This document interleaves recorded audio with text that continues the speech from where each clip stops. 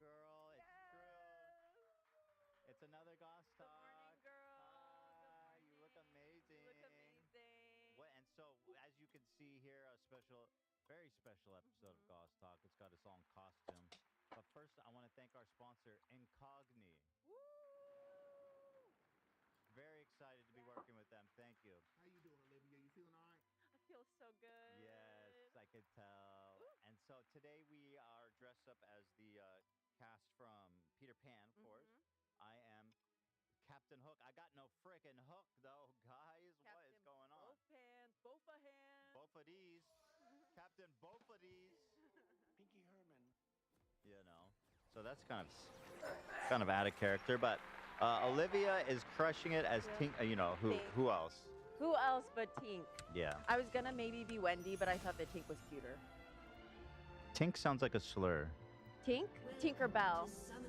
I don't know. Some words It just does start, a little. Some words I go, that sounds like a slur. That feels like a slur.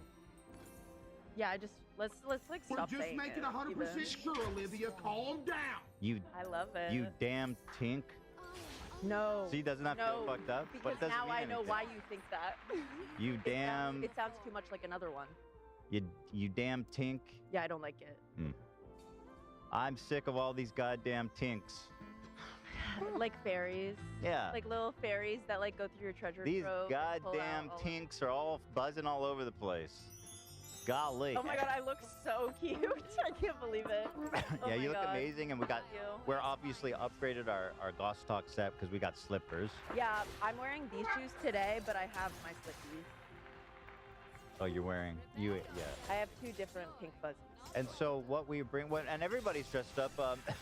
Tamara is my loyal henchman, of course, Yes. as she always is. Isn't that right, my loyal henchman? Yes, Captain. Yeah. Mm-hmm. As you know, she's always backing me up, Always. and I appreciate that. And is anyone else in costume? Mr. Lost Boy. Number Oh, one. I thought you were just. Thought you were just wearing a onesie for No, funsies. girl. That's what they wear in Neverland. Oh, Dan is feeling himself. Go. He's a Neverland boy. And of course, who is Peter Pan? We're missing the main event. It was supposed to be Lena, but she had to run there. Oh, and she would have been the cutest little Peter Pan there ever Aw. was, right? Well, that's okay because basically the Peter Pan is in the story, featured It's in the true. story. Peter Pan is in the story, Yeah. and my girl we're following today, her name is Tony Baby 99. Tony Baby 99. Tony Baby. And what can I say? Baby 99. Tony Baby, Baby Tony 99. Love like that. Mhm. Yeah. Yeah. So I am here today to tell Tony Baby 99's story properly. I think that a lot of people are coming down on my girl. Well, who is it? I don't know anything about So Tony I'll Baby. tell you about it. I'm just giving you an intro before we get into the update from last week. They're- Tony is a Disney adult who loves the Peter Pans at the Disney Shout out. Resort. Who doesn't? I love a diva with a passion project. Of course. Let my girl enjoy is kind of my thesis of today. You've seen me at Disney when those characters come up. I can't take the smile off my Can't take face. the smile off Yeah. your face. It's your favorite place to be. Yeah. Yeah. Who does it for you the way that Peter does it for Tony? Who did I take that? Oh, again, another slur sounding. I even hate saying his name, but it's true. He was the one that was there. It was Tigger. Oh, I don't So like that either. that's what I'm saying. I don't like saying Tink or Tigger. Tinkerbell and the tiger from Winnie the Pooh. That's not his name. You're right. It's not his name. It's not. But you do. You freak out when you see him. I like Tigger. He's You got go vibes. like- you go but it not. Wait, but no, you Hey, he's did. cool. Gaga. I said I like him. I just said his name makes me uncomfortable. No, but he's the one who gets you all excited. When you I see him. guess. Yeah. No, you're with Piglet in this photo, Captain. Yeah. I just want Not to correct you. Tigger was there though. He was in the room. And were you more excited about him? It left an impression on me. It left an impression. Okay, you know what? That's a good place to leave it because you know what? When Tony was 15, she was at Disneyland, and the Peter Pan actor left an impression on her. Well, that's how it works. That's That's where how it it all works. begins. That's how it starts. Okay. Yeah. So So do we want to get into Gossip? yeah. Should I So crack open the storybook? crack it open. We have our fairy tale book here. Goss Talk, Wow. Chapter 1. Chapter 1. Wait, hit it, Nate. Oh yeah. Oh, so Nate, bored. what is wrong with you? I've this- never felt more. Yeah, and of course glad we played it again because I wanted to acknowledge Tamara who made that Woo! real hard. Don't make that face. Why Word are on you the making street that is face, she's loyal now henchman? Shamara. Okay, Dan. Shamara. Tamara. Listen, Shamara. it's not totally done. It's not It's done. perfect. But thank you. I feel amazing about it. It's I perfect. do. I am really proud All of you the could funny. do is mess it up from here. Would you say all I could do is mess it up from here? Yeah, because it's already Wow. perfect. I need to hear that more often in my life. Okay. You can mess Tamara. it up. Anything else in it would be messed up. Do you really mean that? Yes. But earlier you said you thought I could extend some of the. Well, I said if you wanted to, but it's like You don't Ornn have is to. It's done. right. Yeah, It's perfect and It's done. beautiful. I love it. It gives the vibe we want. It's everything. It's the intro. It's tomorrow. Only she can do it. Only she can do it. Thank you. It's done though. You can move Yeah, on but with it's your no life. dishing with Dan. You can move on with your life. No, I think I'll No, probably. it's Goss Talk with Olivia. It's no dishing with Dan. All right, thank you, You're so- guys. Hit it, love you, girl. One more time. Tom is here too, by the way. Let's say hi to Tom. Why are you talking over the intro? What? Why are you talking over the intro? Go ahead, play it again. Yeah. Good point. Yo, Nate, you keep this energy up, you might have a pizza party in your future, buddy. Pizza party? Wait, what? I'm not paying for that. Maybe Queso Oh, would Queso is. get that extra queso pizza. You know what I mean? Yeah. Tommy Boy is here. Shout out to Tom. We love him. Yes, sir. How you feeling, Tom? I'm good. I'm You- here. I'm excited for Goss Talk. Good. Aww. You ready to learn? I'm ready to learn something, All right, bro. good. Always, I have so much I to love teach. learning. Well, with that being said, also stay tuned. After Dark's coming up. Elo will be joining After Dark today. So that's going to be a fun episode. And with all that being said, Olivia, back to you. Are we Go. ready?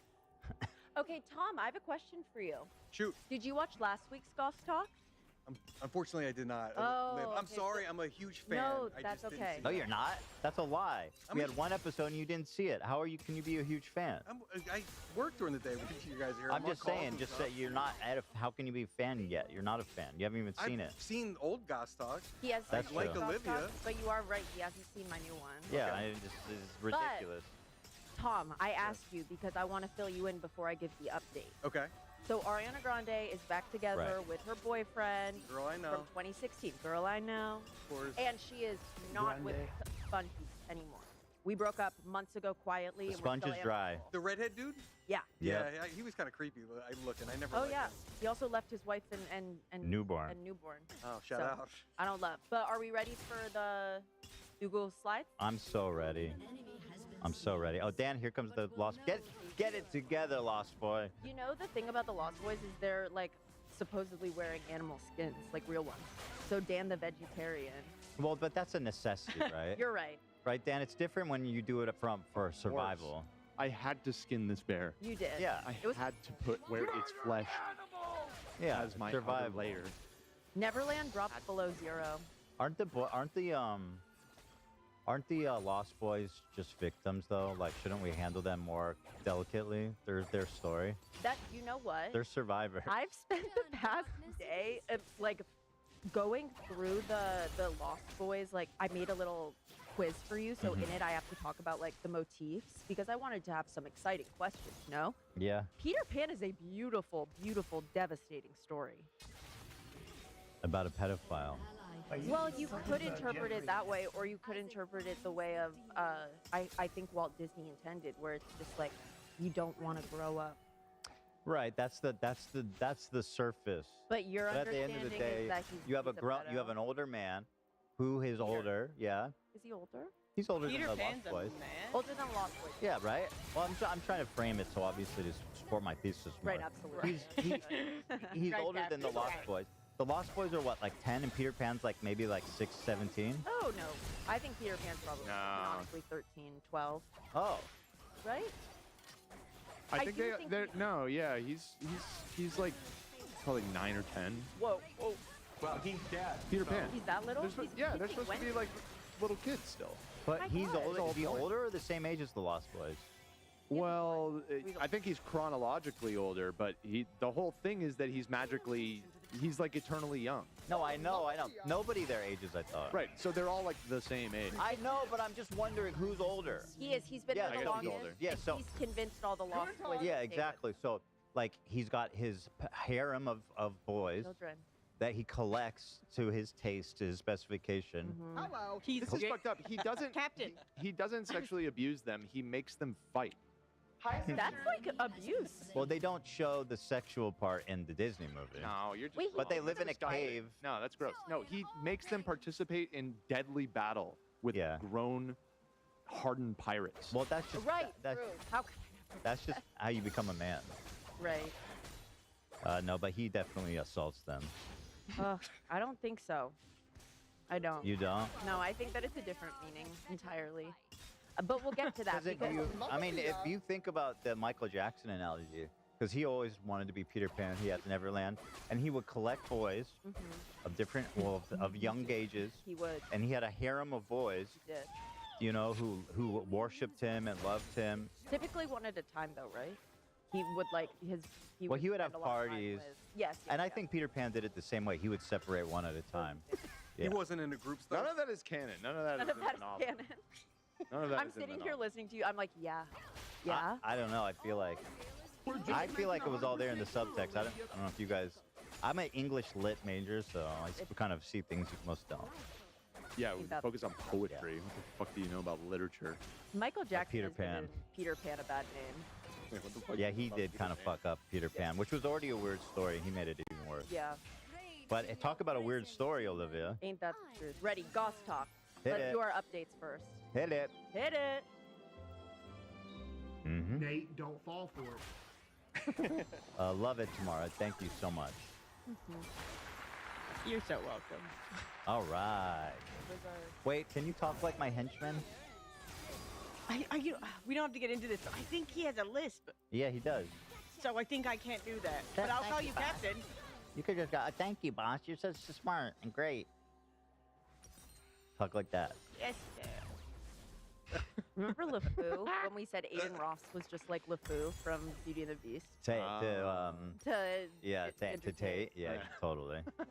No one smart like Andrew. Yep. May we go to the first? Go. We slide? can, but Ethan first, please fix your sash. You look like a mess. You look like a mess. Oh my God. Get it together. All right, Ethan. We're here now today what? representing Dave Thank and you. Tony. Thank you. Yep. Thank you, Dan. Appreciate that. You got it. Are you mad at me? I feel like you. It's really embarrass- not. It's not I my feel like fault. you I mean, embarrassed it's not a yourself high little quality bit. costume. Well, I feel like you've dishonored yourself a little bit. Yeah. Okay. Well, A captain should always look his best in front of his crew. I'm trying, but the outfit is just a little droopy, bud. Okay, well, this would not You fly. would talk This shit. would You're a not lost boy. fly You in have the nothing to Queen's say to me, Navy. lost You boy. hear me? You are not a member of this crew, lost boy. Right, Tamara? Bold boy. Captain. Oh my God, the Lost Boy went Thank bald. you. He's not supposed to. Would there be? That would be kind of a funny, like a part 2 where the magic faded and they all started aging. Middle-aged dudes. Well, That would be awesome. Okay, it's been a long time since I've seen Hook, but I believe that Wendy does rescue the Lost Boys and they age up. Yeah, they had to do Oh, that. that's Yeah. beautiful. They age up? I don't think so. Well, yeah, and so does Peter. That's Robin Williams. Oh, if I do Oh my remember. Oh, they God, kind of yeah, rewrote you're it. right. It's a different story. When you leave Neverland, you start aging again. It's just Yeah. like Neverland just magically like Yeah, pauses. but the Lost Boys pauses don't leave. I think they do in the think live they do. action one. They go back on Christmas with. Because they decide that they want a mom and a dad. Yeah, they want a mom and a Okay. dad. Yeah. Okay. Okay. Alrighty. All right, next up. And click, Dan. Sorry, I was on the wrong monitor. There you go. Here we are. Go. So an update, Ariana and Ricky now have matching tattoos. Stop. That is ridiculous. Like, Ariana, for the love of God, slow down, girl. Loki, at this point, she's crazy, and I'm like, I'm along. I mean, I I'm guess, along with yeah, the ride. at this point, it's hard to say any, like, be like, oh, are we surprised that, but at least show some, at least, the SpongeBob threw his whole Life away. private life away for you. Like, at least wait a couple more months before you get the I love you Well, on your who shoulder. knows? What did SpongeBob do? You think he had another You affair think- with? I don't know. You lose him No. how you get him, huh? No, he was a slave to her. You think? Yeah. So Ariana is like known for getting any type of shit tattooed on her. Like one time, do you remember she got the characters on the palm of her hand and she thought it meant something, but really in reality it meant like tiny grill. She got Yes. Chinese, like Mandarin. She got, I think it was Japanese. She got She it on got her tiny palm, grill on her and it said like, and it meant small grill, but she thought it meant something Okay. completely different. little girl, but it meant little Small grill. charcoal Small grill. grill. Yeah, here it is. Little- Japanese. Yeah, no, I like know that what too. Oh, you were I tying make it back it to up. Peter Pan. Or is it just being dumb? Idiot. Oh.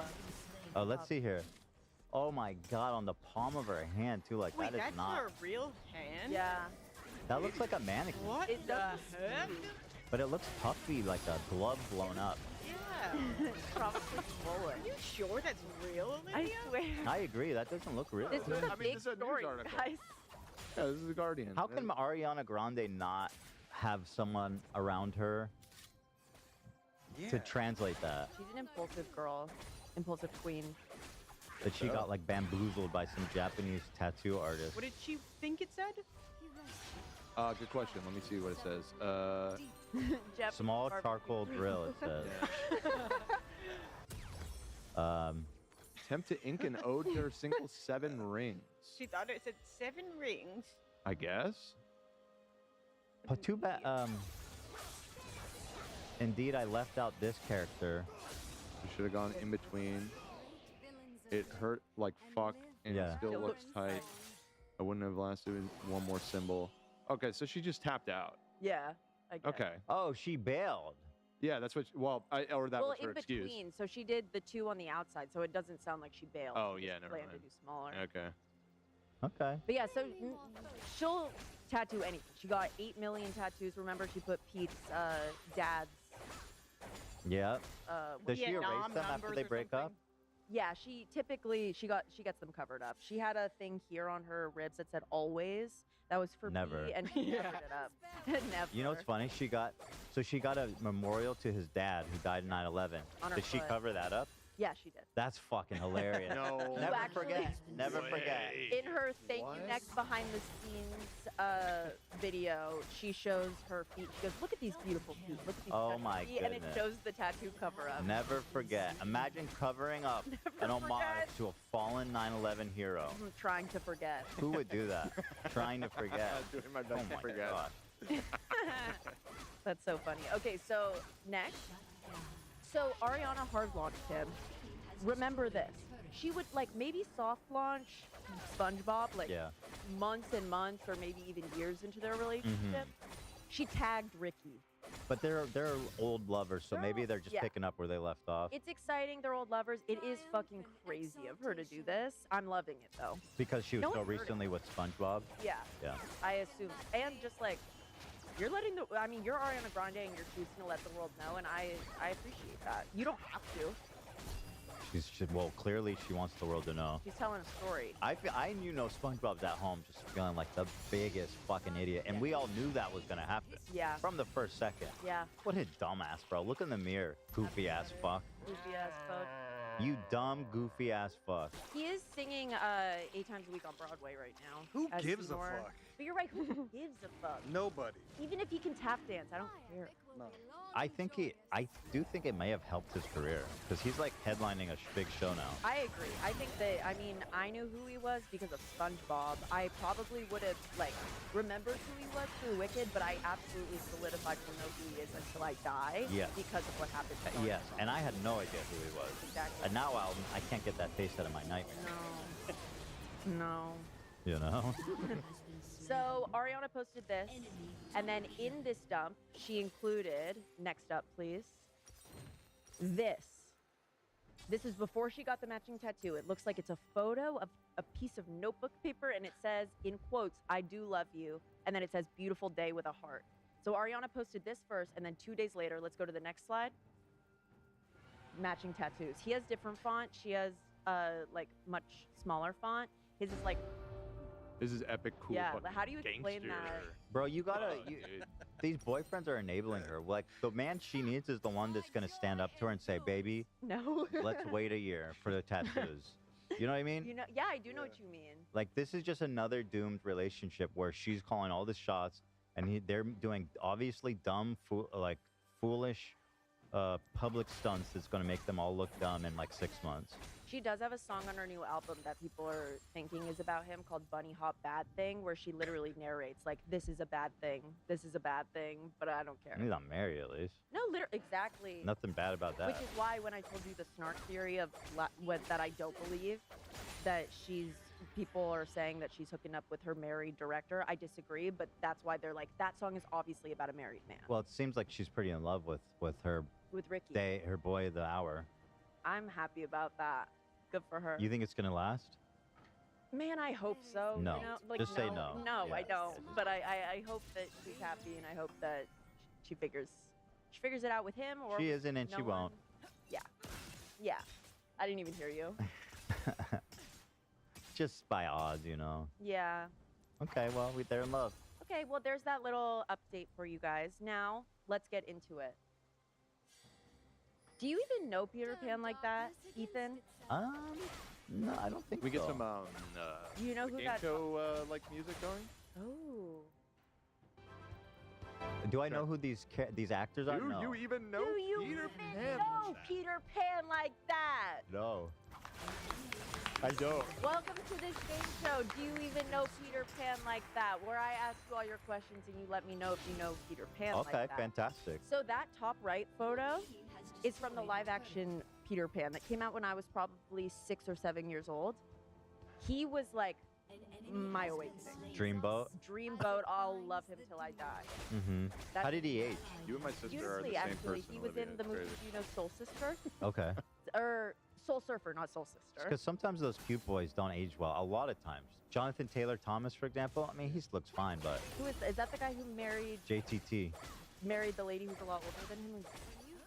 Or am I thinking of someone else? I don't know JTT. Well, then, yeah, that's JTT. Oh, I don't know about this guy. He looks fine, but You wanted to be just like him when you were a kid. yeah. right? Well, all the girls were obsessed with him, and I was like, "Fuck this kid, bro." Oh. Like he had this split bowl cut that was like, and my hair was curly, so I couldn't do that. And I thought if only my hair looked like that, then the girl I liked would like me. And he has hunter eyes, Yeah, he does, but they didn't. Yeah. like a Chad. Yes. Anyway, sorry. Anyway, sorry. Yeah. Okay, first question. It'll be easy. Yeah. Are you even qualified? Ah. What is the name of the fairy who is Peter Pan's companion? Tinkerbell. That's correct. That's Yes. correct. Yes. Wow. Come on. You, literally you. Ain't that the truth? Your dress. though? Yeah. Next up, question 2. Where do Peter Pan and the Lost Boys live? Come on. Come on. Neverland. Yeah. Great work, great work, great work, great work. Nice one, dude. We're getting a little bit harder here. What is Captain Hook especially afraid of? Crocodiles. Come on. Yeah. Keep got it it. coming. The You got crocodile ate his damn hand. And yes. What theme is most central to the contrast between Peter Pan and Wendy in this story? That she doesn't age. That he doesn't have Get a parents. little more One specific. could We're gonna say need you to that- be a little more specific. Yeah, I would like that. He doesn't. He's emancipated from his parents. I I'm wonder sorry, who I can't he give you is. credit for that. I'm Well, he had- sorry, you don't know Pan. Wait, hold on. You hold don't on. know What am I Pan. missing? Isn't it the age? They don't It is, age? but you didn't word it right. You I didn't said word it she right. doesn't. She ages. He doesn't. The tension Okay. between childhood and growing up. Yeah, I Oh feel like come Yeah. on! That was Yeah. the first. that's what we were looking for. What the heck? Yeah. Okay, why does Peter Pan No, refuse don't to play grow that. up? Don't play that. How does it feel? You got it wrong. I don't think so. No, you did. All right, go on. What's next? Thank you for Why sucking does back. Peter Pan refuse to grow up? Because he's a pedophile. No, that's not right. Wow. Take the bell back. Literally. And the bell Because he back. hates grown-ups. that's great. He wants to remain a child forever. Okay. And actually, something about the Peter Pan at Disneyland is he is known as a wanderer, as opposed to the normal Disney cast members who have like wranglers, because Peter Pan is so snarky and hates adults Mm. that he is like able to be like, no, I don't want to talk to you, and then he's able to like get away from them. Which Okay. keep in mind, by the way, that he's a wanderer and he is able to go to State to state, they move him around like priests. Yeah, but he, Never gets fired. right, Yeah. right. I have one last question. Yes. What is their dog's name? Ooh. The family dog. What do they call her? That one, I'm afraid I'm not gonna know. Do you know what kind of dog? Because I have both of these. It was like a Snoop. Like, was it a Snoopy dog? Dog. Snoop Dogg? Like a Snoop? Was that No. a beagle? No, No, not it a was beagle. bigger, Bigger than a beagle? but similar color pattern. Yeah. So what was it? It was a Saint Bernard, Okay. named I don't know. Nan. Nan. Yeah. Yeah, I had no idea. Well, great. I Nan. think you got like 70 props. So Uh, let's do an introduction into Disney adults, shall we? Please. Have you ever seen this Meet Canyon video? I haven't seen this. I haven't. I linked it in case we want to watch it, enjoy a little. I do. We're friends. We can watch I it. I do think love. he's chill with it. Okay. You think this is a good well, this is 15 minutes. It's also an example of just how the universal feeling about Disney adults and people are harsh, but it's funny to meet on them sometimes. Okay. I think it's fair. I have Disney adults in my family Really? to make a confession upright. I'm honestly like privately I'm a pretty much Disney adult. You. I love it. I enjoy stuff. I love to love stuff, and so do Disney adults. Well, so let me put it this way. One time, my brother has season tickets. Really? One time his wife was busy, and so I think it was his birthday, and he went by himself. Oh Bro, my God. I'm Your married brother, to a Disney the adult. teacher? Yeah. Oh my God, how fun. Yeah, my bio, bro. But What's he went that? by himself. But I was like, bro, what the fuck? I love a diva with a passion project. I'll tell you. What do you again. do there by yourself? Does he have a favorite ride? Does he talk about it? I don't know what's his favorite ride. Yeah, I don't know. I'm sure he does. Tom, you were saying something? My wife is a Disney adult, and to me, there's no worse place on earth Stop. than Disneyland. I Stop. fucking hate it. Yeah. Even when I was a kid, I hated the Disney movies because I always rooted for the bad guys, and they never won. I hate the rides. So I hate edgy. waiting in line. He's so the villain-coded. food sucks. Such a bad I boy. just hate Disney, but I'm the outcast in the family because my wife and 2 daughters. Zach, I do have 2 daughters, in case you didn't know that. Daughters dance, I have dogs daughters. and doodles dance. They are all annual pass holders. Disney. And my wife will go, she'll go down if she has like a 2-hour break. She'll go down to go on one ride and get a churro. That's a lot. It's a dude. That's that's- a lot. And the only water they have there is Dasani. Dasani. That is True. The true. Dasani does suck, bro. Yeah. Come on. Oh, well, there it is. So there's a few amongst us. I feel indulgence is a very quick way to become very happy. There it is. I think it's fair. Yeah. Indulgence, I do. Well, show me a bit of this. Yeah, just to get a taste. They're on their way to Orlando. Go ahead, Dan. Ming is taking his princess to Disney World. In first class, no less. I'm so glad I persuaded you to upgrade our tickets. Uh-huh. Baby gets what baby wants. Melvin, don't pinch me. I dare not wake up. Our dream of going to Disney World as a couple is only hours away, my love. All right, folks. We're about halfway to our destination to beautiful Orlando, Florida. Local temperature is 85 degrees and clear skies. Perfect for any travelers going to Disney World. So Too much Disney Mulan adults Rouge don't get a pork good at the rap. airport. No. They definitely get a bad rap. It's tough for them out there. I Yeah. love him so Yeah, I much. agree. It's definitely a slur. I don't know what's going on here. I gotta have to watch this later. This is Tom. 1000%. Oh no. Oh, he's gonna break up with Jasmine. Not now.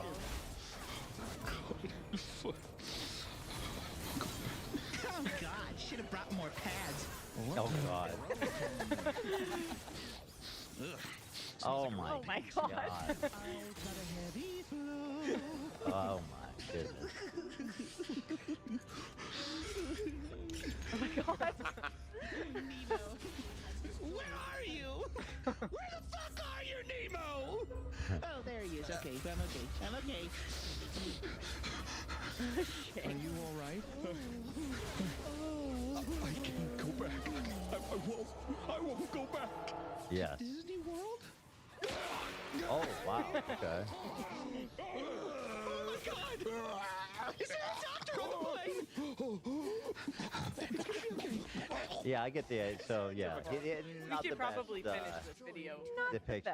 It's like 60 minutes. I know. Probably. Yeah, it's pretty long. We can't watch more. I will watch more of that though on my. It is good. So yeah, introducing Disney superfan Toni Colucci. I don't know how to say her last name. Tony Sheesh. She is 27 years old, and she has gone viral for her decade-long obsession with Peter Pan and the actors who play Peter Pan at Disneyland. Okay.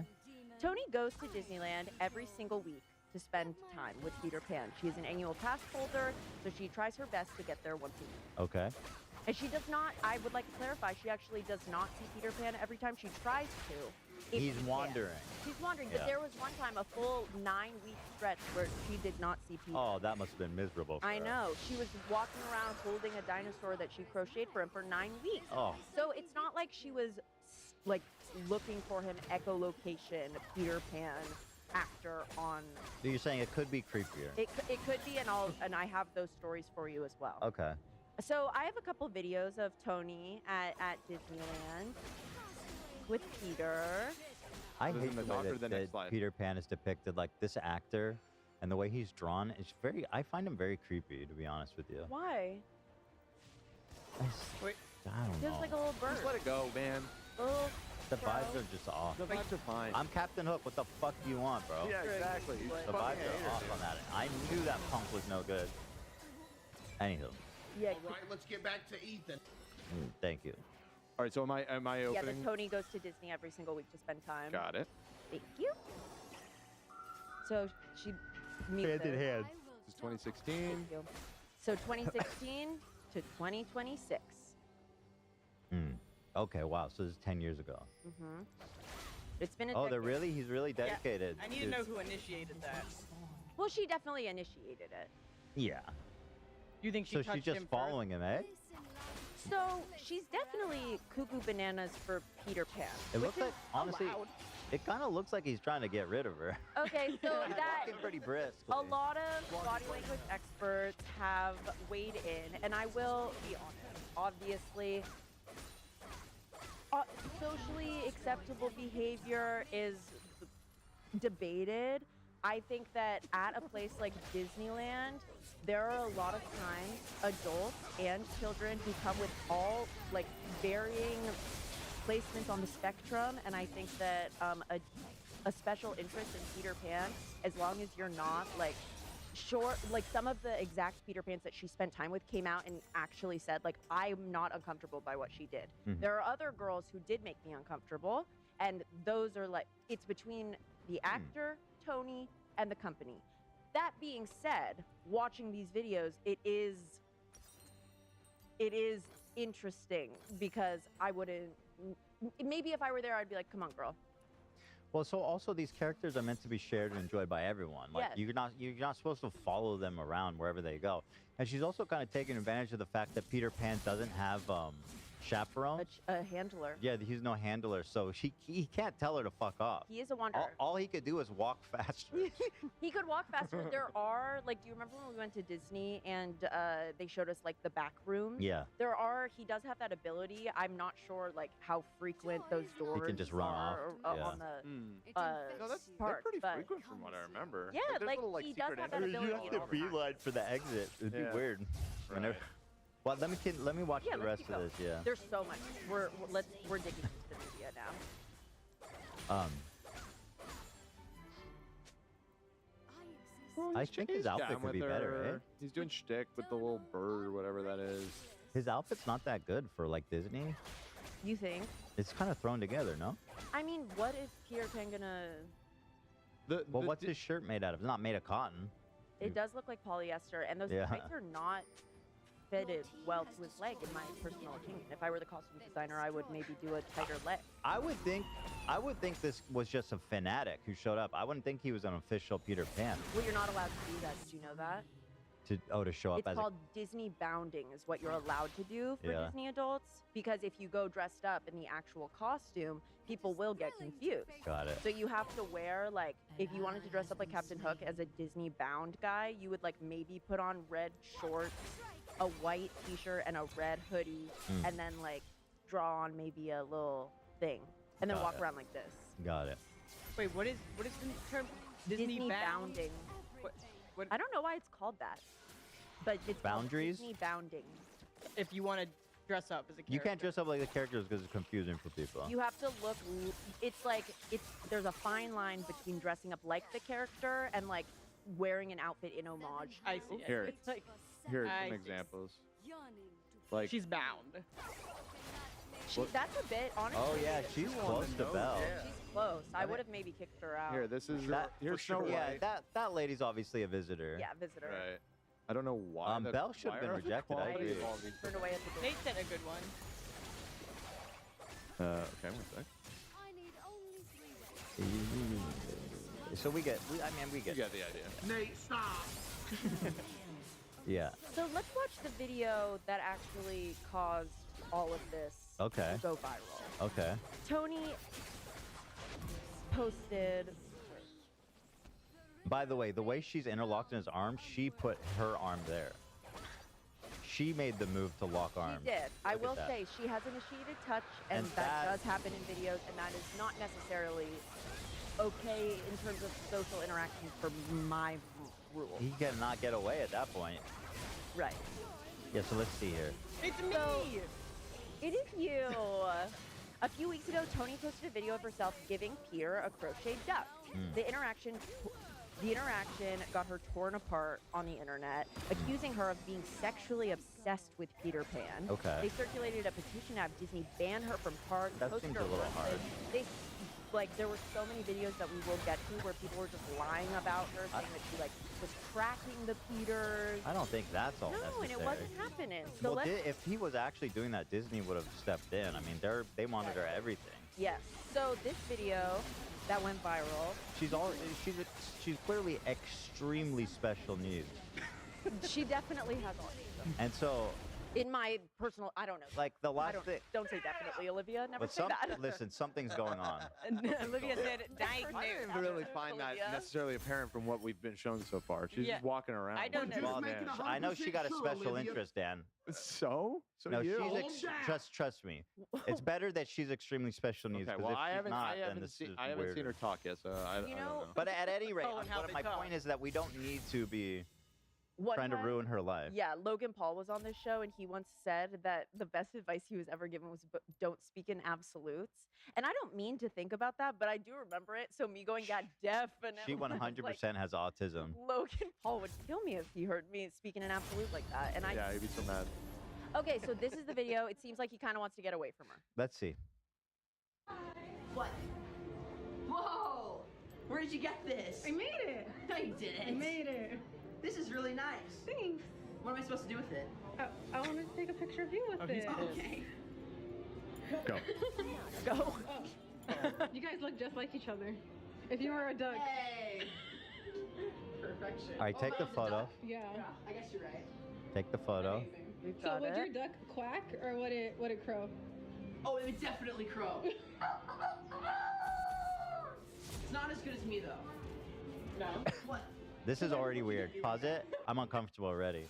Because are. she's giving him commands like he's like her little toy. Oh, interesting. This guy, like, you know, she got him cornered in a dark, quiet corner. Uh-huh. She got him holding objects. She's giving him commands. She's asking him questions. It's bizarre. I feel the discomfort. Sure. I do feel the discomfort. She also calls Peter, no matter who the actor is, she calls Peter Green Bean. That's her boyfriend, Green Bean. That's fine. Yeah, no, I love it. Yeah, that's He's kind of All of talking it is like fine. yeah. You know me. Well, let's see. I'm pausing it premature here. he's talking like Saikuno. Have you listened? He does sound like Yeah. David doing O- like Only because you're here. Yeah. It's not as good as me though. No. What? So Why that are you looking at me like that? Ooh. Ooh. Didn't you give it to me? I'll take a picture of you with it. Oh, but it's not me. It's not for me though. Do you want one? If you want it back, Would you you could have just keep said this for so. you? Yeah, I would. I would as well. Yeah, of course. You can have it. I also wouldn't I can care. make I don't want to large. carry it around. Yeah. So Dan, now that can we've I get heard her one? Did you talk, want I gave it to you? Quite pause it. I gotta hear everything they're saying. You're just wearing tennis shoes? Like, I'm sorry, but do better. Whoa, it's Tim? just like you. What do you looks like think she you. wears? Oh, yeah. I don't know. I don't know. Flying This shoes. is great. What am I supposed to do with it? Okay. Wait, pause it. This is So you from want it? sup. Are they having the same conversation or is it from a different angle? Why are they having the same Same. exact conversation? No, this is they keep talking. Because he said the same exact thing. What am I supposed to do with it? Well, what is he supposed to do? Is this for me? What am I supposed to do with it? Only because you're here. Only because you're here. You. It looks like you. Oh, yeah. This is great. What am I supposed to do with it? Okay. Is that what you wanted? Great. Such a brat, Peter. Oh, it was because she was like, I want to get it on video, be gifting it to you. It's a second take. Yeah, it was a second take. Oh no! This is creepy. That is bad news. All right, let's keep going. Before I... I'm not a pirate. Now what? Now you're gonna take a picture with her. Okay. Ah, you were right. The commands. Yeah. What are you gonna name it though? How do I take care of it? You have to feed it twice a day. You have to I have an idea. I have an idea. Wait, hold on. Oh, Peter. Pause it. This is sexual, and I'll tell you exactly why I know. He undoes her belt, and look, go back a little bit. Go back a little tiny bit. Now watch her face as he undoes his belt. She's like, this motherfucker about to whip it out. Yeah. Out of his dress. Now watch. I have an idea. You see? Ooh, okay. She wants it. Well, you know what? Is I think that people probably ran with that because after this video, they were saying she's psychosexually obsessed with. So I was looking for signals of that, and I mean that seems pretty obvious at this point. With the belt, you seen that? I see a crush brewing. That's what I see. Not brewing. It's brewed. And the coffee is done. All right, so let's keep it there. That's true, Tom. That's true. Oh, Peter. It's perfection. Did you do some dance like I think that take. I can make stuff too. It's really nice. Thanks for making this for me. Even though it wasn't originally for me. You can have it. Are you sure? Yeah. He's like, take I have three. a lot of things. Please. It's for you. God. I can make them. Actually, you make a lot. Dude, Mickey Mouse is about to come out and be like, get back to work. Oh. What is? What do I get? Oh, you want another prize? Do you still have the lead? I do. I really do, actually. Does she have the lead? No, she really does. You weren't even there. I saw the video. I'm her number one fan. Told her the day it happened. Huh? I literally told her the same day it happened. Oh, okay. I have it. Let's find you something different then.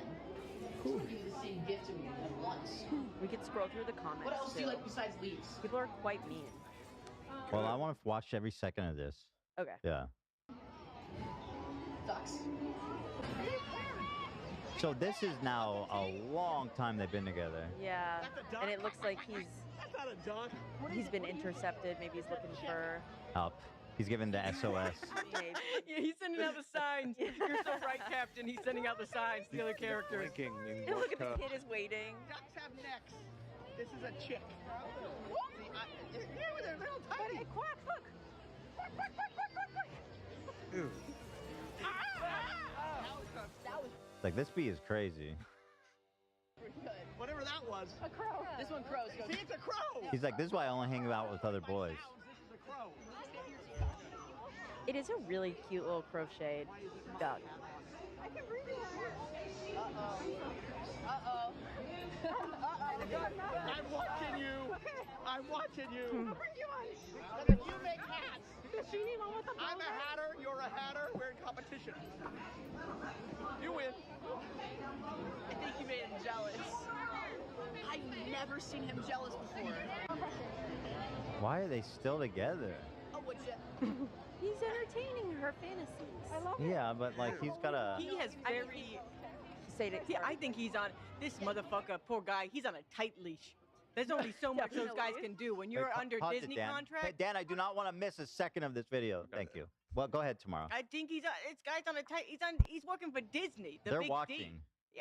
Yeah. He can't just. He He can't. can't be rude. There's no reason Peter Pan should be interacting with the Alice in Wonderland characters. You're right. It's not He's canonical at all. He's like, look what you You're made me right. do. They should not be saying hi. Hey, look what you made me do. Help me. That was an SOS for sure. He can't end the interaction. There's probably, I mean, I think you're I know absolutely that right. with Disney princesses, Olivia, there's a rule that when a child hugs you, you're not allowed to let go until the Yes. child hugs you, until the child lets go. Yes. Maybe Yeah, it's a he's- similar thing. Like, yes. you gotta talk to them until they Oh, bid until you they're adieu. done. I don't And know. to be honest, to make it even weirder, she might know all those rules. I'm So sure she- she is aware. She's been going for a long time, and nobody has ever gotten her banned from Disneyland. But by my the way. point is, if she knows the rules, she can exploit it to make him hang out with her longer. No. No? Well, I mean, exploit. Yeah. I mean, if you want to use that word. It's like you sure. can never walk, you can never run away from, or I think she probably thinks her buddy's hanging out. Yeah. And that might be where we see a little of that schism. hold on, that Ben Affleck meme is so fucking I have funny. it in the slides. That's so It'll funny. be huge. I do have something that I want to tell you. Should I finish this? Yeah. I can Okay. Go ahead. Seems like they've been together for like an hour. 5 minutes. No. This video is 5 minutes. No, but they've been together for much longer than that. I know. I've been to Disneyland enough times. They went from under the castle. That is the castle. Yeah, and they walked like a fair bit away from it to go interact with the... She's still following him. Yeah, I would say at this point, maybe somebody that she's with could be like, all right, come on, let's Peter Pan needs a life alert. Yeah. Oh, dude. Sometimes you love a lost boy. Like this one? Yeah.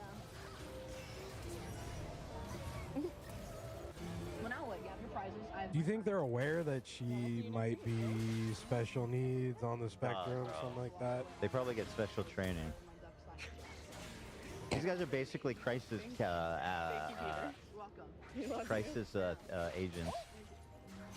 Okay, sounds great. I have to disagree with you guys. Go on. I'm not getting the strong autism vibes here. I'm not really either. I think she's just cringe. I think not so all too. cringe people are autistic. Yeah, I agree. You know what I mean? Oh, thank you. Oh, yeah. Well, so I think you have to be you have to have something a little strange. Like, I just don't think someone who has like ordinary social interactions with people would do this. Yeah. I just don't think that it happens. Like, you have to be a special type of person to be even willing to do this and post it online. To autism. You know, she's not the only one. So there's a whole... Yeah, can we go to the next slide, please? Uh-huh. Go. So, next one, please. Tony is not the first Disney adult to face accusations of being obsessed with Peter Pan. In the early 2010s, there used to be a huge fandom on Tumblr surrounding the actors at Disney World and Disneyland, and it would track them. They would literally, girls on That's Tumblr would track crazy all of the business. actors, and they named they knew the different Peters, and they knew when their shifts were, and they named them specific. So there was like Spielding Peter was like their favorite one, and there was this viral story on Tumblr that everybody would reshare, which was allegedly about him, that says, when I met Peter at Disney World, he saw my arm and he grabbed it and held it up and looked at it. There are scars on my arm from self-harm. He said, are those scars from pirates? That old Captain Hook can be so thoughtless sometimes, doesn't even realize what he does hurt. You can come to Neverland with me, and I won't let any marks find your arms again. I asked him why he cared about the marks. He told me marks like that made a person grow up too fast. I just wanted you to hear that story. So that's one of the many, like... That is a sweet story. It is a sweet story. Like one of the Y/N, like, you know, the Your Name, like, fanfics. Do you think this actually happened? I don't know. I think that It's possible. the Spielding Peter Pan did respond to this and said, this interaction wasn't me. I can't take credit for it, but if it did happen, that's lovely. So yeah, there is a fandom for Peter Pan. To be honest, I don't think that they would like call attention to someone's like deformity. What do you mean? Oh yeah, I don't think so as well. I don't think that Peter Pan's gonna hold up your What arm and the be like, fuck is wrong self-harm. with you? It's Yeah. like, come on, I went to Disneyland to like get my mind on happy things today. Is now a good time to thank the sponsor? Do you want to finish your thought? Go for it, All right, girl. let's go. Let me hop on over there and thank them, and I'll be right back with you. Why don't we do this transition as you're moving over there to the other desk with a little bit of Goss Talk intro? That's Hit a it, good Nate. idea. Such a good idea. Hit it, Nate. Love that. Hit it. Hit it, Nate. Okay, it wasn't quite long enough. Too slow. He's taking his time. Play it one more time, Nate. Is the AC on full, my friends? It's hot, right? Yeah. You're gonna need that on full. Oh yeah, baby. That's what I'm talking about. Let me hit this. Incogni today is our wonderful sponsor, and this is actually a service that I'm and many of us are in desperate need of, because all these social media companies, they just don't give a gosh dang about any of our private data. You know, and it's a shame. It really is. Let's see here. Data brokers and other harmful sites, they collect, they sell, they publish your info. This happened to me so many times. I've had my stuff leaked, and it's so frustrating. It's happened like you know, from the biggest companies in the world, Twitter, Instagram. And it's like, oh, I guess I have to change all my passwords again, which is such a pain in the ass. And so that stuff all immediately ends up on the dark web where people buy, sell, and exchange your private info. And they try to, they just try to, steal your identity, open credit cards in your name, whatever crazy scam they can think of. So data brokers and other harmful sites, they collect, they sell, they publish our info. And these companies quietly buy, sell, and aggregate a data profile about you. They sell it to advertisers, creditors, criminals, or stalkers. Anyone who just pays for it can have it. Do you think, just real quick, do you think the Peter Pans can buy the Peter Pan's data online? Peter Pan can buy his own data? No, the fans, the fandom can buy Peter Pan Disney characters' Guess data. if they knew their whole Find name. out where they live. Not if they use Incogni, right, Ethan? It's such a good point, Tom, because if I was Peter Pan and this video has 43 million views, the first thing I would be doing is going to incogni.com/h3podcast, right? And that's just a great point. And you don't even have to be Peter Pan, though, to be at risk. You know, that could just happen to any random Joe or Janet. Or Dan. There's thousands of them operating worldwide and would take hundreds of hours of constant monitoring to do it yourself. But Incogni automatically removes from over 420 broker sites the moment you sign up. Incogni scans the web for your personal data, handles the removal process for you, gives you actionable ways to control your privacy and track progress. Okay? Incogni is available in the United States, Canada, Europe, Switzerland, Norway, Iceland, Liechtenstein, Isle of Man, and the UK. Liechtenstein? Yeah. Liechtenstein? Sure can, Dan. Wow. So pretty much anywhere people live, you know what I mean? Let's see here. So with the unlimited plan, Incogni seeks out wherever your personal info is online and surfaces it into one place where you decide what to remove with the help of Incognito's human removal specialist. You don't need to go searching the web for exposure or site published of your data. Incogni does everything for you. They give you risk assessments, monthly downloads that give you actual insight on protecting your privacy based on your exposure. And with an unlimited plan, you'll also get a risk assessment that gives you a tailored report about your privacy progress, and it refreshes every 30 days. They remove from engines, automatic removal and request follow-up requests from 420 harmful sites. They have reoccurring removals plus suppression list requests that tell brokers not to relist your data. You can get an overview of your removable progress or dig deeper into each request per site. And they've got 24/7 live chat support, live phone support is available for unlimited users. You know what I mean? Come on. 60% off, guys. That is a well worth giving it a shot. And I think you guys are all going to be happy you did. It's well worth it. Go to incogni.com/H3podcast. Use the code H3podcast. You get 60% off, guys. 60% off. They can't harm you if they can't find you guys. Right. Use the code H3podcast at the link below and get 60% off of an annual plan. I 1000% need to, I need this. And I'm gonna definitely be doing it. It's so bad out there, guys. And it's not just me, it's everybody. I'm being so serious. You should do this for yourself. So thank you to our sponsor. Thank you to Tom. And thank you to you at home. And thank you, Dan. And thank you, loyal henchman. She's not here. Anyway, that's all I have to say about that.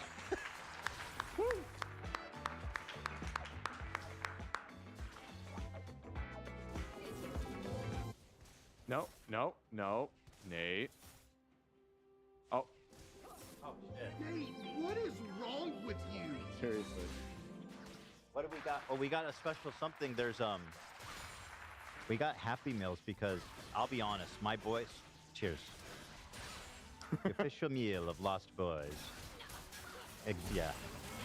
My boys love Godzilla, and they're doing right now a Hello Kitty Godzilla collaboration. Cute. And Hilo went there with the boys and tried to buy it. All the little toys they've got. And they said, we don't sell them individually. Oh my god.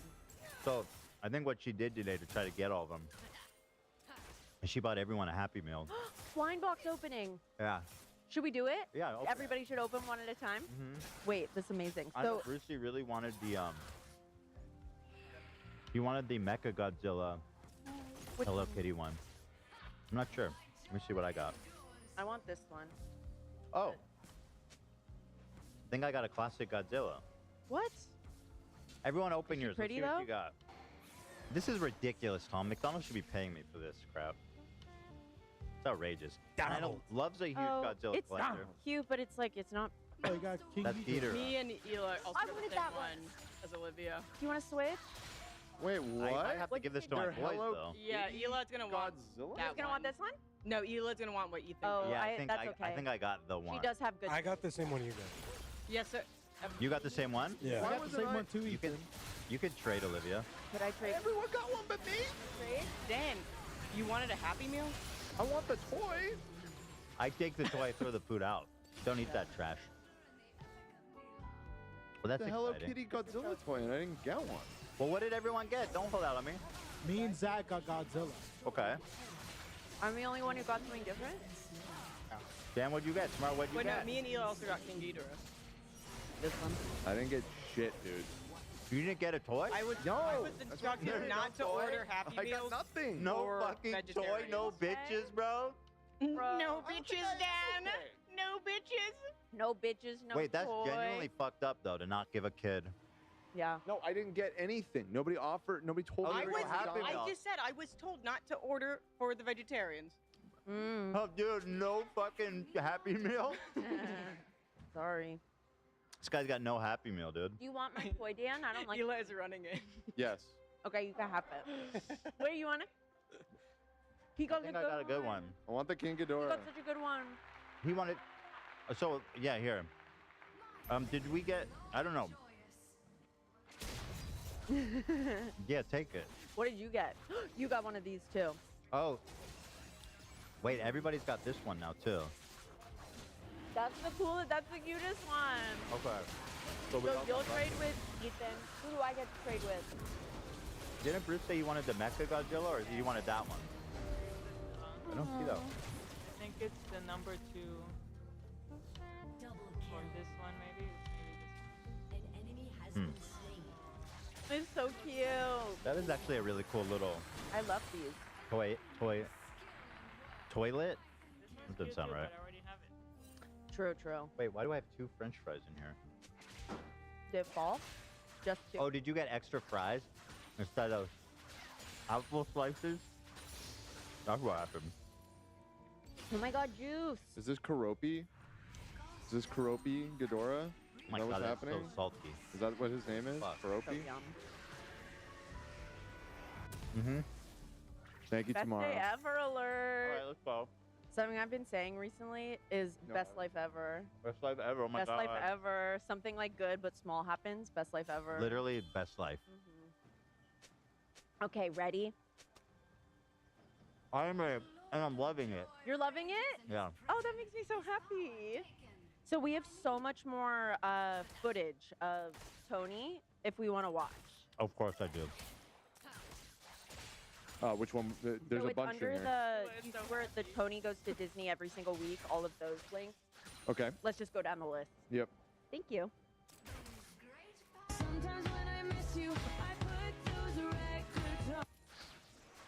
Obsessed. Sometimes when I miss you, I put those records on. Lover. Next up.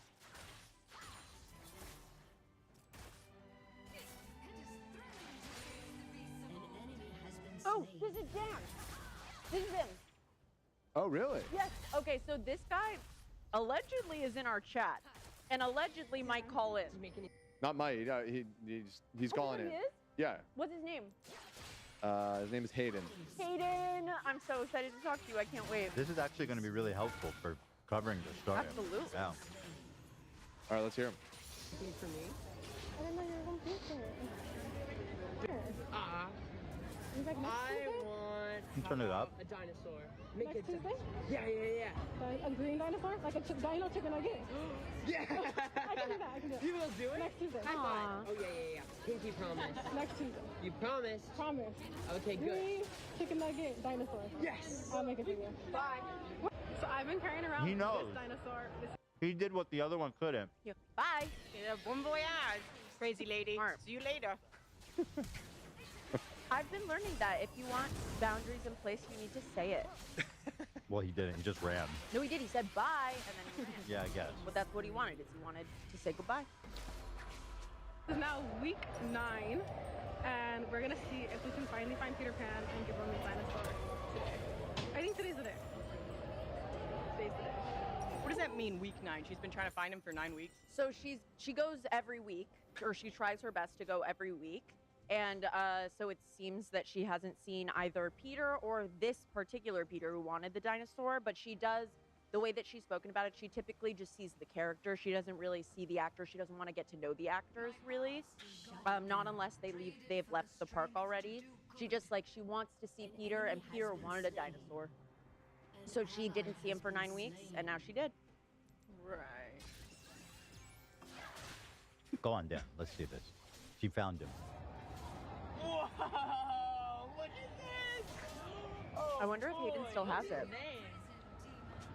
I wonder if he even brought it home. We'll ask. Straight in the trash. Right in the trash. 100%. It's on the ground. We'll figure it out. Just like mine with a feather. I'm gonna show this to Tinkerbell. Oh my God! Wait, it has a feather in its cap, just like Peter. They say, you know what? I'm going to show this to Tinkerbell's code for I'm throwing this out. Well, when I was a kid, my family took us to Disneyland. I had this thing called the mommy blanket, it was a blanket with silk on just right on the top, and I loved to go like this when I was a kid. And we brought it to the Disneyland hotel because I needed my mommy blanket. I just Sure. I was attached to it. Yeah. We left it at the hotel. My mom and dad told me that Minnie Mouse kept the mommy blanket. Stole your shit. Yeah. Jacked I your was like, shit. why would Minnie Mouse What a do that bitch. to me? Literally, what a bitch. So fucked up. They were like, she's sleeping right now with the mommy blanket. They said that it's really helping her. I was happy to help. Okay, all right. Were you? No, I was so Yeah, mad. I could have it just doesn't got you sound a new like one. you were. You know what? I think they did, but Okay, it was not not. the I same. knew. I got you. I knew. Go over there and wait for me. You know what they could have done is get you a new one and say Disney mailed it. So real, and they washed it. Yeah. You could say that easy. Yeah. Aww. I mean, it's in your hand, girl. I don't He gave it back to her. know how much you did it, but. Oh, I guess she can't give it to him unless he's done. Aw, but he came back for it. See, that's so nice. Yeah. Peter Sword back. He's gonna be a great flyer like me one day. He's not a friend. I like it.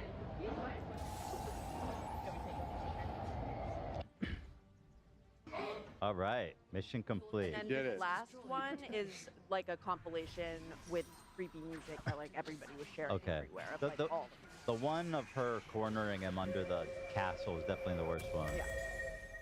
Oh my God.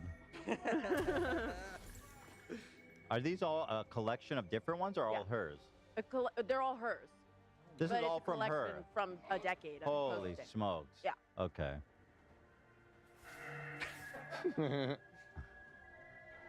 Again. 1 million likes. This girl's getting a lot of attention. She is really being torn apart in a way that I feel so bad for her. No, good. Oh my God, Tom, ruthless. Yeah, literally. No, I mean, look, My girl's living her truth. these characters can't get paid enough, number one. I would also like to make clear that my wife is not like this in any way, shape, or form. But I was just at Disney last week, and these psychos follow the characters. I saw Cruella de Vil, and that's my favorite Disney character, my only one I You were really following like. her. Why are you so villain coded? I don't know. I love the one that murders puppies. Yeah, I like the new. I love that character. The new one. Yeah, I It's really got- identify with Yeah, her. I don't know But why. I really just like have her. a soft spot for Dumbo.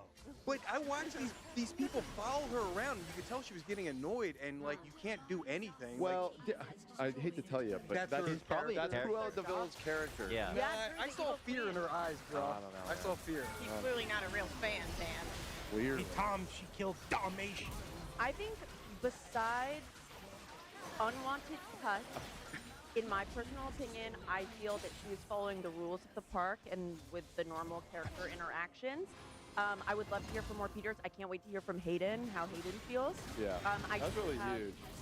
We will get to a couple. Firsthand account, yeah. Can you continue the video? Sure. The music is important. Yeah.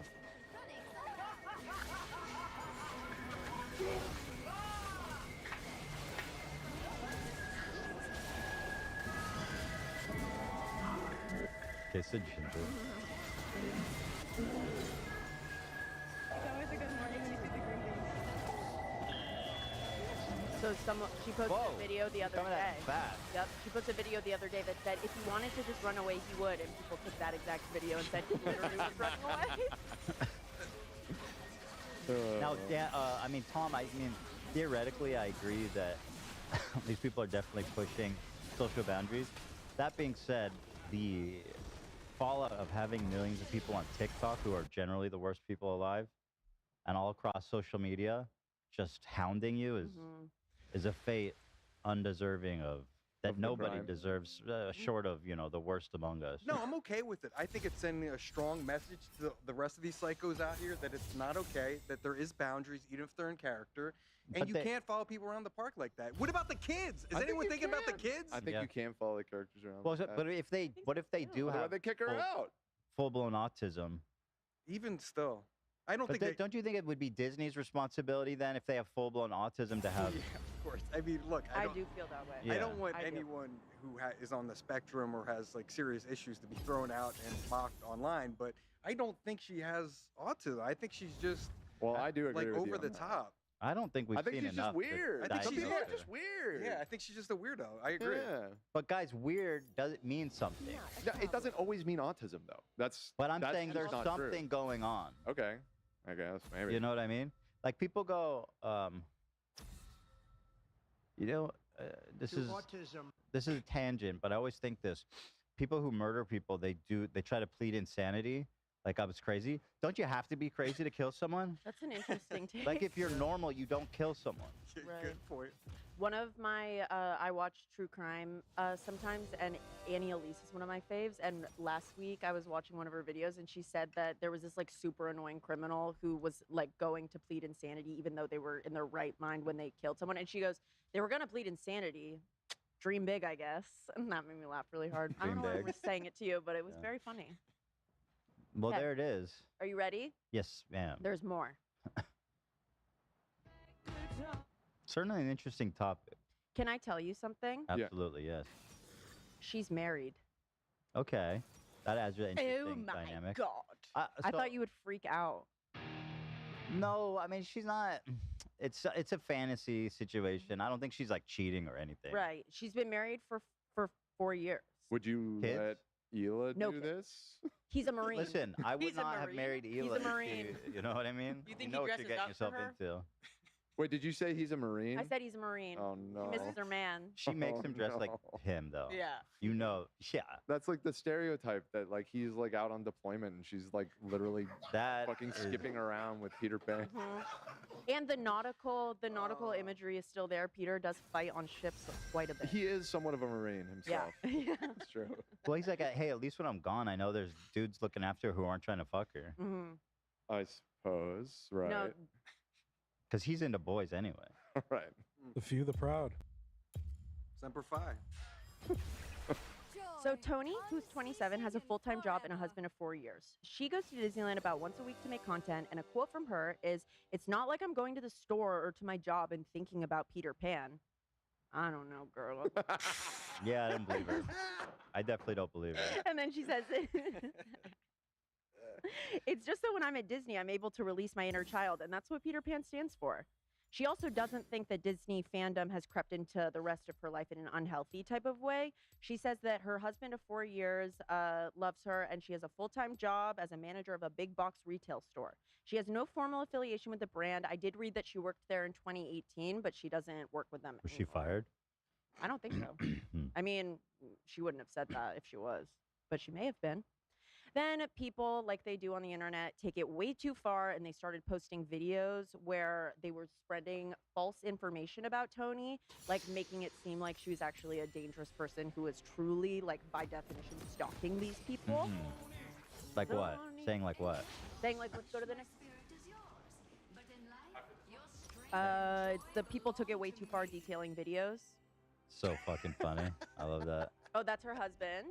Welcome to Summoner's Rift. And then, yeah, there's a link. Oh, Wait, go that's back. him? Oh, he looks so different.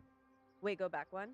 And then there's if you could click on the script, people took it all way too far, detailing videos. Got it. An air tag on the duck? They just made it up. Yeah, that's not true at all. We saw, oh, it shows it on the inside. How would they know that? It's not real. Yeah, and you would feel it, right? I mean, he was feeling it all over the place. Yeah. Oh, well, that's rotten. Yeah, like people were doing shit like this. the That's whole not time. okay. That's not okay. Yeah. I'm not okay. That's Guys, I can't make this up. You like, why literally, would you- you literally did. Up. Why would you do that? I know, and there were other videos. Is this the person who posted it? Mhm. I guess I don't know if he originally made it. And there were other videos too, just like of the like anonymous narrator text to speech voice, where it's like Tony's husband like was so mad that she spent over $2 million on Disney. It's like you got that value from nowhere. You just made that up. You have any of those? I don't. But it That's was just okay. if you wanted, Yeah. if you look up Tony Baby 99 husband, it's the like first 3 that pop up. It's fine. I see this is bad already. Yeah. So it like makes me so sad. A diva with a passion project. Let's just keep coming back. That's all How she you is. doing, Olivia? You feeling all right? I do. I feel good, but I Yeah. feel bad for Tony. I mean, it's in a controlled environment, and if they were really in danger in some way, Disney would have stepped in, right? That's what I'm saying. Exactly. They have no problem bouncing people from Disneyland, you know? And there's a fake rumor that she's been banned. Everybody keeps saying That's that's clearly not not true. true. And then there was a fake rumor that Peter got fired. That's also not true. Everyone's just like there was some old video of saying last shit. year. I know they're just saying shit. She posted an old video where she's like dancing and it says like when I can't go to the park for 2 weeks, but it was like in reference to a park holder like unable to go that day Sure. thing, and people were just like this next video that I'm going to show you is from one of the main Peters from the videos that we just watched. He actually does know Tony, and he says that while she did make him feel maybe uncomfortable or awkward, she did nothing wrong. And then he also details a story of a real stalker he had, but people were taking that clip and posting it and saying this is what Tony Why did. they do that? I know, it's so not fair to Tony. But why are people spending their time doing that? I know. That's so cruel. I know. Is Let this me one see. right? Yeah, this guy. All right. Hi, everyone.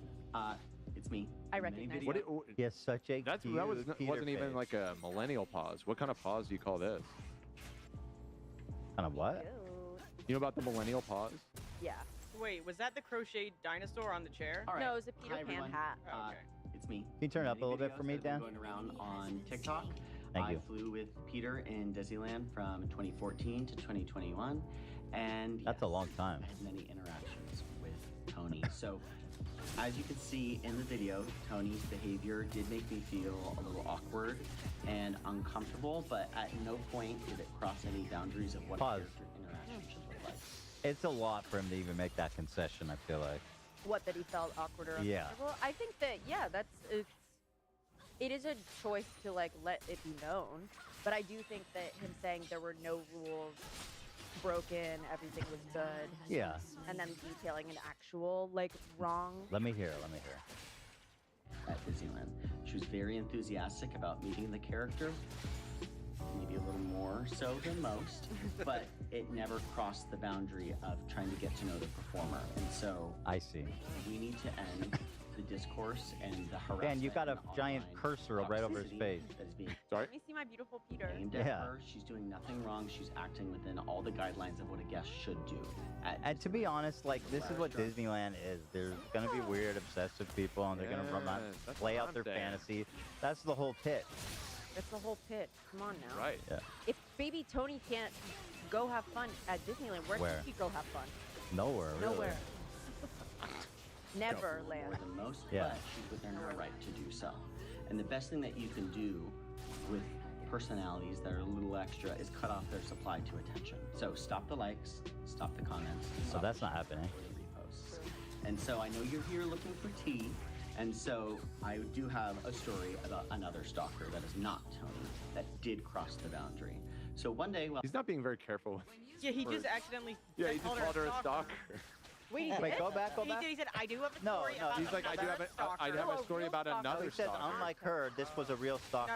No, he Go didn't. back, go back. what you can do with personalities that are a little extra is cut off their supply to attention. So stop the likes, stop the comments, stop the sharing or the reposts. And so I know you're here looking for tea, and so I do have a story about another stalker that Oh, wait, I know, no, but he clarifies. Play it. that did cross the boundary. So he So one day emphasized while that. So she's a stalker. She just didn't cross any boundaries. Yeah. Yes. Yeah. I just feel like that's He has not. good intentions, but He has good intentions, but I feel like he is doing some harm here. I think what he not meant off the is hook. another person. Yeah. Not. I don't think it was. I agree that that's what he meant, but it did come He did across. call her a stalker. He called her a stalker. Freudian. This is performing. Can you be a stalker if you don't cross the boundaries, though? No. Right. Yeah, I suppose. Passive aggressive or aggressive aggressive. Yeah. Stalking. Pick a lane. Pick a lane. Well, if you're stalking someone and they don't know you're stalking them, are you stalking? Are you really stalking? It's like a tree in the Is forest. there even a? Yeah. Is it yeah. I mean, no. If the tree falls in the forest. Yeah. Nobody hears Not it. us. Had Peter a Pan. guest that Exactly. had come up to me many times today, came up to me and she described my dog to me in very specific Oh, that's detail. creep. That's That's nuts. And he has no social okay. media. So that's a good example he's using. of Yeah, someone that is a who's great being example. actually It gets creepy. worse, by the way. Oh, wow. Okay. Completely private on all of my social media accounts, so I am quite unsure as to where she got these details. Very shortly after, I found her waiting at the cast member parking lot for me for about a month. She was there every shift, waiting, and she never spoke to me. Kind of just watched. Ew. And stared, which definitely did not make me feel safe. And then the straw that really broke the camel's back for me was my family came to visit me, which is always really endearing, and she somehow figured out who my family was and decided to follow them around in the park for Oh my goodness gracious. Now, that is an example of harassment because that guest was trying to get to know the performer and not the character. And so as a result of all of these somewhat negative interactions, I started to play games with kids instead of doing the traditional meet and greet format. And so I got to make amazing memories playing hide and seek and duck duck goose with kids. And so They should do that again by What I default. say to you all, TikTok, is we need to end the negative discourse and cut off the supply to attention. That's not This happening. conversation of what is harassment between a character and a guest is not between any of us. It's between the performer, the company, and the guest. And to Tony, they're men in tights. Literally. They're men in tights? To Tony, they're just men in tights. Oh. Like, chill out, girl. See, More than that. It is more than that's what I It's so mean much by. more than that. It's Well, not you just think- men in yeah. tights. If that was the case, she'd just be watching the NFL. He's like giving her a message like, enough, Tony. That's how I took that He's last not- sentence. He is kind Yeah. of telling her to fuck off at the end there. Hey. He's kind of it's a backhanded defense of her. Yeah, Very a much. little bit. I Little- mean, it's a it's shot. the same way that we presented it, I feel. Yeah. Similar to where we're like, I mean, it's a little like, But he has credibility because he is one of the performers. We're gonna just talk like to one of them, commentating on it. Tom. Yeah. We're going to talk to him? We're gonna talk to one of them who's gonna call in. Yeah, and let's be clear, though. This is just I know, one, nobody does it one like this. character's opinion. There could other Let's Peter hear from Pans some could more have- Peter Pan. Yeah, But guess could have what? different opinions. Tom, guess what?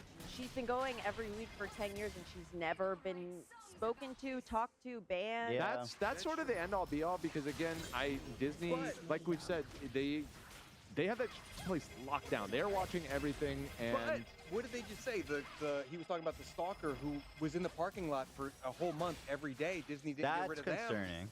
That them, right? So that sounds like a stalker to me. Yeah, that went on for a month I at don't- least. counterpoint. Okay, I don't know fair enough, why fair the enough. fuck they didn't remove that person. Yeah, I mean, waiting by the employee parking lot. is pretty What else we intense. got? That's it for this Okay. story.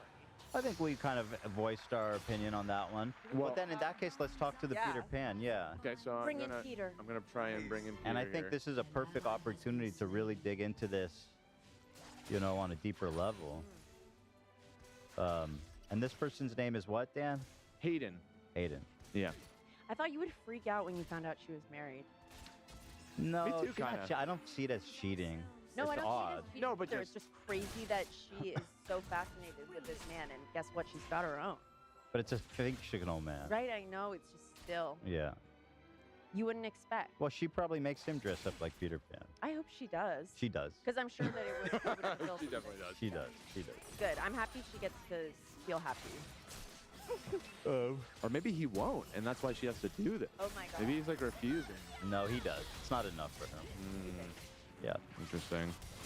All right. Well, talk amongst yourselves for a minute, because it might take a moment for me to I get. wonder what they do in bedroom to role play that.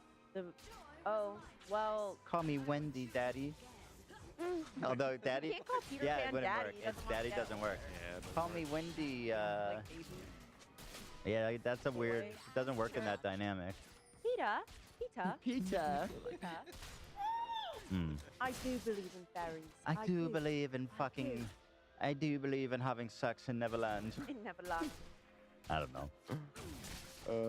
Let's see that Captain Hook of yours. I like Sorry. Captain Bowpans. Both of these. Both. Both. Yeah, so we are standing back and standing by. Oh, so he just joined. I'm gonna let him in. One moment. Hayden. Okay, you do all the talking. I'll do all the listening. You can feel free to chime in. Yeah, of course. Go. All right, stand by. I fuck with these girls.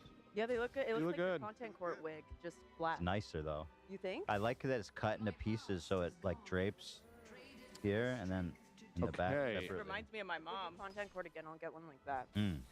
All right, Hayden, are you there? Can you hear me? Yeah, I can hear you. Here we go. Welcome to the show. Look at that face. That's the face of a boy that never ages. Hi, Aiden. Thanks for calling. That's so interesting to talk to you. Hi, you guys. Yeah, my friend's a huge fan of the show, and he pointed out that I was in your thumbnail. So. Oh, perfect. That's so awesome. Well, shout out to him. Well, let me ask you some Yeah. questions, if you don't mind. How long did you work as Peter Pan for Disney? I started in 2017. I left the company in 2025. Okay. And basically, how was that job as an experience? It was a blast. It's fun to go to work every day and just play pretend. I did the cruise ships for a little bit. I did the parades. I did the characters. Yeah. And why did you end up leaving? Just time for something new? Yeah, it was time for something new. Yeah, I didn't really have much of a future at the company. Yeah. I got a new job offer. Took that job. That's Tried to do good. both for a little while, and it became too much. So I see. Yeah. had to make the decision to leave. Are you an actor or are you doing something separate? Yeah. So acting's now more of a side thing for me. I kind of have like my corporate job now. But I act in theater and do music and stuff. Oh, awesome. That's nice. Yeah. So, I don't know if you've been watching our coverage, but we've been talking about Peter Pan obsessed theater goers. Theater what? Baby Tony. Oh yeah, Tony. Are you aware of the discourse around her? Yeah. I met Tony multiple times. Oh. I'm in Tony's profile photo. Amazing. On her Instagram. Were you the Peter that she gave the crochet dinosaur to? I'm not. Oh, come on. You don't recognize him? Sorry, you're right. I'm so sorry. Obviously. Yeah, no, I'm not. I do. So I kept some gifts throughout my time at the company. Oh, interesting. I do have a little crochet Peter Pan. I can't confirm if it's from her. It has to be. But this is it. Oh, that's really cool. That's really and I worked detailed there and cool. Yeah, I worked there for nearly 10 years, so I got given a lot of little gifts. I kept the cool ones. Did not keep some of the not cool ones. So you throw them out? What do you do with them? I had a box at work that I would just kind of put everything in. And then that would go. Someone else would throw it out for you. I get it. Well, I wouldn't throw it out. It just kind of lives there, and then I would like sort through it every now and then. If I would be like, I don't even remember this, I would just toss it. But Yeah. So, well, that's so interesting. So, what was your experiences with Tony like? Kind of along the lines of the of Dylan, who spoke in the video that you showed. Moments where she made me feel uncomfortable, but never crossing any boundaries. Yeah. I think the key point is like getting to know the performer versus getting to know What was it she would do that would make you uncomfortable? It was just kind of the prolonged interactions. When we're Right. trained at Disney, a lot of times we're kind of trained to keep an interaction around 60 seconds, just to keep guests happy. There's lots of children that want to see Peter Pan, so you don't want to give too much time to one adult. That stuff gets noticed. And so yeah, the touchiness, just the way she feels about the character, can Right. kind of be The a little intensity. uncomfortable. Yeah, kind of if someone at your job would come up to you and just Sure. kind of have this Yeah, totally. fanism about you. Yeah. You guys know she was married? I didn't know that. Oh, no. wow. Were you surprised? I didn't know that. Are you surprised by that? To me, it didn't bother me that much, but I was shocked. yeah, does it shock you to learn? No, Yeah. I guess not like it in terms of my interactions with her. She's very, how do I say this? Like, she's very conversational and has a natural way about her. Like, it's not anything that's super like off-putting socially. that- She's a charmer. She got a husband. She's not saying that. Maybe I wouldn't go as far as to say charming. She's nice. Yeah, he's not saying that. No, I took what you said. I ran with it. I get it. So what did you make? I found it very interesting in the one that went viral, that the Peter Pan, and I don't know if you know that actor, if you ever worked with him, but that interaction went for so long, and I was wondering, why didn't he get out of there? Yeah, I think in moments like that, I know the area he's in, we are roaming characters. We don't have hosts to kind of monitor us. That was something that went away kind of around like COVID time. They took away the atmosphere characters host. So we don't really have anyone that can step in and be the voice of like, Peter needs to leave now. Yeah. So we have to find it in the storylines that we're telling on stage to find a reason to leave. They should reinstate those. Yeah. I was fighting for that for years. Wow. And it just went on deaf ears. That's actually crazy. They're like, nah, you don't need protection. Oh. You're like, can I Yeah. please get a little protection? They're like, nah, you don't need that. COVID actually got that cost down for us. For so long, it was blamed on staffing issues, and then it got to a point where like we had so many open host shifts that like we just had hosts like floating around with characters, and some characters would have like 4 or 5, and we're like, can we just Yeah. get one? They have like whole posses. I don't know. That's so bizarre. Yeah. No respect for Peter Pan. Yeah. In that video, I mean, I think he's just kind of playing along with the story. I think he kind of pokes fun at the story when he has to do a second take. And he didn't look super busy in that corridor. That area can kind of be calm. I'm assuming that was probably towards like the morning time, maybe like early afternoon. So people are at lunch or they're on rides. So maybe he just didn't have a lot going on and was just kind of killing time. Yeah. Okay, that's fair. That could happen. Do you think it's sexual for her? I know that a lot of discourse is around that. Nothing that she's said to me would like lead me Yeah. to that. I've had interactions with guests that make it very sexual. Really? Yes. Yes. Any interesting stories? I do have some. Yeah. So there's a video, and I'm not going to name any names, but there's a video out there of me that actually recently kind of went viral, which actually people mistook for Tony. This one's not Tony. This is a Oh, different poor guest. Tony. And I look very tired in my answer. This guest has been harassing multiple times throughout the day. And she would always try and ride the carousel with me and talk about, it got into like some furry stuff. Oh no. And I'm here like having to try and keep interactions like very normal, very PG, very kid friendly. There's kids around me listening to what I'm saying. Like I'm trying to just divert the conversation anywhere else. Sure. Love it. That's crazy. I have a question. Yeah. Yeah. What does it take for Disney to ban somebody? Like, do you go to like whoever your boss is and say like this lady's a furry and she's looking at my junk and it's getting real weird, and they'll throw her out, or like, Or the person waiting in the staff parking lot. That seems like a clear. Yeah, that was what the other guy said. So What do they do? I don't know how that situation was handled with the staff parking lot. I never had anyone necessarily follow me. I've had packages sent to my house. That's People were getting weird. my address. Yeah, that's. I've had people like reach out to me on social medias.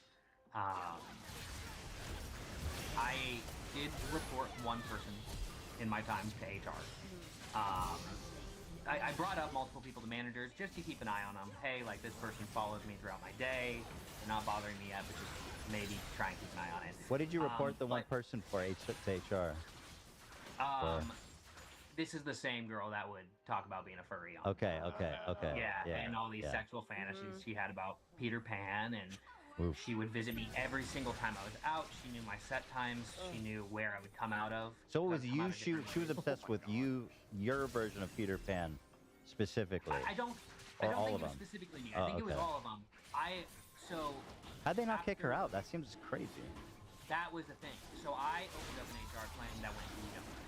Oh wow. Okay.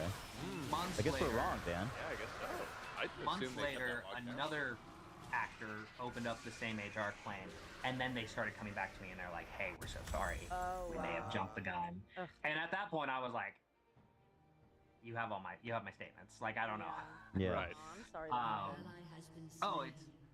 I hate to say it's part of it. Like, we meet a lot of people. Tony is. I wouldn't classify Tony as like a stalker. Yeah. So Tony's innocent, in your opinion. I think Tony is getting a lot of heat online that she doesn't deserve. You and me I both, think it's girl. a little weird to like follow around a character and be fixated on them.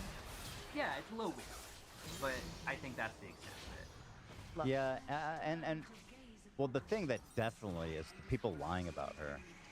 That's crazy. That's crazy business. That's like way too far. Yeah, Or like I don't saying think that there's it any would. air tags Yeah. being put in things. Yeah, and like taking Dylan's clip of the story about the other girl where he's like stating specifically how it wasn't Tony, this was a different story, and just taking that one little part and being like, look at what Tony No, did. that's fucked up. That's not fair to I have a question. Are all these like the fans that are like a little too much? Are they all women? Mostly women? For the most part, yeah. We have some like male guests that will follow us and visit us, and they know us a little too well. Like they come in and they know where we're gonna be. Right? They have their routines. There's people that come on certain days, so you kind of expect to see certain people. It's majority women. Yeah. For the Peter Pan specifically. And now, granted, like this stuff happens to every character. It happens to princesses, mostly by men. Right. Oh, that's creepy. It's very creepy. It's yeah. Wow. But why doesn't Disney do more to protect you guys? This seems like an ongoing issue, and it just seems so uncomfortable. Like, is this something you dealt with every day you went to work? There was always someone? Yeah, but it changed a lot in TikTok, I feel like. When people started being able to, like, capture these moments and this content, and they would get engagement from it, it just caused them to want to do it more. Love I see. God.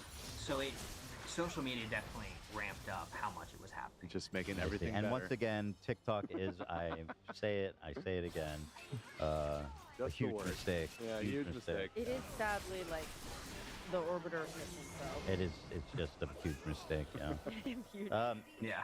Any other kind of interesting stories or situations that were you would want to share about working there? I'm trying to think. This one situation on the carousel was kind of the one that jumped to my mind. Yeah. That girl would visit all the time. Wow. And Did you? there's a What, funny video I of me have a out there question. where I address her by name, and I'm like, oh shit! I'm like, hi, it's good to see you. And the reason we do walk so fast, like everyone's like, is because you have to. Yeah. I mean, there are crowds and crowds of people, and it sucks because like you would love to just post up somewhere and meet little kids, but you know if you do that, you're just gonna be there forever and talk to guests like that. It's sadly like the 1% of those Disney adult guests that ruin the image for everyone, because there really are a lot of. All they have to do is give you a quote-unquote Disney chaperone. adults. It's fun to be a Disney adult. Like Disney is fun for people that want to go there and have a fun time. Yeah, I mean, literally, Ethan they loves just need to Disneyland. give you a chaperone, and it would solve the issue. I feel like. It would solve so much in my opinion. Yeah. From like, if we had someone that could just be the human voice, Exactly. doesn't need to story tell, Yeah. that can say, hey, Peter has to go, maybe we can meet him later. Something like that. I saw one of the Peters had a really good getaway. He was just like, bye, and ran off, which is like in character, I feel like, too. Yeah. I mean, you had to play. You ever pull that? Oh, absolutely. Yeah, you had to play into like the snarkiness and the kind of sassiness that Peter Pan has, and just the little boyhood run off. Oh, my thoughts over here now. I'm leaving. Like, right. Yeah. Well, I have a question for you. Go ahead. In a lot of those Tony videos, she kept bringing them gifts. I imagine that probably happened to you a lot as well. People come and bring you stuff. Yeah. I keep that, or we've talked about this, Dan. Or I don't know. He has a rule where if a gift is above a certain amount of money, you have to deny it 3 times. Oh. Deny it 3 times, and then you can keep it. That's so cool. Pretty much. Wow, that's I really mean, there's interesting. more rules So that if they go in like there really that- insist. 3 times. That's the thing. Interesting. That's the same rule for converting to Judaism. Really? They turn you away 3 times. You gotta get denied 3 times. The 4th time you can come. So they're smaller gifts. It's okay. You know, if they drew you a picture, you can keep that. Or Okay. Crochet you a little duck. I guess. Well, what's the Like, craziest gift someone brought you? I had a record, like a big, you know, Vinyl record, and they yeah. painted a vinyl record. And they painted me as Peter Pan on the vinyl record. Whoa. That one was that was cool. Yeah, that is cool. Yeah, that is cool. Things sent to my house. I had like a goodie box of like English chocolates sent to my house once. Would you eat that chocolate? Yeah. No. Yeah, No. I was over there. Yeah. Poison. I don't eat, like, guests would come and give me bags of candy that were, like, on labels, just in a bag, and I'm like, I can't, I'm not eating it. Hell no. Yeah, it's way too risky. I don't know what you did. Yeah. Yeah. So, I got some cool gifts throughout the years, but nothing super Got it. crazy. Can I? What goes going through your head when one of these people is following you? I mean, is there ever a time where you're like looking for an SOS or trying to get help from, like we saw that one guy stop by the Mad Hatter, and we were wondering like, is he doing an SOS? Like, what's going on here? So one of the beautiful things about being a roaming character is you get to run into other characters, and like the actors talk when they're off stage. Yeah. You know, your buddies, like, so sometimes there's interactions you want to bring to other people, just so you can be like, did you see that? Right. Oh, right. good. That's Yeah. funny. That's Right. funny. Brought her over there so let's share a little. I don't think it's ever planned. Like, you don't know where your friends are going to be that are performing, right? Yeah. You don't. I wouldn't know where Mad Hatter was, but maybe I'd know. Hey, if I run into him, this is my out. I'm gonna put on a little show here. Yeah. With Mad Hatter. I'm gonna do something fun, and then I'm booking it. Like. You said earlier that all of the characters get, this experience to one extent or another. Even the Mad Hatter, does he have like? Everybody wants to fuck the Mad And Hatter. I'm not even asking as like a joke. I do wonder, like, if there are there people that just love the Mad Hatter and follow the Mad Hatter around? You know what I mean? Or characters like that? Strange ones, bizarre ones. Those people exist. I would say Peter Pan's probably one of the higher Yeah, that doesn't surprise me. followed characters, only because of that Tumblr era that you guys were talking about earlier. Right. Every Pan had a nickname. You know, there's about 5 Peter Pans. Okay. I think at one point in my career there was 8 of us at one point. And someone might hold the majority of the shifts just due to seniority or other factors. Do they pay the more? Okay, sorry. Go ahead. No, all I was gonna say is that sometimes being out there more as one character draws a lot of attention to that character. Like we've seen it with the Evil Queen, and that a very specific actress playing the Evil Queen so well is what brought so much fame to that character. I see. I did hear, and then she was fired, wasn't she? I left after she left. Okay. Or I mean, before she left. I don't know exactly how all that went down. Do you know her? I'm very good friends with her. Oh, awesome. I haven't spoken to her in a long time, but I love her. She made cool we have a lot of content. videos on stage of us just messing around, like going at it, kind of joking. I always called her a raisin. I'd be like, you're wrinkly and purple. Like we'd always throw shade at each other on stage. There was one video that blew up of us. The creator totally deleted all of her YouTube videos and stuff. You can probably find it, but it's like the original Peter Pan and Evil Queen video of us. It's like an 11-minute long video. I'm wondering, is there like amongst the Peter Pans, are you guys all paid the same, or do the Peter Pans who've been there longer? Is there jealousy amongst the Peter Pans? Is there inner feuding, battling for work hours? I wouldn't say it's like inner feuding. I definitely think like when I started off, there was a lot. I didn't get a lot of shit. I was very eager to get them. Everyone is paid the same character-wise. It's actually something in the labor negotiations that's kind of being discussed because there's people that have been there for 50 years. Yeah, give them a raise. That are like, hey, I don't think I should be paid the same as the person that started last week. Yeah. But how's the pay? Do they treat you well as an employee? Like, what's it like to work at Disney? There's great benefits to work Well, that's good. especially when you're like in your late teens, early 20s, in your 20s in general. It's a great college-esque job. Pays pretty well, especially being a character performer. There's kind of like add-ons that they add on to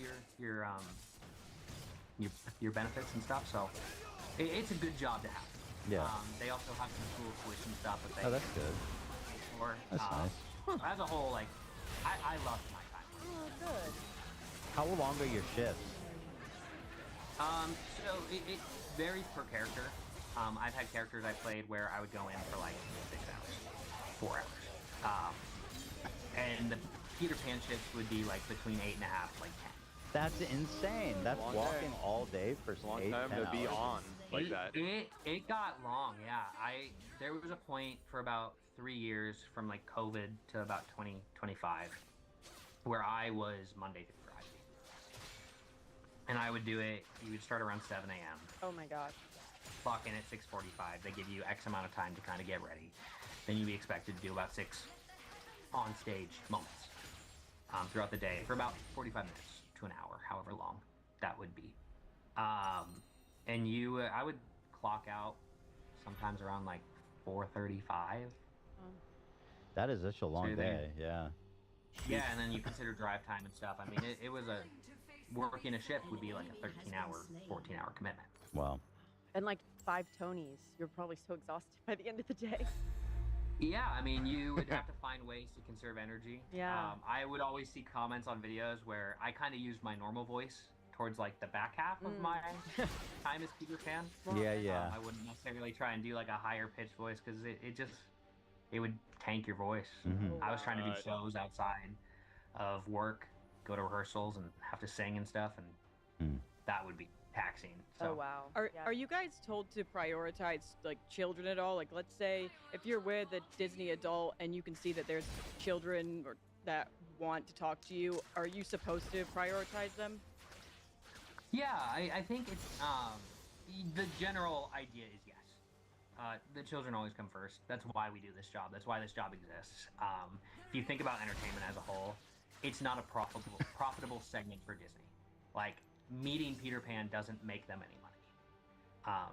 So it brings people in, but the rides bring people in, the food brings people in. That's where they make their money, mostly in like the passes. So they've cut down a lot on the entertainment. But the idea has always been that the children come first. So how do you get out of an interaction with an adult? Do you motion towards the children? Or say, think of the children? Kind of depends. Atmosphere characters are such a different, like, beast rather than like having like a set location where you just have a line. That's when you have hosts that kind of just be like, okay, let's take the photo, let's go. Next up, and then as an atmosphere character, you had to kind of find a way to drive the story to the end. So a lot of times it'd be like, can we take a photo or take a picture? And that's the cap. Yeah. Pretty much. The Yeah. picture ends the interaction most of the time. Yeah. For me, that was my experience. They have trainings that kind of guide you through that whole process. And yeah, so get the picture. Usually that signifies to the guests, and they usually take it that way. It's time to go. We're done Sometimes here. they keep talking, and then you have to be like, I wish we could talk more, but I gotta keep talking to people. Yeah, what do you think about got these? What do you think about the Disney adult phenomenon? Yeah, I mean, I think being a Disney adult generally is not the version that you see on TikTok. It's not.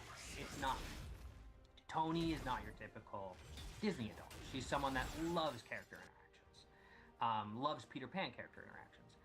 I would say the average Disney adult is someone that just wants to go and ride some rides, maybe see a show, a parade, have a corn dog, eat a churro. They're normal And people. they want to have a place to go. If you think about it, it's a club. Yes. You know, We should it's go. a place you can go and share kind of this like fantasy of sorts, like where you get to kind of be a child again. You know, Hayden, I'm with you. I agree. You know, I saw there was like retired people that go to the walk. And that kind of makes sense. Like if you have a season pass and you're a local, you can just go in there and walk around. It doesn't seem like a bad time. That's my mom. Yeah. Her and her friend go all the time for that. Yeah, interesting. Yeah, they just walk around. Yeah. They Yeah. eat, you know, and just hang out. Yeah, why not? He didn't. Yeah, exactly. I have. This is somewhat. It's still Disneyland related, but this is totally unrelated to your job specifically. If you on a shift saw a group of people of like 12 people rolling around in mobility scooters, and it was very apparent that those people didn't need them, but they've like What's somehow Peter Pan lied their gonna way do? into get. But would that annoy you? Would that be annoying to see that? Oh yeah, yeah. Yeah, it's annoying, right? That's Yeah. fine. I I'm don't not gonna care. lie. Like I'm a pretty easily annoyed person sometimes. Okay, So, all like, right. Stuff like that, I'd be like, Wouldn't you laugh though if you saw like 12 mobility scooters in a line cruising through the park? Like that's kind of funny. That's quite a And spectacle. like Ethan at the front. I saw the most ridiculous. Well, hold on. I thing- want his sorry. honest opinion, Hold guys. on. I don't want to. I don't want to bias him. That's funny, right? I would find that. Kind of fun. Yeah, I mean, Oh, I would, good I answer. wouldn't. I would never make fun of them to the. No, they're not Everyone handicapped. deserves No, to yeah, do yeah, what they no, wanna no. do there. It's There- us. Well, I'm there's- talking about us. It's very obvious. Yeah. Yeah. Basically, this is an idea that Ethan had, and I tried to tell him. I feel like it's just too much. It's just Well, too much. Well, we do the VIP guides, and our last guide gave us the green light. He even said he would go on one with us, I believe. Or no, he did- said he yeah, couldn't. He But he gave us a source to where to get them. he did give us Yeah. a source, but that's his job. Yeah. Those VIP tour guides, their job No, is to he was just keeping it real. say with yes us. to everything. So. No. Okay, all You guys right. could all Disney bound and then like decorate your little car. No, don't give him more ideas, Hayden. This is backfiring. I asked you to try and talk him out of it, Hayden. No, talk us into There's it. nothing wrong. Stop being ableist, Dan. Okay, fine. Now, Let's stop. okay, so here's the thing about, and I don't know the rules. I've never gone to Disney in like any kind of mobility scooter or anything. I think you get to like get a pass to come back in line. I could see it as a way like people are like, I'm gonna get in line for a ride and then go ride another ride. Yeah. And come back. Yeah, This I mean, ride. those scooters are slow moving, so you need to be, well, especially in those lines, you kind of have to plan your day. Yeah. It's not right. It's Right. ableist, Dan. It would be Yeah. it would be ableist if you were disabled, but you're not. I have issues. All right, whatever. I have issues. It's true. All right. This didn't work Nice out. try, It's Dan. yeah, I had to try. Nice try. Yeah, that's kind of my fantasy for some reason, but at That's any your rate, Tony Peter. that's my I Disney think doll. it'd be pretty funny. Yeah, Thank yeah. you, Hayden. I mean, that's There the you go. point, right? That is the point always. But well, I'm so happy that we got this chance to call. It really put a beautiful Yeah, thank you, Hayden. touch on this Thank whole you. conversation. Yeah, thank you so much. Yeah, no, thank you guys for having me. I think my friend Noah is a huge fan. of Shout out podcasts. Noah. Yeah. Shout out Noah. He's Ethan Evangelist. What is that? Evangelist.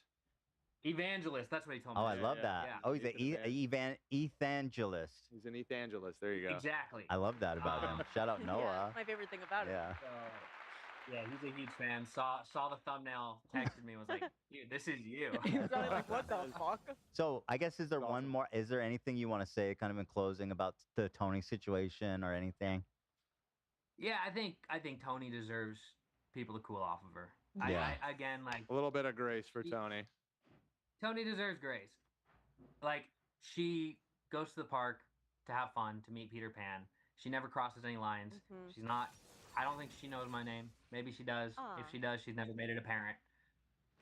And that's a boundary that would be crossed if she did. So I mean, Yeah. that's. What? She doesn't cross boundaries in that way. There you go. Leave Excellent. Tony alone. Thank you. She's strange, but she's not dangerous. And she's still going home to her Marine. Yeah, unless he's deployed. Unless he's deployed. Yeah, then she's not. Yeah. Do you think she makes her husband dress up? Interesting, but I don't know. But work in business. I'm sure does she's she asked wanna- him to Disney bound. I. feel like that's like a staple in any Disney adult relationship. What was that? What's that? Say again. They want, like, I feel like if you're like a diehard Disney adult, you want your significant other to like dress up with you. You And, got like, go. No, I mean, I don't know if I was clear. Did I say a sexual in a sexual Yeah, way? but I think that it's a beautiful, beautiful. Like a elementary bedroom, like she was like Peter Pan bedroom fantasy. Yeah, okay. You don't have to comment on that. We don't Who's know. to say? We know the answer. We all know the answer. We all know. Yeah. Well, listen, I'm so grateful for you calling. So thank you so much. I appreciate that. Thank you guys. I appreciate you having me on. If you want to stream my music, I'd appreciate Oh that. yeah, give it a plug. Your music. Where do Plug people away. check it out? It's Hayden Magnum on all social medias and all. Hayden All Magnum. Woo! I'm gonna pull that up. So, Oh, thank you so much. I Yeah. appreciate that. God bless you. Thank you. thank you guys. All I right, appreciate take it. care. That's Thanks, Hayden Hayden. Magnum, everybody. You can check him out. Yeah, I make. Oh, you just got bad. I'm sorry. He That's said okay. goodbye. He said goodbye. I thought that Yeah, I thought that was the rhythm of Go. the hang up. No, you were right. That was Go. that. Go. Yeah. I'll make it up to him. I'll email him right now, ask him for a link. And Well, put I'm it in the gonna I actually description. want to pull it up. I'm gonna see what it's What if like. he claims you? That would be fucking fantastic, wouldn't it? Yeah, it would. You just play it for a second. You're right. He probably would claim me. Fucker. I'll look for it, but He does. He does. Well, that was so much fun, and wow, what a treat to get to speak to Peter. Real treat to speak to Peter. I'm such That, a big fan that of was his work. so nice to get caught up on that whole Tony saga. Yeah, that was Olivia. a great Thank way you. to cap the discussion on it. Absolutely. Yeah. Absolutely. Mm. And I'm happy. Thank you all for showing Tony some grace. Because Yeah. The rest of the internet refused. yeah, she's just let people be a little weird. Yeah, and maybe I'm jumping know, way too far on the not a other side crime. to defend my girl, but I've seen the vitriol that's been thrown her way. I haven't actually. Can I see some? You could just go to her TikTok and read Yeah. the comments. People are so mean to her. Yeah, I want to read the. Okay, one sec. She came out. There was a Wired interview that came out. I have a couple of her quotes in my presentation that we'll read before we move on. And has she put out any statements or anything? She posted a video where she The top said. comment is very funny. He's trying to lead you to the exit. She posted a video where she said if he wanted to run away, he just would. And then people were like, girl, he did. And we're linking that. And then she posted something that said that her and Green Bean were taking a little break from the internet. Green Bean is what she calls Peter. I see. Yeah, a lot of them are just calling her a stalker and Yeah. this and that. Well, take it from the Peter Pans. You're getting upset for people. Two of them now have said on the record. Well, one did call her a stalker, but But it was an incidentally. Accidentally. Yeah. Accidentally called her a stalker. Didn't mean to. Okay. Well, there that is. Oh, we have shout a out few Tony. other stories. We do. If we want to get to it, we could Yeah, say. what else we got? Okay, Slice. So we have the Wizards of Waverly Place reboot drama. More magic. What is that? Wizards of Waverly Place was the show that Selena Gomez started on. Okay, it's a And there's- Disney sitcom. Yes, it was Disney Channel original show, Wizards of Waverly Place. It starred Selena Gomez, David Henry, and Jake T. Austin. They were Actually, can I read to you the quotes from Tony before we move past? Here. She says, quote for again? Wired, imagine being known for being the creep that follows Peter Pan around. I do think people know that Peter Pan and I have a special friendship. And then That's weird. That made me laugh, which is why I included it. And then her final quote was, seeing him makes me happy. Dressing up makes me happy. Going to Disneyland once a week makes me happy. If people are going to hate on me, I'm not going to let it stop me because I know I'm not doing it. Okay, girl. Like, absolutely, girl. You tell Wired. You tell Shout out. Wired. Be yourself. Yeah. Okay, so back to Wizards of Waverly Place. My apologies. It followed Alex Russo, Max Russo is the little one, and Justin Russo is on the left. That's Selena Gomez. Can You I look recognize? at? Yeah, I do. And look at the cover. What is this What is this body language? Like, what the fuck stance is that they're doing? It The one was on the left? The 2000s. Like dude. leaning back and crossing your dope. arms. Sick and dope. We did that back then. I mean, it's hardcore. They're all doing it. And they're all holding wands. You have Okay. to stand in a So they're wizards. Yeah, they're all wizards. Love that. So the way that the show worked was they lived in New York and they owned a sub shop which they lived on top of, and they had a wizard lair inside of the sub shop. Only one wizard. No. Okay, so all of the kids are wizards. The dad, Jerry, He was a wizard. The mom was a wizard. When Okay. he married her, he gave up his powers forever he gave it to his brother because only one sibling gets to be the family wizard. Okay. Isn't that not fair? That's kind of odd. Yeah, that would cause a lot of issues. A lot of So issues. she's the wizard. So right now, all three of them are wizards in training, and then at the end of Wizards of Waverly Place is when the wizard competition takes place, and one sibling wins. That's horrible. I know. I literally thought about that all the time when I was a kid, that it was not fair. Pit the siblings against each other. Yeah, they pit the What kind of siblings Disney against each show is other. this?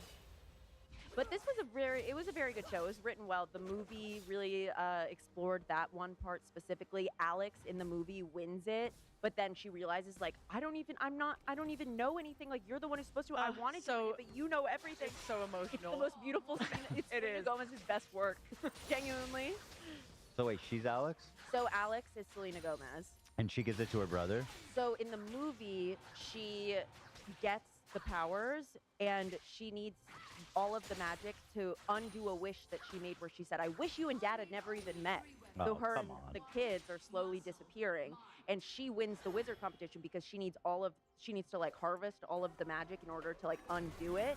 But once she Does that wins mean her it- brothers were fighting to keep their parents disappeared? No, they were all fighting just so that one person could have Were they fighting other people? no, just each other. But then why don't they just combine powers? They can't. Someone has to win, and then someone gets it, and then Seems Alex like low got stakes. it. Okay, who cares? Yeah. It's high stakes. I promise. I Yeah. swear on everything. Yeah. But at the end, Alex did end up winning, and Justin also got to keep his powers. Max only got to keep the sub shop. So bad. Literally, like, isn't that so not fair? So in a reboot titled Wizards Beyond Waverly Place, it aired on Disney Plus, and it's starring David Henry, the one on the left, Mhm. the older brother who's like the nerd. Yep. It was co-produced by him and Selena Gomez, so Selena was on the project. Interesting. But she was only a guest star, which is not. Not enough. I wasn't amused, if I'm being honest. The rest of the cast was noticeably not included, and guess what? They're mad. Oh. Next. Next or the tweet? I think I have a screenshot of it. Next.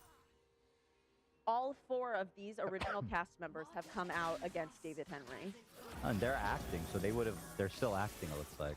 So top left, Jennifer Stone was actually a nurse. She stopped her acting career and during COVID was an ER nurse, which is amazing. She and the dad, who's underneath her, started a Wizards of Waverly Place podcast during the pandemic. Oh, wow, okay. So like they still loved the project. Jake T. Austin was on like some CW shows and then kind of dwindled out. I have some stuff about him because he is very interesting to me. Mhm. And then underneath, that's the guy who played Zeke, Justin's best friend. He became an OnlyFans creator years ago and was upset that he wasn't gonna be included. And David Henry low-key like said some shade about being OnlyFans. Does he show cop? I think he does. Well, then you can't be on a Disney show if you Right. show cop. Well, so I just included him at the end. He's not one of the major players that people are upset about, Yeah. but he did speak out, so I wanted to. He should let the others. Oh my God, Dan looks crazy right now. Our Dan? Yeah, I saw Tamara Oh, peeking hey. over the monitor. Scared you're gonna ask Like, me who to the change fuck is slides, that? but I'm not gonna know how to do it. Go. Go. So the reason why this cast is so mad is because the plot's focus shifted completely to adult Justin Russo, the older brother who nobody cared about. Right. Played by David Henry, and a young wizard named Billy, a completely new wizard. Selena Gomez returned as Alex, but only as a guest. The show ultimately ran for 3 seasons, and the final 4 episodes were just released. Oh, okay. After the finale aired, okay, Jake T. Austin, top right, the youngest kid. Yep. Next slide, please. He publicly said that he was disappointed that he was not included. He posted to his Instagram story. He said that when he was approached in 2020 about returning, he was 100% interested, but that the people making the show ultimately decided to take it in another direction. So their characters, were they just like not talked about, or did So something happen? they alluded to the characters, Yeah. but like as a distant, they're not here. Everybody, if fans of the show would have wanted to see everybody Yes, back. yes, I did.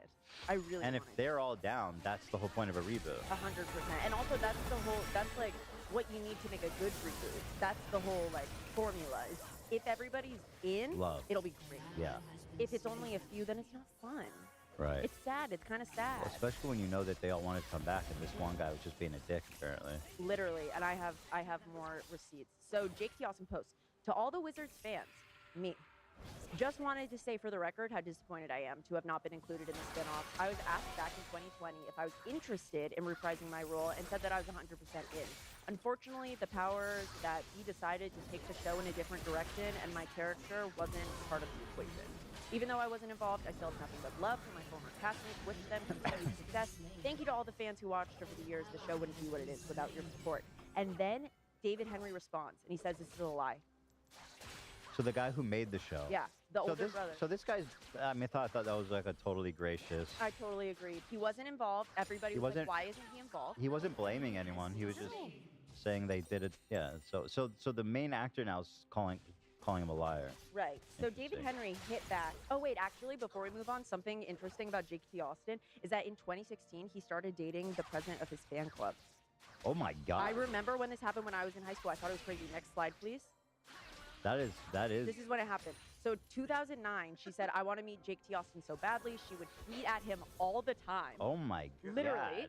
And then they met. There's like a photo of them at a meet and greet. That was before. So she tweeted that 2009. They started dating in 2016. Then they dated for 4 years. They're broken up. They're broken up now, but Yeah. isn't that so crazy? It's something. I was shocked when. Wait, they're broken up? Yeah, they're broken Is up. she still the president of the fan club? Nah, I don't think so. I think that's over and done with. Oh, okay. No wonder he wasn't in the reboot. That'd be awkward. He has nobody advocating for him. Yeah, it's right. That is interesting. Yeah. Okay. So David Henry hit back on his Instagram stories. Next slide, please. Saying, I would have loved to have Max back, but sadly he didn't accept our numerous offers. What? For the new show. We called him. Wait, but this is like a huge discrepancy. Yeah. So he posted a screenshot of someone messaging him saying, why is Max not included? And he said, I would have loved. He didn't accept our offers. We called him, texted, went through agents. I would have loved for this new generation of millions of kids to get to meet Max, but I respect his decision, wish him all the best. And then he also said to another fan, trust me, I'm heartbroken more than you. We invited him many, many, many times to come back. Wish he would have accepted. We had a beautiful plot for Max's return, all mapped out. In fact, we built an entire second season around his return. We're excited. This is high drama. It's high drama. Yeah, what is going on here? And then the showrunner for Wizards Beyond, the reboot, posted to his Twitter, hey there, I'm one of the Wizards showrunners, so I can confirm that David Henry is correct. Jake was asked multiple times by many people. Really? Really wanted him back. No response. Also asked David DeLuise for return for the finale, but he passed. That's the dad, who also came out and said that he was upset, which we'll get to. It's interesting. Yeah. Next slide, please. Jake T. Austin then hit back again, okay? He says, here's the full story from my perspective. I first met with Disney in 2020 to discuss returning as Max for what I was told was essentially going to be a continuation of the original series. I only learned a spinoff was happening when it was announced in the media in October 2024, 4 years later. I was the only Russo family member who wasn't invited to make a cameo or appearance or visit the set by the end of season 1, which is not nice, if I'm being honest. Like, no. You're one of 3 kids. Like, invite him to the set. Yeah. I was also not invited to the premiere. That's not fair. I was kept in the dark about coming back until after the show wrapped in season 1. In April 2025, I received a DM from David asking if I would be interested in returning to the show. But by that point, I'd already felt dismissed for not being invited back during season 1. And I wasn't a fan of where they were taking the show in general. The whole thing just fell off. I feel like more of the OG Wizards cast should have been involved from the beginning, not just randomly appear for Okay, an episode. he was misleading in his He first was misleading in his first That post. was not truthful the way he framed that. I agree with you. Even though they were dicks, that's a whole different thing. Yeah, it's fair to feel left out, but you being like, yeah, it sucks I just wasn't involved in that. It's not, you're not necessarily telling the whole truth. They asked you to come on season 2. You should have said yes. But I do get not being upset. You're like, I'm one of the 3 brothers. You didn't ask me to season 1? Yeah, for sure. Why not? Okay, next up, who had something bad to say? David DeLuise, who the showrunner insists was invited for the finale. He commented in an Instagram comment, he said, it would not be over if the OG Wizards were really there. Missed opportunity. He's saying that it got canceled early because he and the others weren't there. Okay. Which I agree with, if I'm being honest. Yo. Yeah? His dad is famous. His dad is Dom DeLuise. I was thinking the I same just looked it thing. up. Is it really? Fucking goat. Dude. Dom DeLuise, bro. I don't know who the fuck that is. He's a large... You ever see a Mel Brooks movie? I know Mel Brooks, yeah. He's in a lot of Mel Brooks. Okay. So he's chill. Yeah, he's chill. This show was great. The actors were great. Okay. So he was upset with it, and then another person was upset with it. Jennifer Stone, next up, please. She played Harper, Alex's best friend in the series. She was hosting a podcast with David DeLuise when it was announced that they were doing a reboot, and they voiced that they hadn't been reached out to yet. And she was finally included in the finale, but there was a video taken of her in interviews last week where she was asked about it, and she basically is like, David Henry tried to get me to not be a part of it. David Henry's the older brother whose entire show made it about him. and he was trying to, she was saying he was off. lobbying behind the scenes to keep her off. Yeah. Interesting. Which is like Harper and Alex are like the show. Okay. May I see the clip, please? Oh my God, what's going on here? Oh wait, no. Can we watch the interview clip of Jennifer Stone? Oh, I'm sorry. That guy's giving pro Jared. Well, that's the OnlyFans. Okay, okay, well that makes sense. Yeah, Sure. so, totally. Sorry. Bro, you show cock. You can't do Disney. You gave that up when your dick came out. It's either that or softcore. Either way, it's OnlyFans. I didn't. Yeah. I didn't confirm he shows. He's probably shows cock. He probably did. Yeah, probably. I did. Yeah, he did. I had, to be honest, I had mourned the fact that I was not going to be a part of the reboot, just because when I talked to David Henry, it's about a totally different family. Like, Selena pops in and out, and so he's like, it doesn't really make sense for you to come in. And I was like, come on, we can make it make sense. But it didn't work out that way. And so I had just come to terms with the fact, and I had heard it was the last season. So I was like, okay, well, then that's done. And I'm a big believer that things happen exactly as they're supposed to. So I was like, okay, cool. Like, we can remember Harper the way that she was, all that stuff. And the only hesitation that I had was I'm just really protective of her. The amount of people, it's been such a gift over the years. Because Harper was the character I needed when I was a kid. Because I was a weird kid that, like, wasn't Telling the an status OG quo cast member, and, like, I don't know. It doesn't make sense for you to come back. Well, it But seems like a pattern. it is. Yeah, of him trying to exclude people. 100%, and wanting to be the star. He's like, this is actually about me. Yeah. Also, can I just say, Olivia, I could have seen you starring in the show. In Wizards of Waverly Yes. Place? Yes. As who? Probably, I guess, Alex. I guess. Yes, absolutely. Stop. I think that Alex Russo probably is the character that I wanted the most to be like when I was growing up. She was the coolest. It should have been you. That means so much to me. Actually, I thank God it was Selena, because here we are today. But here we are. Here we are. Can you imagine telling someone who was an original, literally? It just doesn't make sense. I don't want you there. That's so mean. I would be so pissed if I were her. And she's very gracious. Yeah, and she was like, oh, come on, we could figure out a cameo just for fun, Yeah. just for old time's sake. And I do appreciate Fan service. that after she was involved in the finale, she still in an interview was like, he didn't want me to. Mm-hmm. There's salt. Yeah, for sure. I tasted it. And then guess what? What? Wizards of Waverly Place, the original Wizards of Waverly Place creator, Todd J. Greenwald, dismissed the entire sequel. Next slide, please. Non-canon. Mm-hmm. After it, August, oh, well, this is if you want to read. Yeah, read it. Yeah, I want to see what this Go guy's back. up. He said, it's just heartbreaking because there was so much potential for a Wizards reboot, and it turned into the failed David Henry show. People say I'm just bitter I didn't get invited back, but I'm actually just sad for the fans. Wizards of Waverly Place changed my life forever. Okay, he wasn't exactly No, he wasn't like I needed to be in. Yeah, I see. He understood.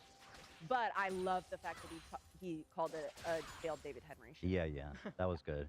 Because it was. Then this is Todd J. Greenwald, the creator of Wizards of Waverly Place. He said on his Substack, I will undo the entire Beyond canon. Beyond is Wizards Beyond Waverly Place. I will undo the entire Beyond canon in one simple chapter by simply ignoring it. It was all Max's dream. Fixed. Moving Wow, on. burned by the Like fucking literally OG. burn. David Henry actually did, in my opinion, make some awful choices to the storyline. Like, he made huge choices. Why'd they give the show to him? I know. I think because Selena signed off on it. I think because she co-produced it with him. Why'd she make it with him? Why didn't she include this guy? Or maybe he's up to more better things. I don't know. I wonder if maybe she just wanted to. I mean, like, obviously, I try to see the best in Selena all the time, so I don't want her to. Are you be sure? that I'm big. not sure she's that good of a person. No, well, not She's about- making really this bad is gonna, decisions. This is gonna be your breaking point. No, but like it's all adding up. She's doing the show with this guy. She's doing the. She did the scam with her mom, right? She did. Well, she was. She was. That was her. I'm not Yeah. saying she scammed. She stole someone's kidney. Let's keep our eyes open. Stop that. cannot say that. Okay, I don't know. I'm She just did take saying. the I kidney don't. and I What? don't We're know. tallying things up, but tomorrow, are you getting ready to defend us? I mean, she did take the kidney and run. She did. Let's move on. But also, But also, I mean, I needed get it. You she need a literally kidney. needed a kidney. She No, could she die. did. No, she did. Literally. No, I didn't say she didn't need it. I'm just, little gratitude. No, and she's shown it. She didn't invite her to her wedding. Yeah, invite her to come the on. wedding. You give a kidney, you get a wedding invite. But part of her was there. That- God. Yeah, exactly. Remember It when we doesn't count talked as about- an invite. Oh, you were there. And yeah. It's like, why didn't I get a minute? Oh, you were there. You were. Oh, you were there. So David Henry made some awful choices, in my opinion. At the end of season 2, Alex Russo seemingly sacrificed herself and was pulled into a dark magic void. What? Every single person thought that Oh. she was dead. I thought Alex Russo had died. And then at the beginning of the next season, it turned out that she was actually alive, thankfully. But it turned out that her beloved boyfriend, her werewolf boyfriend that we all love, he is actually dead. From the show. A kid show? It's a kid show, and it turns out that so Alex had a husband, and she had a kid with a different person. And everyone was like, "Oh, what happened to Mason? I hate Mason's just not here." So then they brought Mason back for one episode in the finale for him to come back and tell her while she was in her void, "Go back to your life. I'm dead." Well, I'm like, he's dead. I so- wish my dead friends could do that for me. Like, why would you make that choice? Wow, okay. Does he have an ego problem? Does he have an ego problem? Let's watch this clip of him Seems talking like about how it. he was actually supposed to be the lead of Wizards of Waverly Place. Oh my goodness gracious. Look at this Wait, little go back. dog bitch. Look at his dumb face. Fuck him. Do you know who that is on the right? Go back. Let me see. Is that... Yes. Who's that? Look at the name. That's Erica Kirk. That's Erica Huh. Kirk. Was she... Why are they in a picture together? So this is old. However, Her it's eyebrows been are wild. resurfaced.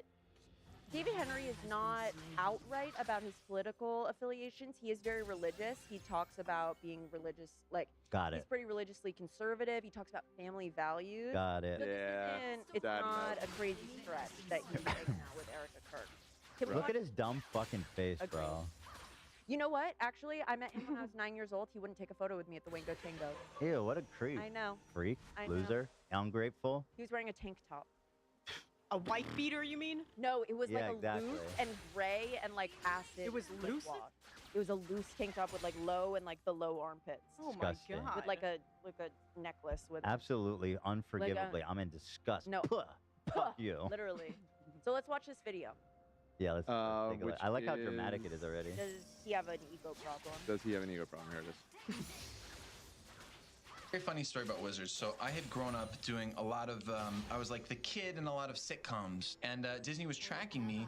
And at a certain age, they said, "Hey, we want to build a show around you, and we want to call it The Amazing O'Malleys. It's a family magic show." I booked the show; it was awesome. And then they were like, "We're gonna get you a sister. We're not sure who. We found this girl, Selena Gomez. We think she's gonna be your sister." girl. So we shoot it, completely different show. I was the lead of this show. They tested it and they go, we want female leads right now. We don't want a male lead. So we're gonna have to, we're gonna Oh, I have to let hate you go." that. And so Wait, go back. Who's this asshole? It's a podcast host. That's Butch Hart, the creator of. Oh, that's the Fairly Godmother guy. Oh, I don't even know who that is. Go back. Why are you sympathizing with them? How did you know that, Nate? I recognize him too now that Nate says it. Really? I don't know why. He followed me on Twitter like forever ago when I was on Twitter. Oh my god. It Friend is of the indeed show? Butch Hartman. Look at that. Not anymore. Nate, don't fall for it. Not anymore. Fall for it, Nate. All right. Stop, Nate. Stop. All right, let's see it then. we're gonna have to let you go. Oh, and so thanks. I was out. Wait, they build a show around you. And then I was And out. then you're out. And then I was fired. I was like, all right, I'm gonna go back to making a lot more money on CBS and go be the wisecracking kid in something again. And then they said, wait, we have a new script called Wizards of Waverly Place, which is a completely different show. And your character's now different. You're now number 2, and you have to do it. What's the half? I was under contract, for the other show, and it apparently transferred over to this new show. Very So funny he didn't Shut up, want- whiner. He didn't even want to do it. Whiny He dumb wasn't- bitch. Shut up. Your whole life is this character. Look at you. Exactly. We've come back full Stop. circle. Why are you literally? Stop. So that's how I feel. I feel that David Henry should be a little bit more grateful Oh, and yeah. maybe a little bit more inclusion. But why did Selena is the power mover? She's She is the power mover. This show exists with him at the head because of her. I agree with you, Like- and I think she needs to lay down the law. But she supports him. Clearly. hold on.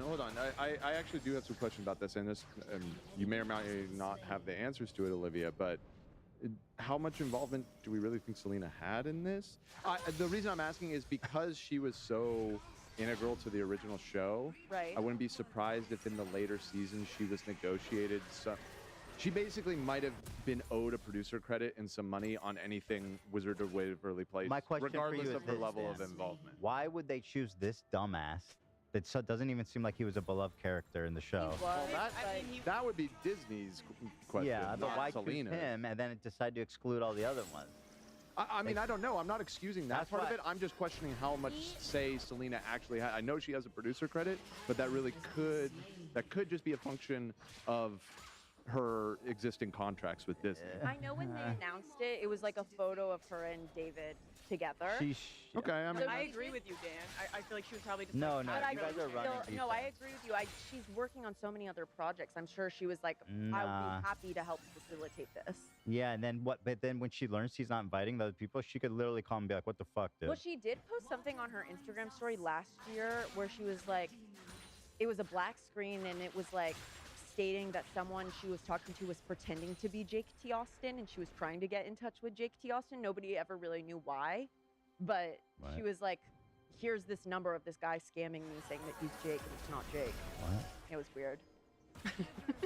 What?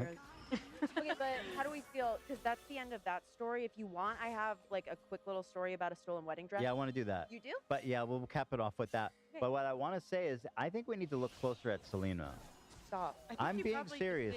You guys are caught in a fandom. What do you mean? And you're not looking closer at the center of these stories. There's a swirling.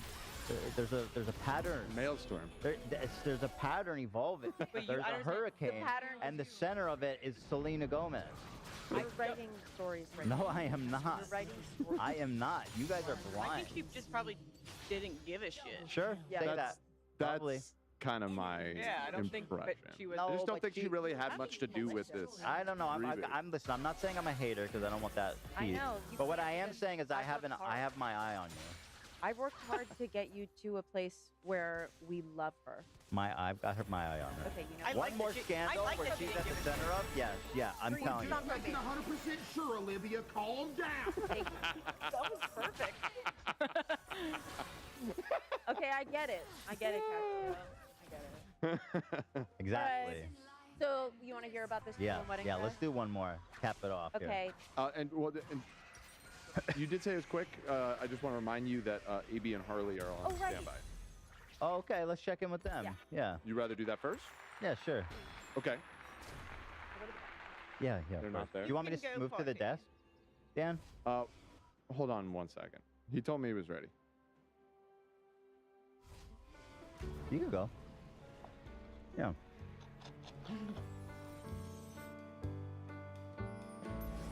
Let me take a look. 'Cause we should be getting their feed.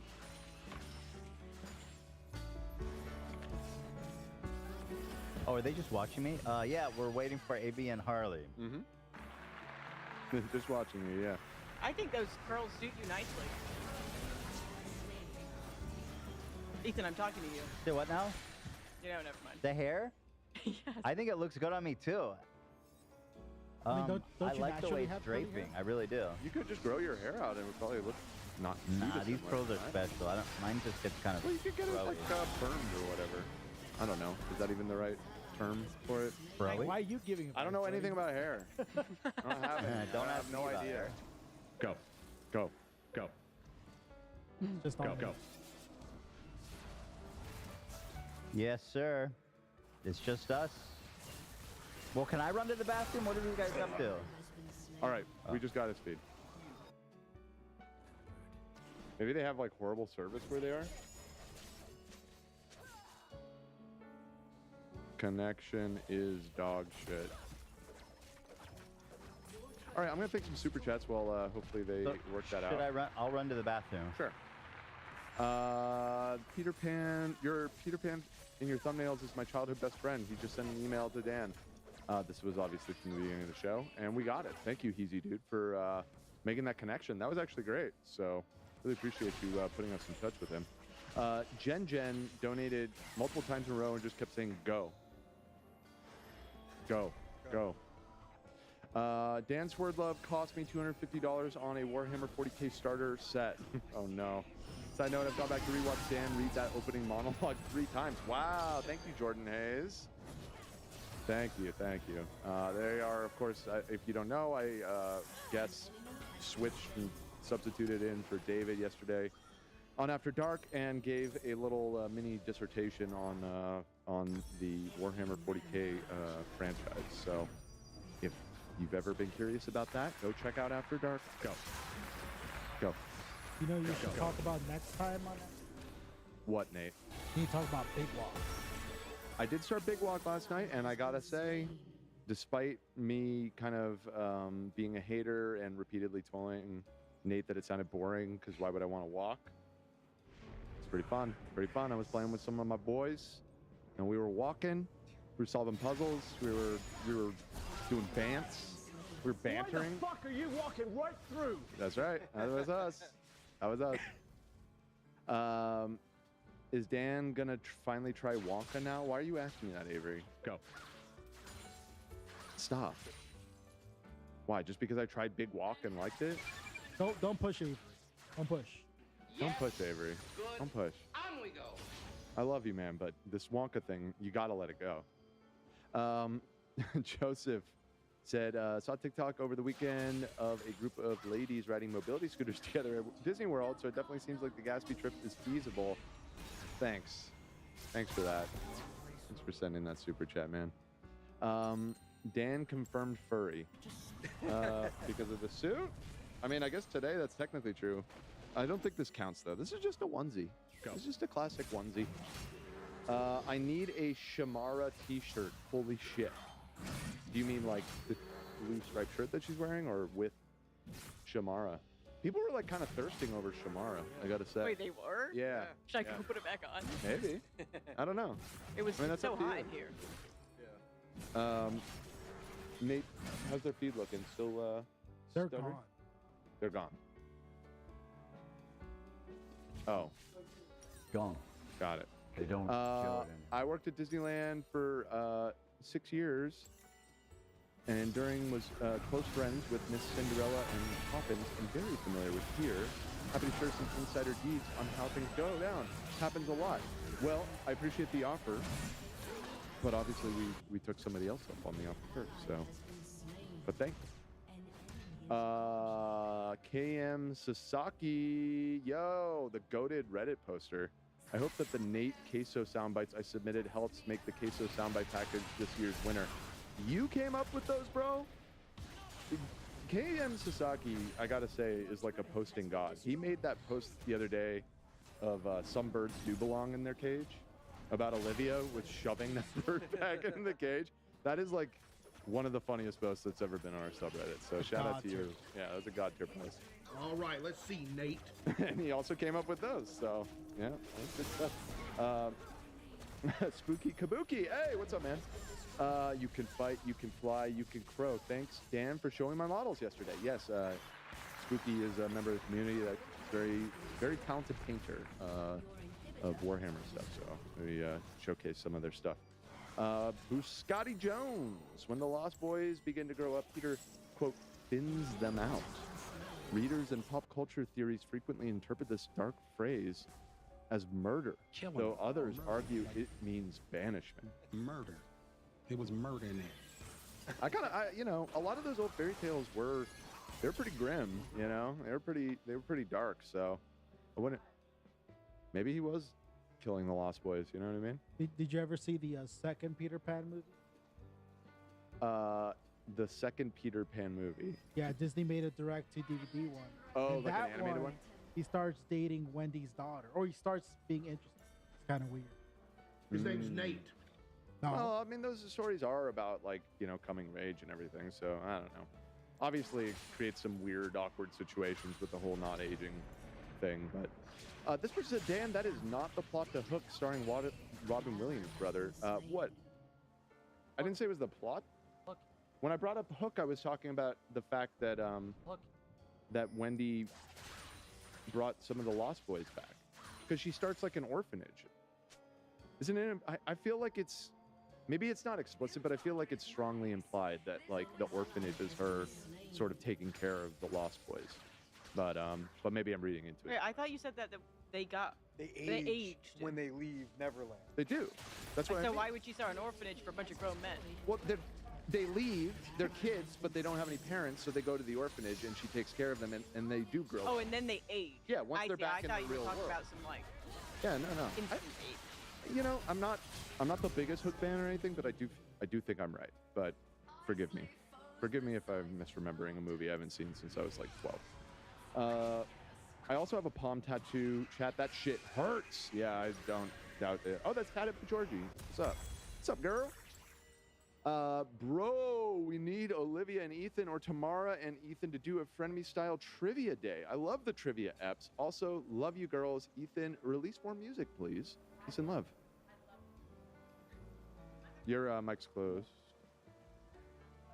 Oh, thank you so much. I love trivia. Me too. Right, Write that down. Write that down. She loves trivia. We know that about you. You're a Jeopardy girl, right? Yes, I am. Anytime I have dinner with my parents, we watch Jeopardy. That's based. Yeah. It's based as hell. Ken Jennings is growing on me. He was evil at first. Evil? For me, I was just like, why are you so condescending? Like, anytime anyone got something wrong, it always felt like he was, like, stupid. But did Alex not do that too? No, Alex was a lot more, he was like You know an what? everyman. Alex chilled out a lot in his later years. Oh, I You're a only little knew bit him. younger than me. I remember when I was a kid, I would watch Jeopardy, and I was oftentimes found Alex to be extremely rude. Really? And like shady. Oh. Like about how stupid the contestants were. Sometimes he would be shady. I remember during introductions, Right, there was one right. that I love where she's like, well, this is what I do, and this, and this. And he goes, so in other words, you're a loser. That's like one of the best things He would I've say ever heard. shit like that. No, he was awesome. Yeah, he was sassy. Did the boys tune in? They tried to move to a better area to get a better No connection. internet at the jug. Well, they are. I mean, they're in like Appalachia, which Yeah. people got mad that we were saying Appalachia the other day. The people from there say Appalachia. So Well, we actually talked for a good long time there, Olivia, and thank you so much for putting that together. So thank I had you. so much fun. So much fun. Such a good time. So we'll talk to the boys maybe on Friday. Okay. And if they can't, yeah. Yeah, and let's take a look at this, and then if not, we can end on this one here. Oh, you want to go back to the Goth talk? Yeah, she had one more thing to Oh, you share. do? Took off your costume. She took off her costume. Look, everybody relax. You want to do this on Friday? I mean, I'll do whatever you want to do. We might I'm as well for just whatever. do it. Yeah, that's what I was thinking. It's very quick. It's honestly, Yeah, it's let's- like, it's just a girl being unresponsive and she lost her wedding dress. Let's so go, I'm let's do it. devastated. Let's go. Let's Do you want to go up there? Yeah. Okay. Back to the. Oh no, you can do it from here. Okay. It'd be easier. Okay. Fuck it. Fine. They've already they Go. They know. Go. They get You it. can Just go. Oh, Wait, me? wait, Go. I'm opening. I'm just making you panic. Go. Go. Go. People saying no, they aren't. Is that not where it is? I heard they're in the Ozarks. Oh, I don't know where that is. it's Ozark's in Missouri, right? yeah. I guess And I'll that grab for some ya. reason I thought they were. Never mind. Didn't AB say that at some point? Okay, maybe I just got confused. My bad. All right, are we ready to talk Yes. pickle dress? or Okay. whatever? So, this is Sarah Lee. Sarah, thank you very much, rented her wedding reception dress, which is pictured on the left, to a girl on this app called Pickle, which is a luxury clothing rental app that allows the direct owners of clothing pieces to rent their items out to the direct loaner. And her dress, her wedding dress, has been stolen. Oh my Okay? goodness. Sarah rented her dress to a woman named Daniela, who picked it up in person on June 23rd, 2026. Okay? Just before or after she's used it in her wedding? She picked it up in person for her wedding. The owner, I'm saying. The owner bought this dress for herself? to For use? herself, for her wedding. She wore it to her own wedding So she- reception. So, Okay, but her wedding is past. Yes, it's Okay. long since passed. So, Okay. but it's a sentimental. Sure, of course, it's piece, valuable. Yeah. Pickles. Come on now. Yeah. Pickles. So let's go to the next slide. I'm gonna just go through and read you their communications because this is what went viral. She texted, "Hey Daniela, checking in on the outfit," and Daniela says, "Hi Sarah, I wore it to my rehearsal dinner and everyone loved it. Going to dry clean it. Can you give me a few days to get it back to you? I need to drop it off tomorrow. I needed an extra recovery day today. Ha ha." And then she said, "I'm so glad to hear that. Need to see pics? Yes, that sounds good. Thanks for the update." And then Daniela says, "Yes, we'll send. And thank you for understanding. Haha. I had too high of expectations for myself post-wedding." And then we said, "Haha, totally get it." Would you get that text and be like, "Uh-oh, I think maybe something happened to my dress"? No. No, I would just be like, "Oh, she's recovering. Yeah. Thank God." Fine. So then we don't hear from her. We check in again. Next screenshot, please. "Hi, Daniela. I'm checking in on the return." And then she said, "Hi," in all caps. "I'm so sorry. I meant to text you. Me and my fiance got sick, LMAO. I should have known I was going downhill when I messaged you." I would be sus now. Yep, now I would. And then she says, "Can I mail you it back to you from Jersey after we pick up from dry cleaner? My sister offered to help pick it up and send to you because we need a few more days of rest." How long have we waited? So we're toward July 9th. She picked it up in person June 23rd. That's a long time. Pickle does have late fees, so it's charging late fees every day, Uh-oh. which is good. Pickles. Zach, where is it? Dude, I've been playing it. Oh, you have been? That shit just passes through my mind like a breeze. No pickles. Okay, sorry. Apologies. Shouldn't have questioned The super anxious, all caps, "Hi!" That tells me that something bad happened. it. Yeah. This whole thing is very It sucks. bad. Yeah. So next up. Pickles. Then we say, "Hey Daniela, while I totally appreciate you got sick after your wedding, it's extremely unnerving for you to have such an important item of mine and not respond. I've been really generous with the situation. Please provide an update ASAP." So does she have a deposit or something? Some collateral? No. That's the There are problem. late fees that Pickle gives, and then they can later, which they do, the item has now been marked stolen. Did she pay her anything? Well, there was a rental fee. Okay, so she paid up front. She paid a rental fee, yes, and then now because she's keeping the item, she's getting paid daily for late fees. But no, in terms of like close to the amount of money that dress actually is worth, no, I don't think that she got it. Okay. Then Daniela answers finally.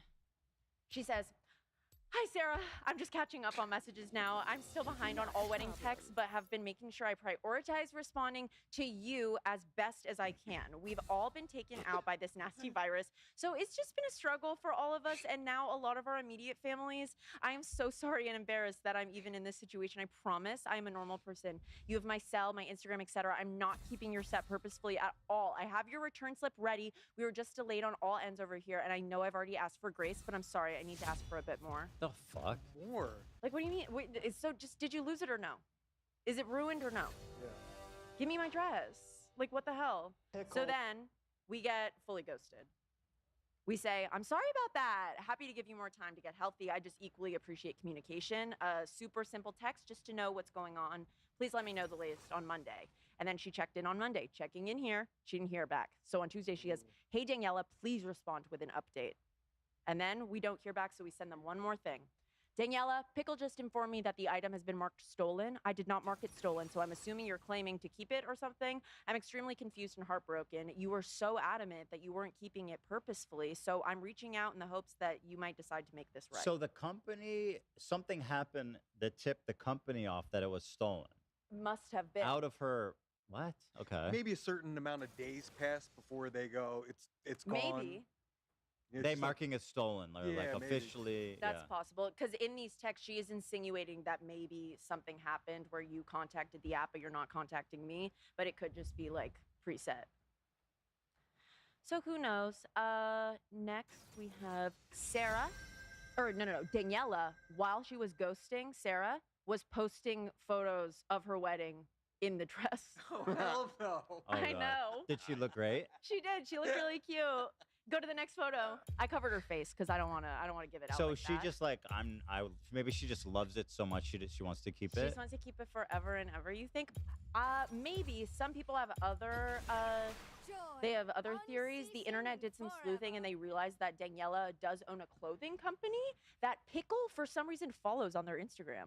So she think maybe she sold it? No, well, no, because it's a clothing company. Her sister, people found out, does do vintage pop-ups where she resells vintage. So maybe people, if they've been taking this like the worst possible faith, they're like, she's reselling it at her pop-ups.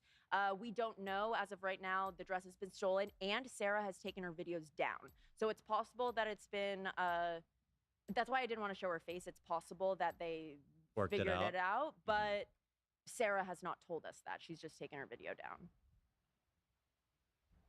Pickle. I said no pickle. I said no, Pickle. No pickle. Can I keep this dress? No, Pickle. No Pickle. No. No. No. Pickle. Does Pickle follow a lot of people on Instagram? Let's see. Because that's kind of... It is weird. Really the name of her brand is New York is My Boyfriend, and Pickle literally follows it. How many followers does it have? Let's see. Stand So by. Shop on Pickle follows 3,582 people. So it's not crazy that they follow a brand that probably followed them too. That's interesting. But it is interesting. And how many do they follow? Or is that what you just told Yeah, me? 3,500. And they have That's a lot. 60,000 followers. It's enough that it's That's a not super fuckload. suspicious. Yeah, that's a fuckload. Wait, but the account, the Boyfriend New York, whatever it was called, how many did they have? They have 3,175. So they're not They're super following. popular. Super popular. That's weird. No, they follow. How many do they Let's follow? see. Do they follow Pickle, you mean? Let's see. Yeah, the They small. don't follow Pickle. They don't follow Pickle? No. That's weird. I'm curious about this. Curious. Is it possible she followed it after the fact because she's trying to stalk him, like track him down, not stalk him? It's possible that Pickle was trying to get in touch with her, so followed. That is definitely a Yeah, possibility. okay. Yeah, maybe. Or it could be a follow-unfollow situation. So do we have any updates? No, Or this is where it what we ends? know now, is that she Oh, took God, down so the we video. don't know? We No. no resolution to the dress? No, there's no resolution right now. That's why Goss Talk is possibly weekly, because maybe we'll have an update. So if this lady is a real person who has a real down payment and and her information on file where they can send it to collections or something, that's good. I'm afraid that she got scammed or something. And Right. Well, Pickle has reimbursed her for the dress, thankfully, and they marked it Oh. as stolen. So Oh, they she have paid done. for it. Pickle paid her back. What are we talking about? No, we're just talking about our girl lost her dress. So we're and saying Daniela is she stole it. A crook. Well, if you wanted people, she should have raised the price on it. On the rental fee? Because I feel like if you're like, I want this dress, I'm just going to keep it and pay you for it. She should have raised the price for the stealing. For the stealing. Yeah. Right? What? What do you mean? How much did they charge her for stealing it? Like, who This- decided that? Oh, like late fees? Pickle decides. Not late fees, stolen fees. The amount. Yeah, you said you got paid, like, how much the actual value of the dress. Oh, I don't know that yet. Because whoever determined the value, if it was her, which it probably was, 'cause Probably. she should have raised it. Oh, okay. Well, I bet that they could just look up the retail price of the items, especially if it's luxury brand. So she got the full retail back, then that's good. Yes. She was fully reimbursed. Pickle isn't necessarily doing anything wrong here. She got Pickle's the- maybe following a weird brand, but Pickle did their due diligence. They paid her back. Well, if she got the retail amount plus all the late fees, she actually got more than the dress cost. She made on it, but she did lose a very sentimental piece. Yeah, and she also Yeah, lost, well, she was lost all the renting it out. future profit of renting it out to other people. Yeah, but if you have this sentimental piece and it's so important to you, I mean, that's why people don't rent it out, because you run the risk of That's weird true. stuff happening. That's true. That's true. That's- Sarah, you listening? At least she got the money back, Yes, I am happy that she got the money back. you know? It's true. Yeah. It's true. So that's okay. All right. Well, there you go. Maybe don't rent your wedding dresses on Pickle. Just don't do it. And then also, if you've stolen a dress, don't post in it. Yeah. I mean, or she okay. Yeah. Go. Anyway, that's what it is. It is what it Thank you. I'm very excited. I'm glad that she got paid back. So it seems like nobody's really getting screwed too hard here. Am I wrong? No, you're right. I am right. You're right. You're so right. As always. Yes, As always. Captain. So right about that. Well, what a fun time we had here. What a great, wonderful time. Yeah, and so they moved to a different location. They tried to connect. Still having connection issues. Doesn't seem like it's gonna. I told him happen. just pre-record something for us on Friday, and we'll There you go. say hi if you can't get any internet. All right, let me think some more super chats, and then we'll wrap it up here. eh? Fantastic. We'll send it all over to After Dark with Hila. They got a really fun one, actually, or interesting one. But no fun. Definitely interesting, though. Okay. Don't do that. Stop doing that. Yeah, let's see here. I tried on Monday, but can I get a birthday shout out? I'm sadly 34, and now I'm old gray dotard coffin digger. Help me out before I become dust. That's from Dr. Bluntman 420. They're coffin digger? Matter that much. It's not that most important. They're just saying they're old now because they're 34. I'm 41. Yeah.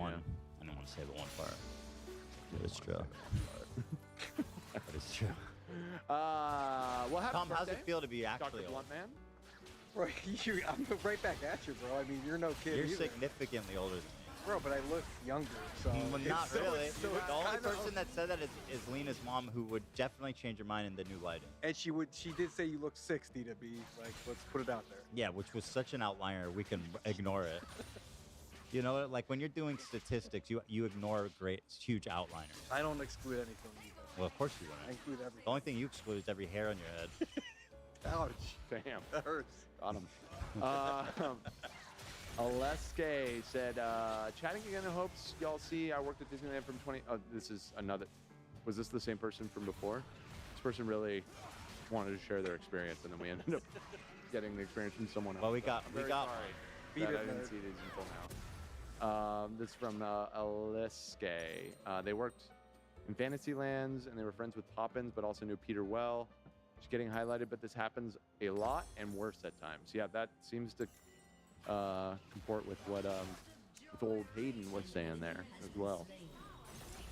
Justice for Tony. She did nothing wrong. real. This has the vibes of the "Who's the Best Girlfriend Ever" cringe video, if you get me. Somebody sent that earlier. Was that you, Nate?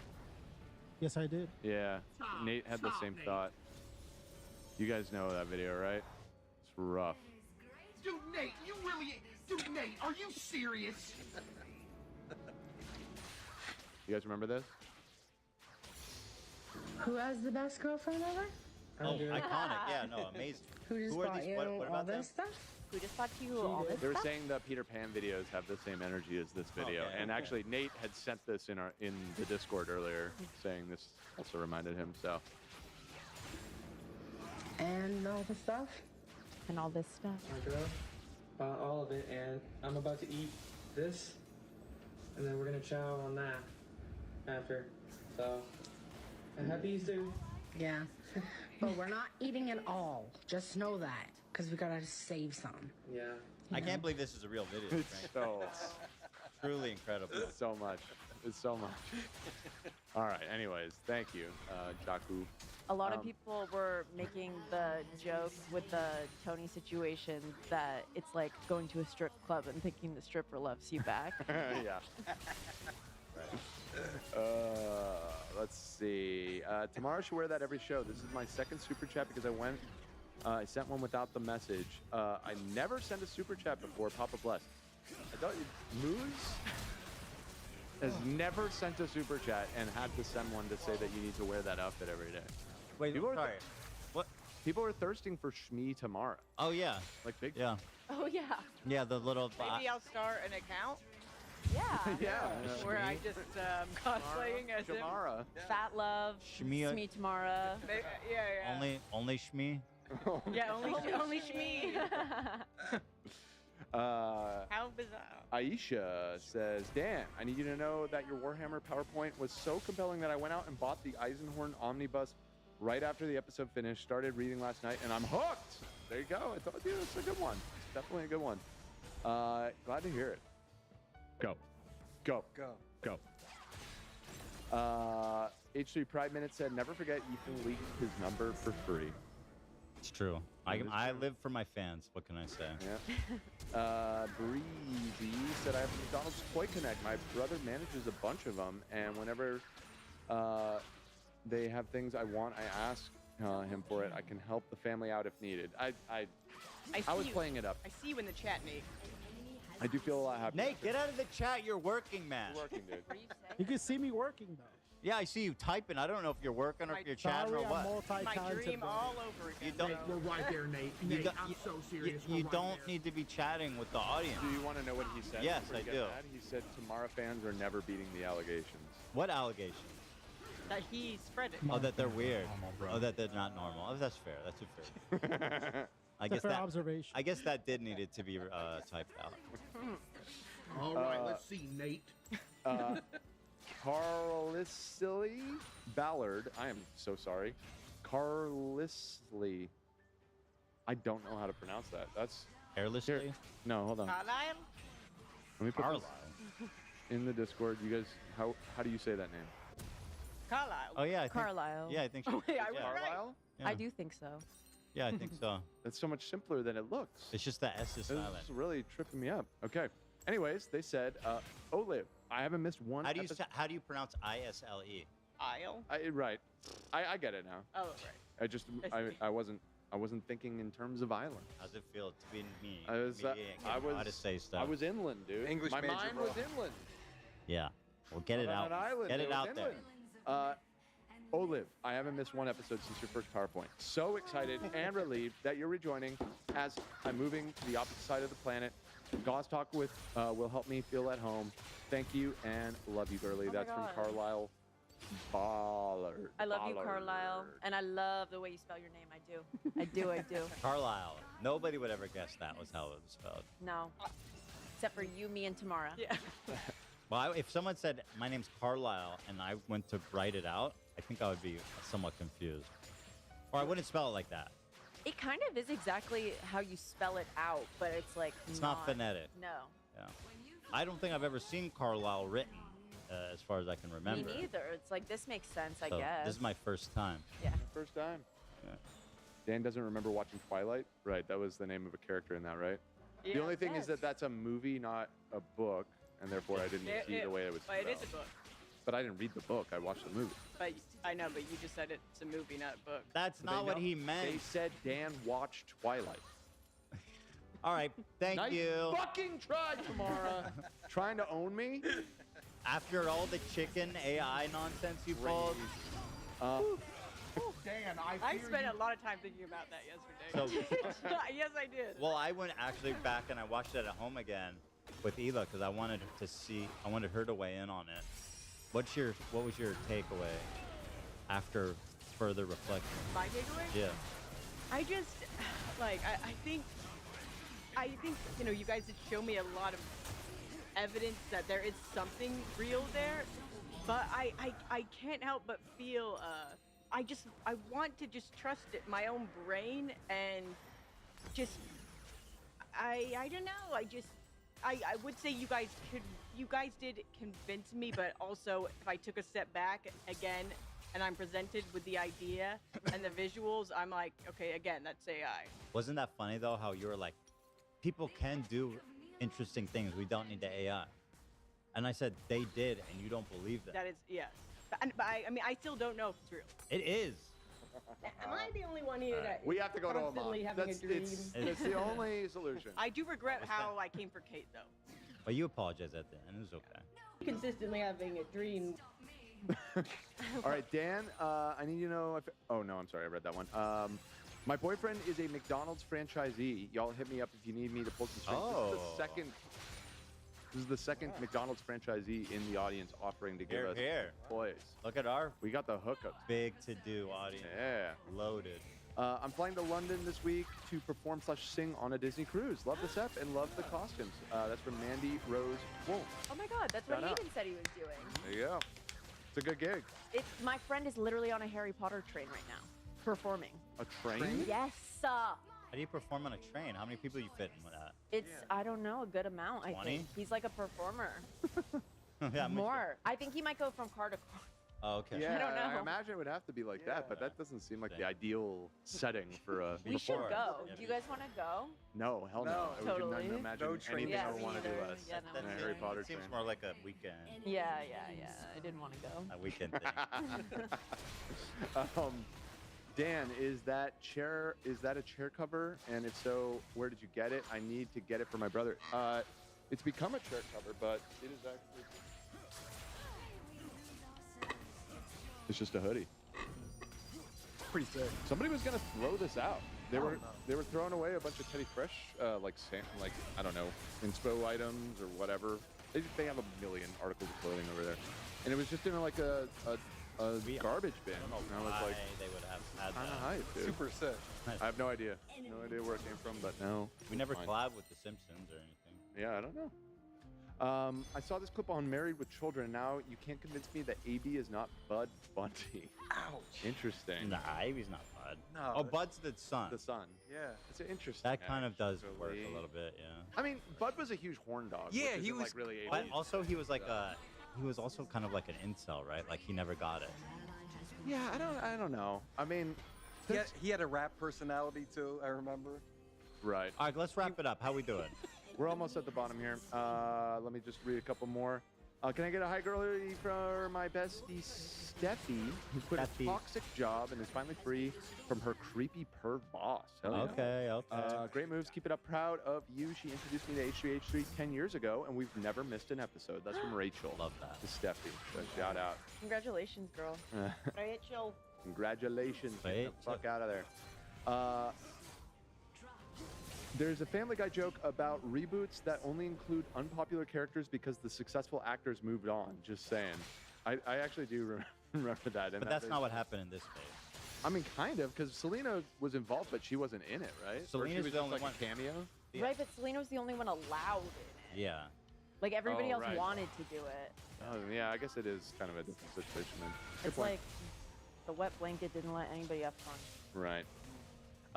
Just want to say that I'm loving the vibes lately. I'm so happy Olivia's back. So excited for the new show. P.S. I think it would be hilarious if Harley could interview the lady who got publicly shamed on the Ellen show. Oh, we were talking about that yesterday. Yep. I think we actually talked about it on the main podcast years ago. Do you remember this, Ethan, the incident with Ellen where she like set up a Yeah, lady loved to that one. That take was too great. much merch or whatever? Loved it. That's an interesting idea, interviewing Just her years named later. and shamed her ass for stealing a shirt. Right. Well, thank you, Estefani. Ethan is onto something. Nicki Minaj famously said, "Gotta keep an eye out for a Selena." Yeah. Right. Nicki Minaj has said a lot of other things too. Have you seen those? So mine is, I don't know what Nicki Minaj up to. I'm using empirical evidence and I'm keeping my eyes on her. Right, She's right. MAGA I'm just saying. now. Nicki Yeah, Minaj. that's what I was. Yeah. Yeah. Big time. Yeah, we don't fuck with Nicki. Also, Sadly. her brother got the COVID vaccine and his balls exploded. Cousin. Cousin. That was the funniest shit I ever. loved it. Where did he take the shot? I don't know. On his balls? Yeah, it must Like, have been, right? Yeah. Just take a shot to the sack? I guess that'd probably not work out great. Yeah. I don't know. Met Ethan and Nilah after Oliver's celebration of life, and I've been wanting to say thank you. I flew in from Albuquerque, and I'm so grateful to have attended and meet you guys.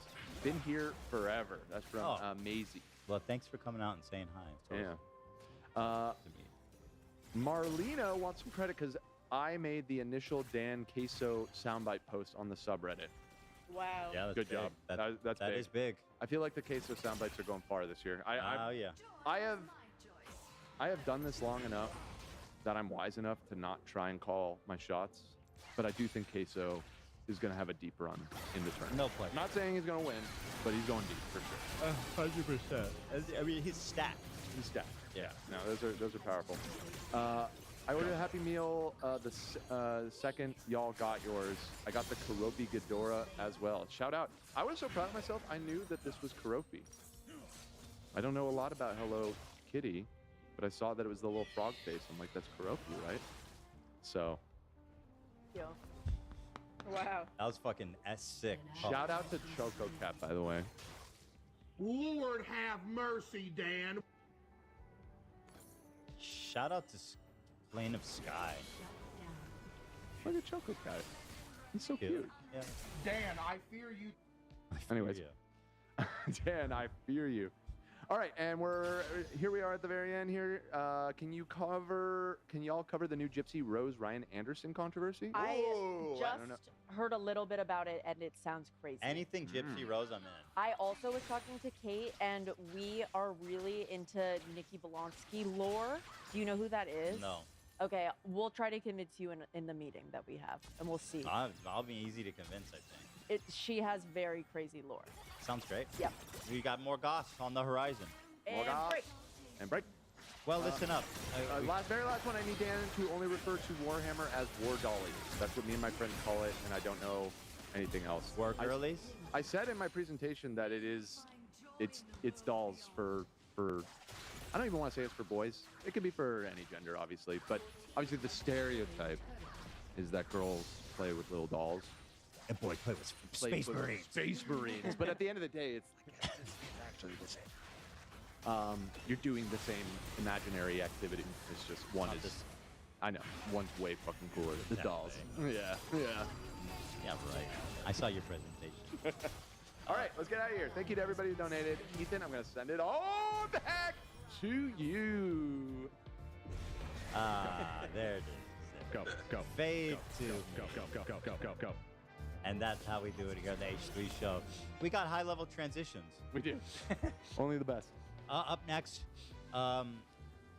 Harley's with the Jugs, obviously. So we have a special co-host tomorrow, which is going to be Hilla and Kate.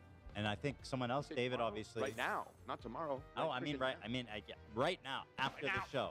And they'll be talking about some interesting topics. So you're going to want to not miss that. So just stay tuned, keep your browser open, and it's going to pop right up there for you.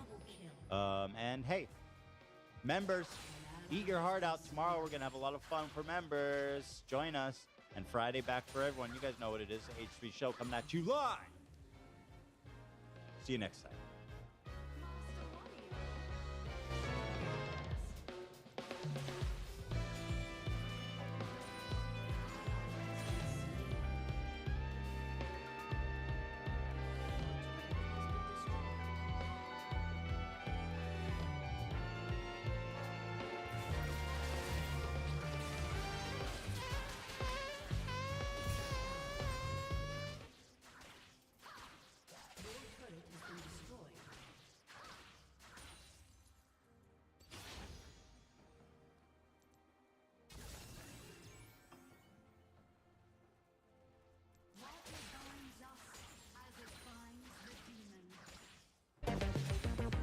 What up? Good morning.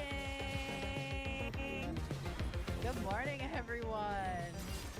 It is H3, very much before dark. Ed. H3 first thing in H3 brunch. H3 first thing. Brunch. I love that. Hi, everybody. Yeah, Dan. Picking it down. Oh, we got a little fade out. Oh, hello, everyone. Welcome. Huge day today, guys. Huge day. We have the one and only Dan Swerdlove with us today. Yay, Dan! Wait, let me applaud myself. Yeah, please do. Chat, this is that guy I was telling you about. Remember I kept telling you about, I was like, this guy, Dan, I'm going to bring him on. You're going to love him. Yeah, This is the guy I was telling you about. He is the shit. Thanks, dog. We want to use our time with Dan appropriately, and so we have asked him to teach me about Warhammer because I don't know anything about it. Harley, I know you do. No. You don't? I thought you did. I know. I feel like I know 5%, which is a lot. Okay. Yeah, there's a lot. Like I don't know what. I don't know. I don't know about the Blood God. I know about the Emperor or like what's happened. You don't know about the Blood God? I don't. My experience of this No is spoilers. through Thought you were games. cool, man. No, games. You know, my biggest thing was Eisenhorn. That's a book, by the way, Kate. That's very beloved in the universe. It is. When I was trying to rope Dan in, I was like, Eisenhorn, let's talk Eisenhorn. Eisenhorn. And then he sat down. And for those that don't know, no one saw that footage. Oh right. We weren't live. This is the makeup for the 30-minute Lost episode, which I really do think we should share, but we'll get to that. David is not here, obviously. He is still celebrating getting married, and he will be back tomorrow, just in time for Harley to leave. When are we going to have our whole family back together again? It's very sad. Right? I'm going Harley, to the gathering of the Juggalos. He's going to a new family, the family of the Juggalos. Yeah. The dark Now, and you know what? Carnival of Now that it's Souls. been cleared as an adventure to happen, and like AB is already at the airport and stuff, Mm-hmm. I don't want to do this shit, man. Stop! That's me making plans. I make plans. I'm so excited, and they happen, and I'm like, please You're cancel. like, why did I make plans? I know I don't like plans. I hate going out. I hate doing things. What the fuck is And then this? you're all like, I would watch anything right now. I would watch all those shows I said I would watch. And I don't ever end up. I'll do it. I'll watch Better Call Saul with the bear. I'll watch it. I swear. Just don't make me leave. Just please cancel. Yeah, so you're going to see the Juggalos. You're going to And be it's gone raining. the rest of the week. It's supposed to be raining 2 of the day. I know it's going to smell crazy there. Vanilla Ice is going to do it. Is he really? Vanilla Ice? Yeah. Vanilla! Yeah. Do you guys Go remember ninja, that? Go ninja, go. Go Ninja. Did you guys remember that clip from? It was like on MTV. He was on some show with like Chris Kattan. It was some like. Why do I feel like it was Chris Kattan and Ben Stiller and Vanilla Ice, and he just freaked out and started breaking everything in the room? You guys ever seen that clip? No, that sounds so. Was that funny? And Chris Kattan is just yelling, "Vanilla! Vanilla, stop!" It's so good. We probably can't play Is it like because is it's it like a lame, but- reference to didn't Chris Kattan have a character that started breaking shit on All SNL? pretty much all of his characters on Yeah. SNL was just him freaking out. No, but he just like lost No his hate shit. to I Chris don't remember Kattan. It what. was funny, but Love him. You There wanna was hear a you want to yeah, hear there the was a craziest big take I have? yeah. Oh God, It's so Do you- crazy. the craziest take. I don't know if I'm ready It for is this. really crazy. I think Chris Kattan is a better SNL cast member than Steve Martin. Oh, we've talked about this, and I agree with you. Oh yeah, that's a okay. Hey Dan, you want to hear our crazy take? that is a take. Why would you say something so controversial but so brave? Yeah, it's so brave. Yeah, no, I absolutely agree with that. But maybe that's because we're from another generation. Like I love Steve Martin, but I don't think he's as funny as the slapstick of the '90s, which is Yeah, you know, Cheaper what by the raised Dozen me. is great. Good movie, but he's like the straight man in it. To some degree. Dan, Boo, I don't know if you know, straight we'll have man. to catch you up. But, around here, we're not a fan of weed around here. Of weed? Stupid. I wanted to talk to people about Tuesdays. We were trying true crime. We are now going to expand our focus because true crime is a little difficult with a comedy podcast, right? Like when you get really into the nitty gritty, horrible stuff. And so we are going to go back to what we did before, which is deep Israel, dives. Palestine. Oh yeah, 3 hours Israel Palestine every week. No, we're gonna go back to doing more of like broader deep dives. Some of it might be crime related, some of it won't be, and you know, or we'll just do like a free-form show like we do on the other days of After Dark, just so we're all having a good time. So that is the plan going forward for Tuesdays for now, and also Ethan is cooking up something else. Not for Tuesdays, but something else is cooking. And that's why he is not here today and won't be here on Tuesdays. So stay tuned for that. And that's all I'm going to say. Dan, you know everything she's talking about? No, I don't pay attention in the meetings. I have no idea. That's true. That's true. I missed the last No, one. I do know what she's talking about, and I think people are going to be pleased. That's all I'll say. That's right. That's right. Yeah, you did miss Monday meeting. That's true. I wasn't going to say anything, Mr. Harley, but you brought it up. Okay. I call AB and I say, you call into the meeting, let me listen from your things so they don't know I'm there, and I can hear if anyone's talking shit. Talking shit, yeah. I'm gonna do that next time. I'm gonna talk some shit and see if you remember it. All right, let's get into it. Dan, do you want to start us off with Warhammer? Blood for the geez, Blood you God? wanna do that first? Blood for the Blood God? We can warm up with something else You're if you want. driving. Whatever you want to do. Do you want, so you're comfortable, do you want us to watch TikToks and YouTube videos just randomly until there's like 30 minutes left and then start the main subject? Just so it's like you get, so you're used Just so to I feel at everything? home. Yeah, that'd Just be so you great. feel the- In fact, the if we could actually run out of time before we even get to the main topic, that would actually be, I would feel really at home. Perfect. And then you never come back and we never do it. Yep. And it joins the eel pit. We love that. Right. The classic eel pit. Well, I did want to show Harley this because he's a bodybuilding guy. Have you seen this dude? I got podcast body right now, by the way, so I don't. Do you see this guy? Yeah. You actually should look at him from the back. Why didn't he tan his face? That man's head is sewn onto someone else's body. I know. What? I know. It is really like because it's racist. Oh, is that why? Oh, interesting. Yeah. Interesting. But not to it's do it just to 90% of your body? It's inappropriate to do it that way, I think. Oh. Okay, fair I enough. honestly, I've never, Woking. otherwise I've never known. Otherwise, like also it just, you just have to wash it off and it's all over your face, I guess. So your face is like that for a while. And that's really Oh, dark. right. It Like they is. go like 10 shades darker for this stuff. Oh Just my tummy. God. Mhm. Now, Harley, is this guy all natty or what? What do you think? This is actually, this is this a AI? prime, this is a prime example of what a space marine would look like from Warhammer. but I was gonna 50 feet say the same taller. thing. This is actually a little appetizer for the Warhammer segment because this is actually a space marine. Really? Yes. Yeah. Whoa. Look at these things back here. What's that called?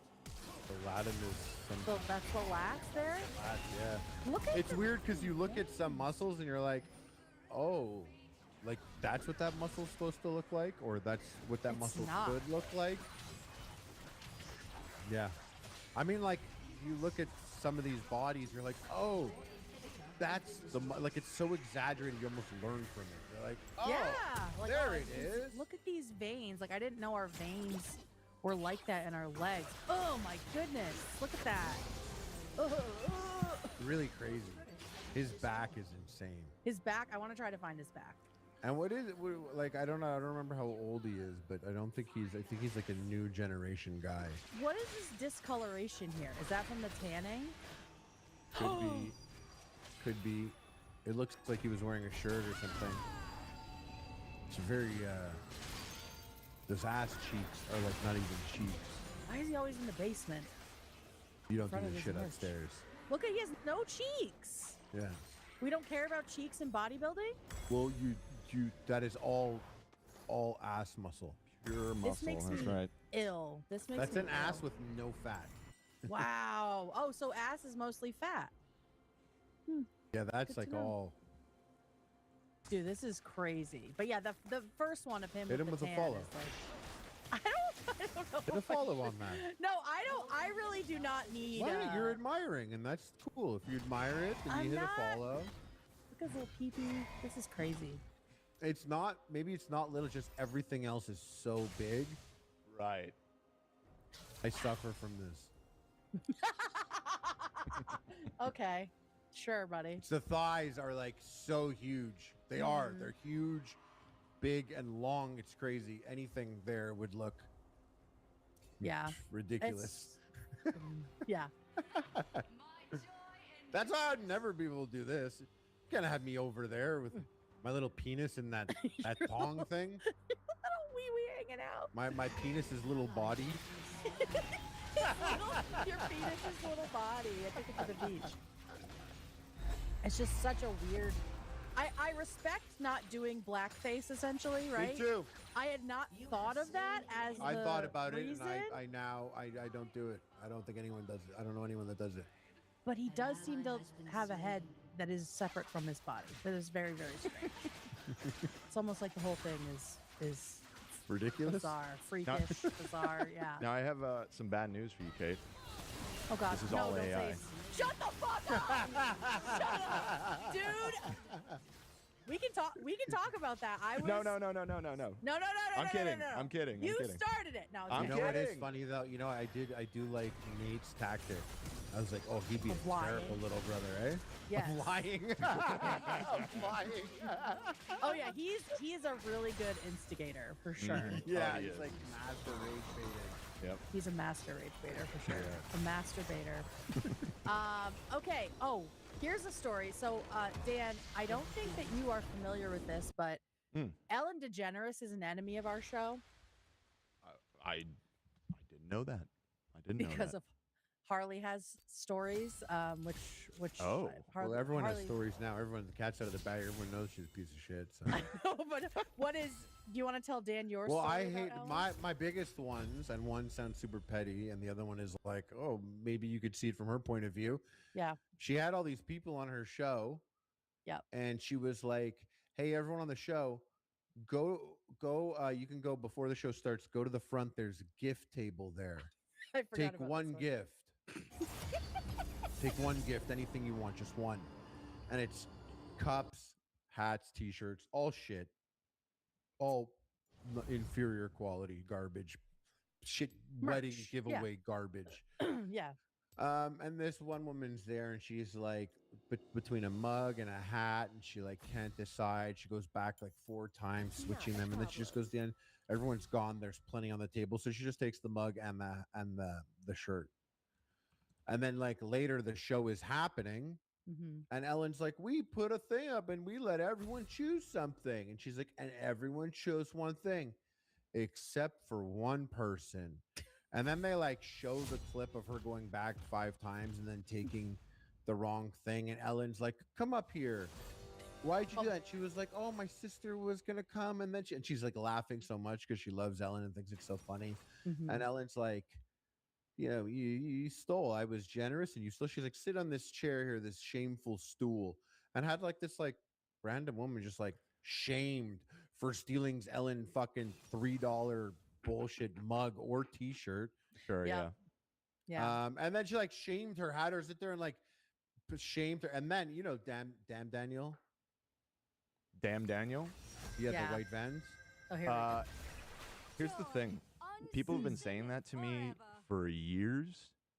Sam, who used to work here, used to say it all the time.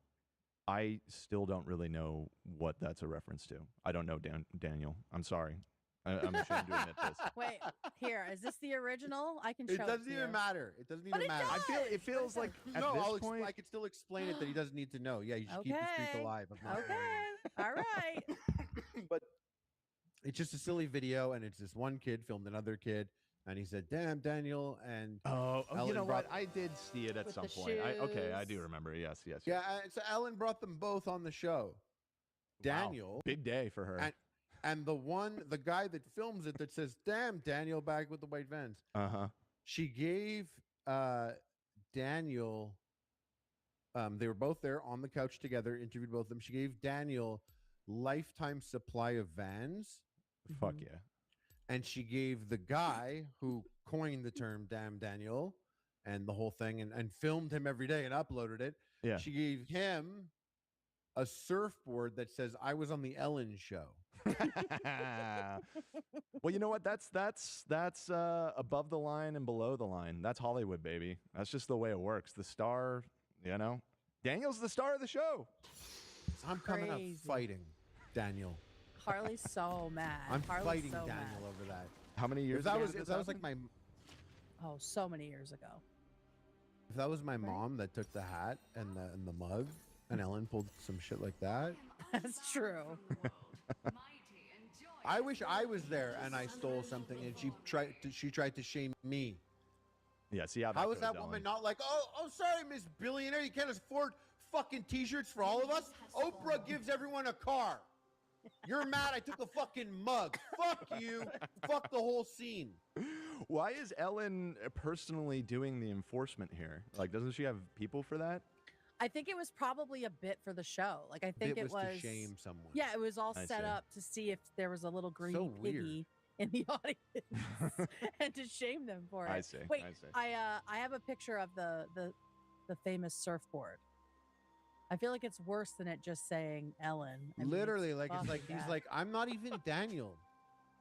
Yeah, he's the guy that said it, and then He's he just doesn't the get anything but a surfboard. cinematographer, you know. He should be lucky. He should be happy he's getting anything at all. I'm on Ellen's side here. He's like Spielberg Daniel's the star. and Morgan Freeman. That's true. Do we Daniel think he's a Freeman is Tom surfer? Cruise. Right. I think he mentions it at one point. Yeah, Okay. and who And shot the last? And who's the cinematographer on the last Mission Impossible movie? You have no idea. No one knows. Why should you? They don't I feel, matter. you know what? And actually, I feel like Tom Cruise had a big say in it. Probably. And Yeah, every probably. Tom Cruise is like, let me see that first. Oh, for sure. Yeah. Scientologist This is just had a crazy. big I thing. can't believe she was like, she gave him the worst surfboard ever. Why are we talking about this monster? Because Ellen DeGeneres is now being accused of cannibalism. Yo. People are saying that she is dying of a disease that comes from cannibalism. So Got that here's this prion? Kuru, it's called. Oh, Kuru, of course. But prion, I feel like that was mentioned too. All right, so here's the stupid video that I saw. Ellen DeGeneres is going blind after being diagnosed with Kuru, the disease linked to cannibalism. Remember when I made that post last year about how they said out of all the people named in the Epstein file, Ellen here was the biggest cannibal. That Ellen was the biggest cannibal in the Epstein files. And I want to say, I followed this girl until she posted this. Oh, I was like, what no, the this was fuck the are you unfollow video. doing? Yeah. Like, cause she's a comedian, and then she posts this totally seriously. out of all those Wait. people eating people, What? So she's not joking? No, she's not, because then people in the comments are like, this isn't true. She's like, whatever, you know she would eat people. It's like, what? Well, that might That's be true. not, Yeah. That's not and the that's same also thing. kind of funny. that's not the same thing, though. in the Epstein files, nobody ate more people than this old young man. Ellen This ate so old young many man. people, she going blind about that shit. This is how you know you're not supposed to eat people, because there's diseases true. linked to eating people. Well, You know that's who true. else used to eat people? The giants, aka Nephilim. I think Oh my God, Oh. Nephilim! Oh, my boys. Big Nick fan. Go. Big Nick fan. Yep. these niggas either in cahoots with them niggas, or these niggas are She's the talking about descendants Ellen of when them she niggas. says I that? know y'all gonna say, yeah, but they wiped all the Yeah. giants off the earth. Yeah, they did, but they did not get rid of their descendants. That's why the giants was unalive So He's right. she's a descendant of the Nephilim, by I the think flood. so. But after the flood, they popped back this old young man. again, and that's why David killed Goliath. Y'all don't want to believe in that, whatever. All I know is she ate so many human beings that the bitch going blind. If you don't want to believe that, whatever, but she definitely is a cannibal and is going blind. She would, though. She totally Admitted would. she So would. let's just keep it up. Let's just keep it up. Well, okay. So I looked it up, and apparently people think that she has Kuru based on literally nothing. She has not said anything about having any kind of like degenerative disease, but I guess this has come up multiple times since the Epstein files. I didn't even know Ellen was in the Epstein files to any degree. I think it was another one of those, like, she was talked about in it, but was not like on the island. And it says Kuru was a rare incurable form of fatal neurodegenerative disorder and fatal neurodegenerative disorder that was formerly common among the Foray people of Papua New Guinea. So it was first described in reports outside of Papua New Guinea in the 50s, and it was spread by cannibalism, a very specific kind that people would eat their own dead, like after a funeral. Family members were traditionally cooked and eaten, which was thought to help free the spirit of the dead. And because the nice. women in, I know, right? I mean, they were doing it out of respect for the cause. dead. Yeah, for a good cause. But women and children usually were the ones who ate the brains. And that is where the infectious prions were most concentrated. Oh, And therefore, it was women and children who were most commonly affected. But the last cases and deaths were in 2005 and 2009. And it's not something that even causes blindness. So, no, she's not. She's not dying of anything. I'm also, and- I've taken the liberty of Googling if Ellen DeGeneres is in the Epstein files, and I am not seeing any evidence. That's what I'm saying. I feel like not only was she not Well, in she'd it, have like Diddy on her show like 15 times. probably. True, That's she might. probably She's in the true. Diddy files for sure, but Yeah. not the Epstein files. Epstein just like did major damage to the stock of my last name. Oh, the Steve. Harvey Weinstein, Harvey Oh. Weinstein, Harley Mornstein, Yeah, Jeffrey that's bad. Epstein. I say people don't come across the Stein name often, and then they get bombarded, and then I'm like, oh, I'm Harley Mornstein. And they're like, what'd you say? It sounds more, Oh. yeah, Harvey Weinstein probably really fucked you. Yeah. Well. Not like that. Mm-hmm. Not like that. So yeah, I just thought that was interesting. This is not something I had heard of. The only connection that I was able to find to the Epstein files was that in like 2014, she was hosting the Oscars and said, "Hi, Jeffrey," like to someone in the crowd. I don't know if it was Epstein, but it was a Jeffrey. And so everyone has like latched onto that. And that she was one of the people eating the jerky that they kept talking about, which they, you know, the loonies decided was code for human flesh. So, when really it was probably just drugs. What other Jeffrey could there possibly be, though? At the It's a really at uncommon the name. Oscars? Yeah, that's true. There are In Hollywood, Jeffrey. I feel Never like if heard you're a of Jeffrey, you got to go by Jeff. If Epstein's there. these days, for sure, for sure. So yeah, guys, don't worry. Ellen's okay. She's gonna be all right. Good, good, good. Right? Thank God. Okay, we have one more little story. It's a little TikTok drama. Do you guys know who Jules LeBron is? We'll do this before we do Warhammer. No. Okay, you will, I think, because she came up with the very demure thing that was Yes. an earworm forever. That was to me so annoying. I did. You hear guys that probably. A lot. I was gonna say you guys probably ate that shit up here, eh? I hated it. I thought It it never was so became like a annoying. show meme, but it was definitely being passed around the office at various points. Yeah, I mean, it was like a vocal stim for 6 months. It was crazy. So here she is. This is the original video from 2024. My makeup for work, very demure, very mindful. I don't come to work with a green cut crease. I don't look like a clown when I go to work. I don't do too much. I'm very mindful while I'm at work. See how I look very presentable? The way I came to the interview is the way I go to the job. A lot of you girls go to the interview looking like Marge Simpson and go to the job looking like Patty and Selma. Not demure. Not I'm very demure. modest. I'm very mindful. You see my shirt? Only a little chichi out, not my chocho. Be mindful of why they hired A you. little chichi, not my chocho. Here's your reality check, diva. What's the name you'd like me to make it out to? You see- Okay, so that's the original video. Everybody went crazy. She blew up. She went video. viral, right? But it turns out going viral, shockingly, does not mean you are set for life. Because now she recently, like last week, she went on TikTok begging for help with her teeth. My teeth are falling out of my head, and I'm. Oh. Listen. I know. I'm very uncomfortable making this video because this is a video I thought I'd never have to make. About maybe like 4 or 5 months ago, I had a deal with a dentist, and he was going to completely take out all my teeth. See, now if we were still and give friends me with Jimmy Lee, a brand new set of teeth. Because Is it dentist? through addiction, my is Yeah. Jimmy Lee a dentist? Yes, yes, he is. That's his thing. A fucked up dentist. teeth are severely destroyed. And the deal ended up falling through. And for the past maybe 2 months, you guys know I've been on my own dental health journey. I've gotten, a few cavities filled. I had a root canal. So I'm just going to show you some of the comments here. People are pissed about this because she's asking for $50,000. Oh. Yeah. And so people That's a lot say, of cash. my grandma gets, what'd you say, Dan? That's a lot of money for dental work. Yeah. Quite a bit. Yeah. Yeah. So this girl says, my grandma gets $1,000 in Social Security a month and only gets $25 in food stamps, and her teeth are falling out, and she's so embarrassed about it. Who's helping her? No one. We're all struggling. I pay for my own braces at 19, making $10 an hour. Genuine question, not trying to be an asshole, but what do these influencers do with all their money? Like, I'm confused.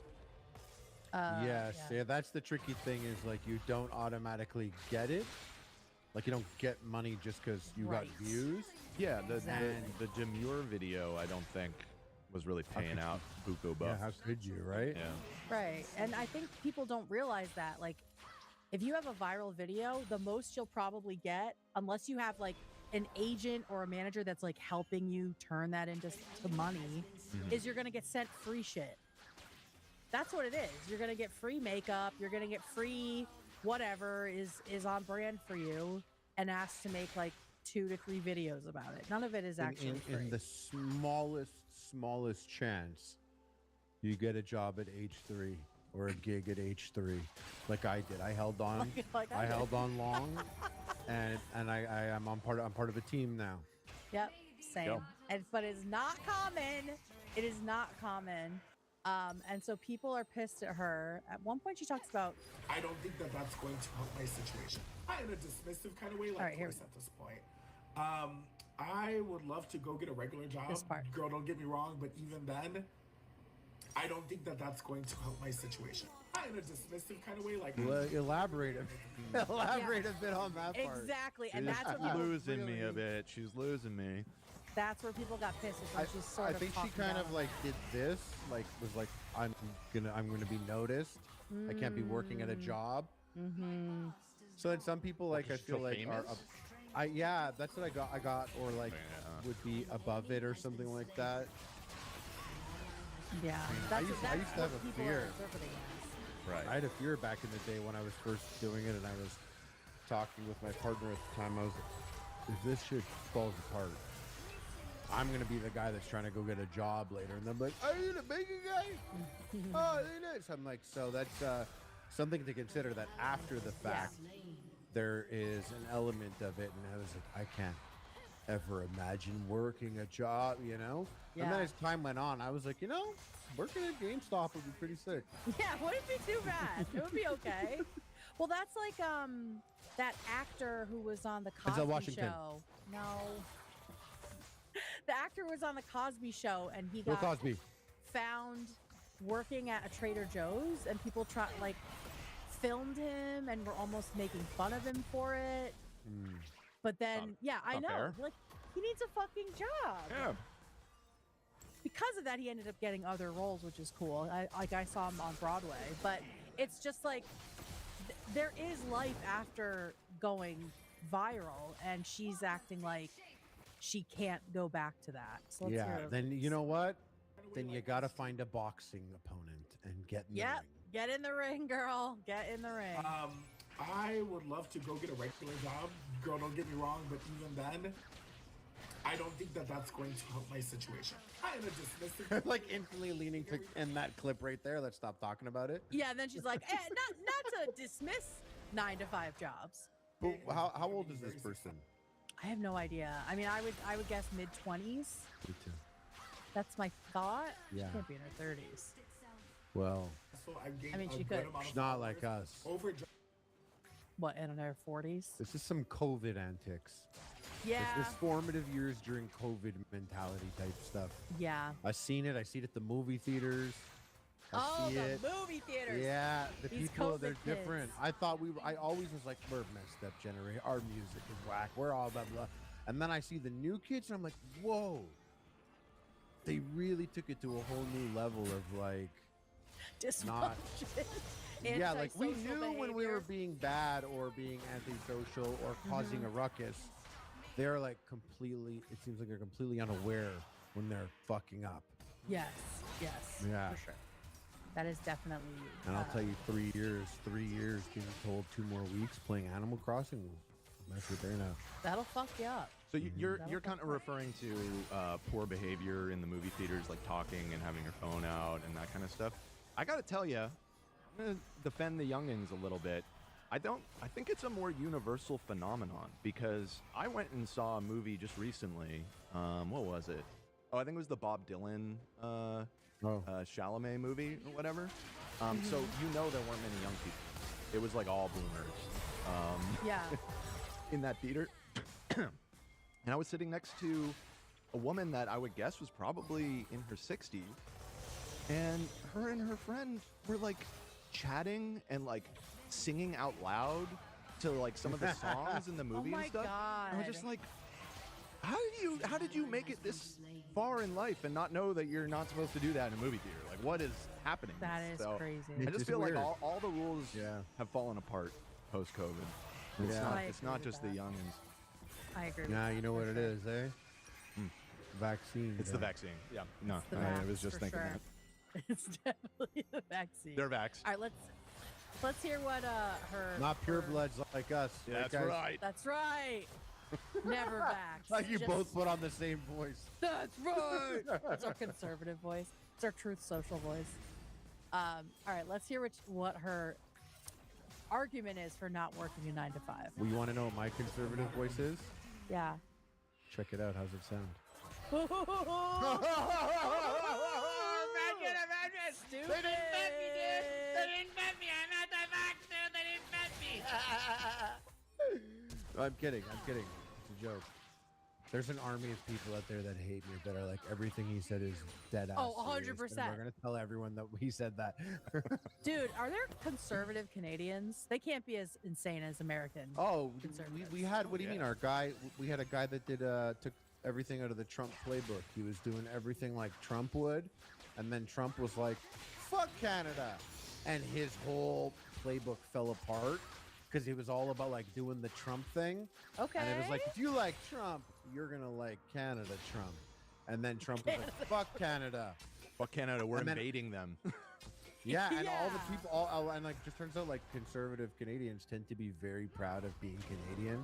Oh, And well, like that took makes sense. major offense to it, so it just splintered like his whole shit up. But yeah, Okay, all right. and our Shout last out, prime shout out. minister, the one that's boning Katy Perry, Yeah, blackface his guy. his no, yeah, not You? bacon blackface. Oh, no, okay. yeah, he his son has music on the radio now. Oh wow. Gee, Yeah. I wonder how that happened. Well, he's worth like 100 mil, the ex prime minister. Holy shit! But he's also dating a superstar, so I'm sure she helped grease the wheels. Okay, let's listen to how she justifies thinking she can't go to a real job. Followers over just a matter of weeks. But I know, by the way, like I'm streaming every day and it's becoming very successful. I've gained a good amount of followers over just a matter of weeks. But I know What that platform that's is you gonna- it's streaming gonna on? be I don't fucking know. Okay. Probably Twitch. Nah, a few yeah, months until yeah. that's stable. And I wanted to fix my teeth on my own, but I can't like go on like this. So Like- she's streaming, but she's not successful enough yet to fix her teeth, and it's more urgent than the money is coming in. I think she's saying. Every day it hurts. It hurts to drink water. It hurts to drink That's water, horrible. girl. Why? Because Like, I have a whole teeth are unused sensitive. Yeah. Yeah, she probably has like all cavities and stuff. Oh, it's Why gonna are there, hurt so bad. Harley, why are there two of you? side of my- the- Oh, it must be glitching. Sometimes it does that. Sometimes he hides, Dan. Sometimes he hides. Okay, that's fine. Just know Just that go with it. everything's. I wasn't even looking, and I knew exactly what was happening. upper side of my teeth, and it hurts. All my teeth are moving, and they hurt all the time. All our teeth are moving. And I'm just tired of being in pain. I do sympathize with this. I know. Teeth I problems know. are the worst. Like I've had teeth problems my whole life. I was born with a bad hand, and Yeah, my sister was too. yeah, and it the pain is just constant, you know, and there's no escaping it really. Yeah. And nothing really helps. So I mean, while obviously she's not winning herself any points by saying I'm above working my normal job, Right. I do understand her desperation. Oh, it's terrible. I was terrified of the dentist for like 20 years of my life. If I opened my mouth and you saw the inside, it's insane. It's like all metal. Whoa, really? It's literally like Jaws from Whoa. all, because I didn't want to get the white cavities, the white fillings, because they're like 5 to 10 years of how long they last. Well, Mhm. the metal is like 20 years. Oh. And the dentist is like, your mouth's gonna be all metal, and I was like, I don't want to see you for a long time, motherfucker. And I have put it two, in. two teeth pulled, all Oh, metal. I was God. terrified of the dentist. That's why, like, I never went to the dentist till I was like 19. I was like It's 19. scary. I was like, you know what? I'm gonna go see that little Jew. See that little Jew fix this right up. Bring the tooth, Jew, to me. Oh God. Yeah, but no, bad Bad teeth. Teeth shit. pain is really fucking crazy. Like, it's just like so sharp, like inside the nerves. It's Yeah, just the such a nerve. crazy. But when The she nerve says her shit's teeth crazy. are moving, I'm just curious what's going on. Like, some people also, they get crazy about their teeth. Like, you can drive yourself crazy about your teeth. You could Yeah. think they're moving and they're not moving. Mm-hmm. You could think a tooth is loose. You could be obsessed with it. You could start, like, you know, poking them Yeah, with it's your like a tongue health and stuff. OCD thing. Yeah. I do a lot of weird shit with my teeth, and it doesn't. Oh. Yeah, it doesn't help.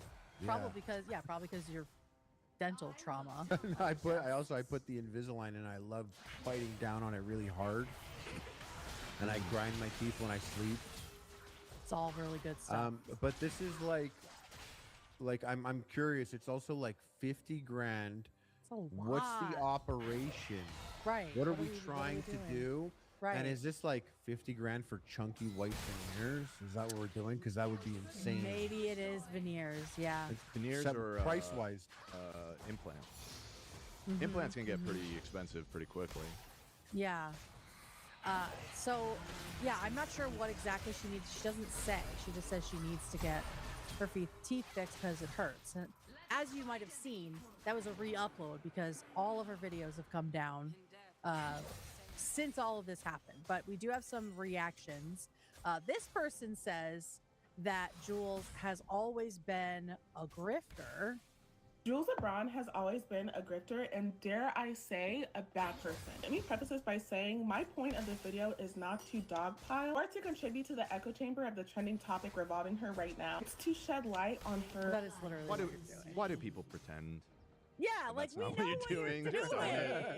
This is clout, girl. Yeah, this is for it's- clout. And that's We know that's- the game. Yeah, I mean it's fine, but just why Yeah. you're lying to my face. Come on. Right. Oh, someone here says the gag is she originally set the goal at 9K and changed it to 45 when it was at 7 or 8. So Wait, it was at 9K and she made 7,000, and she so she's switched like, it to yeah. 45. She must have made the 7 really quickly and was like, oh, let me bump this up. That is not allowed. That is not allowed. That is not allowed. That is not allowed. That is pretty dirty. Very much so. So now 9K is still more than what I thought. When she was doing this, I was like, oh, she needs $3,000. Yeah. I don't. Galia's got a good point. GoFundMe does do a thing where if you're getting to your goal quickly, it like auto raises it. I don't even know if she was doing it on GoFundMe, but that is a It possible was, yeah. explanation. Okay. Oh, so maybe. maybe. I've never seen it do that, but maybe she had You that gotta, turned on, she's or got to who do a knows. video then explaining that. Well, she doesn't. She just gets very, very defensive. So let's watch a little bit more of this, and then we have Jeffree Star reacting to her. As a character, the internet should have never gave her a platform because she has constantly used it for the word. So if you have absolutely no clue on Jules' lore or her background, aside from the whole very demure, very mindful situation, begging on the internet is something she has never been ashamed of and something she is not new to. She has begged her followers to help her for money with paying rent, paying her car, buying a car, buying fast food. Every single time that she is begging on the internet, she is very strategic about it. For one, she's known for her glam, she's known for her beauty. I will give her a prop. She's amazing at makeup. And it's kind of funny when I say this, but whenever she's getting ready to put on her begging hat, she's very strategic about it. She comes on the internet with her hair not done, no makeup on. Without fail, she is always sobbing with no tears. And it's one. Okay, so she apparently this is not the first time. But she's good at makeup. Yeah, it's like That's like an her incredibly good job or skill to have that lends well to being an influencer in Right. the town that you're in. You are like a big deal. You're famous. You get your word out there. You do makeup well. It's not a normal job. You get to have your own business. Yeah, I go don't do understand makeup. why. Sounds lazy. Leaning lazy does. right now. It does. So let's Lazy this vaccine. Is, lazy, yeah. This is definitely lazy because of the vaccine. We have Rich Lux, who captured some of Jeffree Star's live about this. I'm doing it. What a Rich Lux gangster because- for that. right? Yeah. So crazy to think that out. either you or me could have been him. I know. Some other timeline. It's Crazy. true. He's definitely a part of our family. Yeah. He's meeting you at the Juggalo event, though, right? Imagine. He's doing my makeup. Ethan's flying him in to paint our faces. At the Sick. He's ready to go. Yeah, he's already ready. That's the king of the juggalos. That's right. Very demure girl for begging her followers for $50,000 for you to eat. All right, have the receipts right here. First of all, shout out Rich. Always pulls up a tablet to watch videos on. It's so funny. Love to know who you think you are. That your audience is gonna pull up and pay almost 50 grand for your bullshit ass smile. I know you fucking lying. It's embarrassing, to say the least, is what the fuck it is. Ooh. It's embarrassing. And I'll stand for y'all. Okay. Okay. So yeah, Jeffree was Thank pissed you, about it. Jeffree. Thank and you, we realize Jeffree. now Ellen was talking to you. Yep. Yep. About the cannibalism? Yeah, what part of Ellen was that? When she said Jeffree at the award. Oh, right. Deep cut, brother. Okay, so now we realize that Jules has deleted the GoFundMe. So Wait, here's just her but little. One question though. Yeah, go ahead. What Jeffree Star? What about what they said there? Harley, your house is on fire. Yeah, you got a little issue with your computer there, Harl. I'm baking a pie. Oh, baking a pie, of I course. put it by the windowsill. Okay, it's cooling. Ethan's gonna float on over. Yeah, exactly. One of my favorite moments of H3 history is Ethan, the type of guy who. What were you saying now, Harley? What did we say about how do we feel what they said? We never needed to hear from Jeffree Star, right? I know, but he's such a big person in the same. Yeah, we didn't care, but community. man, if everything he said was not the little person devil on my shoulder. I know. It's like exactly. I had two wolves inside of me, and Yeah. one was that.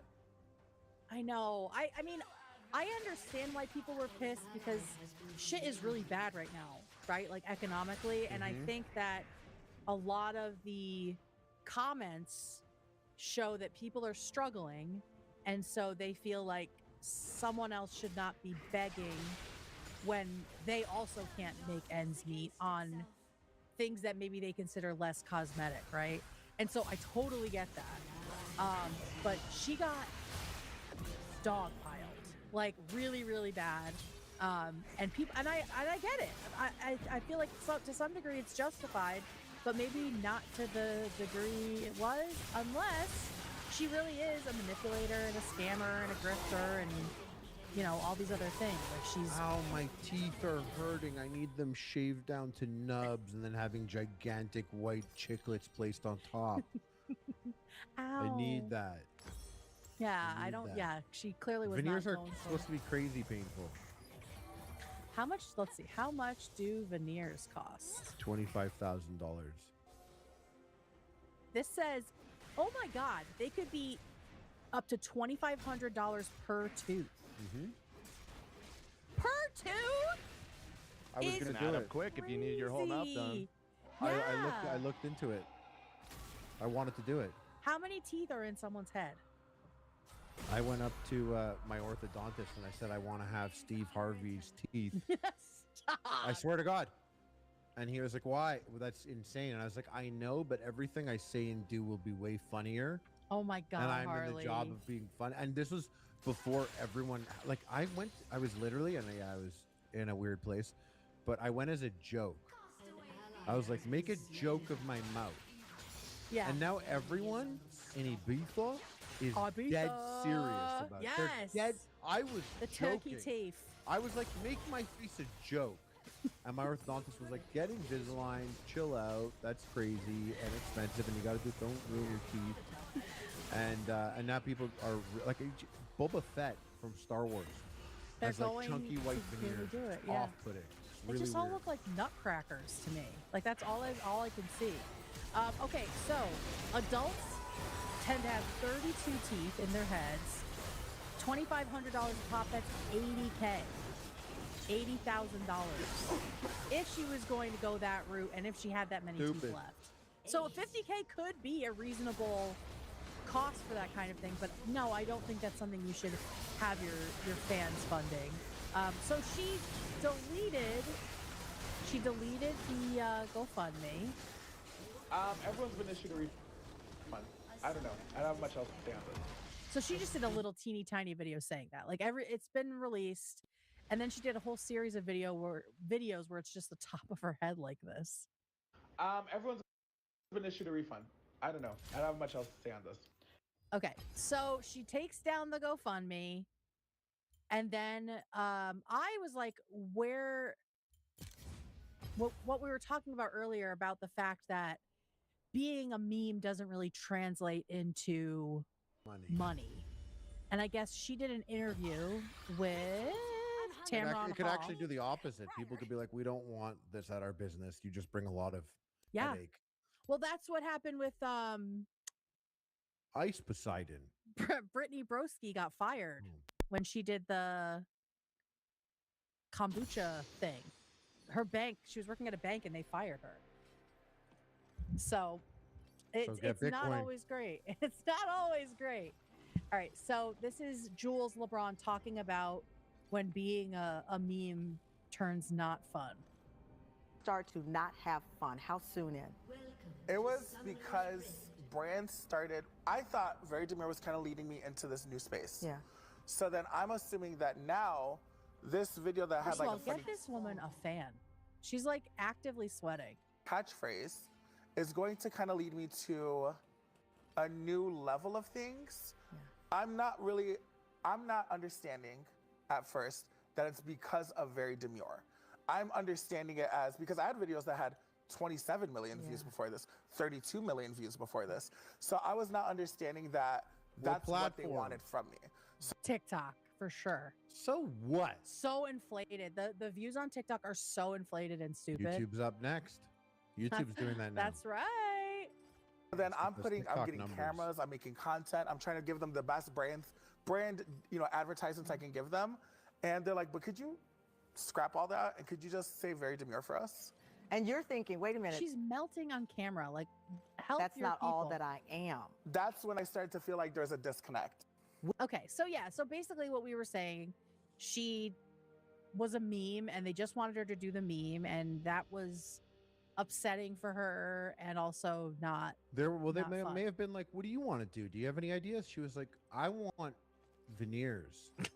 That's the show. That's what The I show want to do. is I get veneers and I show Yeah. everyone what it's like Mm-hmm. Just put me on a reality to show. get the biggest, whitest ones. I saw people that went to this on TikTok. They go and get their eye color changed. Oh yeah, I've started seeing that. That is fucking crazy. Do they like inject something into their eyes? Isn't that what it is? They literally put like a permanent contact little layer like under your eye, like under the gel of your Ugh, eyeball, and like God. and then all the doctors, the people were thank there you. like, "Would you do this?" And he's like, "No." Yeah, they're all like, "No, I wouldn't." You got to be careful with your eyes. Ew. Yeah, that's it. Anyway, squirt, just doing it to these people. That's crazy. Oh, Dan, aren't you so glad you have beautiful hazels? Every You day. never have to do that. You never have to do Every that. day. Yeah. Reminds me of my mom every time I look in your eyes. Really? Yeah. Aw. That's Dan kinda has my cute mom's eyes. and gay. He has your A little mom's bit, eyes? just a That's really sweet. There's a button for that if you want. I won't tell you how to do it because it's your universe there. Got you. But there is a gay button if you ever want. Oh, there is a gay button, yeah. Oh, Is that that's Tim an- Hortons? I thought you David's were offering for me to hit the button to take that Oh out. no. The gay button. Let's see. Gay You're like, button. no, we could do. You're like, we could do more than that before we press the button. We can ride Thanks a for little looking out, closer to the Harley. edge. Oh, I see it. I see it. Good. Good. There it is. Yeah. Oh, makes me miss David. Okay, so then after that, after she takes the GoFundMe down, she keeps getting shit on, Good. and she puts up this video where it's just the top of her head again, and she threatens to kill herself. So here it is, another little tiny one. So yeah, you can see how it's getting a little bit manipulative. As very demure who couldn't fucking afford her life and had to come to the internet and beg for fucking money. That's what I'm gonna be known for the rest of my life. I'm so tired. I didn't do anything. I'm confusion. Okay, so yeah, so she's crying about it. She ends up. I'm gonna see if she has it in here. Though, to all of the backlash. Okay. Anyway, I thought that was the video where she threatens to. It said in the caption, maybe. I know, unalive herself. This is another bit of it. This guy thinks that she's potentially in relapse or withdrawal, and I didn't know she had a substance abuse issue. So that adds another layer to it. A that we huge can layer. talk If someone about is it. asking for 50K cash. Yeah, I know, right? Seems Might interesting. also explain the state of the teeth, right? Oh Yeah. yeah, true. That's true. And it's also being like, no, I swear I'm not gonna get drugs. I'm gonna get gigantic white veneers, and it's like, no, everything is not good. Yeah, all of it's bad. We need to restart the whole plan.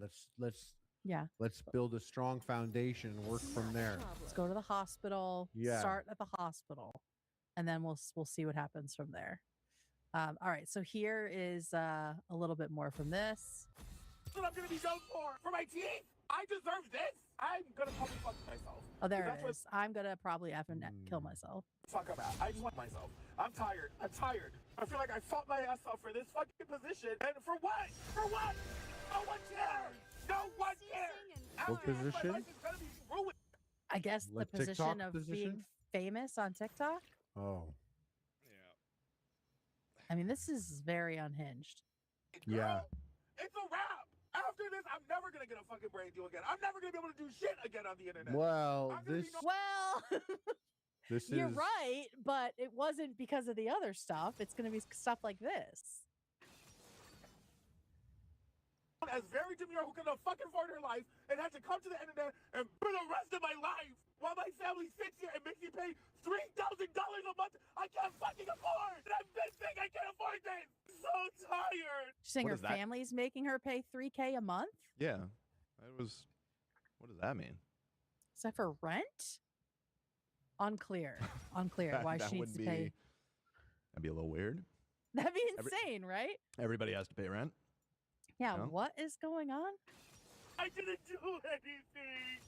I didn't do anything. I want to go, man. I just want to kiss off. I'm so tired. I'm just a person. I didn't mean for this to go how it went. Okay, at this point, Jules. All right, so that I want to felt like hear from crocodile that tears. that friend of hers or a person that knew her. I want to hear her talk about that one and see if she's still like, is Oh, the that the grifter? extent? Yeah, is that the extent of the grift like that? It's got, I mean, it seems like that's what it was. It seems like that's what she usually does. She seemed like she had done that before. The like that just sounded so fake. I'm sorry. Me like trying to cry loud enough so my parents hear it in the next room and my brother's fucking with me or something. Exactly. The exact vibes. Stop. Okay, so here she is But talking. that's me. Oh, go ahead. That's me though, like very brazen, Yeah. very unclear, very loud. Very brave. Not demure. Not demure at all. The Yeah, opposite very, of very, demure. very outgoing, very, very flamboyant, very brazen. Flamboyant in the other very- direction. Yeah. What would? Yeah, you know what I'm saying. The opposite Yeah. of it. Totally. I got you.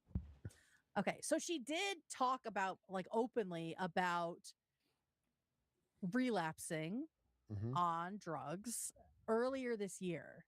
So in March, this is from March, and she talks about how drugs and going viral ruined her life.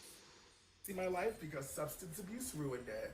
Hi, I'm Jules LeBron. I went viral. I'm for very demure, very mindful, and it was the highlight of my life, and everyone loved it. It also was the worst time of my life ever. It was the worst of times, bitch. Unfortunately, mega virality and a Charlie XCX sponsorship did lead to substance abuse, believe it or not. This room, I realized. I mean, her teeth look very different here from the original. I feel like if I'm... How long ago Ooh, was this? This is in March.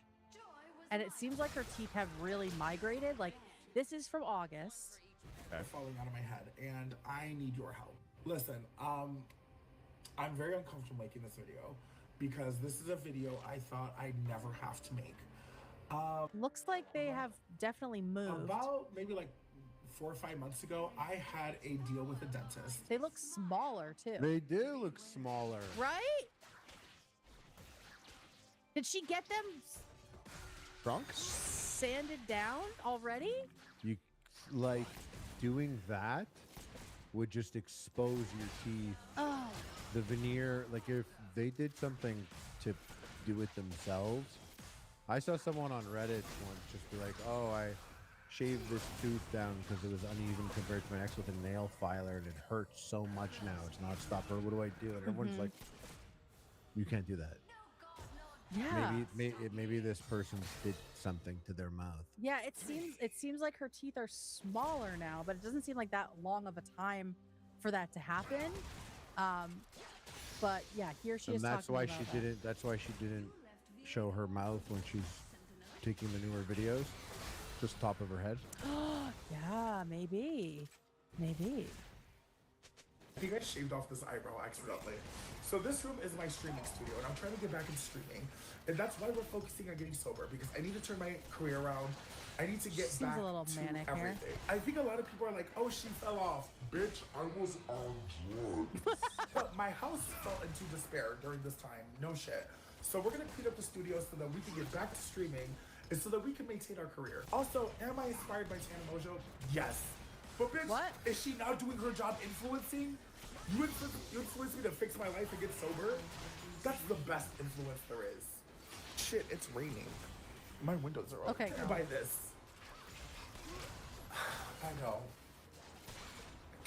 All right, you gonna talk about the drugs or? I actually don't ever talk about my old apartment because I went into a psychosis. Okay. That's not funny. I'm sorry. I'm trying to cope. I bought this, and those, and that. It's a lot of money. This is a lot of money, right? Well, don't judge the So Mortal none of Kombat it- 2 arcade cabinet. That's a good invest. But the rest Of course, sure, of course. But it looks like she has a problem with buying things she might not need, exorbitant things. Period. This can actually be used by my niece and my nephew, and I don't have to hide up here to be benders with bodybuilders. What? That was a true thing that was happening. This is the fridge. This is from Vita Coco.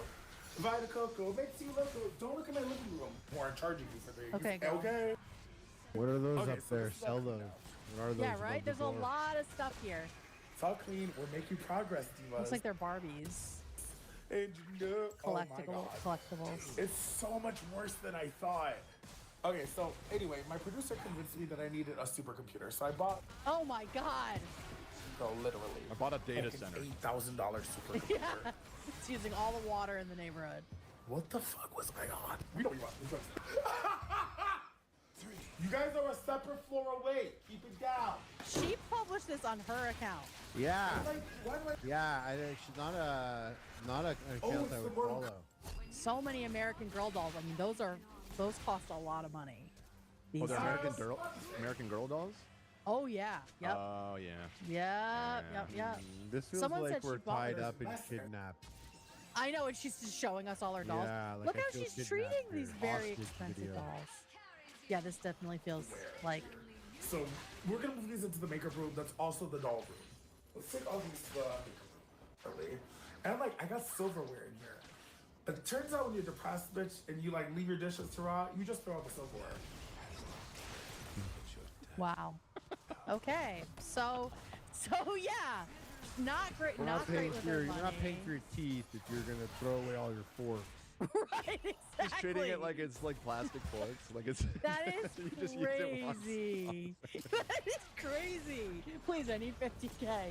I need to buy many sets of silverware because they're single use. Okay, so then a couple days after the meltdown where she says she wants to kill herself, she posts a video of herself being wheeled to an ambulance.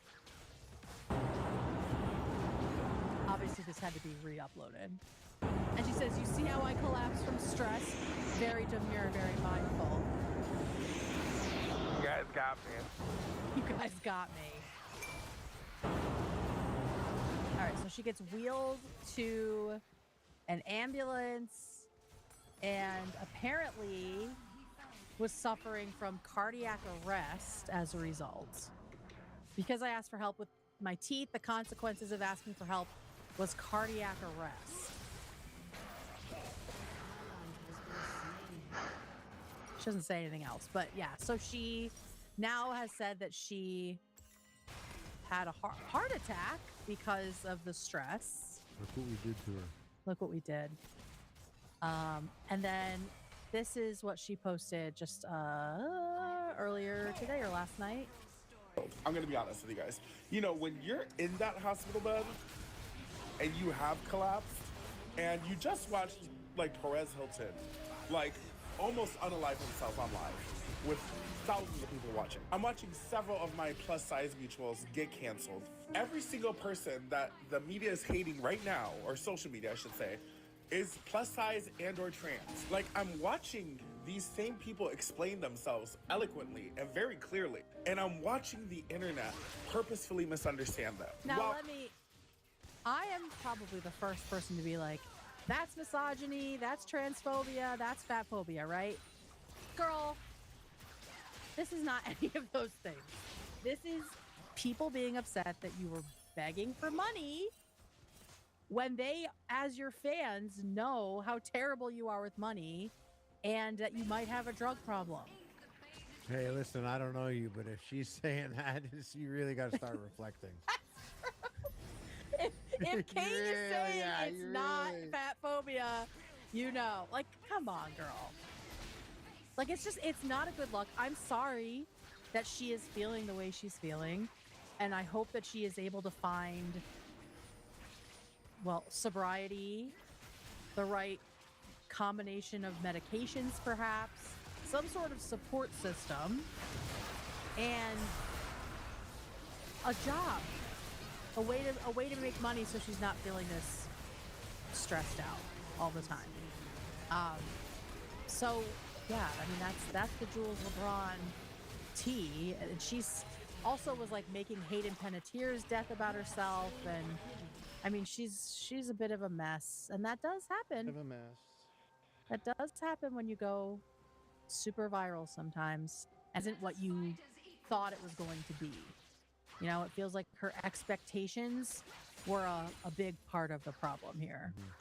Sometimes going viral in substance abuse can make you very chill and funny.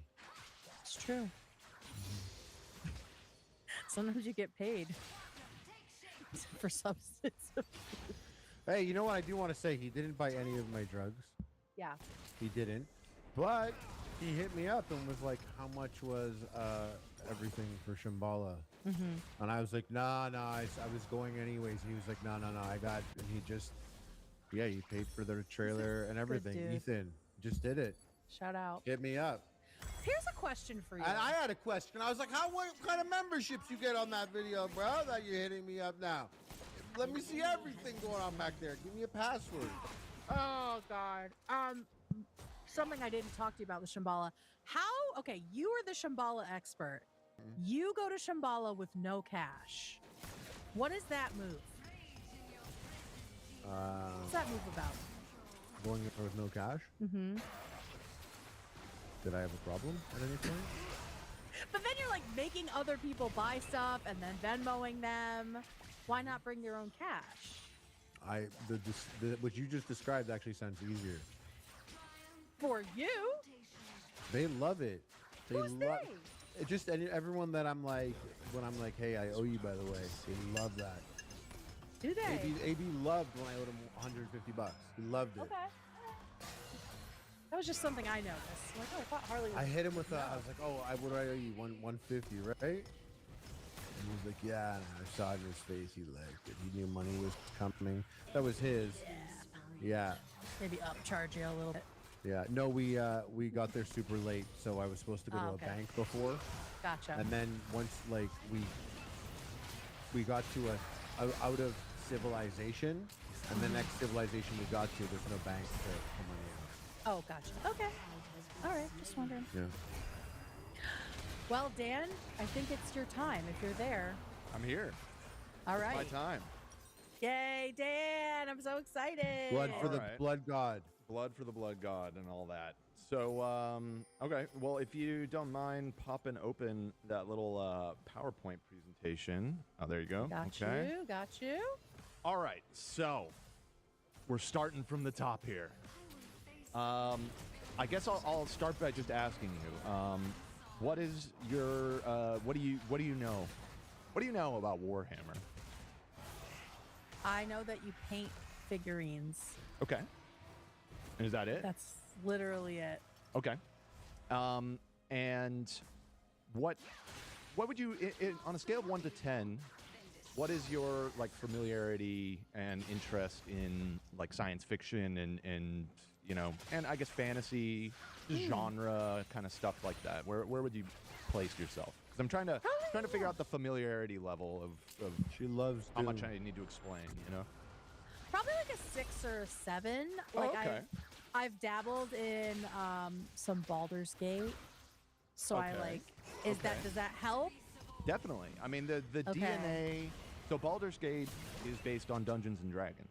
Right. Dungeons and Dragons and Warhammer are, I wouldn't say distant Kissing cousins. but- cousins. Yeah, they're Kissing cousins. medium distance cousins. I would Say say. kissing Okay. cousins. Say kissing cousins. They're kissing cousins. They're cousins that are in love. Whoa, your family's weird. Stupid idiot. Continue, Dan. Okay, so that's how good. this is gonna go, by the way. That's So- how this is gonna go. So a 6 or 7 is very good. So Okay. you kind of have a baseline of knowledge for this kind of stuff. Here, let me. I'm gonna pop open the PowerPoint over here so I can look ahead a little bit. Yeah. All right. Well, so that's good. So I think I know what I need to. So let's go ahead. You can advance to the next slide. So All right. we have. Whoa.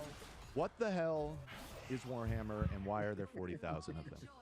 Okay. So it's British first and foremost. The most important thing to know about Warhammer is that it's British. Shut up. And I'm only half kidding because there is sort of the wry, satirical British humor that kind of runs throughout it. Okay. And the other important thing to know is that the tabletop game is what it all kind of emanates from, but it's become much more than that over the 40 years of its A ton of yeah, video is it on games. 40? Yeah, it's almost like 40 years. Oh my gosh. And a ton of video games in the last 10 years. Ton of video games, tons of books, and we'll get to that. I have a whole section about the book thing. Weirdly, up to this point, pretty much absent from visual media. There are a lot of like shorts, especially in the last, I would say, like 5 or 6 years. Games Workshop, which is the company behind it, has started to kind of push these things a lot more.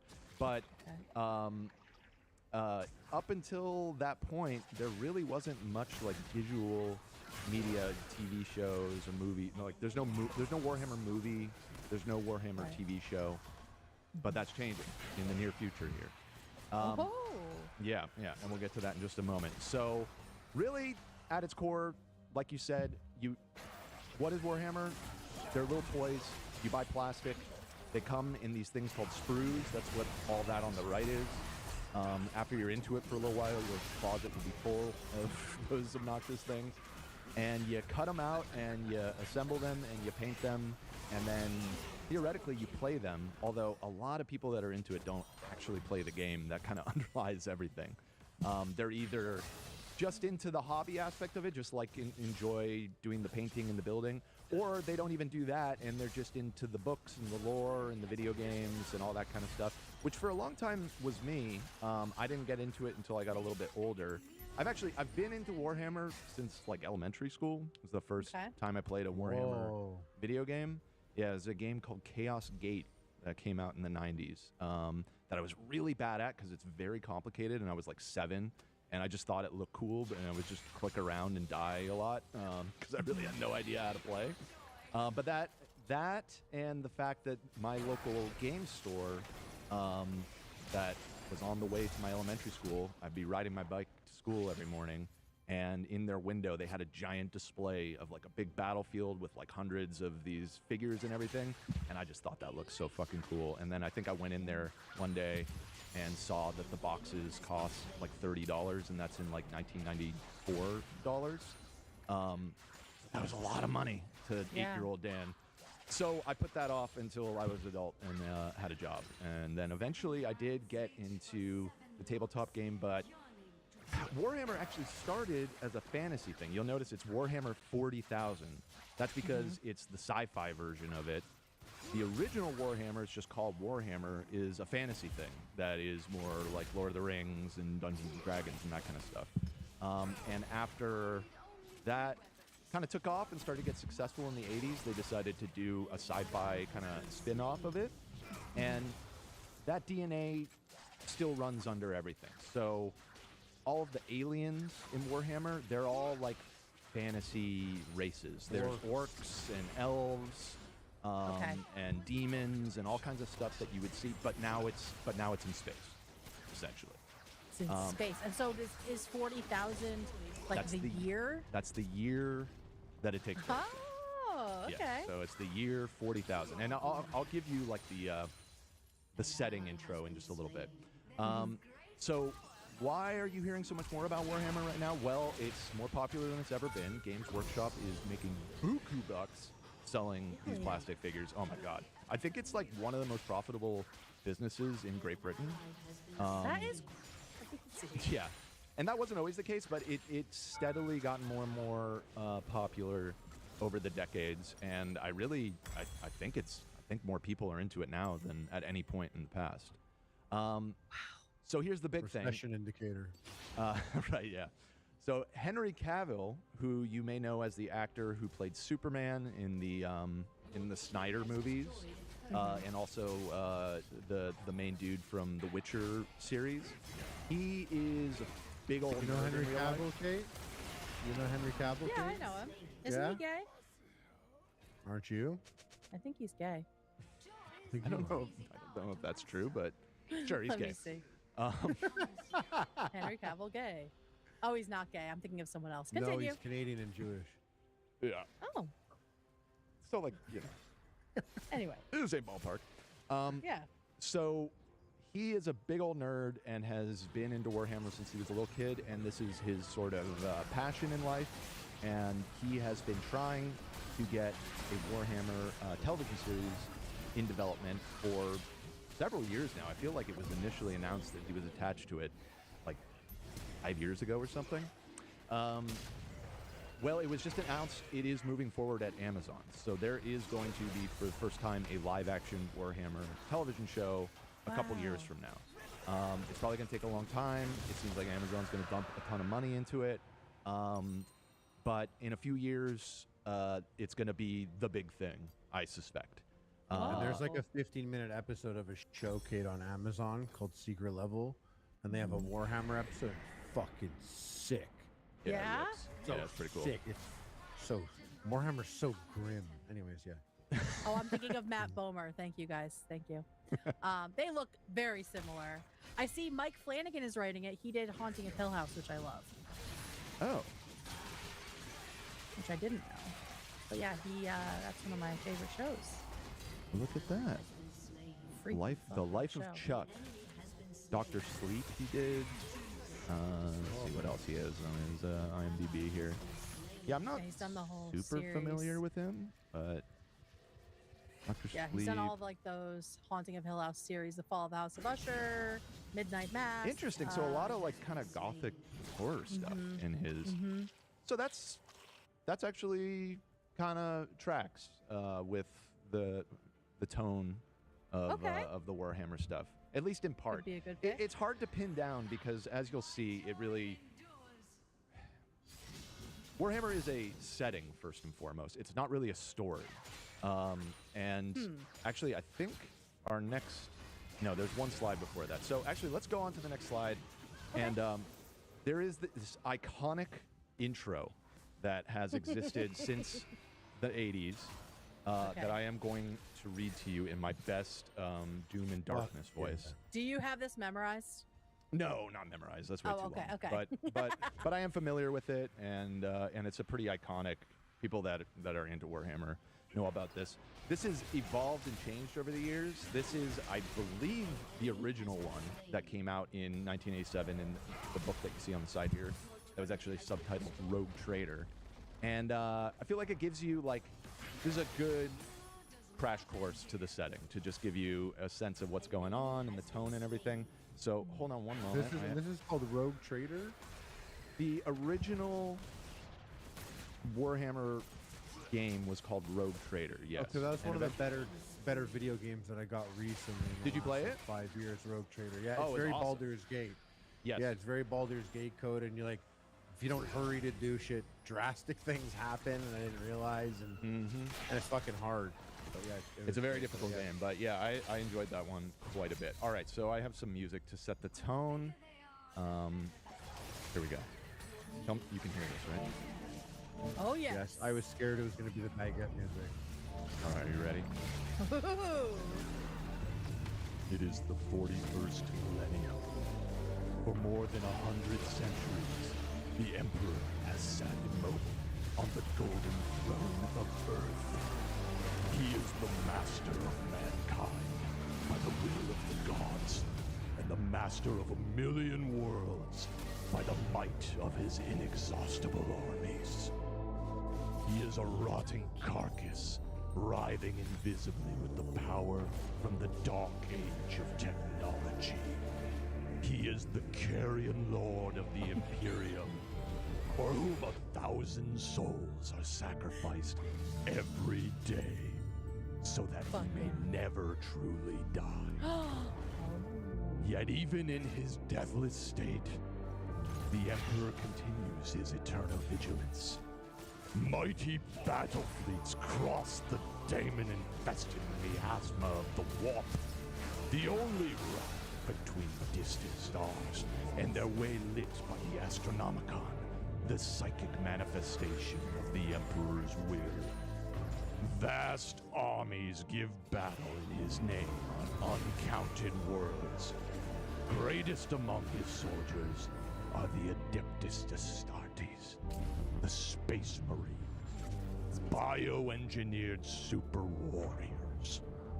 Their comrade in arms are Legion, the Imperial Guard, and countless planetary defense forces, the ever-vigilant Inquisition, and the tech priests of the Adeptus Mechanicus, to name only a few. But for all their multitudes, they are barely enough to hold off the ever-present threat from aliens, heretics, mutants, and worse. To be a man in such times is to be one amongst untold billions. It is to live in the cruelest and most bloody regime imaginable. These are the tales of those times. Forget the power of technology and science, for so much has been forgotten, never to be relearned. Forget the promise of progress and understanding, for in the grim, dark future, there is only war. Jeez. There is no peace amongst the stars, only an eternity of carnage and the slaughter and the laughter of thirsty gods. Whoa! Fuck yeah, dude. Fuck yeah. I'm building an army, bro. I'm building an army. I'm in. A fire team. What's the smallest squad? Kill team. Kill team is the smallest you can do. I'm putting together a kill team. Wow, Dan, that was beautiful. Thank you. Holy shit. I didn't write it or anything, but But you know You do what? a You were great familiar voice. enough that if you were in an elevator, let's say, and someone was standing behind you and started to speak it, about one or two sentences, you turn around and you're like, Warhammer? You doing Warhammer Right? Like, there's a couple, I feel like, yeah, you would recognize. If someone The says, Carrion it's Lords. the 41st millennium, you're like, Yeah. oh, hello. Henry, Dude, that's hello. fucking sick. It's giving Dune. It does remind me of Dune, like the Imperium. So funny that you should mention that because, well, you know what? We'll get to it because there's a whole slide about this. Okay. Yeah. So you can actually advance to the next one. So this was Okay. kind of the point I was making earlier when people asked, like, what is Warhammer? I saw it explained this way once, and I thought this was a really good way to sum it up.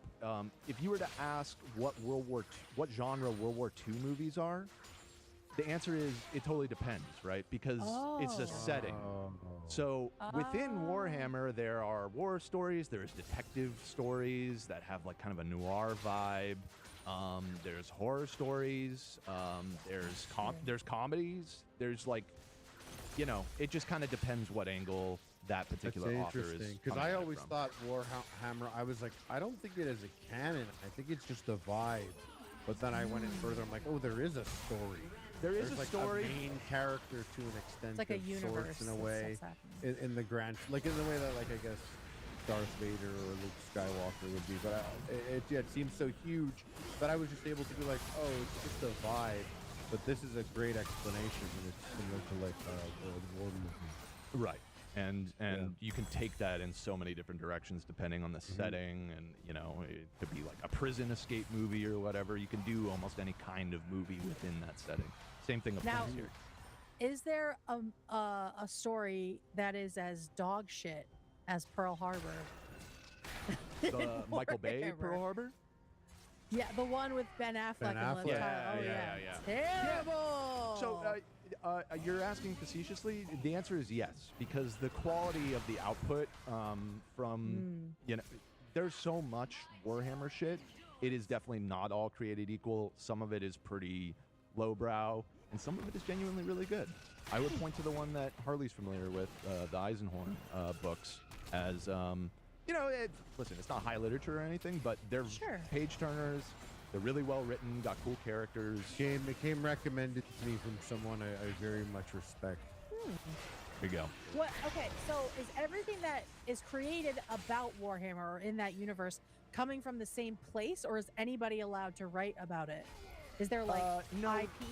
Yeah, so Games Workshop is the company behind it, and they're pretty tight with their IP, to be honest, to the point that some people think a little too tight.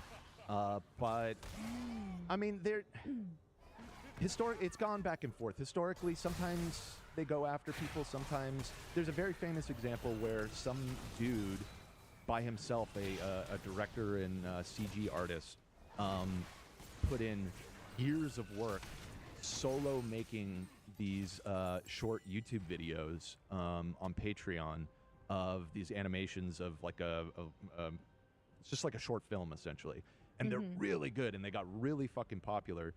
And Games Workshop, they were within their rights to shut it down because he had a Patreon, he was making money off of it. It clearly was infringing on their copyright. Instead, they hired him to make animations for them. So I think he made the Amazon one I was talking about. I think that the secret level thing. Yeah, I think he did that one. I see. Just because I remember watching it with friends, and they were like, "Oh shit, it's this guy who made the videos online." Like he did sick-ass CG videos. Right. So I assume it's the same guy, but I don't want to misspeak. Okay. But yeah.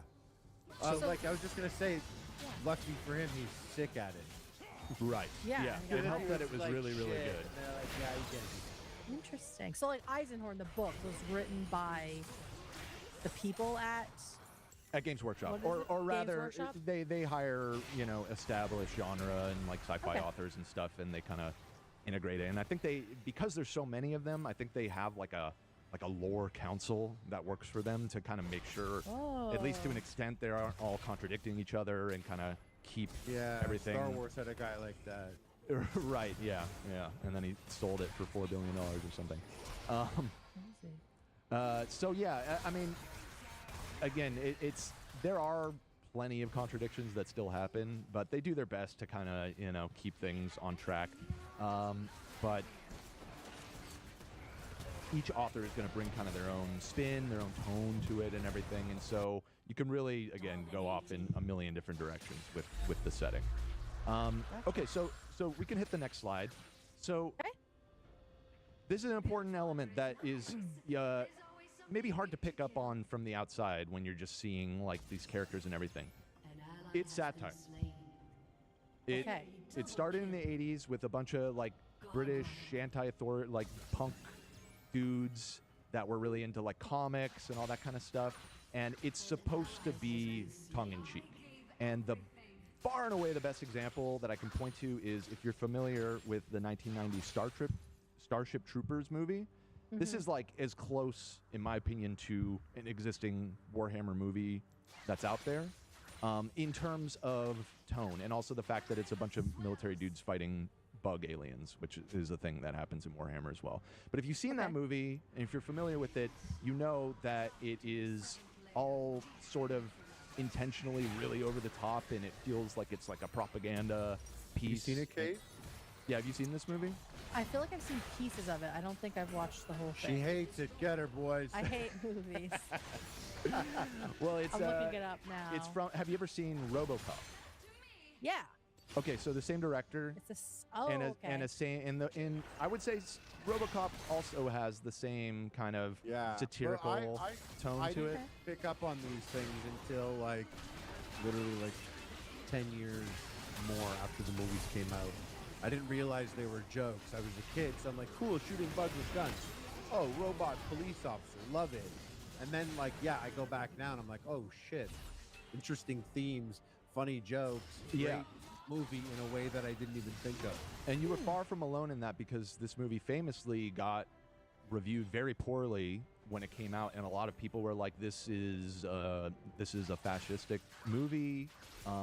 It's fucking insane. It's military propaganda," and so close. The satire went over the heads of a lot of people back then.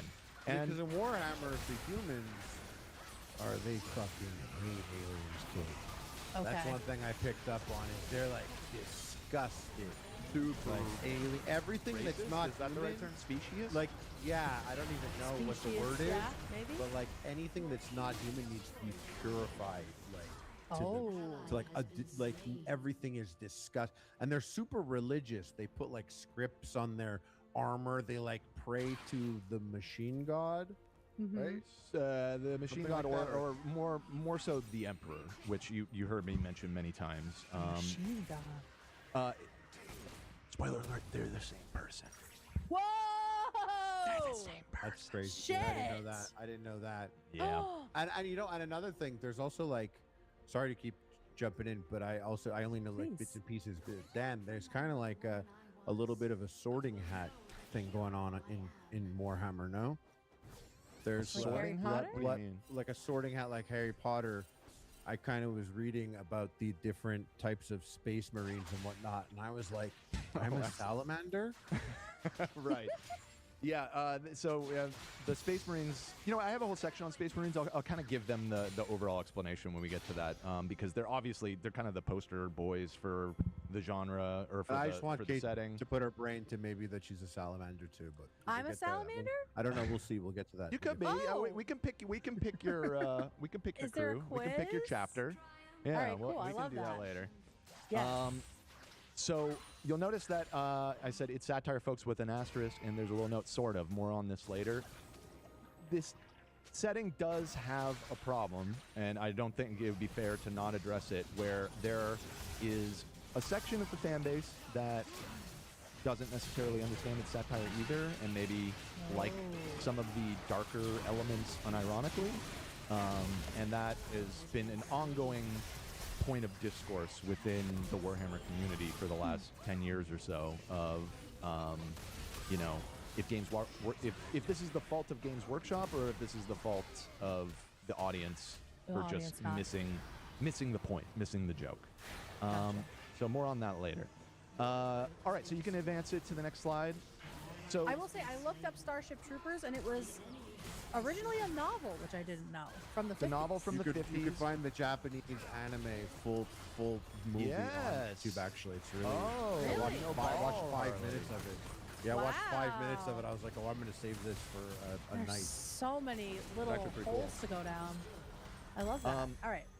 Yeah, and funny enough, the original Starship Troopers book isn't really satire or ironic, and it was the director who made the movie. He read it, hated the book, thought it was absurdly fascistic, and he was like, I'm going to make the movie essentially a parody of itself. Genius.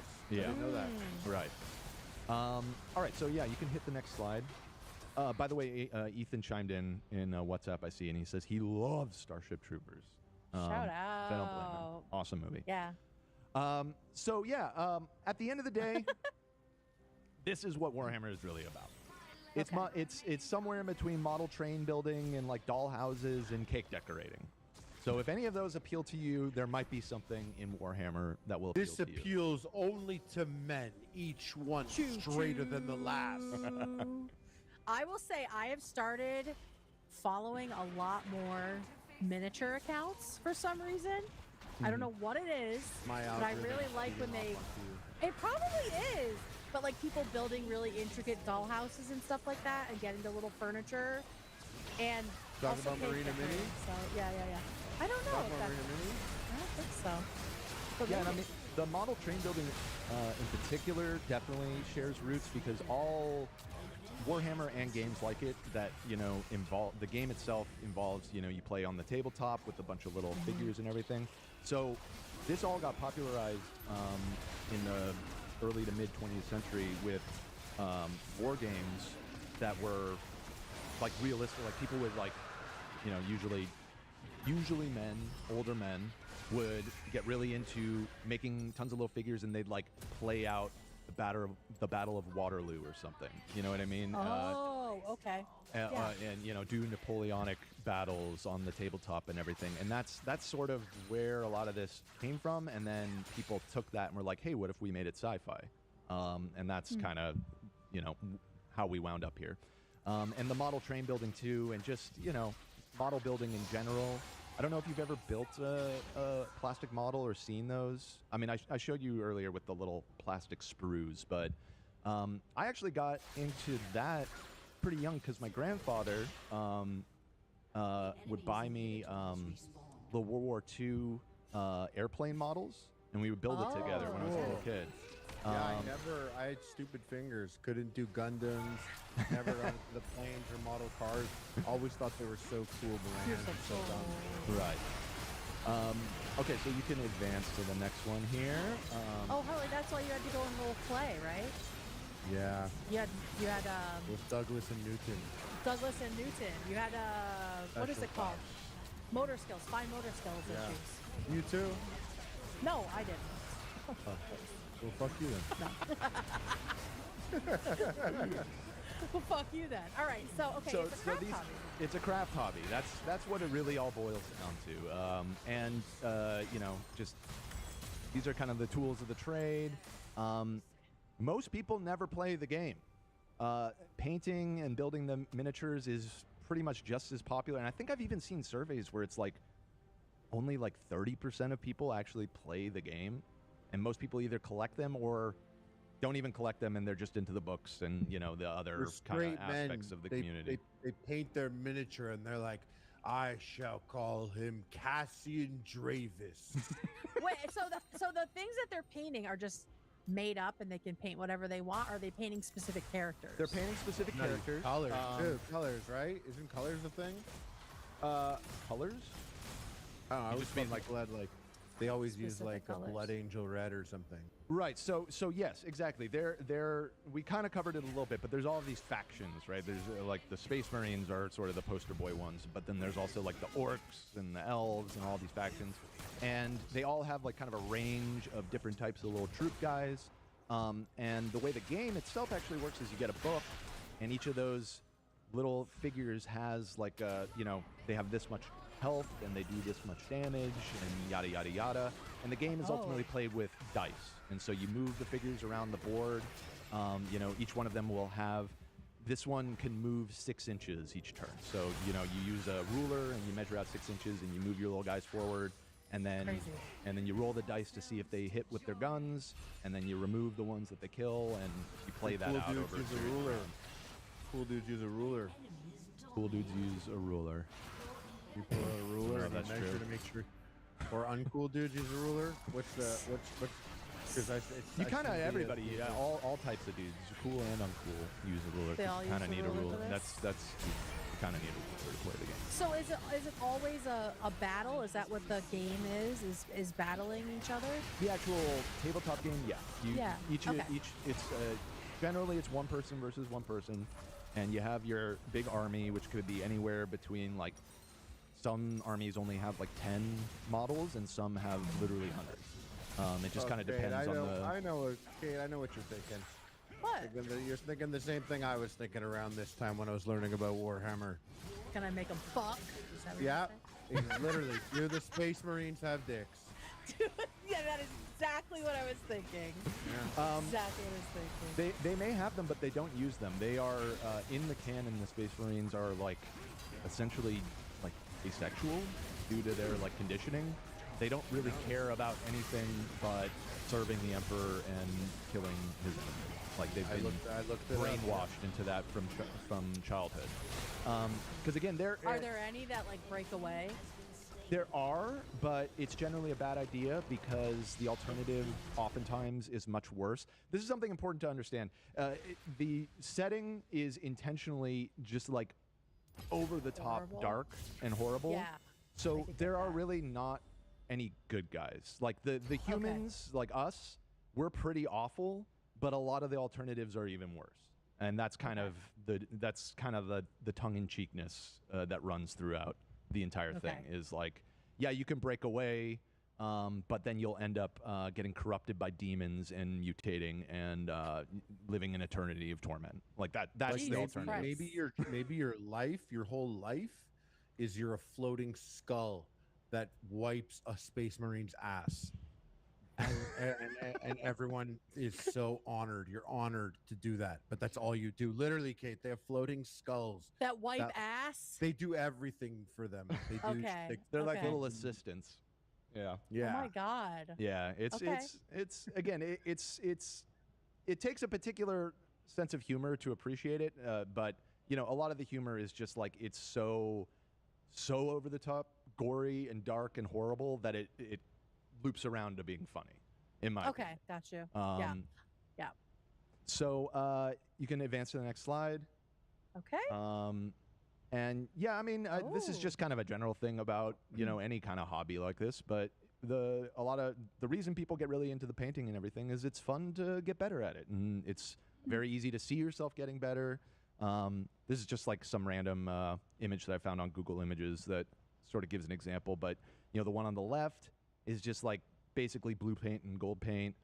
The one in the middle, you can see, has a lot more detail. His little packs have different colors. His eyes are colored in and everything.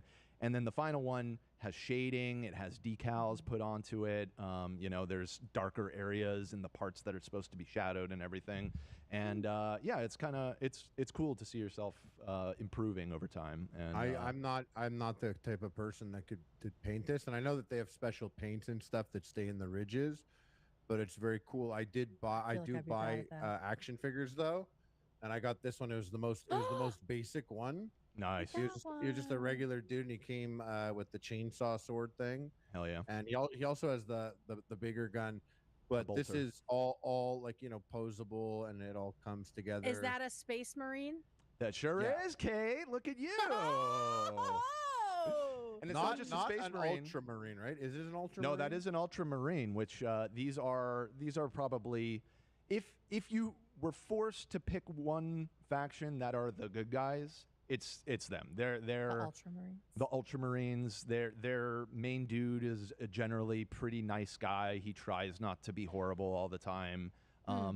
They're still extremely brainwashed child soldiers that are bred to kill. So again, it's all Valerius. Okay. It's all degrees of Marius. evil. Yes. How big are they? Because Harley had that big thing, but then it looked like they were little, and I've seen people using like magnifying glasses I to heard paint they have like things. 17 hearts. Oh, So- you mean in the figure? She or- means the yeah, models. the figure. Yeah, Oh. yeah, So yeah, yeah. I didn't want to risk damaging them and bring in a bunch, but I bring in a single one of my soldiers here.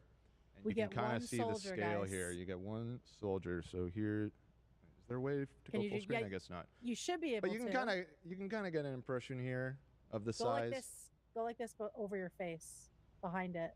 Like what the makeup girls Yeah. do. And now zoom That come. Oh yeah, with your hand behind it. Go all the way forward. all the way forward. It's gonna go out of focus here. I can try and focus. Okay.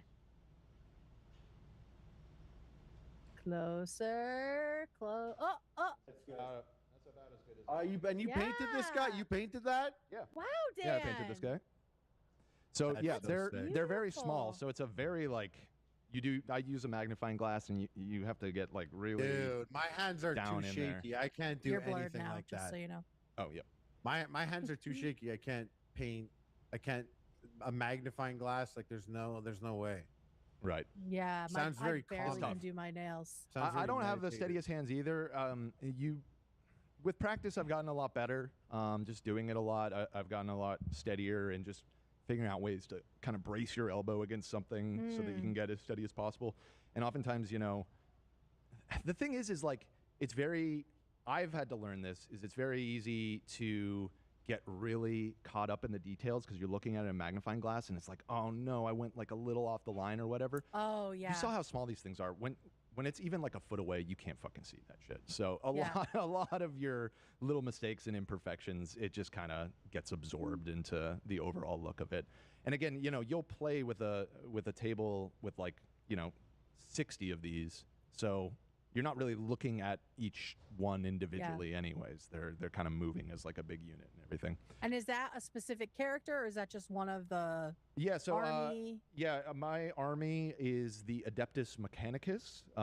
This is part of the Empire, but it's sort of like a sub-faction that's very different from the Space Marines. And their whole thing is they are a cult dedicated to technology, but what happened over the years in the setting is it became sacrilegious to invent new things, and they at a certain point they basically stopped understanding how any of their technology even works, and they start to kind of worship it, and so a lot of like the ritual like maintenance and stuff literally becomes like religiously ritualized. So they'll like have incense burners and they're applying the sacred ointment to this machine or whatever, and it's basically they're doing an oil change, but it's all like couched in this religious language that it's like I this love that ceremony. I remember hearing I was watching a lore video or something, and they were going to travel through the void or whatever, which is like light speed, and all the Space Marines went onto a certain floor because it was really a high chance of some sort of incursion, and they were just all praying. Right. And they traveled light speed, and it opened up like a portal to hell, and now hell was on their ship. And Yeah, they're that like, happens oh, a lot. praying didn't work, so grab the guns, It's a normal thing. grab the chainsaws. Praying wasn't enough. And then they're just like, yeah. And then they go to like the bug planet and they fight orcs over the bug planet. It was a lot of things mixed together, and it was interesting. Yeah, they'll throw a lot at you quickly because, I mean, as we've seen, there's 40 years of this lore that's been built up. And so it can feel a little intimidating to just dive in with all of these different factions and understanding, how they all became the way they are and everything. But, you pick it up. Yeah, I really do think I'm imagining it within, and it's not the same, but like I said, Dune is like giving me a decent primer for like what this kind of world looks like. Totally. That I And would not have had if I hadn't seen Dune. That's fantastic that you've seen it because it really. We'll dive into One it a little and bit more two. in depth in a bit, but of the many influences on Warhammer, it's hard to argue that Dune isn't the #1 influence for a lot of interesting. reasons. So, and I'll explain that. So you can advance to the next slide.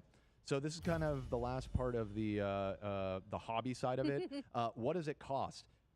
The answer is a lot, but not as insane as you might think. It's definitely cheaper than hobbies like the people that get really into model trains and everything. But you can expect to buy and build a full army, which I wouldn't really recommend anybody to do in the first place too. I would recommend starting small and building up to that. But I don't know, this might even be a little outdated, but that figure of $777 to build a 2,000 point army, which is sort of like a standard full size army, that might even be underestimating a little bit. It's not a cheap hobby. Before the tariffs. Yeah, that's before the tariffs, exactly. Do you have a full-size army? I do. Yeah. Okay. I got 2,000 Flex. points worth of bullshit. But I didn't buy that all at once. I bought that over. Did you paint it all? No. I'm Okay. terrible about actually finishing my models, if I'm being honest. I would I be the like same. doing it, but and this is sort of like a meme within the Warhammer community, but like I have almost as many unopened boxes of models as I do opened and painted ones So that you I have plan on getting 1,000 to at points. some point. But You have 1,000 points ready to deploy. Put yeah, well, 1,000 I points really on wanted standby. I wanted a second army. I got a couple boxes of the Space Elves because I really like their aesthetic and vibe and everything. But I haven't even started on Ooh. them, so I have a bunch of boxes of these elves just sitting in my closet. That someday Space I'll Elves. get to that. All right, so next slide, please. Got you. Ooh. Okay, so we've kind of incidentally covered a lot of this, but so I won't linger on everything too much. But yes, the main setting is in the 41st millennium. Actually, funny enough, it's actually pushed forward, slowly crept forward over the last 40 years. So it's actually in the 41,000s now. But it'd be weird to change the name at this point, so they still just call it 40,000. But yeah, I believe we're in 41,000 now in the timeline. Ruled by a corpse on life support who is worshipped as a god. So this is the biggie, and you probably heard me mention this a lot. This is sort of key to understanding a lot that goes on in the setting and everything. It's way in the far off future. This dude comes along. He's only known as the Emperor. Nobody knows his real name. He's immortal. He's incredibly powerful psychic, and he goes about uniting humanity. Is at this point in the timeline spread across millions and millions of worlds all over the Milky Way galaxy. We've like colonized all over the place, but for various reasons, it's all disparate. It's all disconnected. There are little pockets that haven't been in contact with anybody else for a long, long time, and he starts a crusade to unite all of humanity under his banner. So he's kind of a tyrant, kind of a warlord. He's doing it, though, in the name of, at least overtly, science and rationality. He wants to bring enlightenment to humanity and squash out superstition. And he's doing all of this because the reality, in this setting at least, is that hell is real, demons are real, all that superstitious stuff is real, and belief in it is actually what feeds it. And so belief and emotions and things like that are the psychic energy of negativity in people's minds and superstition and everything literally feeds these demons that exist in this sort of alternate plane. And so he's got sort of this plan that I'm going to unite all of humanity, and I'm going to outlaw all religion. I'm going to outlaw all worship, and we're going to enter this age of enlightenment to essentially starve out the demons in hell by. It doesn't work out. I won't go into it, but there's Seems like nothing does in this world. Yeah, exactly. Nothing ever works out. So he is successful in establishing this giant empire, but then in a storyline that is called the Horus Heresy, his most beloved son betrays him in it's very Shakespearean. His beloved son betrays him and falls to the corruption of the demons and ignites a massive civil war that, while the good guys, the Emperor, wins, in the final climactic battle of that war, he is mortally wounded, and he is interred in this hyper-advanced piece of technology called the Golden Throne. on Earth that essentially is able. It's like a life support system, and it keeps him alive, but at the expense of 1,000 people need to be sacrificed to him every day. That's what the That's what the was intro talking said, about. yeah. And specifically psychics. Psychics need to be, because they need to feed his like psychic energy essentially. So literally every day of the year for the last 10,000 years, ships that have gone around and kidnapped people that have psychic powers are brought to Earth, and these people are thrown into a pit essentially and sacrificed to the Emperor. Yeah, it's metal as fuck. And that is what sustains his life force. And the reason that they have to do that is because though he is essentially just this corpse sitting on this throne, he's like still technically, he's like kind of somewhere between life and death. And he is psychically projecting this thing called the Astronomicon, which is essentially like you can think of it as like a beacon in a lighthouse or something that everybody uses to navigate the warp, which is how people get around space. It's like spice. It's not exactly like spice in the sense that it's not like a commodity, but it is like this essential thing that everything in the setting kind of hinges on. If he were to die, everything would go to shit even more than it already is essentially. So they have to just keep feeding this dude bodies all the time. Literally 1,000 people every day getting sacrificed to this guy. Now, is anyone trying to overthrow him? Oh yeah. Okay. Yeah, they are. All kinds of people. From aliens to the demons to just some that are just, I guess you would just call them rebels. Okay. Yeah, they are besieged from every direction by everybody all the time. And so it's just a nonstop fight for survival for humanity, essentially. What you remember I mentioned that the Emperor, his whole goal was, I want to stamp out all religion. I want to create like this secular empire of rationality.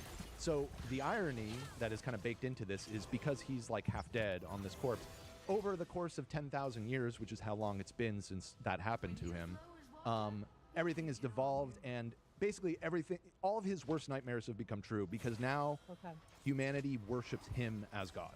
He is the God Emperor. Okay. And the entire human civilization has become super religious, superstitious. Like everything that he was trying to stamp out, it did not work. Which again, this is sort of like the irony. There's irony baked into every level of this. Yeah. Every time anybody tries to do something even remotely good, it ends up horribly backfiring and the opposite ends up happening. Well, I definitely see satire in our own politics of having an emperor, a corpse on life support running everything. And it's very Mitch McConnell coded.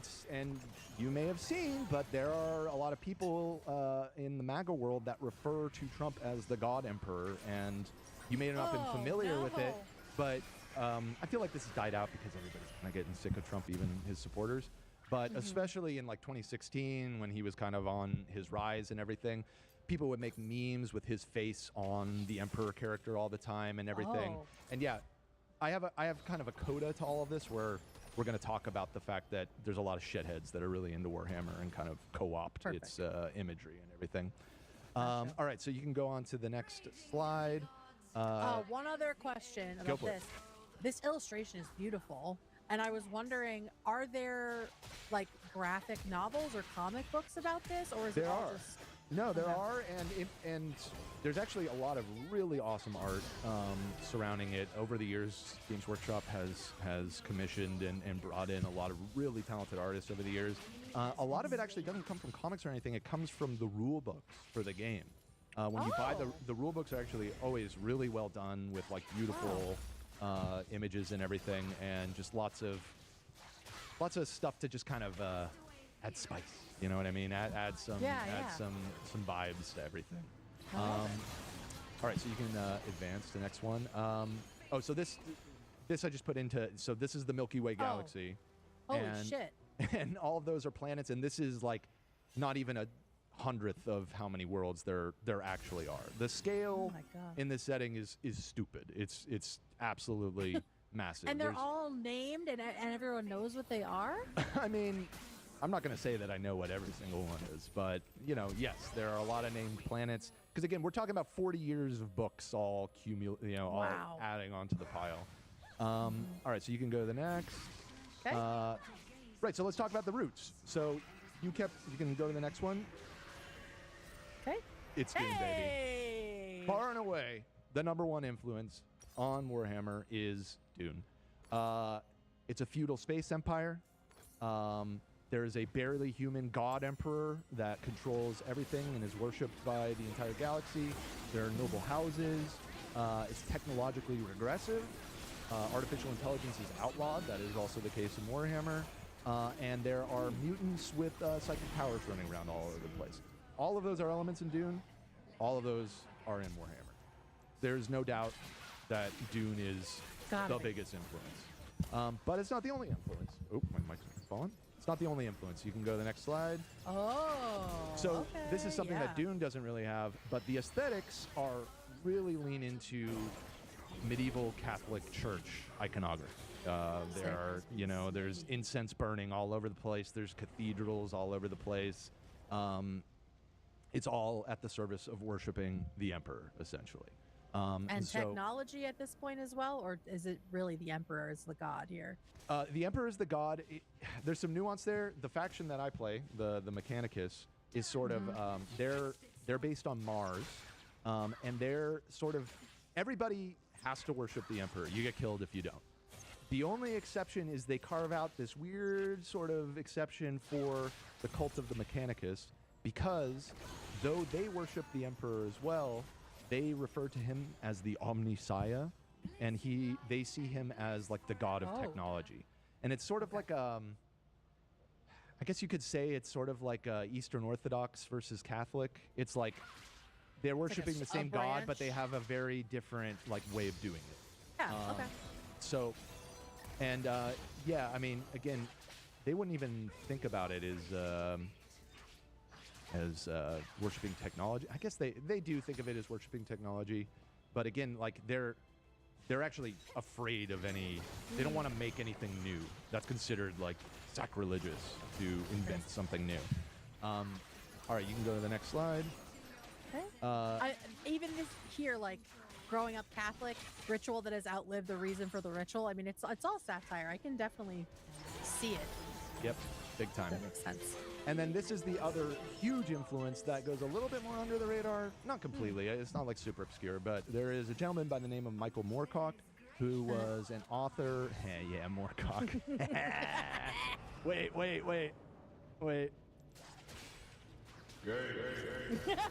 Good job, Dan. Learning. Got him. And so he is not necessarily a household name to everybody, but fantasy and sci-fi nerds definitely know who he is. He was the editor of New Worlds magazine, which was a science fiction periodical in the 60s and 70s that was super influential. Most famous, like mid 20th century sci-fi authors he published in that. But in his own mythos, he came up with this concept of chaos and even invented this 8-pointed star, which Warhammer just wholesale ripped off. That symbol, the 8-pointed star, is used in Warhammer as the symbol of chaos. It's a little bit different. It looks slightly different, but it's essentially that symbol. And even the concept of chaos, which is, I kind of alluded to it earlier, but there's this sort of hell dimension that feeds off of people's emotions and bad feelings and thoughts and everything. And it's infested with demons, and that is sort of like the main symbol for chaos. Gotcha. And that comes directly from this guy. All right, you can keep going. What we got next? Oh, speaking of which, here's the warp. So this is how people get around in this universe. There is there's no light speed, there's no hyperspace the way there is in like Star Wars or something like that. Instead, you have to tunnel into this alternate dimension that's called the warp, that allows you to sort of skip through space and find your way places. And it's very much kind of set up in a way to evoke like the Age of Sail, because like there are storms in there. There's like weather and like eddies and currents that can take you off course. and send you to the wrong place and everything. While you're in there, you are susceptible to demons invading and possessing people on your ship. So it's like it's always kind of like a risk to go anywhere. Have you ever seen this movie that I put a still of here called Event Horizon? No. Okay, so this is a sci-fi movie from the 90s that is essentially an unofficial Warhammer movie. I think even the writers of it have acknowledged, like, yeah, we wanted to make a Warhammer movie, but we didn't have the rights, so we just like kind of did our own version of it. But basically in that movie, it's like an experimental spaceship where they are going to go into this alternate dimension to try and travel far, and they do it, and everyone loses their fucking shit and starts mutilating their own bodies, and it's like really heavy, insane body horror shit. It's a cool movie. It's a great movie. Many, along with Starship Troopers, that's probably like the closest thing to an unofficial Warhammer movie that exists. Yeah. Cool. So all of the warp stuff is very H.P. Lovecraft, I would say, is a big influence on it as well, where, there's these... I saw someone saying that. Oh, Ethan just said, I love Event Horizon. Dude, Ethan, you got to get into Warhammer, man. I mean, this is all your shit. So it's got demons, it's got bad stuff in it that wants to kill you and murder you, but it is completely necessary for the functioning of civilization. So they do it anyway, kind of thing. I will say this looks like the Gravitron. Have you been to a fair recently? No, it's like but a I saw spaceship that you go inside. I saw some chickens getting spun around by something that looked like that yesterday. It's like a spaceship shaped ride. You go inside and it spins you so fast that you can like climb up the walls because of the gravity. Yeah, that sounds cool. But that's what this looks like. Sure. It looks like they're climbing the walls. Anyway, shout out Gravitron. It's my favorite Shout out ride. to the Gravitron. Shout out. So the demons and stuff, it's very H.P. Lovecraft. I don't know how familiar you are with those mythos, but like the way Cthulhu that, and all that. right, if you look too closely into it, it will drive you insane.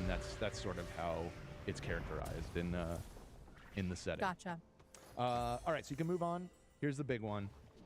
It's what we've all been waiting for. It's the Space Marines. So I'm just gonna. We don't have to spend a ton of time on these, but just to kind of give you an overview of some of the factions. Space Marines. They're the poster boys.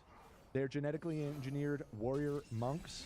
They are basically taken as children and trained from, I think, like the age of like 5 to become Space Marines. I think like 80% of the children that are taken for doing that die in the process. It's like a really horrible, brutal existence. And they're basically hardcore brainwashed to be unbreakably loyal to the Emperor and to fight on his behalf. And they are sort of the elite of the Imperium. They are sent, anytime some bad shit's happening on a planet or something. They are like the go-to reaction force. There's not very many of them. They're organized into chapters. It's very much based on like medieval Crusader era, like warrior monk orders, like the Knights Templar and stuff like Knights like that. They're very insular. They're barely human. They're basically done, so much like genetic engineering is done on them that they are like arguably something different than a normal human at this point. But they are the poster boys of the setting, and by far the most popular faction that people play in the game. They are pretty dope, but not really my favorite faction. Honestly, I find them a little boring, and that's kind of by design because they are so brainwashed that most of them don't have much of a personality. They're just kind of like drones. Yeah, they're like drones, exactly. So I personally don't find the stories surrounding the Space Marines to usually be that interesting. There are exceptions, of course, but a lot of the more interesting stories have them kind of as characters on the side of the story because it's hard to do stuff with them character-wise. Yeah, right. Gotcha. But Makes they're sense. cool looking. They got the big power armor. They basically live in these like suits. They're already like 8 feet tall and stronger than anyone who's ever lived. And then they, on top of that, wear these armored suits that have a nuclear reactor in the backpack. Yeah, again, everything in this setting is like stupidly over the top to the point that it's just dumb. Like there's no point for them to have a nuclear reactor on them, but they do. Is this a setup that somebody made? Like they painted all of these? Yeah, I think that's actually Okay. this is official art from Games Workshop, so that's why it looks like so legit. But yeah, that's kind of what you can expect when you get a full army. The nice thing about the Space Marines and why they're a good intro one is because they're so damn powerful. They're like relatively. You remember I was saying like sometimes you have like 20 dudes on the table and sometimes you have hundreds. Yeah. This one you don't need that many because each guy is so strong, and so it's kind of a good place because you don't have to buy as much, you know, as opposed Good to some of entry. some of the other factions. You know, their whole thing is like they're like a giant swarm of thousands of things, so you need to buy like and most importantly paint like thousands of models, and so. This is a very good one to start with. Their paint schemes are generally pretty simple. You can see they're just kind of blue with some highlights or whatever. So, you know, With the Colts logo on their sleeve. yeah, that's the Ultramarine thing that Harley had on his toy. So yeah, they're the stormtroopers of the setting. But if stormtroopers didn't suck at their job, like if stormtroopers were competent, they'd be kind of like that. And yeah, like most things in Warhammer, their power vacillates depending on the need of the story. In some stories, they can run at like 70 miles per hour and like slap bullets out of the air that are like coming towards them. And then in others, like they get owned by like one dude. It just, you know, different authors, different vibes to the story. It's, you know, it's all a little bit. So you can go on the next one. There is the Imperial Guard. So this is sort of a counterpoint to the Space Marines. These are just normal men and women. And they are fighting demons and horrible alien monsters and all this kind of shit. They're one of the most popular factions because of that. They're sort of like the baseline thing, you know, because they're just regular old guys and gals doing their best to survive. They famously, their whole thing is sort of like this trope that like their lives mean nothing and their commanders will just throw them away without a second thought. They're just meat grinder essentially. But people get, you know, they're one of the more popular factions because of that. Because they're sort of like, you know, we're humans. They're humans. It's easy to kind of identify with them, and they're somewhat of like the underdogs in a way because like everything else is more powerful than them. But they get the job done. They also worship the same. They worship the Emperor. Emperor. Okay, Yeah. everybody's worshiping. Everybody worships the Emperor, or you get shot. Okay, cool. That's it. Great. It's like there's no ifs, ands, and there's the Inquisition. You might I mentioned that at one point. They will come hunt you down if you are a heretic or whatever. They are very much also worshiping the Emperor. Great. So that's the Imperial Guard. Next, we got the Orcs. Now the Orcs are super fun. Yeah, that I found that picture. That guy's fucking insane. That's fucking crazy. So, Holy that's so shit. many Orcs. So you know Orcs. They're in most fantasy things. They're in Baldur's Gate. They're a very classic fantasy trope. Well, they exist in this setting too, and they are sort of this. They kind of put a unique twist on them.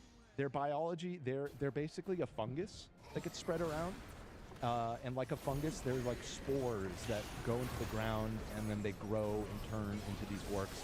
And basically, what they are is this ancient alien race made them as like a bioweapon that you could like drop on a planet, a bunch of like these fungal spores, and they would grow up into this army that has no desires or wants or needs than to fight. And Just crush. They just crush them. And they talk like British football hooligans. That's been like long established in the canon. Yeah, they have like Cockney accents, and they're a very funny faction. People. I love that. One of my best friends who also plays this game, he has an orc army, and he loves them for that reason. All of their shit is like, held together by like duct tape and a prayer, sometimes literally. I love it. Yeah, and they're a fun one. I like that. If you want to, kind of an example, the more goofy side. And have you seen the movie Mad Max Fury Road? No. Oh Oh God, you gotta watch I that know I movie. need to see that one. I That's know. such a good movie. It's been on my list. I know I need to see that one. Well, there's a bunch of guys in that they're not aliens, obviously. They're a bunch of dudes, but they look and kind of act a lot like the orcs. They call them the war boys, which the orcs are actually, they refer to themselves and each other as boys. They're all different levels of boys. I actually wonder if the creators of the Mad Max movie maybe picked up a thing or two from this, because it really is pretty similar in the same way that they have like these barely held together, trucks and stuff with flamethrowers attached to the back and everything. Maybe. That's basically the orcs. So shout out to the orcs. They're very Shout fun. out. I like that. You can go to the next one. The Tyranids. This is another really big and important one. They are a hive mind of insects, essentially, that are absolutely insatiably hungry. All they care about is eating everything, anything biological, organic in any way. They want to eat it. They're like a swarm of locusts that are just sweeping across the galaxy, and they have this. They're all controlled by a single intelligence that is just like a hive mind that has billions and trillions of drones that it all controls. They're pretty dope, and they're very much the movie Alien. Which I have seen. You've seen Alien. So I've seen Alien. And the second one. Basically, if you took the xenomorphs from Aliens and made a trillion of them, that's the Tyranids. So they're another pretty prominent sort of faction. They're another one, sort of like the orcs, that people don't really recommend getting into first unless you really love their theme, because you will be painting 500 little drone worker guys for the next several years. Yeah. Okay. But they look really cool. And when you're done, it's dope. But yeah, you're biting off a lot if you they're very choose cool. that as your first thing. And then finally, we have the big bads. I mentioned it before. This is Chaos. And they are sort of the inverse of the Space Marines. In fact, they were Space Marines at one point. Remember I mentioned that there was this tragic backstory, the Shakespearean saga where the sun betrayed him and everything. So basically, the Emperor created all of the Space Marines to be his sort of his premier warriors. Half of them fall to the corruption of the demons and become evil, and they're still at it 10,000 years later. They're the big bads. They're the arch enemy of the Empire. The Emperor. Okay. Yeah, and their main goal is to overthrow and destroy the Empire, and vice versa. These are like the main stock villains of the setting, essentially. A lot of people are really into them though, because they have like a really kind of metal aesthetic. You can see they kind of mirror the Space Marines. They have like the clean colors, and these guys, they got horns all over them. They got chains skulls and skulls all over the place. And, yeah, that's pretty cool. Yeah, Chaos is pretty cool. And what's interesting, I'm not going to say like it's not as tropey as like, oh, the Empire looks like the good guys, but really they're evil, and Chaos looks evil, but really they're the good guys. It's not really like that. They're very much fucking the bad guys. But because the Empire is so authoritarian and fascist and evil, a lot of people get attracted to Chaos because they understandably want to rebel out of this horrible existence that they exist in, and so they turn to Chaos in hopes that will somehow allow them to escape that. But really, you're just damning yourself to an eternity of torment and hell by doing so. So whoops. Probably shouldn't have done that. Either way, it's bad. Is what it's bad either way. Yeah, but it's kind of worse. Way. Yeah. So yeah. These guys live in hell. Is that what you're saying? Some of them do. Some of them, they travel around as like war bands, and they're trying to, they're raiders. They're kind of like doing the Viking thing a lot of the time. And a lot of them, have even been around for the 10,000 years since the beginning of the war. Part of that is because they, the demon juice keeps them alive, and part of it is because time gets very wibbly wobbly with the warp, and so sometimes you can go into the warp and find yourself, you come out of it, and it's 3,000 years later that happens. So some of It tends to happen. Yeah, there's a lot of time wibbly wobbliness when it comes to the warp. All right, and then so I just want to kind of give you an overview of the factions. There's a bunch of other ones. Wait, hold on. So what faction are you playing? If you go back to that screen, go forward a couple. Forward? Yeah, you went too far back, I think. Yeah, there you go. Okay. Yeah, the Adeptus Mechanicus is in the middle on the far right, is the one that I play. Okay, and where do they fall? Is this just a smaller That's the one I was faction? talking about. No, that's the Mars faction that worships technology. Okay. So That- it's not a part of any of the other ones we saw. It's something different. It's a sub-faction of the Empire. The Empire is so big that it has... Okay. Remember I said there was like the Space Marines and then the normal humans? There's also the Adeptus Mechanicus. They're like a third one that is also the Empire. Yeah, they Okay, all cool. kind of fall under that umbrella. Okay. Some that I didn't cover that you can see here, the Necrons are basically like undead robots that are sort of like vaguely Egyptian and mummy Whoa. themed. Yeah, they're pretty Okay. cool. That's pretty cool. The Azuriani, or however the fuck you say it, you could just say the elves. They're elves. basically the space elves. Okay. They're if one of the aliens was the good guys, it would kind of be them. They're huge dicks, and they fuck with humans all the time.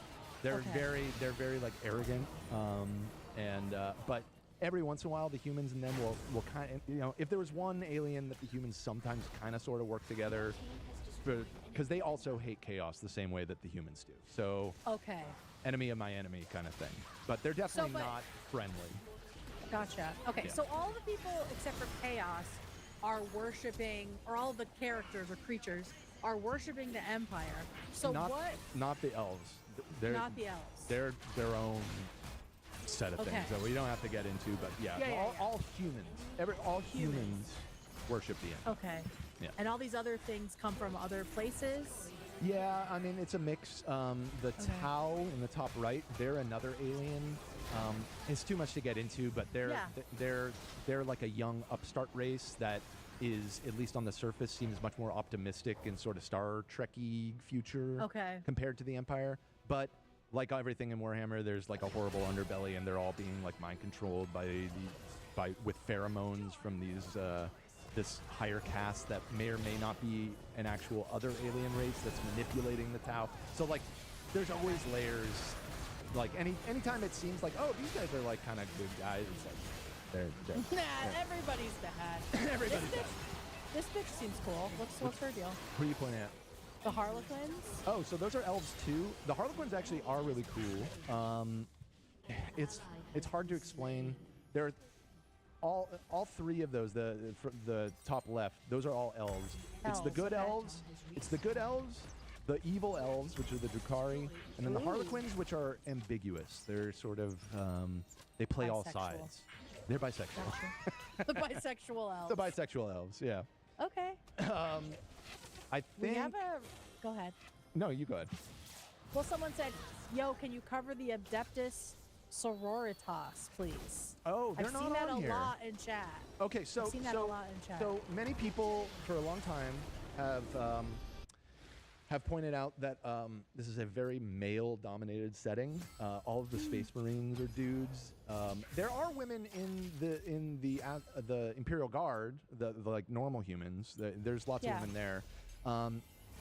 But the Space Marines, they're a boys' club, and it's long been a problem. People argue about it. The lore has started to loosen up on this over the years. Oh, there you go. You pulled it up. There we go. The sort of existing alternative for the ladies is the sororitas. These are basically fighting nuns. Sick. Yeah, they're pretty cool, That's actually. mine. Oh, yeah, one of my friends plays this as his main faction. Cool. Yeah, they have really cool lore. They are insane religious fanatics. They worship the Emperor. That's part of, you can kind of see, but they all have white hair. I think that happens as a result. It's like a magical effect of the result of their extreme devotion to the Emperor is they all, their hair gets whitened. I don't know exactly why that happens, but That happens it in does. Buffy, by the way. Maybe it's a Buffy thing. I mean, Warhammer draws on Buffy stole it, I'm so sure, many yeah. like genre tropes and everything. Unironically, it may have come from that. But yeah, so they kind of exist as the girl faction. Like I said, this is been loosening over time, and I could be wrong about this, but I feel like there's even been lore lately that implies that that there might be female Space Marines coming along. I think they're moving away from that. This is very controversial to the neckbeards. You know, there's a lot of discourse like, no girls allowed in the Space Marines. I don't personally think it matters at all. But why would it matter? I don't know, but it's just that's the way it's always been. The in-universe explanation is that the genetic enhancements that they do to the young boys requires male anatomy for whatever reason. Oh, Lord. Okay.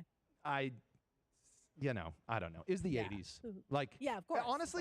Honestly, these dudes were pretty progressive for the 80s, but it's been 40 years. And so, you know, a lot of it is a little dated at this point.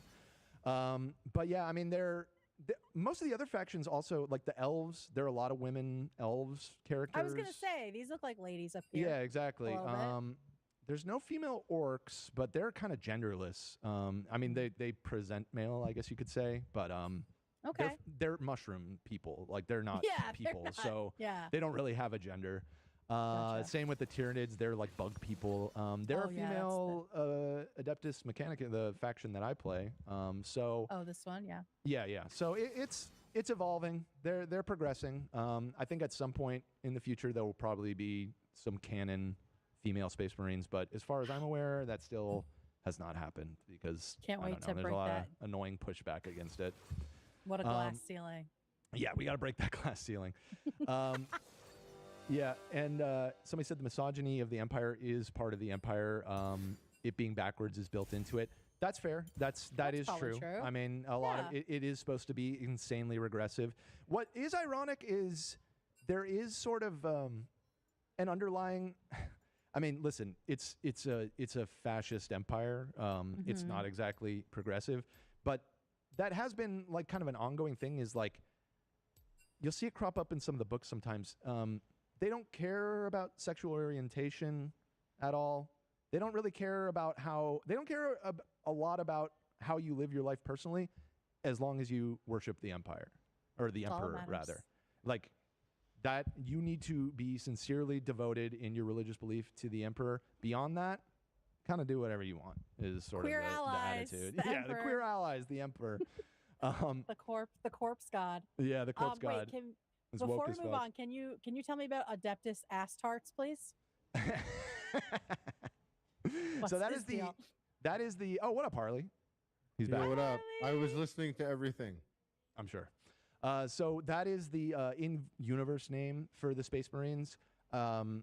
If you want to be cynical about it, which I will, it is a name that exists so that Games Workshop can copyright it because Space Marine is too generic and exists in all kinds of properties. That is also the case with the Azuriani because they used to just be called the Eldar.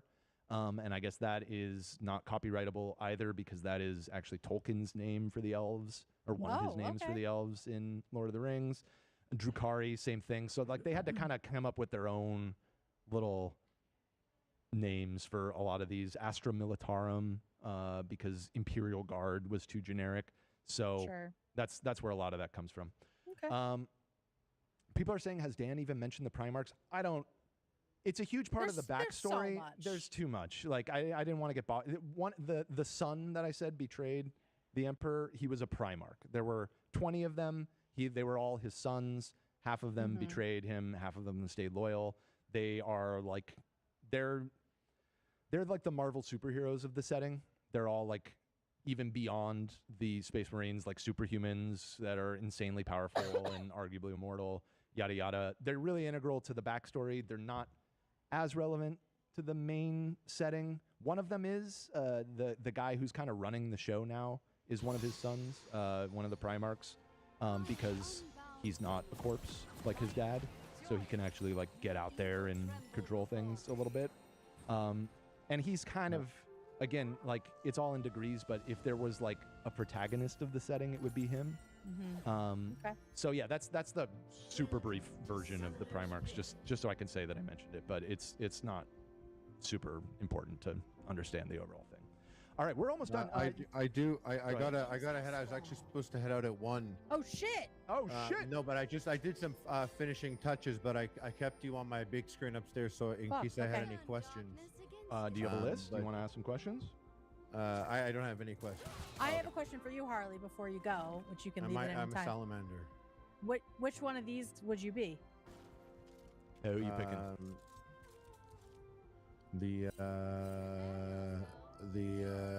The Space Marine. Nice. Yeah.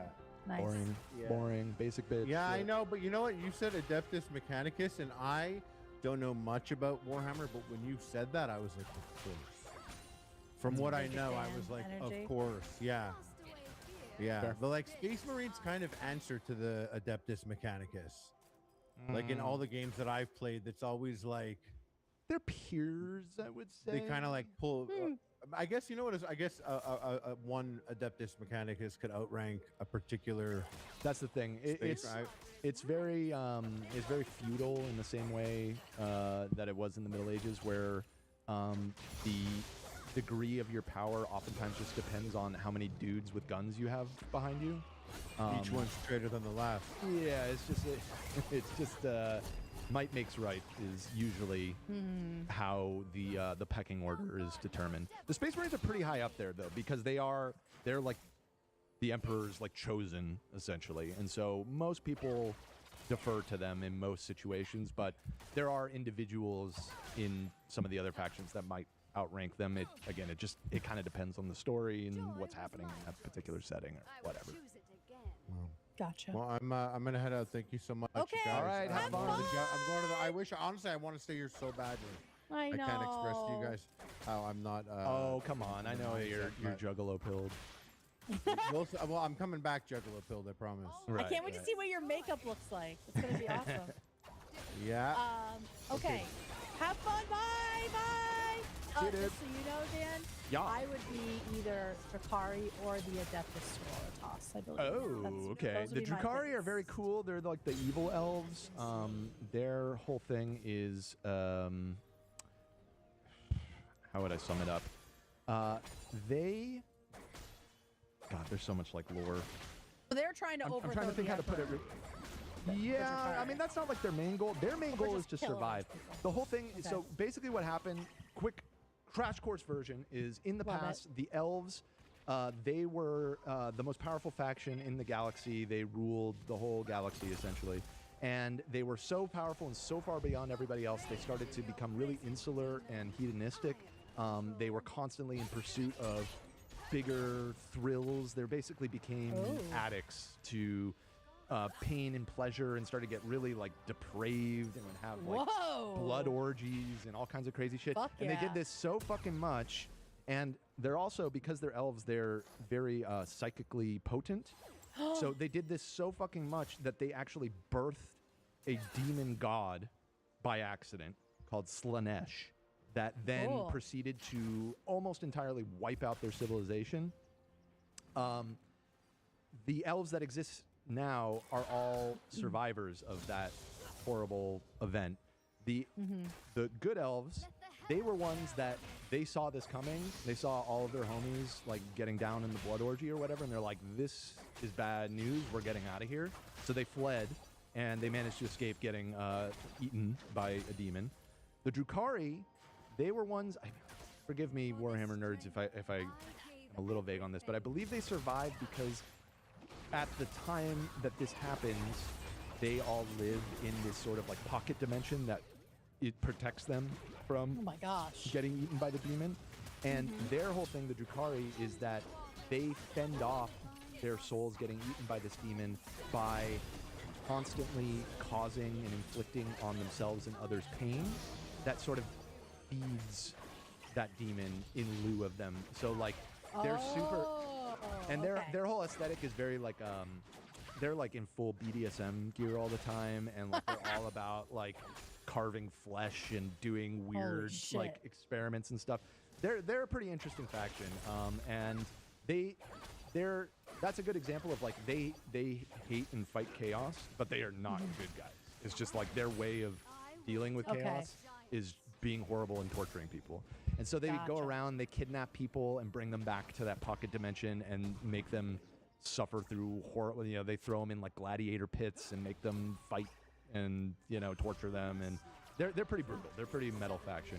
And then the Harlequin, same thing. They also escaped the fate, but they, how do I sum it up? They worship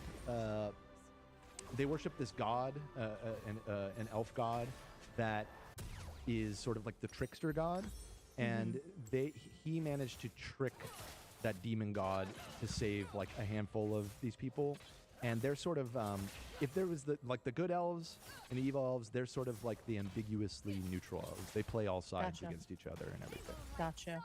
So yeah, that's the really, really condensed, shortened down version of what's going on with all the elf people. But yeah, the Drukhari, their models and their like aesthetic are really cool. Lots of spiky things and torture devices and all that kind of stuff. Yeah, if you want to pull up like a Yeah. Drukhari. Let me see here. You look up Drukhari models, I guess would be a way to see it. Ooh, yeah. Look at this bitch. Yeah, there are a lot of This one. female Drukharis. Look at that. Look at that fan. Yeah, she's pretty badass. Very Mortal Kombat. Very Mortal Kombat. Totally, Right? actually. Yeah. I like yes. that. I like yes. that. That's a good That's touchstone cool. for their whole thing. Wow, that'd be fun to paint. There you go. Hey, maybe we're getting you a little bit. Maybe we're getting you. Maybe. All right. We are very much nearing the end here. So if you want to advance to the next slide, just to talk a little bit about the books. So the books are where a ton of this comes from. If you go back a slide, that is a real picture of somebody's collection of Black Library books. Yeah, that's just probably scratching the surface. Yeah. Now I am not super deep into the books at all. I've read a decent amount of them. The one that Harley mentioned, the Eisenhorn series, I read that because many people point to that as like a really good entry point. It's sort of a detective story, is how I would kind of sum it up. He's an inquisitor, and specifically one that is hunting alien influence in the Empire.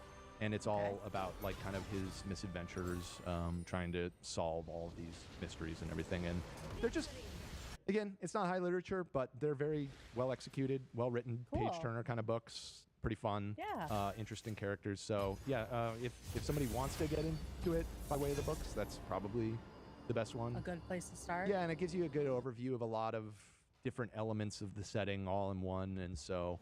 And that series, I haven't read all of it. I think there's like 6 books in that series, something like that. Anyways, so yeah, there's a lot of fucking books. And like I said before, if you advance to the next slide, the books, very much like I was explaining with the World War II thing, there's all these kind of different genres. There's, the Eisenhorn, occult detective murder mystery kind of thing. I would say, true detective vibes a little bit is, obviously it's sci-fi and pretty different. Gaunt's Ghost is like a Band of Brothers style. Well, this is cool.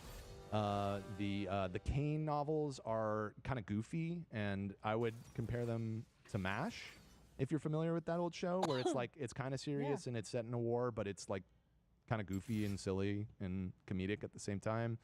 The Horus Heresy, that's the big one. That's a lot to bite off. It's like over 60 books, and that is the story of. That's the story of the fall. That's that story I was saying of the son who betrayed him and everything. And it tells the whole story of the rise and fall of the emperor, essentially, over the course of like 60 books.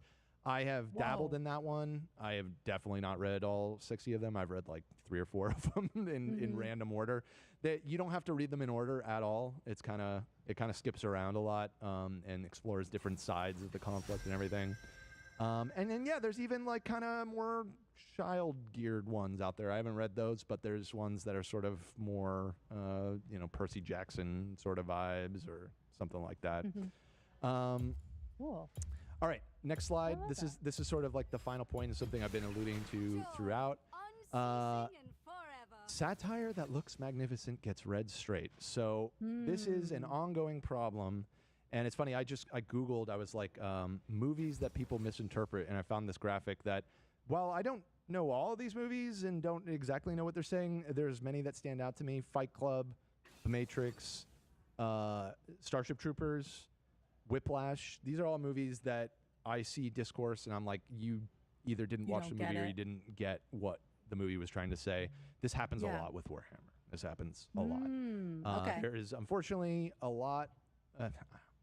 I don't know how you quantify it. Maybe it's not a lot. It feels like a lot online, but you know, it can always be amplified. Of people out there that think the empire is dope, think that that's like probably an ideal form of government, actually. right. Right. And like all the things that are supposed to be like, hey, this is horrible, people are like, oh, based, actually. And unfortunately, that has resulted in a perception from some people, not entirely unjustified, that people that are into Warhammer are chuds. They're right-wingers. And it got to a point where, if you go to the next slide, Games Workshop actually had to directly interfere. It's full of fascists. So in 2021, unprompted, I guess maybe not unprompted, it was prompted by several events and incidents of people at their tournaments and stuff that were, you know, saying Nazi shit and all that kind of stuff, that they had to come out and kind of spell it out for people. And so their statement was, one of the great powers of our hobby is its ability to bring people together for a common cause, to build bonds of friendship and cross divides. We believe and support community united by shared values and mutual kindness and respect. Our fantasy settings are grim and dark, but that is not a reflection of who we are or how we feel the real world should be. Obviously, right? But Yeah, but you they gotta like, say it, unfortunately, but apparently. yeah, like they felt like, you know what, we need to like make this explicit that like this is not an endorsement of, you know, this universe. We will never accept or condone any form of prejudice, hatred, or abuse in our company or in the Warhammer hobby. We will continue to diversify the cast of characters we portray through miniatures, art, and storytelling, so everyone can find representation and heroes that they can relate to. And if you feel the same way, wherever or whoever you are, we're glad that you're part of the Warhammer community. If not, you will not be missed. They just straight up are like, get the fuck out, weirdos. I love that. I really appreciated that they did that. And you know, again, if you have a brain and understand satire, you probably would have picked up on this. And I mean, maybe even some of these chuds do understand that satire, but they're like, I don't care. I still think it's based as hell or whatever. Well, that happened with like Mark Twain stuff, like Tom Sawyer and Huckleberry Finn. Like people read that straight, and it's like, no, that's not the point at all. Yeah, I mean, often it seems like they miss the point. It's one of the flaws of ironic fiction, right? And satire is just inherently not everyone is going to understand it, and some people are going to take it at face value and unironically, and just is what it is. And I mean, in Warhammer's case in particular, because it's so fucked up and evil, I mean, the things that, here's what attracts these people to it. So I explained, like, you have to worship the emperor or you get shot. Religious devotion, mandatory. Obviously, very conservative, right-wing sort of mindset. Right. Super xenophobic. All aliens are evil and must be purged. We will, if we find an alien, we kill it immediately, no questions asked. Right. Xenophobia. They love that. So like all these things that are supposed to be like, oh man, this is like fucking fucked up and evil. They're like, oh, this is actually sick. And that kind of festered over time. The hobby and Warhammer in general has always been pretty popular in things like on 4chan and places like that. So there's always kind of been a section of the fandom that's into that. But yeah, it was starting to get real bad, and I forget the exact details, but I think this statement was prompted by an incident at a tournament in Spain where a guy, he might have like shown up with his figures painted with like swastikas or something on it. Oh my god! Maybe it wasn't that bad. I don't quote me on that. I forget exactly what went down, but there was a highly publicized incident where they felt like, okay, we need to like explicitly kick these people out of the community. We don't want you here. Yeah. So well, it sounds like, I mean, that was also around the time where dudes were really pissed off about like the, you know, girls in games and non-white people in games. And so it says like, we will continue to diversify the cast. So maybe this was like, they were talking about girlies in the Space Marines. They were talking about girlies in the Space Marines. They started to make some of the Space Marines not just white dudes, you know, started to make some of them black and everything, which obviously would make sense. And that's the real irony, is that as much as these weird chuds worship the Emperor, like I said, there is like, I mean, obviously this is a sci-fi setting. So it's not a 1-for-1, but like other than the way that I was saying, like they don't really care about sexual orientation, there isn't really like racism either. There's racism against other species, like other aliens. There's super racist against them. Speciesism. Right, but nobody in the setting seems to like really care about what your skin color is or anything. It's irrelevant. It's just, do you worship the emperor? Okay, that's it. That's your requirement. That's the line. Yep, that's the line. Yeah. So is that the last slide? That's the last slide. So that's the last slide. Crash course on what the fuck Warhammer 40,000 is. This was awesome. Give yourself applause for this. Yay, Dan. I don't think I know this much about anything. Like, you know what I mean? Like, I'm like a generalist, so I have like a lot of information about a lot of things, but like, god damn. Well, like I said, You are I've been, to one degree or another into this since I was a little kid. Started in elementary school, really got much more into it in like high school and college age and everything. But yeah, I mean, it's decades of lore, just useless information accumulating in my brain. And, I probably should have made this clear at the top because people, it's a fandom, and like all fandoms, people get very touchy. If I said anything wrong, just know I was going mostly off the dome. And I don't want to represent myself as like I'm not a lore master. I am it's probably not fair to call me a casual fan, but like a medium fan. I'm a medium fan, long-term medium fan. I do play the tabletop game, but it's not like I go play it every weekend. I play maybe once or twice a year. I get together with my buddies and we play around with Warhammer. Yeah, I'm not doing this. I'm not doing this all the time. When I used to do it more. Now, I mean, actually probably about 6 months ago was the last time that I played. So, I mean, there are people far more qualified than me to talk on all this stuff, but I tried to do it justice and make it digestible to people that don't spend their time filling their brain with useless information like this. Yeah, that's what I mean. Hey, it's not useless anymore. Yeah, I guess, we got an episode out of it. So. Yay. Real quick before we go, there are 2 fans that were that are super into this, that are big into Warhammer painting. So there's one who was spamming in the chat that they posted to the subreddit. So if you could open this link in our After Dark chat. This is a fan that goes by the name of Maro Diago. And it looks like so they're actually, this is Warhammer Fantasy. So this is the other Warhammer, which is cousins to Warhammer 40,000. Same company. Why is it not pulling it up? Hang on. I'm hitting the wrong button. That's why. Come on! Come on, Kate! It's like not letting me copy it. There we go. There we go. And we're pulling it up. We're doing great. We got it. Here it comes. We got it. Whoa. Hey! So there you go. So this is a fan, Maro Diago, shout out, who posted their figures. And, now, what faction? This looks like the Chaos. You are such a Warhammer nerd now. Did I get it fucking knew, dude. Yes, that is Chaos. And it's even, you get bonus points because it's not even Warhammer 40,000. This is the fantasy version of Warhammer. But Chaos exists in both. They're cousins. You know what I mean? They share a lot of the same themes, and they're the way that there's like the orcs in this one, there's orcs in that one, there's elves. It's a lot of the same stuff. And yeah, those are basically the Space Marines of the fantasy version. Okay. Yeah, you can kind of tell that they have that same sort of vibe. Yeah. But cleaner, less skulls and things. Less skulls and things, more swords and fantasy stuff. Yeah, these are all. Oh, those are actually Tyranids. Those are the the bug aliens. They've got. I should have quizzed you. I don't think I would remember the name, but I would have known that they eat everything. They eat everything. Exactly. Okay, so some people have multiple factions that they paint and play with. Yep.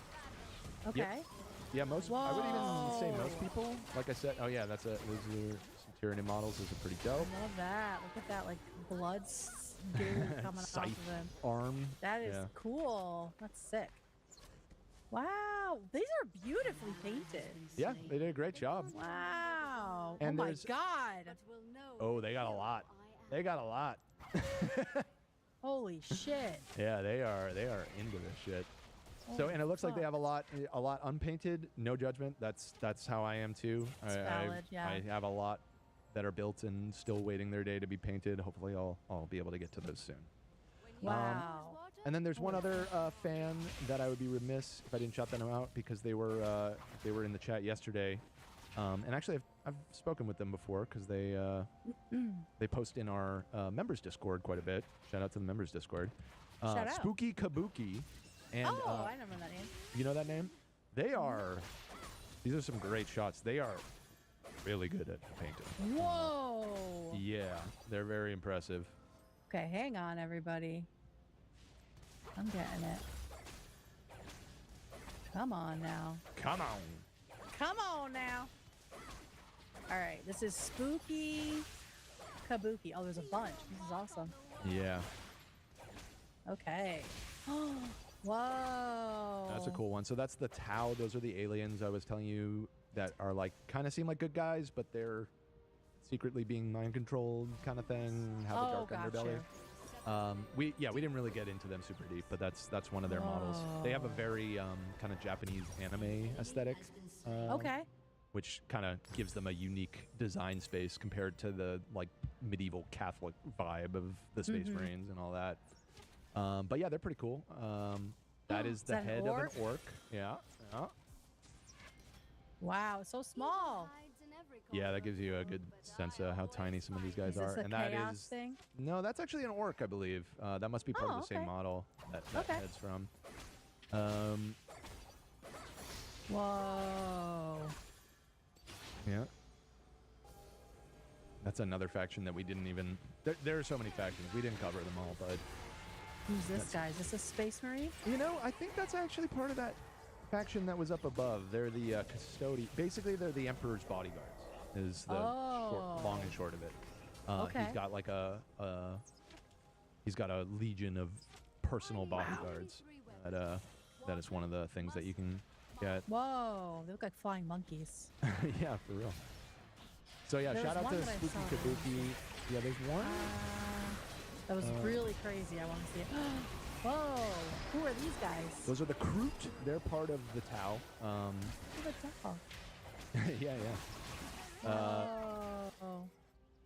Oh my God, there's so many. There's so many. Holy shit! I want to find the one that was really cool. These are all amazing. Yeah, those are the Custodies again. That's one of the. That's the Dark Elves. That's their. These? No, down below. This? Yeah, that's one of their vehicles. Oh. Yeah, is that and him usually there? their paint schemes have a lot of like purple and blue and everything, and like I said, a lot of spikiness. Although Is this airbrushed? I think so. It looks airbrush. That's cool. Yeah, I do some airbrushing for my painting too. Oh. Whoa. Yeah, Got a so you see tank. how it's a tank, but it has like stained glass on the side and everything. And This turrets is and yeah, things. right.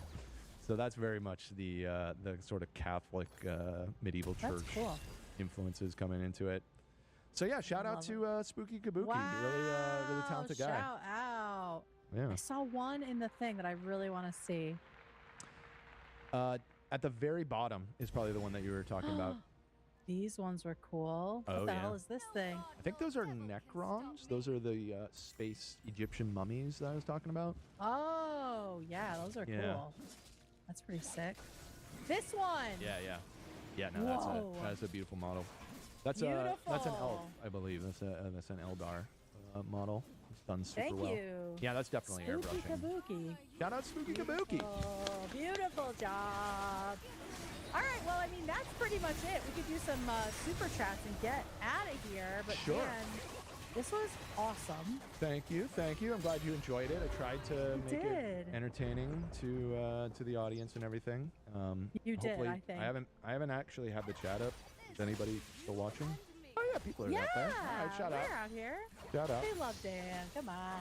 All right. All right.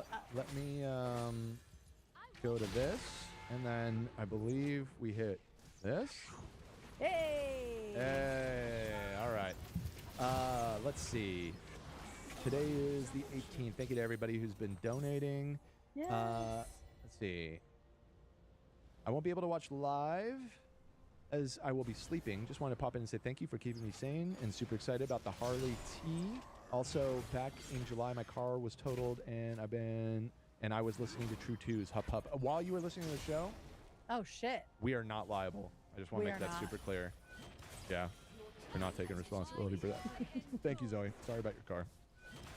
Dan, please explain the Damon Q Lab to us. I recognize that word. I don't know what it is. Sorry. Fake fan. Fake fan. Fake fan.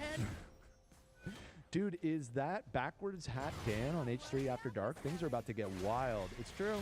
True. I was here. And they did. That's from Nate. And then followed up by another one from British Nate. Today is my birthday. I'm once again the same age as Dan. Thank you for giving me 40K content as a present. Big love to P Chat. And then a bunch of P emojis. Oh, so it's P Chat. I thought it was Bean Chat when I saw people spamming is the P little... chat? What are the P's for? I don't know. No, I never know what they're talking about in the chat. Okay. Great. Yeah. Me neither. Spooky Kabuki, hey. All is dust. This episode is my worlds colliding. LOL. Glory to the 15th Legion. Vengeance for Prospero. Magnus did nothing wrong. Okay, so he's doing a little. Magnus definitely did something wrong. I just want to say. I know Yeah.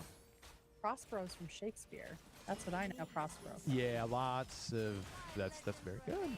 Lots of that is from the Horus Heresy series, which I said is the very Shakespearean sort of fall. So, although I don't know if the Prospero name originated from that, but yeah, it's definitely intentional reference there. And yeah, he's one of the ones that fell, and he fell to the demons, but he did so in a very tragic way. It was sort of like a victim. It was a very Shakespearean, very not comedy of errors, but tragedy of errors. You know, a bunch of misunderstandings that result in him sort of getting corrupted. So, yeah, he's one of the more popular of the evil factions. Let's see, blood for the blood god, skulls for the skull throne. That's one of the chants from the one of the demon guys. Everyone's just showing their cred here. Everybody's super showing their chat. cred in the super chats. Spooky Kabuki again. I'm paying $5 to publicly say that Lehman Russ is the worst Primarch, and Dan should know everyone. No peace amongst the stars trailer. I was afraid. I didn't want to show any of the official Games Workshop trailers because I think they might claim. Unfortunately, and Lehman Russ is the one that killed Magnus, so that's the same. I see why that he hates him. Or didn't kill him, but defeated him, I guess we should say. Let's see. Getting 2 root canals done today. How do I become motivated to floss twice a day? Probably by going through 2 root canals in a day. Yeah, that'll do it. That's motivation, right? That'll do it. Well, sorry about that. Hopefully you can get through that too painfully. They said other than wanting to avoid getting another root canal. Now that's definitely, that's your best motivation right there. You need a gun to your head. So there it is. There it is. Sarah Marie said, I wasn't aware there was a cannibal section of the Epstein files. Do your own research.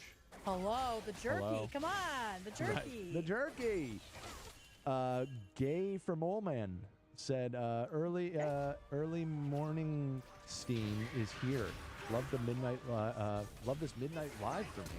I don't know shit about 40K, but my ex got me into painting minis, and I love it. But I prefer the terrain and diorama side of it more. That is another thing that is sort of part of it. Is there's the models, but there's also like making the boards that you play on, and people get very into that and build like ruined buildings and moss covered stuff and everything, and that's sort of like something people get very into as well. So shout out for Gay for Mole Man. Emma said, you 3 and Tamara are my H3 faves. This is the best day ever. I love you all. Also, Harley, you're looking so lumberjack Canadian today. I'm sorry, you missed that message. You need to start making sensual wood cutting videos. Okay.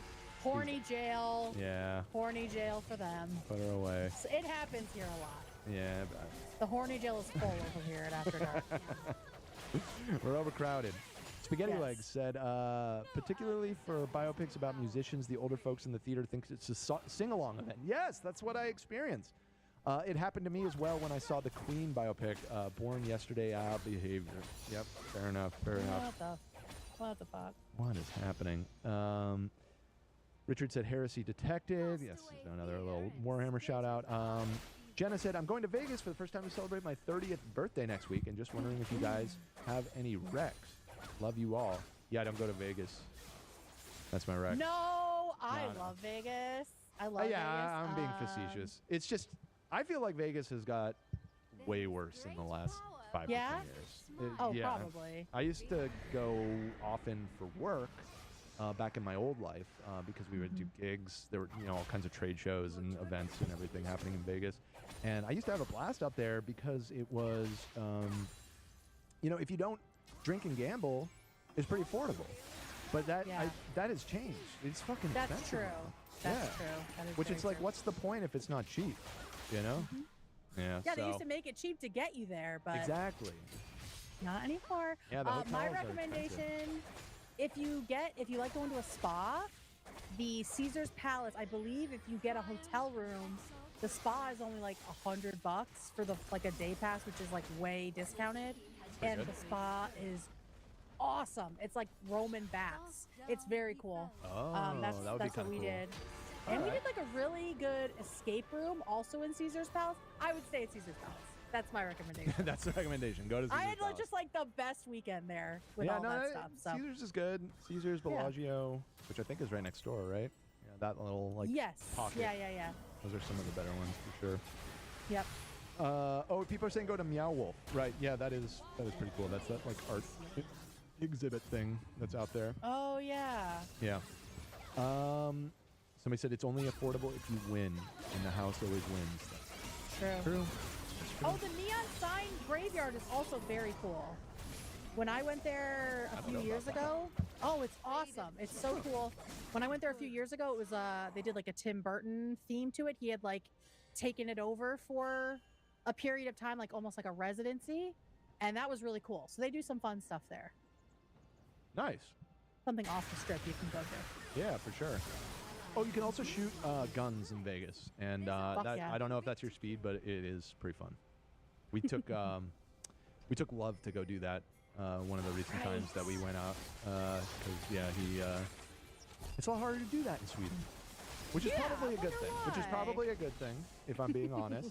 But if you're in Vegas and you at all care about that kind of stuff, or you think that would be fun, it's pretty cheap to go shoot like a fucking machine gun or something. It's fun. It's pretty fun.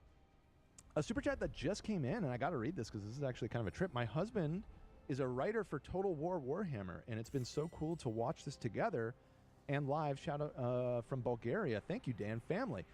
I gotta say, big fan of your husband's work. I have so many hundreds of hours in Total War Warhammer. I have played that game a lot. So shout out to your husband. That's super cool that somebody that worked on it is here in the audience. Very cool. Yeah, between the three, it's a trilogy of games, and between the three, honestly, I would be scared to look at my Steam stats to see how many hours I've played on those games. Yikes. Anyways, shout out to you and your husband. Mike Flanagan writing, let's go, my king. I guess that was when we were talking about the TV show. People are hyped on that. Yeah, That's great. cool. We need to watch Flash Gets Space King. I don't know Warhammer, but I know Space King. Okay, well, you do that presentation next time because I don't know what that is. Dan can't know this much about everything. Yeah, Come I'm on. sorry. It does not extend after this. Annie Megadoodoo said, I always appreciate people explaining their hobbies. I want to understand what makes it cool. This is helpful for me. But Dan's too. character voice is taking it over the edge. I am fully captivated. Oh, fuck yeah. Right? Thank you. Thank you. Yeah, he killed it. Mr. Finley Mac Yorkie Poo donated $100, Whoa. and they did not include a message. It's just blank. Thank you. Just for the love of the fucking game. dude. Yay. Thank you Wow. so much. Shout out to Mr. Finley Mac Yorkie Poo. Hell yeah. Let's see. ACCT, I don't know how to pronounce it, said, "Yay, I'm so glad we're expanding on Tuesdays. I do love true crime, but as a DV victim, last week was very difficult. Thank you so much for taking the time in the ep to educate the audience." Yeah. Shout out.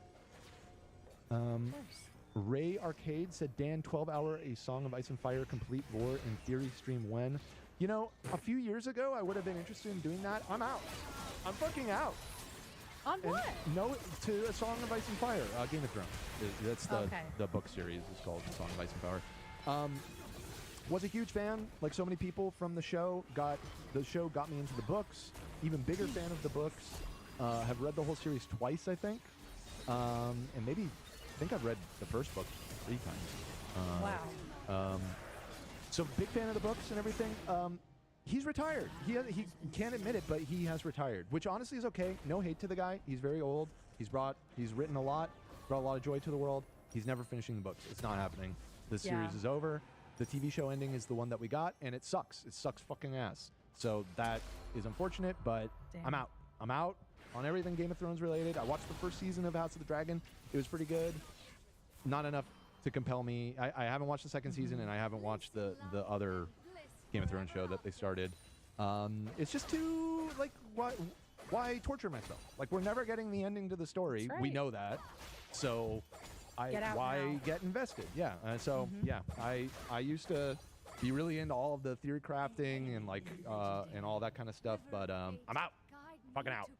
Sorry. Valid. Sorry, George. No hate. No disrespect. There are people that are like really awful to him. I don't feel that way. Like, the guy is a great writer and has worked his entire life, worked his ass off, you know. Yeah. Really only Let found him rest. like, huge success in his late years.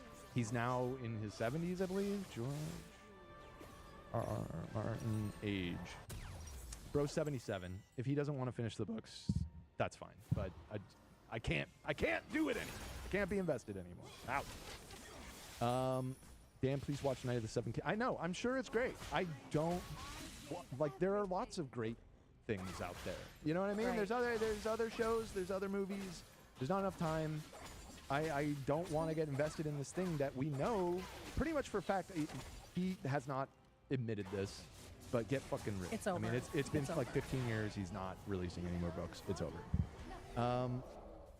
Shout out to George. Shout out. I love Starship Troopers. My favorite line is, "Oh God, they sucked his brains out." I know, it's such a fucking awesome movie. You should watch that movie, Kate. It's really fucking funny. I do want to. I want to see that, and I want to see Event Horizon too. And just Event Horizon is very fun too. That one is less overtly hilarious, although my wife would probably disagree. It's one of her favorite movies, and she thinks it's fucking insanely funny unintentionally. But not everybody finds like body horror and gore funny. So Right. God. yeah, got Sam Neill in it, by the way. I saw someone saying that. R.I.P. Yeah, rip to the goat. Rip to the goat. Sam Neill and Lawrence Fishburne is in it too. It's actually got a great cast. So yeah, if you don't mind body horror and Body like horror? gory kind of stuff. That'll be fine. Yeah. If you don't mind that stuff, it's a good time. It's a good movie. Let's see. Was turned off to Warhammer when a dude DM got really upset and lore dumped when I said I wanted to make a group of lady space marines. LOL. I think it's neat now though. That's exactly what I was talking about. That's exactly ruining it. Yeah. This is why that is not canon. The reality is too, Games Workshop actively encourages people to customize and kit bash is what they call it, which is basically when you take the model kits and you combine other model kits or just like customize them. The whole idea, this is something I didn't really touch on, but the whole point of the setting is to justify this game, right? And the reason the scale is so big and there's a million worlds and all of that is because they want you to be able to do basically anything you want. So the reality is, there can be girl space marines. Like, there It would might be not. crazy if there weren't in that universe. Yeah, I mean, there's trillions and trillions of people, and there's Right. literally a million worlds, and in all of the books, they've probably only directly named like 100 of them out of that million. There could be female space marines somewhere, and so if you want female space marines, you just make them. And actually, they're wearing armor anyways. You wouldn't even be able to tell. Just say, oh yeah, they're all chicks. Yeah. Yeah. It's as simple as that. There's no harm in doing that. I have slightly kit bashed mine. My Adeptus Mechanicus dudes, I've themed around medieval knights basically. Oh, cool. And so I the little guy that I have here, he's supposed to be like a peasant. That's why he's kind of rough and tumble. And then I combine them with this other faction, the Imperial Knights, which are these big like robot walkers or whatever. And I make them all like fancy, pristine armor, like a knight at a tournament kind of thing. Cool. So yeah, and people do all kinds of stuff. I have a friend whose entire army he made themed around Warcraft, which is this other franchise that was sort of inspired by Warhammer, Warcraft. And so he made his whole faction themed after the undead from Warcraft. So you're actively encouraged to do whatever you want. So female Space Marines, go for it. Just do it. Dan, have you ever heard of or been to Dragon Con in Atlanta? I've heard of it. I've never been to it. I think Allison might have done Dragon Con once. She travels around and does a lot of cons, so maybe she's done that one. But I know that's like one of the biggest. I think next to San Diego, that's like the big one. So shout out to Atlanta. Me and my husband own a card/game store, and we sell Warhammer stuff, mostly from the bestsellers rack. Explains so much and gives me appreciation for the hobby / our own customers. Thanks, Dan. Hey, very cool. There you go. Helping you out a little bit. Dan, do you play Total War Warhammer games? Oh, that I addressed that with that earlier one, but yes, definitely. Way too much. Way too much. Space King is a super vulgar parody of Warhammer 40,000. Even more vulgar than the actual Warhammer? I'll have to check it out. Yeah, I'm not aware of that. Musty Poon 69 said the shower scene in Starship Troopers was the first time I saw someone dump them out as a kid. Shout out. Hey! I think that was the case. You must be around my age because I think that was the case for a lot of young people in the 90s. There are some tits in that movie. Okay. It's very incidental. It's like not a sexual scene at all. It's actually kind of interesting. Yeah, I mean they're all in like boot camp, and it's mixed gender, and they're just in the showers naked together, and nobody even really like addresses it, which is kind of like an interesting little piece of world building that it's like that's become totally normalized in the society or whatever. All that was lost on me as like a 9-year-old. I was just like, of course, exactly. All right, and I think that's it. So thank you to everybody who donated, and thank you to everybody who watched. And Kate, I'll send it to you to wrap up here. Yay! Well, thank you, everybody. Thank you, Dan. Holy crap, that was such an amazing crash course. Definitely more than a primer. I definitely am interested now in some of it. Really? Yeah. I would love to like read a story from this world, and I like painting things. Interesting. So okay. maybe, yeah. All right. Maybe I'll think about the Eisenhorn book that Harley and I were talking about. That's probably a good place to start. But I'll think on it, and if anybody in the audience has any better suggestions, because again, I've read a handful of the books. I have not read the 300 plus that there are, so there might be a better one. Could? Yeah, exactly. Cool. All right. Well, we will be back tomorrow with 2 shows, regular show and After Dark. Wow. And yeah. And David will be back. Your afternoon. Yes, and David's back from his wedding. Yeah, big news. Maybe he'll bring some pictures. Oh, I'm maybe sure he'll bring some pictures, and maybe I can bring some pictures from my wedding. Hey. Maybe we'll do that. Maybe we'll do that tomorrow. A little wedding share. A little wedding share. All right, everybody. We'll see you tomorrow. Bye. This is the thanks for watching. Hey, I got it. Hey, he did it.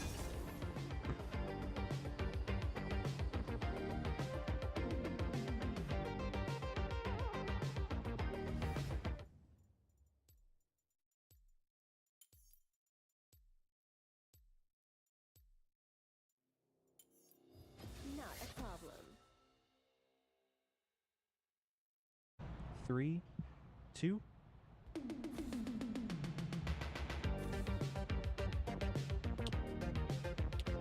Hey, are we live? Did it work? David? Hold. Hold it. Holding. Hold Holding. it. Hold it. Holding. We are live. Yay! It happened while you were gone. You were vindicated. Yeah. Not just me, That's huh? right. I'm not the No. only fuck up here, huh? It happens to everyone. Right. That's right. YouTube is the problem. Oh. What is he Let's yelling go. about? We're live, What's he yelling everyone. about? We love that. We have a special guest this evening. We have Ela. I'm in Harley's spot. It's crazy. I know. I feel kind of crazy. It's weird to not have the smoke billowing up from nowhere with my co-host, and I'm pretty sure you're not going to just, disappear for 10 minutes. Kate, hold on. I'm listening. Yeah, I'll be listening over there. to I'm everything. listening. Yeah. Okay. Ela's a true That's fan. my Harley impression. Yeah, no, that was amazing. I'm listening. I'm listening to everything. I'm listening. Cardboard cutout of you. Yeah. Oh, Ela, how are you doing? Good. Yeah? I wasn't on the show earlier today because we've just been kind of organizing and working on TF. And then I heard what you're talking about, and I was like, hey, and Harley's not here. Good opportunity to come join on the fun. Yeah, I know. We're talking mainly about Hayden Panettiere's death, but also the weird circumstances around it, the weird people around her, and there's a Real Housewives connection, and that was something that was So very crazy. interesting to you. So I'm glad you're here to talk about it, because I haven't watched Beverly Hills, and so you know more about her in that area than I do. So that'll be very interesting. We have some big news. David is married. Yes. David got married. Look at that ring. Oh shit. That ring is so beautiful, by the way. David. It's beautiful. Oh, thank you Is so much. it? It is. What's the T on the ring? Let me So see. it's like a gold band, but it has baguette diamonds. I don't know if that's how you say it. Okay, but David. It's Yeah. true. It's true. Jenny and I are matching, so there's tiny little we gotta get a diamonds right close there. up. Okay, we'll Yeah, can we? Iced out. Oh And- my god, look wait, at the what? timing. That was crazy. It's blinding us. Wow. Yeah, it was Oh my blinding. god. Can you There we see? go. Shit, Do you see David. those baguettes? Yeah, that's Do you see my baguettes? crazy. I got Nice mad baguettes. baguettes, Kate. Huge baguettes. Oh my god. I have a better picture of our rings. I can send it over. Diva alert. I love it. You can't spell David without diva. It's true. True. Right? Oh. It's He's true. fully dripped out now on that left hand. It seems like your wedding got sniped. Like people put up pictures super early. Yeah, I got full Sister on. sniped? I got full on sister sniped. Yeah. Sister sniped. I didn't even realize pictures were posted, and because I was just watching the show on Monday, I was like, "Oh, look, that's our wedding." So, What? yeah, it wasn't anyone's fault. It was except for our vendors, because they decided to just like film everything and then post it, and then I'm still getting used to being on the show, and I forget that when I get tagged in something, everyone can see that, and so immediately it was on the subreddit. I was like, "Oh, cool! Look, there's everything, dope." So did you have to be like, do you know who I am? Do you guys even know who your Do you client even is? know? Have some discretion, my God. Your celebrity clients. No, but it's okay. We're gonna post like the actual good photos that aren't taken on an iPhone once we get them back. But I do have some disposable camera photos that we were able to get developed that we can show today. Aw. So Yay! Yeah. All right, let's start with the subreddit, and it looks like Charos Cantina. Your yeah, shout out. Your Those days, are that was your our days are numbered. that was our bartender. No, I love this. Look how beautiful. Yeah. Was it hot? Yes. It wasn't supposed to be that hot. It was supposed to be like 78 degrees. It was in Camarillo, so it's like closer to the ocean with a breeze, and like the whole morning, gorgeous breeze, super chill. As soon as the ceremony started, it was just no breeze. It raised like 10 degrees in temperature, and I was wet the whole time. Like I was dripping from my face. Are you LA on weather both was sides really right testing now? you. What was that? The LA oh weather. shit! I'm on both sides. This is so weird. Whoa. Dan, things change. Ah! There we go. I mean, okay, it's okay, we're fine. good. We're good. Everything's okay. Okay. All right. Um, So it was gross during the ceremony. It was pretty gross during the ceremony. Yeah. So much so that I very smartly brought a second shirt and a second undershirt, and I changed because you could wring out my shirt once the ceremony Oh was my done. God. Like, it was so bad. Holy crap. But Beautiful colors. What kind of flowers are Yeah. we looking at here? So Is that- her bouquet was peonies. That's what I thought. And My then favorite. all of the bridesmaids, Jenny's favorite too. All of the bridesmaids had calla lilies, just like a few. little calla Oh, lilies. beautiful. Look at these two. Her dress is so gorgeous. Oh, she wrote Yes. it down for me because I don't know anything about dresses.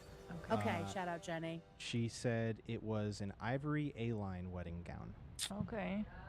Classy. Beautiful. Yeah. Yes. And I loved your love suit it. too. Thank you. Yeah, The it's colors brown. were really pretty. Yeah, it's dark brown, and then like the lining on the inside was green, and so I matched my tie to that. And then Very cool. Instead of an actual like flower boutonniere, we found these like vintage pins, and so mine's like a flower like brooch, and then all of the bridesmaids had different color dresses. It was like blue, pink, and green, and so then all my groomsmen also had flower brooches that matched their. Oh, very nice. Very Oh cool. my Very gosh. classy. Yeah. Very tasteful. classy. Look at you. That was our first. That was our first dance. What So, song is happening here? So not funny enough, not a upbeat song in this moment. But what happened was we had dinner before this, and then we were walking around greeting all the tables, and in that 20-minute span, 3 tables gave us a shot of tequila. Oh shit. And so once we got to this point, we were like kind of like waltzing and went in different directions, and so this was Whoops. a immediate reaction of that. Waltzing. my Yeah, so goodness. we didn't know, we like had a couple ideas of what our first dance song was gonna be, and then funny enough, we heard before it got crazy popular, which was immediately, we heard Honeybee by Olivia Rodrigo and like bawled our eyes out. Oh, okay. And so that was kind of our song, and we liked that it like transitions into like a string part that we kind of waltz to. Is Olivia dying? Yeah, Olivia's Yes. dying. Yeah. And then right after that, we transitioned into Baile Inolvidable by Bad Bunny, and like basically just started grabbing a bunch of people to start dancing with us and open the dance floor Love that way. that. I love that. We also had this idea of so each table had a captain armband, like in soccer, and so there's one person at every table that was a captain of the table that had to make sure everyone at the table was having as much fun as possible. Oh, that's awesome. And they were the ones that brought us shots. So Of course. They understood the assignment. they definitely understood the assignment. Yeah, so that's our first dance as well. Shout out Charles Cantina for leaking our wedding. Thank you. Putting you on blast. Shout out Charos. Oh my god. All right. Then we have some disposable photos from the wedding. Oh, David, these are beautiful. Okay. Oh, my wow. god. I love that. That's the two of us together. Oh my god. This is so Looks so beautiful. vintage. Yeah, it was. Yeah. We like waited to take our photos until like golden hour, and so we kind of like had Perfect. dinner and danced a little bit, and then ran off. So right after our first dance, we ran off and then took more photos together. Oh my gosh. And then that was There us he taking is. pictures of each other. Very cute. Oh my So God, this is more of a traditional Mexican thing, and so Jenny's side of the family's Mexican, and so this is a dance called. Since I'm not first generation, I had to write it down. So their family calls it. They call it La Calabaza, but it's also called La Víbora de la Mar, which is like a snake dance. And so it first starts with all the ladies, and Jenny and I are standing on chairs holding her veil, and then they're all like holding onto each other's shoulders as a snake, and then they're going through and like bumping into us. And so I see. they're trying She's to knock there us and you're down, here. and so as long as we hold on to our veil, that means we're gonna have like a long-lasting marriage forever. Oh, that's so cool. And so the girls go, and it's really chill, and then the guys go, and it's fucking crazy. Mosh And pit. so the link underneath these disposable is just a short little video of us doing it, and you can see Oh, cool. kind of how crazy it gets. All right, I want to see that right now. And there's no claim on it. We're good. No, I checked it already. We're good. All right, cool. So you can see how Alright. aggressive it gets. Okay, let me do this. All right, here we go. It's very reminiscent of a Jewish wedding. Yeah, totally. It's a little, yeah. It's like, and so that's Except me you're right not there. trying to knock them And over. I'm getting bumped into by everyone. Oh my god. So it's And I like a like that all test of my- your strength to each all other. the yeah. white side of my family got involved in it too, all my friends. They're like, and let's then drop shoulders. So as soon as that's done, then they all grab me and throw me up in the air like I'm like a mosh pit, like Oh like my I'm like I'm crowd gosh. surfing. That so, is awesome. Yeah, it was a blast. You held on. I Oh, held that's so on. We cool. never let go. Aw, Yeah, look how Jenny's happy dad was you like are. so stoked to do it. He was like, he really just did it so he could like elbow people because they're holding on to you, but also like elbowing back. And so yeah, it was a Oh, lot of that's fun. great. I love It that. was so much fun. Pretty our little wedding cake. Oh, I love it. Which, by the way, pro wedding tip: the two most like ridiculously overpriced things that you shouldn't spend money on are wedding cake and flowers. We got this from a bakery in Santa Barbara, which is like normally like a super expensive place. That cake was like $100. And then we Yep. got sheet cake from a grocery store Sheet and that fed 80 people. We spent like $200 on cake. There you So- Yeah, that's how we did it too. We had a little cake that looked like a birch tree on top, like it looked like a Mhm. birch tree stump, and then the rest was just sheet cake. Like why? Why do anything else? Yeah. Oh, I love it. Well, congratulations, David. Let me Thank see. you very much. How did Nate Oh. behave? Was he good? Oh, he was Yeah. great. He was great. Other than he sent pictures in our WhatsApp group chat. I found out afterwards, so I had to get him back, and I sent a picture of him too. That's true. You did. He had a lot of fun. Him and his wife Leslie are good friends of Jenny and I, and so we're really glad they were able to make it. Did Nate elbow you? He didn't. You know, he actually had to leave a little early, so he didn't even make it to that. Boo! He has like a Because daughter of or something. Me as a baby. Yeah. Me exactly. as a baby. Me as a Hey. baby. If you had invited us instead of Nate, we would have stayed the whole time. Listen. Just saying. Just Listen, saying, David. I regret every day that we planned our wedding so far in advance that our guest list was set before I started working. We only had 85 people there, so if I had invited beautiful everyone from here, size. No, that's it a would have been like beautiful size. 20 more people. Yes. Yeah. And we were trying to see if we could do it, and we were like, it's just not. We have to renegotiate with every single vendor, and it just Oh, didn't. it didn't- 100%. Yeah. It multiplies so quickly because everyone has a person, right? And then it's Right. double everything. Right. So Yeah. no, we're not actually salty about it. Don't But worry. yeah, buddy. we had so much fun, and we really like put a lot of attention to detail and everything. We didn't want it to feel like one of those like you could take this couple out and put someone else, and it's like the same Mhm. wedding. And Jenny Basic. put in so much work with the color schemes and the centerpieces. Like we bought all of our flowers from a wholesaler, and the day before we were making all of our centerpieces. And Jenny made Nice. little. She made her own bouquet and all the bouquets for the bridesmaids. Like she put in so much work, and yeah, we're just so happy, and I love her so much. So I'm very excited. Yay, David! Yay! Oh, you look like I such love old that- souls. I love that you seem like you were really involved in everything. I mean, that's another pro It's tip. not always the case be because a lot of involved. times, like the guys will be like, "All right, you do it all, and I'll see you there." Right, exactly. On wedding day. Yeah, I'll just make sure Yeah. I'm there and not Yeah. hungover. No, yeah, we really put in a lot of attention to detail, and we had a lot of fun. So instead of like a guest book, we had we like custom ordered playing cards that had like our initials on the back, and in the front people could sign them, and so we're gonna like frame that. Oh, cool. Yeah, I don't know, and someone asked, did I cry? I cried like a baby when she walked down the aisle. Oh, as so you should. At some point there as will you probably should. be a picture of that we can. Of we you- can- I mean, I'll how be do you crying. not? I feel like if I even as a person in the crowd in weddings, I I always cry. I- I we- always It's such cry. a beautiful moment. We heard everyone cried. At some point, Oh, everyone cried. good. Oh, I Yeah, love that. and we had a good friend officiate for us, and he did it in English and Spanish, and Oh, told our love story to everyone, and so yeah, everyone was crying. I'm gonna cry now. I don't even heard the story, but that's so sweet. I sent Oh, a I picture love of our wedding bands in WhatsApp if you wanted to. Okay, Because let me they go kind of match, grab it. just so it's a little bit easier for everyone to see. You sent it in the general chat? No, I sent it directly to you. Oh, directly to me. Okay. Are we friends on here? I don't see it. On WhatsApp? Oh, WhatsApp. I'm in Discord. I'm such a boomer.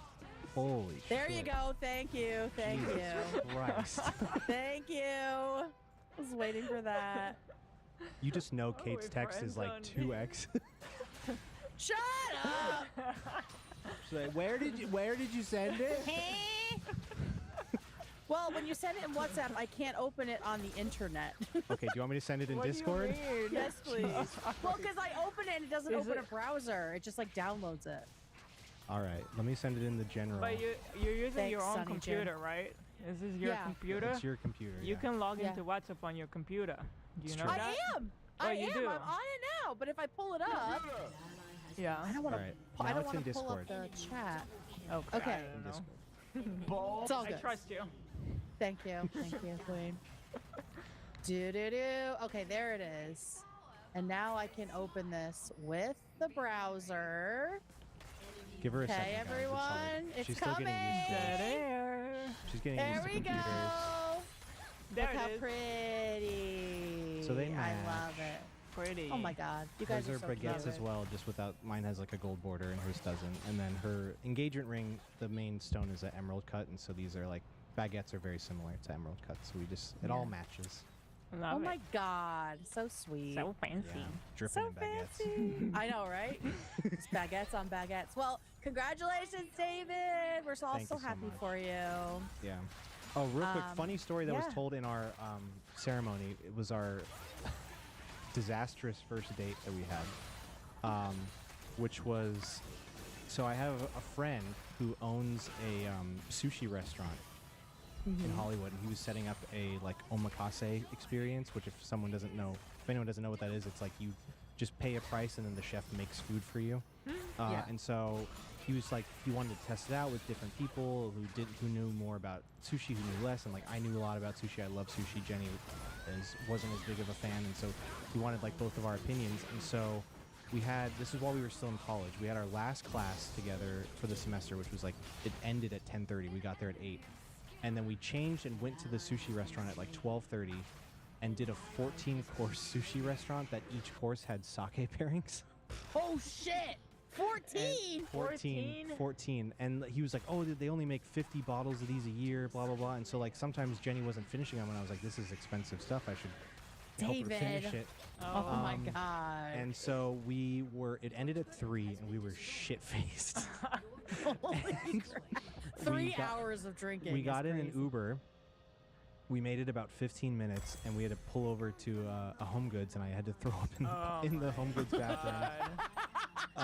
Called a second Uber to make Bleak. it back to our place, and then we took like a 4-hour nap at like opposite ends of the bed, just like not touching each other. On first date? That was our first official date. We had Oh like my other dinners and God. stuff before that, but that was our first official date. Oh, okay. And oh my god. yeah, it luckily it worked out. I mean, we went through the worst of it could be for a first date. So There you That's go. very It's all much. uphill That's like from a there. married couple experience of being Yeah. sick together. So yeah, Get got sick that out of the together way. on your first date. yeah, we just did it. You gotta make it. We did it. We Good got luck. it over in the very beginning. So yeah. Oh my god, I love it. That is Well, anyway, crazy.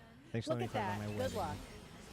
Yay! I'm so happy, and I can't wait to see the real pictures. Yes. Okay. What's happening? He was just saying hi. Hey, hey,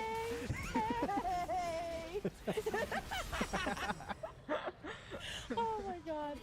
I wanted to add a little bit on the Peter Pan story, not the actual Peter Pan story, but Olivia was talking about how the Peter Pan like live action that came out when she was a kid was one of her like sexual awakenings. And I will say I had the same exact thing in 2 separate Peter Pan movies.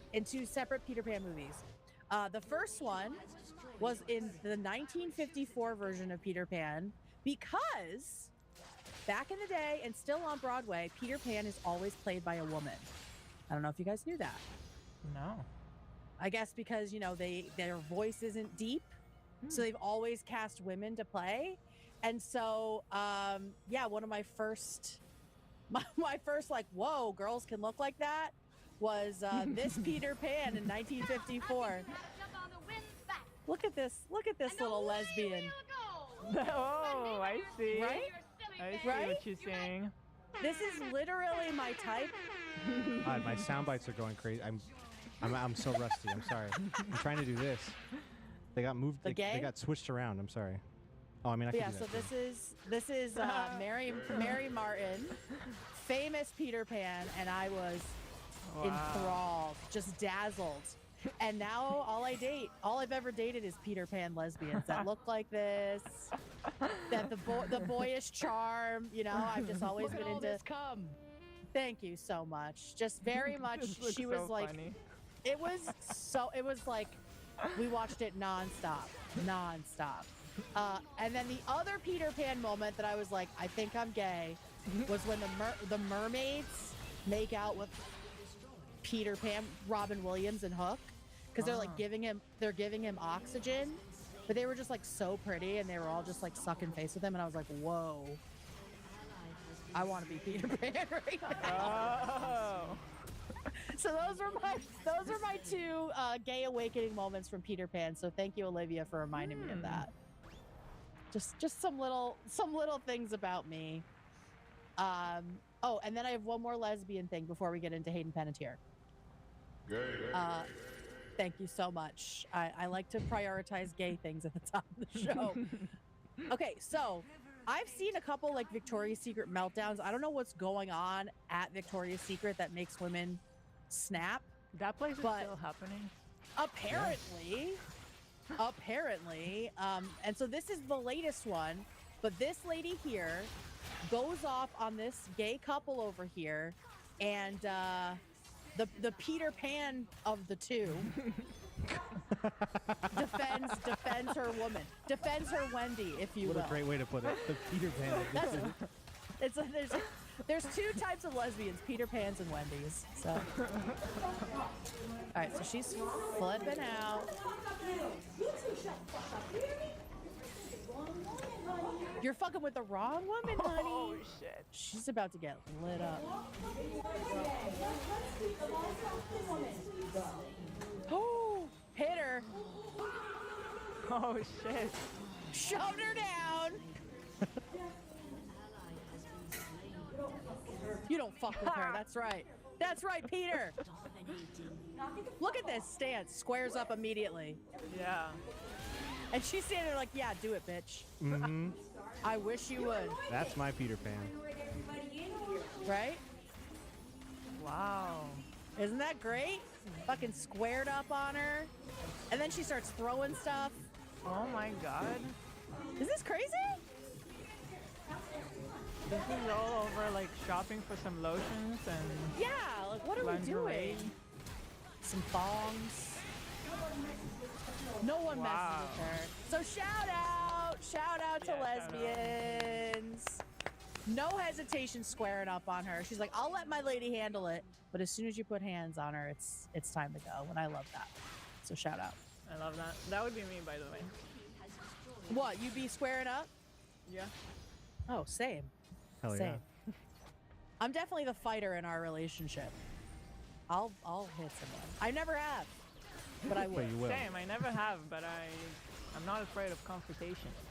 Same. Like since Trump got elected in 2016, I'm like, I've been waiting. I've been waiting for someone to do something in public, and then boom, to the moon. But it sadly hasn't happened. So I've avoided jail time up until now.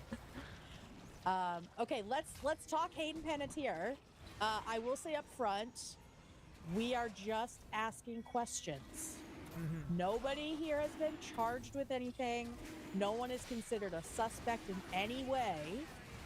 So that this is all just talking about the weird things that have been happening and that were happening up to and before Hayden's tragic passing. As we know, let me pull up a photo of her so we can see her while we're chatting. Hila, you said that you didn't really know who she was, right? Yes, I think from what I understand, she was kind of like a child star, and I guess I didn't grow up on the stuff that she was in. I just kind of missed that whole thing. everything she was involved in, I guess. Yeah, she was. I knew her first from Remember the Titans, which was like a football movie that I loved, and she was like the little girl in it, and she was, you know, like just a little, kind of a little brat, kind of a little tomboy, and yeah, then she had a bunch of like teen movies and stuff. So she was working, and then she got Heroes, which was a big drama, like TV drama, and then Nashville as well. So she was working, but I think unbeknownst to a lot of people, she went through a lot of shit, like from childhood onward, specifically, surprise. yeah, in the industry, right? This was all pre Me Too, so she was exposed to a lot, and so she passed away on Sunday, August 16th, so this past Sunday, from a suspected overdose. And I know Ethan talked about it at the top of the show, but there have come to light some lingering questions and circumstances that I wonder if they played a part. So 3 months ago, she released a tell-all memoir about her life growing up in the industry. And I'm just going to give you a jump scare alert. She did promo for the book with Jay Shetty. Okay? She did go on his show. She did go on his show. But here she's talking about a portion of the book where she was essentially trafficked by a trusted female friend. So this is... I didn't know this was only 3 months ago. Yes. Wow. The book came out 3 months ago. She was doing a tour promo. Her ex-boyfriend, who we'll talk about, also did an interview. So I have a clip from that. So a lot happened in these final months of her life. So yeah, so she had just come out with all of this. When you write about this in the book, you write about a moment in your career where a friend of yours takes you onto a boat. You are led to a room. A yacht. Which has an older man in it, and then basically told to perform sexual acts, and you know. Oh yeah. And when I read that, I'm like, oh gosh, like not only have you felt like you've had a really unsupported. I love her platform loafers, by the way. Those are pretty. I'm just noticing them. I love the color, and I want them for fall. I'm gonna be looking for those. You know, upbringing. You're now with a friend in the industry, and then ending up in a situation like this. Could you talk to me about what that moment does to your psyche when you're that? I mean, the fact that I was 18, even though I'd lived such a huge life. Only and 18 I years thought I old. was so mature. Only 18 when this happened. So this was in That's crazy. 2009, which lines up with some of the stuff from the Housewives storyline. So yeah, she was only 18 years old. At 18, you know, scientifically, you know, her frontal lobes don't develop until we're, 26, 25, 26. So even though I felt like I could make healthy decisions, safe decisions, I wasn't capable of being fully aware of what was going on around me. Well, I think also when you're an actor or an actress specifically, so much of the process is grooming to some degree, right? Like you're being told what to do, how to look, how to talk, how to dress, and you're put in all these situations where you have to perform in order to make money and survive. So I think that adds to her being 18 is like this need to please others, and specifically like famous, rich, powerful men. And it wasn't until I found myself in predicaments that I realized, like, my perspective completely shifted, and I realized that I was in danger. But by the time I'd realized I was in danger, I was quite literally out to sea. And it was that that moment shook me, was shocking, and I was quite literally walked down, and I had been having a great time. There was no hints of anything like that happening So it took me. I was shocked. It took me by surprise, and it was somebody led by somebody that I had grown to trust and see as a protector and somebody who had my back, and to be walked down. So to me, that sounds like not just like another girlfriend of like 18, 19. Protector feels like it's an older person who like understands the industry, right? Yeah. And so I feel like that also lines up with the other stuff we're going to talk about. You know, down the stairs, and it was as like a surprise, presented as though it was like a surprise, and it was this very small room, and she physically put me in the bed next to this undressed man who was very famous and had his hands like this, like this was just, you know, an average day for him. And this is something that happens all the time. And I waited for her to leave, and I mean that lion in me, that fire in me, that my hair stood on, and you can see she's like rashing out from talking about this. It's horrible. And I became ferocious. I was like, this is not happening. But I had nowhere to hide. And I bolted, and I hid wherever I could think of to hide on a boat. There was no jumping off and swimming away, and there was nobody who was going to. I realized that there was nobody who was going to be empathetic to my situation, that this was nothing new to them. I mean, bro, yeah, so it's horrifying.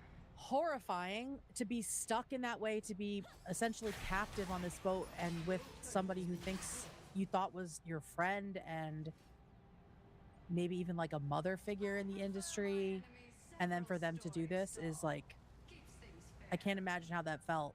And so I'm not surprised that she goes on to have these dysfunctional relationships and also drug problems, like very, very understandable after being traumatized like this. So there is speculation now, based on the clues that she gives here about being on a yacht, the famous, rich, powerful man, the woman that she considers a protector. There's speculation that this is Diana Jenkins. I will say, Hayden said herself, it's not her. But I mean, wouldn't you also say that? In my opinion, right? So, and Diana has also said it's not her, but people are noticing these parallels with the boat. She has these weird bruises on her cheeks, on her butt cheeks for some reason. Diana does on both sides. Like, what is that about? And this is, I believe this is back in 2009 or thereabouts when they were hanging out. And she famously had a yacht, which she had at Cannes, which was like the big film festival in the south of France, where all the rich people would hang out. And so, Hila, you know about her in a different way. So I saw it this morning and I was like, oh my God, Diana Jenkins. She was, she joined the Beverly Hills Housewives for one season. They usually, once they introduce somebody, they'll stay on for longer, but all the housewives were so suspicious of her, constantly asking her questions. It was very clear she was like a sus person and somebody that might have skeletons that they're hiding. And so I feel like a lot of people were asking a lot of questions, and she ended up not continuing with the show. So she only did one season. Pretty unusual, unless you get into like really deep drama, that you won't come back for another season. Like if you end up in federal prison because you just physically can't be on the show, things like that. Yeah. But otherwise. So wait, so she came what on kind of questions? and she was like this super rich lady, like so wealthy that it doesn't make sense.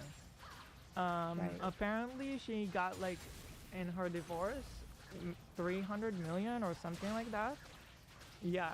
So apparently it's mostly from a divorce, but she just flaunts her wealth, and I feel like on this show, you can't really come and only give half truth. Like, it's just not gonna work. Everybody's Right. gonna question you. It's almost like the first year is like hazing. Like, you have to go through. You have to lay everything out. Yes. If you're trying to hide something, they're gonna drag you into the mud until they get answers and until they feel like, okay, you're one of us. Yeah, they're like, we had to do it too. So Yeah. if you don't, we don't trust you. It is like a weird pressure to like be authentic, be real, right? And to give everything. Because I remember like with Vicky, when Vicky wanted to hide the stuff that was happening with her boyfriend that was faking cancer, Yeah. like that whole thing, people were just outraged. Like, you have to put your boyfriend on this show, or you're not being authentic. You're not living up to the deal, right? Yeah, and in the show she was like, not that there's anything wrong with it, but she was with a young guy and she was just coming off very weird. I don't know how to fully explain it. It's been a while since I watched it, but yeah, she was coming off very sketchy and like not authentic. And so when this came out, I was like, oh my god, it's that lady. Yeah. Well, I don't and know. she was up to a lot of stuff way before Housewives. So this TikTok is the one that you found. And all right, so this is Nat, and she is putting some pieces together. So again, this is Diana, this is Hayden, and I believe this is she says the Cannes Film Festival back in 2009. So I was just gonna take a closer look into this timeline. I didn't realize how heated I was going to get the deeper I got into this timeline. Now, the more pictures that I pull up from 2009, the bigger. Paris Hilton there too. I mean, everyone was there. It's like the biggest international film festival, right? And there's this other controversy about Diana, that she did this book. I Did you have see that yeah. about the book? Yep. Okay. Room 23, and it's in here too. Okay, so allegedly, or I don't know, in this book she did photographs of women that she thought were like, I don't know, I guess like it girls, or in today's terms, I'm not sure. Yeah. And it was supposed to be like a beautiful piece of art, I think. But people found it strange, and there has been some allegations about it made, that it's sort of almost like a catalog of women she can offer. Yes. And I did hear that. And I did hear that she sued somebody about it because, so the sex trafficking allegations were already, she was already accused of it, and apparently Right. she sued somebody about it. I think it's never been like there's no concrete evidence, or we can't say that she definitely did it, right? Or of course, anything like that. But these speculations were already going on before this recent wave now. Yeah, it might be hard for her to wave it away this time, but we'll see. So let's see what she was up to in Cannes. Problems arise. Plus, I have some clips that you guys need to see. This festival was his hunting ground. Like I said, Let I me didn't skip realize. ahead here. She yaps for a bit. There's the book coming out. There's a clip that we watched. And then having to Fight her way out. So yeah, this was on Diana's yacht. that boat because she knew that Da da da da da da da. Okay, here we go. she was allegedly close to that may have The volume's kind of low on this video, David. If you want to bump it, please. Diana I'm blasting it, and it's still Okay. low. It's wicked low, yeah. Diana Jenkins was featured on Real Housewives of Beverly Shout Hills. out. And as a double side note, during that season, while they were filming, Ava Dash from Next Gen NYC was living with Diana Jenkins because she was dating her son at the time. I don't know Anyway, why back that's to important. Diana Jenkins. Why would people think that it was her? She's a Real Housewife of Beverly Hills. How could that be? Well, during that time in 2009, Diana Jenkins was rumored to be a madame. She released a book called Room 23, which was, again, I'll show you guys it. alleged, but it was rumored to be basically a catalog of women, and Hayden was in that book. I didn't. All right, here is what I could find of some samples from Room 23. Cindy Crawford.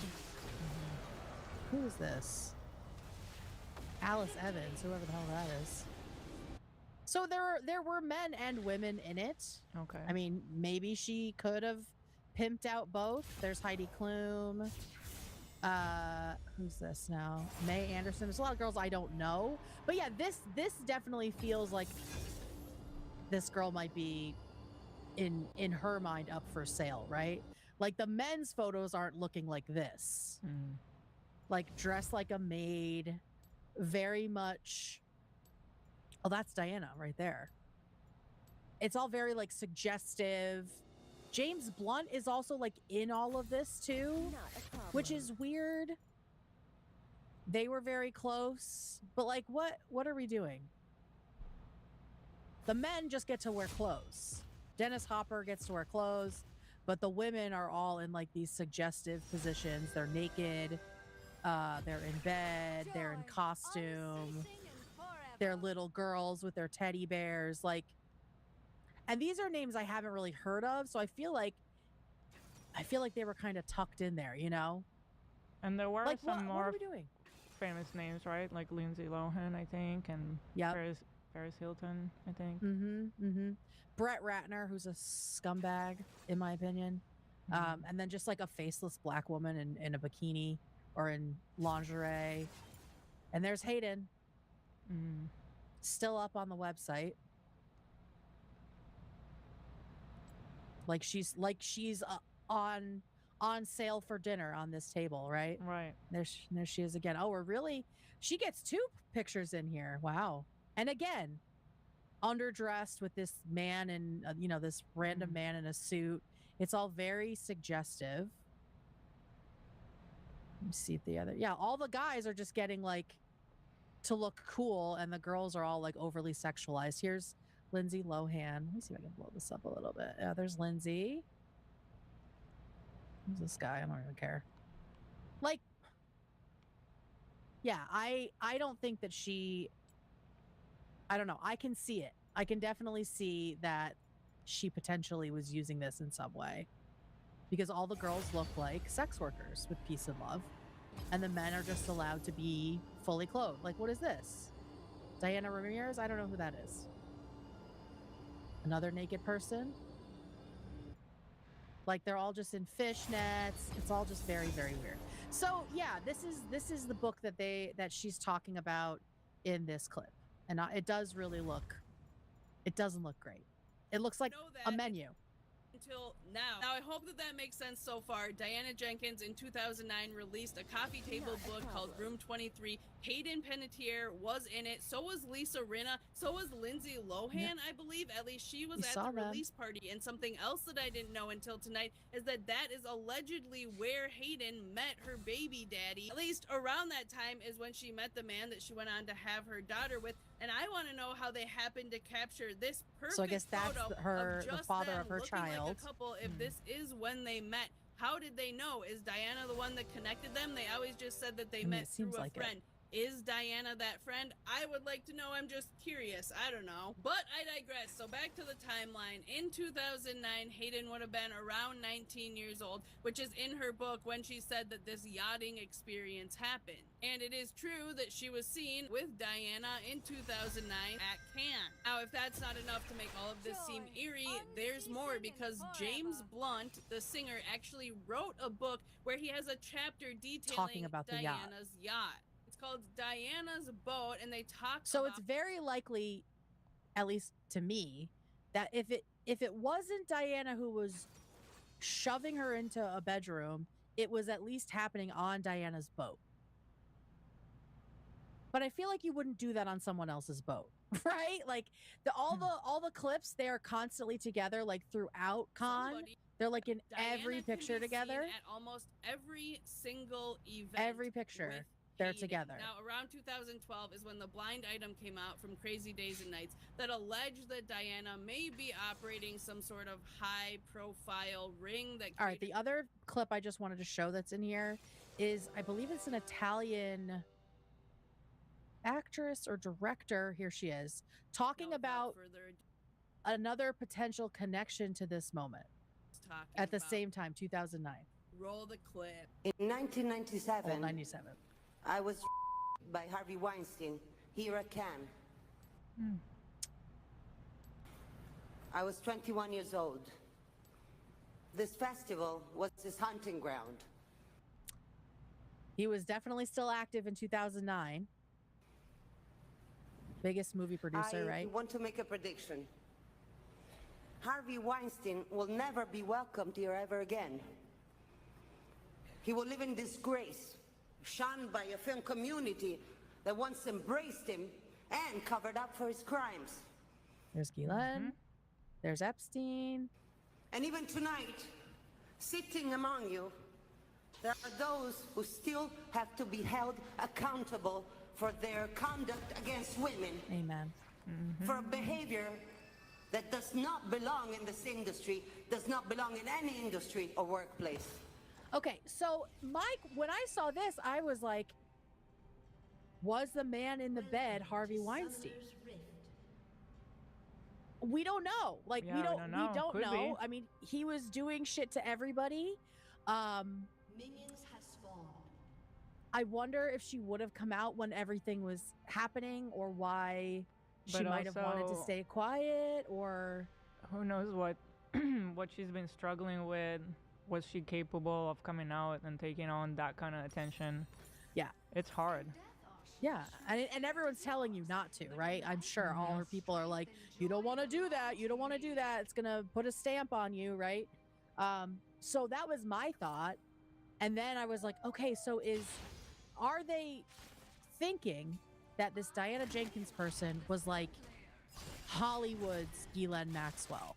Yeah, like where she was, where she was aspiring Elaine.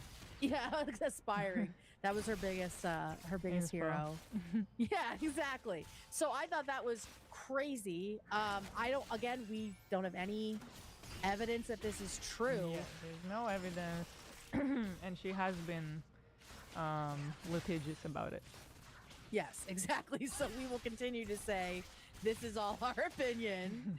I mean, if it's not her, it's a horrible thing to be accused of, right? Of taking advantage of younger women in this industry, in the industry that you're in.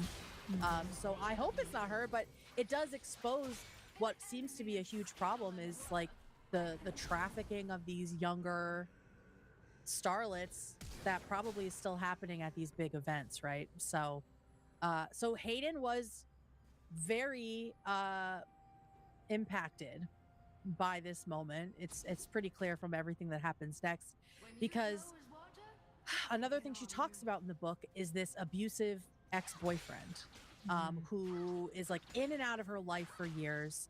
They met in 2018. I'll show you a picture. This is them together in 2018.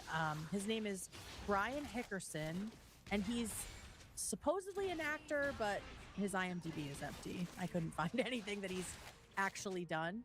And that's, so he's, yeah. And that's not the dad of her child.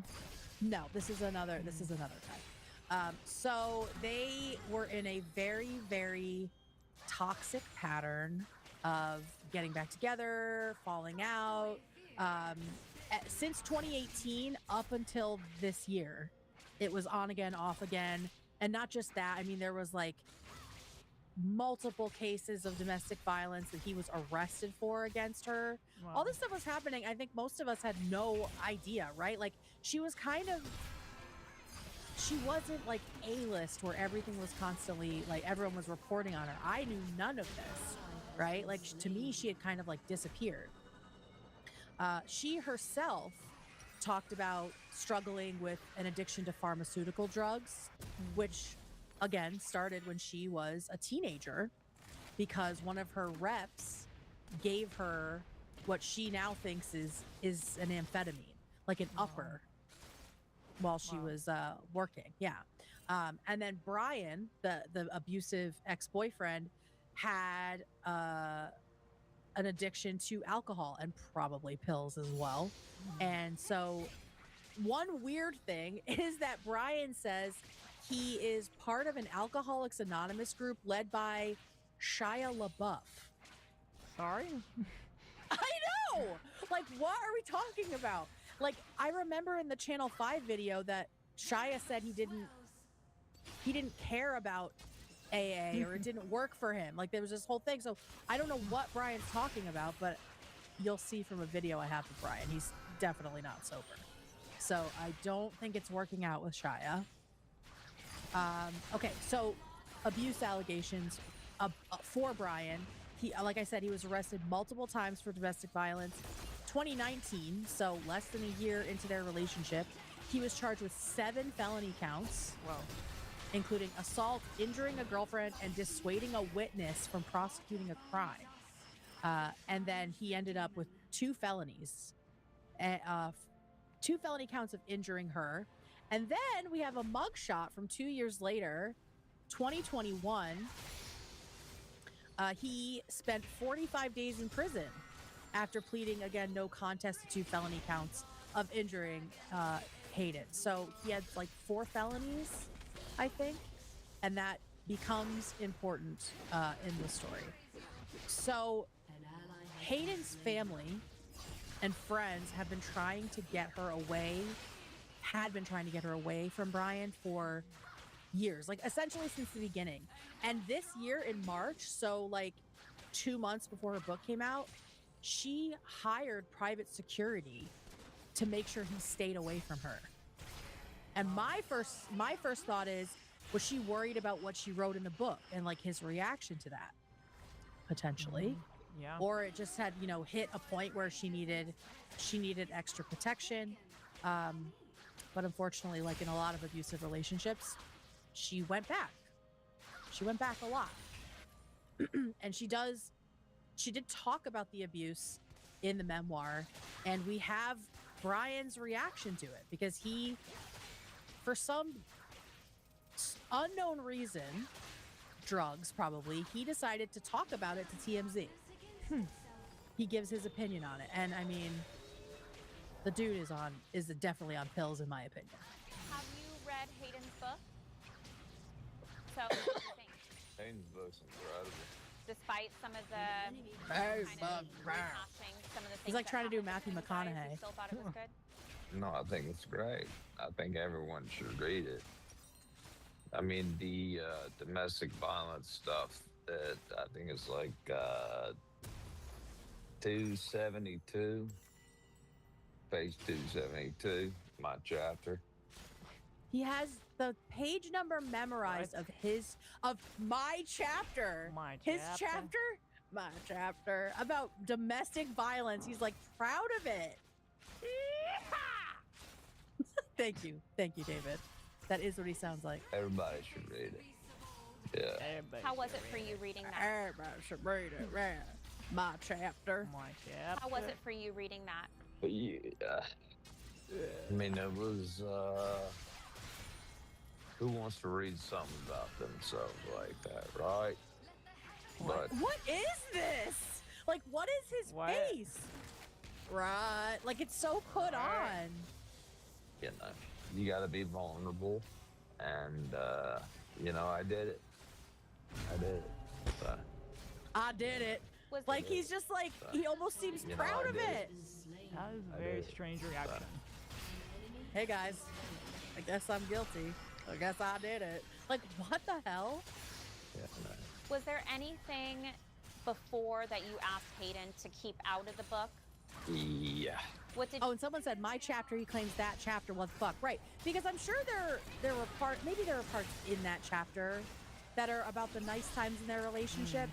But I imagine he appears in more than one chapter. So why are you so proud of this one, sir? What is going on? Is he thinking he's like gaming the system right now, and he's getting ahead of it in a way? Yeah. Oh, he probably asked for this interview. I bet he was like, I want to give my statement. That would be my guess. Failed actor, loser. Want her to talk I about? haven't heard vocal fry like this in a while. It is so bad, and everyone talks about women having vocal fry, but his is like, he's doing like the worst Matthew McConaughey I've ever heard. I haven't heard vocal fry this bad since I'll probably vote third party. Yeah. Yeah. That second adolescence will really hit you. Second puberty.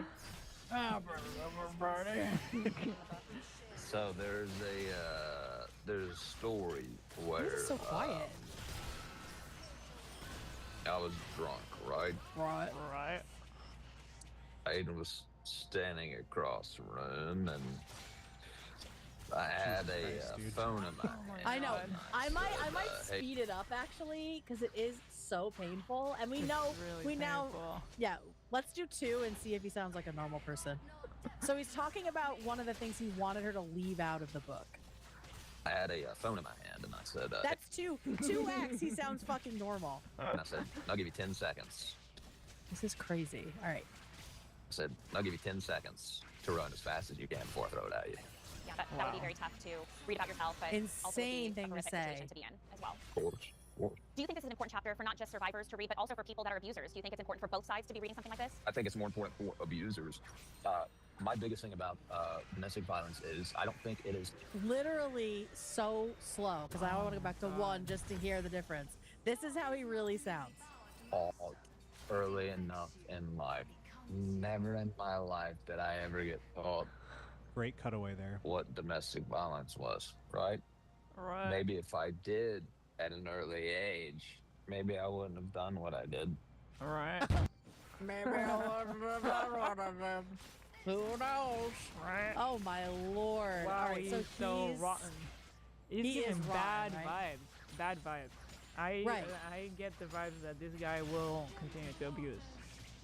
And has before, right? Because he's like, oh well, someone should have told me sooner. Yeah. Still late now, So- right? Yeah, I did it. Hey, I did it. It's freaking crazy. So that's Brian. And why is Brian important? Because he was the last person to see Hayden alive. He was? there.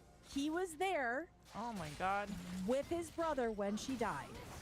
Do you know, have you seen The Worst Ex on Netflix? It's like a series of documentaries, The Worst Ex-Boyfriend or something like that. And it's I've seen it. I haven't watched it though. This guy needs to be another episode on there. He probably Look at will his be. dumb fucking face. Probably will. I know, right? Like, Right. what are we doing? So yeah, right, I did it. Everybody should read it.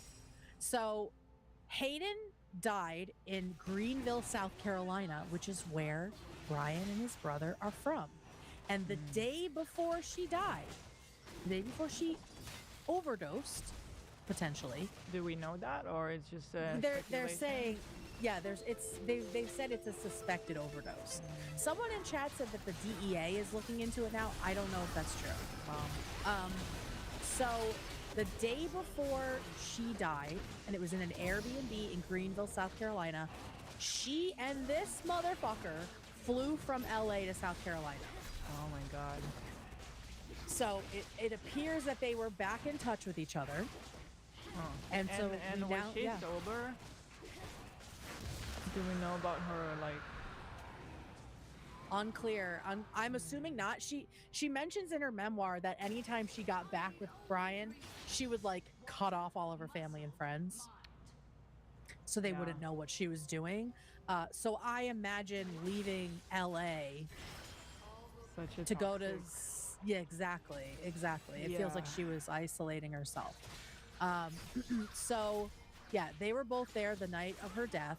His brother Zach is the one who called 911, and then Brian at the scene tells the cops that Hayden was on a bag of drugs, like a bag of medicine that had been prescribed to her, and like showed the cops the bag. The fact that he's there is disgusting, and I hope I hope that he's like at least a suspect for now. He's not. Well, at least at this point, he's not. I mean, in my opinion, if he wasn't there, she would not be dead, right? To me, it seems like maybe he's the one that potentially caused a relapse, and she overdid it, right? And that happens a lot when you go back on. You do so, like, you pick up where you left off, and it can be really deadly. So, the police report said that while Zach, his brother, was very emotional while the emergency services were working on Hayden, Brian did not become visibly emotional until she was declared dead. Wow. Up until that point, he was just like standing there. And also, back to the felonies. Just last week, Brian tried to get a judge to reduce his felony convictions. So this happened twice. It happened once in 2025. He tried to get it down to a misdemeanor. I don't even know how you do that. That seems like a weird thing that doesn't happen often. And they denied it because he had numerous incidences of domestic violence. And then the second attempt was last week, and it was denied by the judge. Did he then go on a bender and sucker into it? Wow. In my imagination, that could be something that happened because he was maybe spiraling about still being a fucking felon. And Hayden's mom hates this guy. Fucking hates him. She is a former soap opera actor herself. Let me open a picture of her here so you guys can see her. So this is Hayden's mom, which you guys should be able to see. Now her name's Leslie Vogel, and she had a lot to say about Brian kind of immediately after her death. So she must have known that they were together. Because this all just happened, what, 3 days ago? Be so painful. She said, I think Hayden was an amazingly talented person in so many departments. And I think young people who grow up in the entertainment industry, it is a struggle.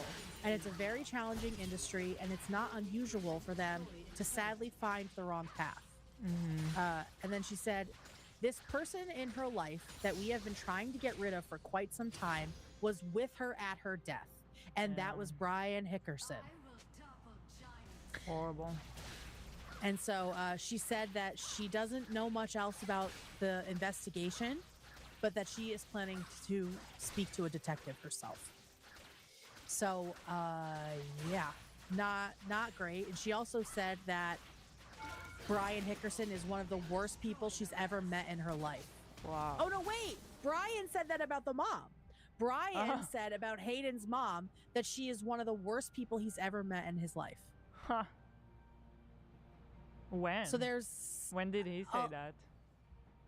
Mr. Hickerson called Miss Vogel, with whom I'm not sure when that happened. Let me see if it's in this article. I grabbed it from somewhere. I guess chat is saying her parents were also horrible to her, so she was estranged from her parents, on and off, kind of in a similar fashion. So yeah, there's a lot wrong here. Seems like a lot of things failed Hayden along the way, right? As is usually the case. It's never like a one-off thing.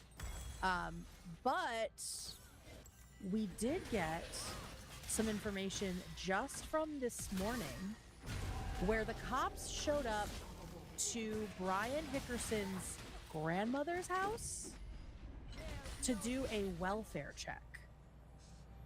So they went to his house. I'm just gonna pull up some of these shots. It's unclear what the welfare check was about. He wasn't home at the time, but his brother was.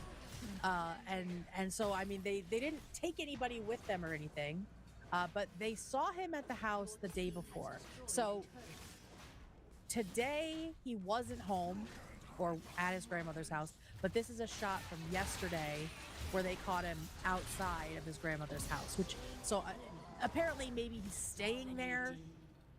Unclear, but that seems to be like where the cops think that they can find him. And so they were checking in on him.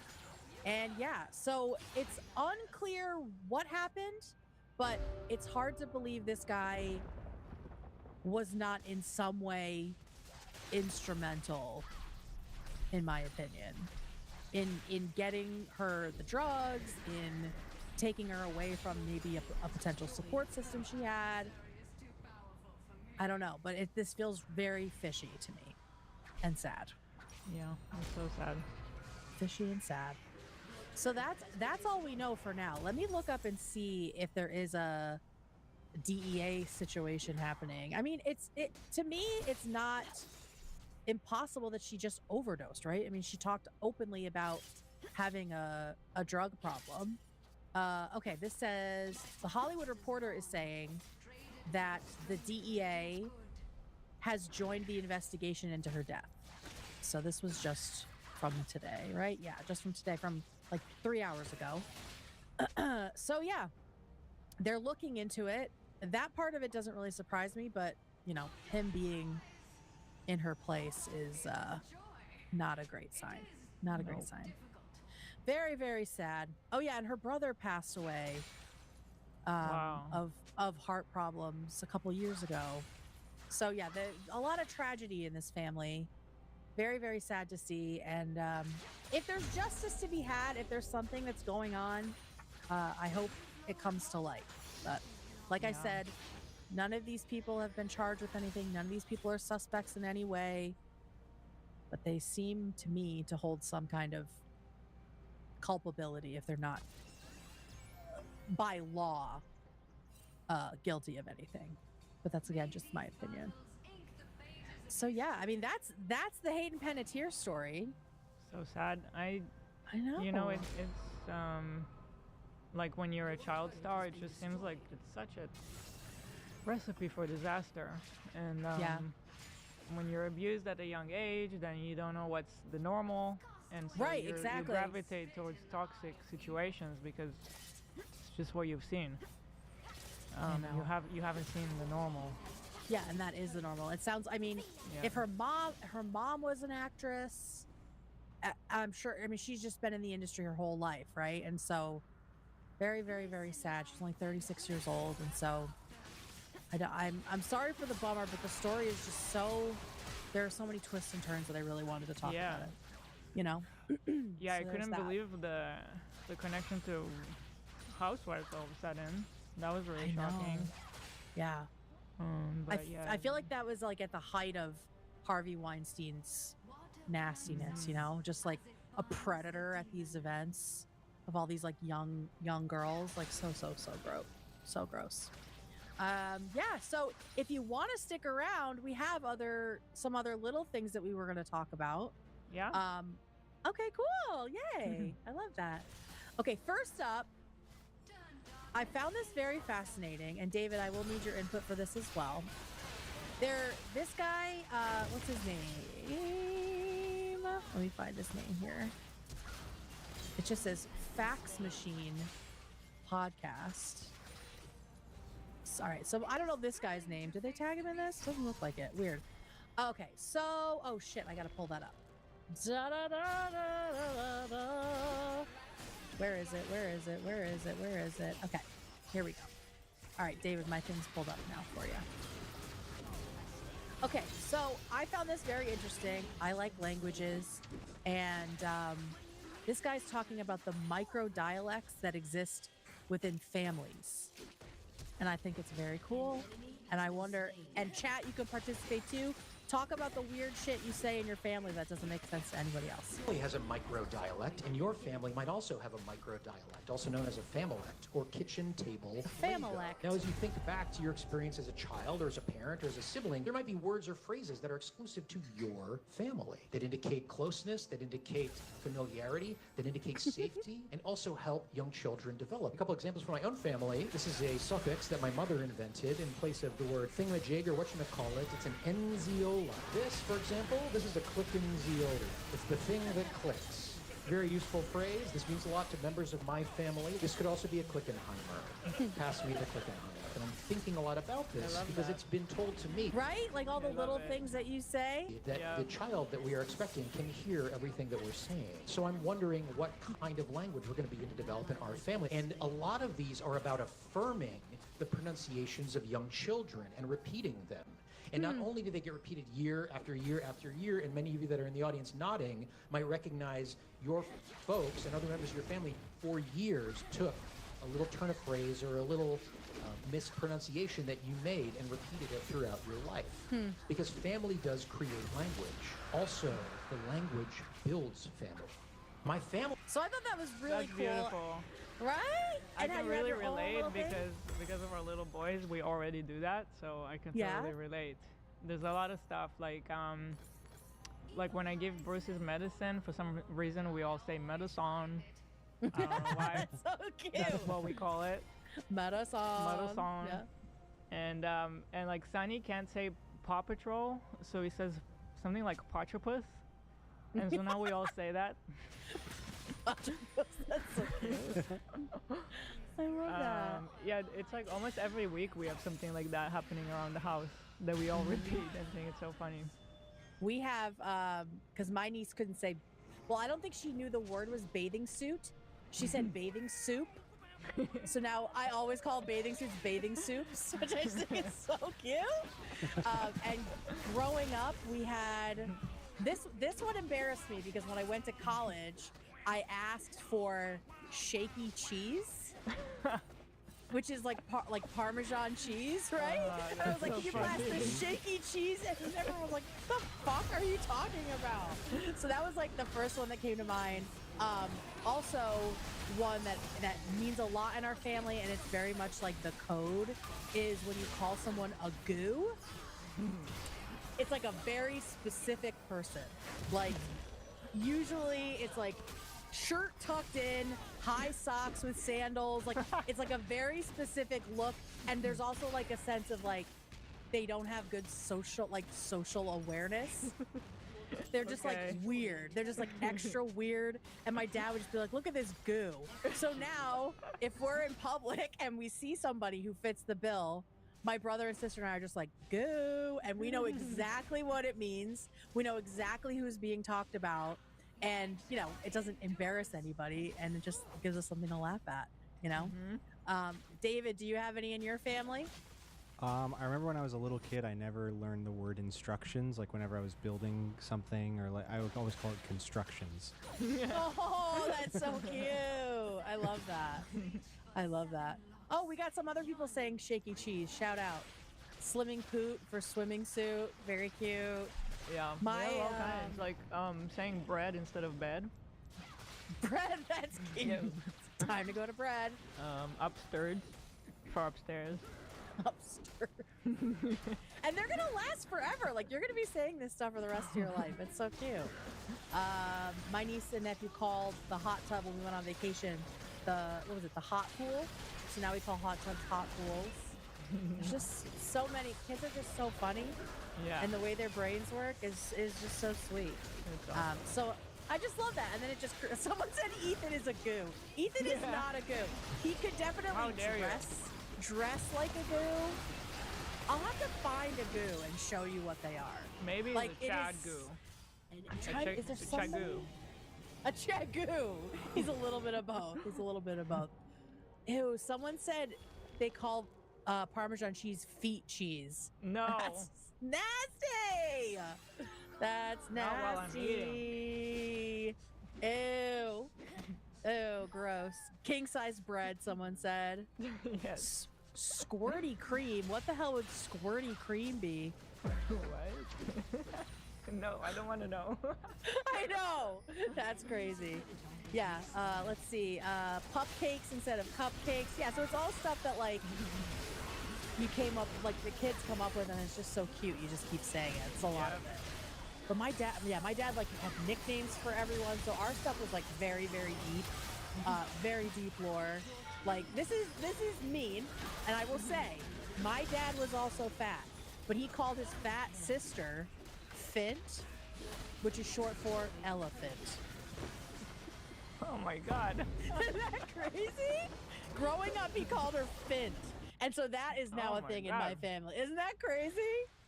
Crazy. That's brutal. So yeah, he had a lot of nicknames for sure that were not all that nice. Yeah, let's see. My fiance and I called Gabapentin Gabagool. That's good. I love that. Hell yeah. Oh my god. So yeah, those are just something to think about. I think it's really cool that everybody makes their own language in their house that doesn't make sense to anybody else. Yeah, I never thought about it, but it is such a cool I don't know. Right? Cool, how did he describe it? He said it better.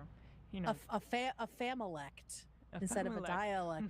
It's cool. It's kind of like killer whales. Like each family has their own little like language that they speak to each other. Yeah. It's, like, only theirs.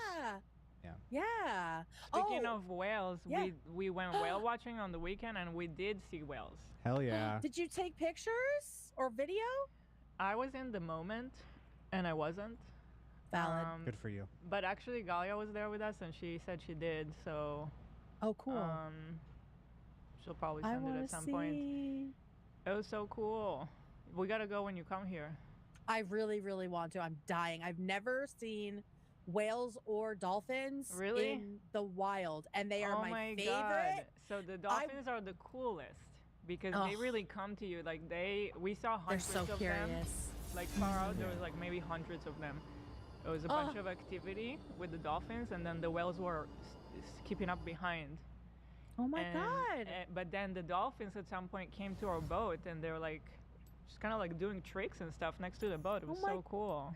They're very, very social. I love that. Yes. There's a big like blue whale preserve out of Southern California, and every year they do like expeditions where they're tracking the migration of the blue whales down to like the coast of Mexico, and you can sign up and go like along with the scientists. Oh And I've been dying to do it. Yeah, I gotta see if they're still doing it, because for years it was like my dream to do it, but it's like very much not easy to get there.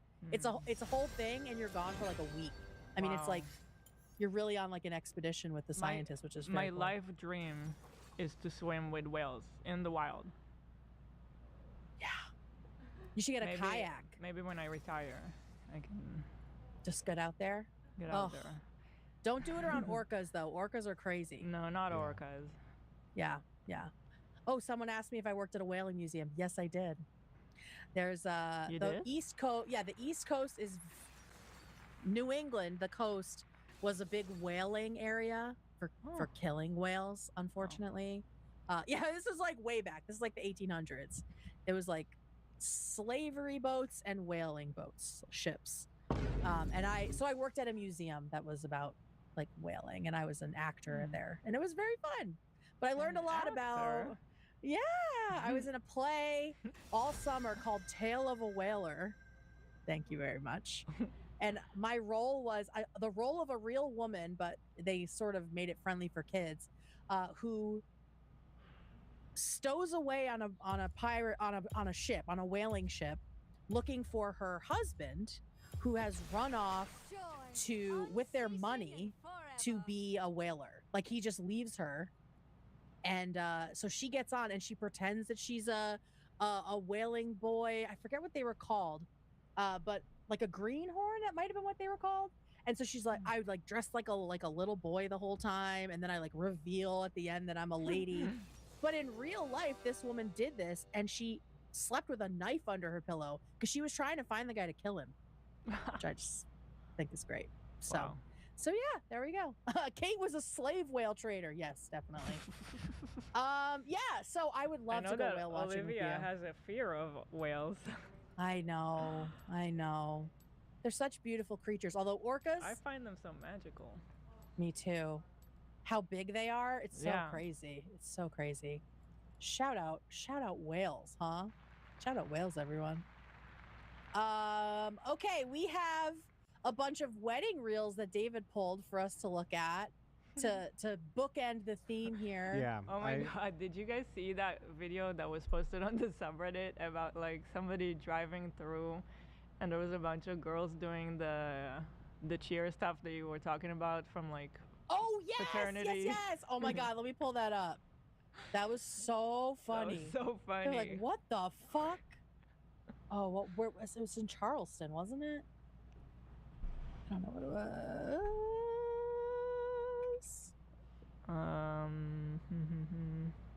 Did we put it in the chat? I don't remember. Yeah, sorry. We're totally dead airing right now. Yeah, I should have pulled it up before I said, have you seen it?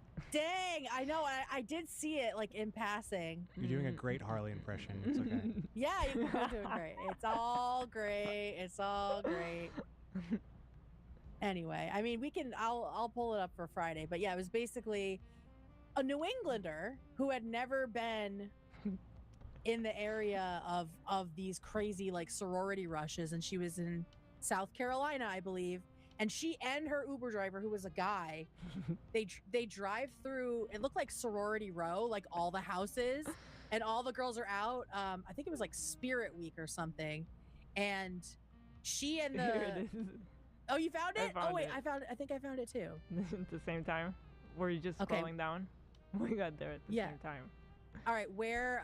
I didn't pull it. Did you pull it? And the Discord. In the Discord. In the Discord.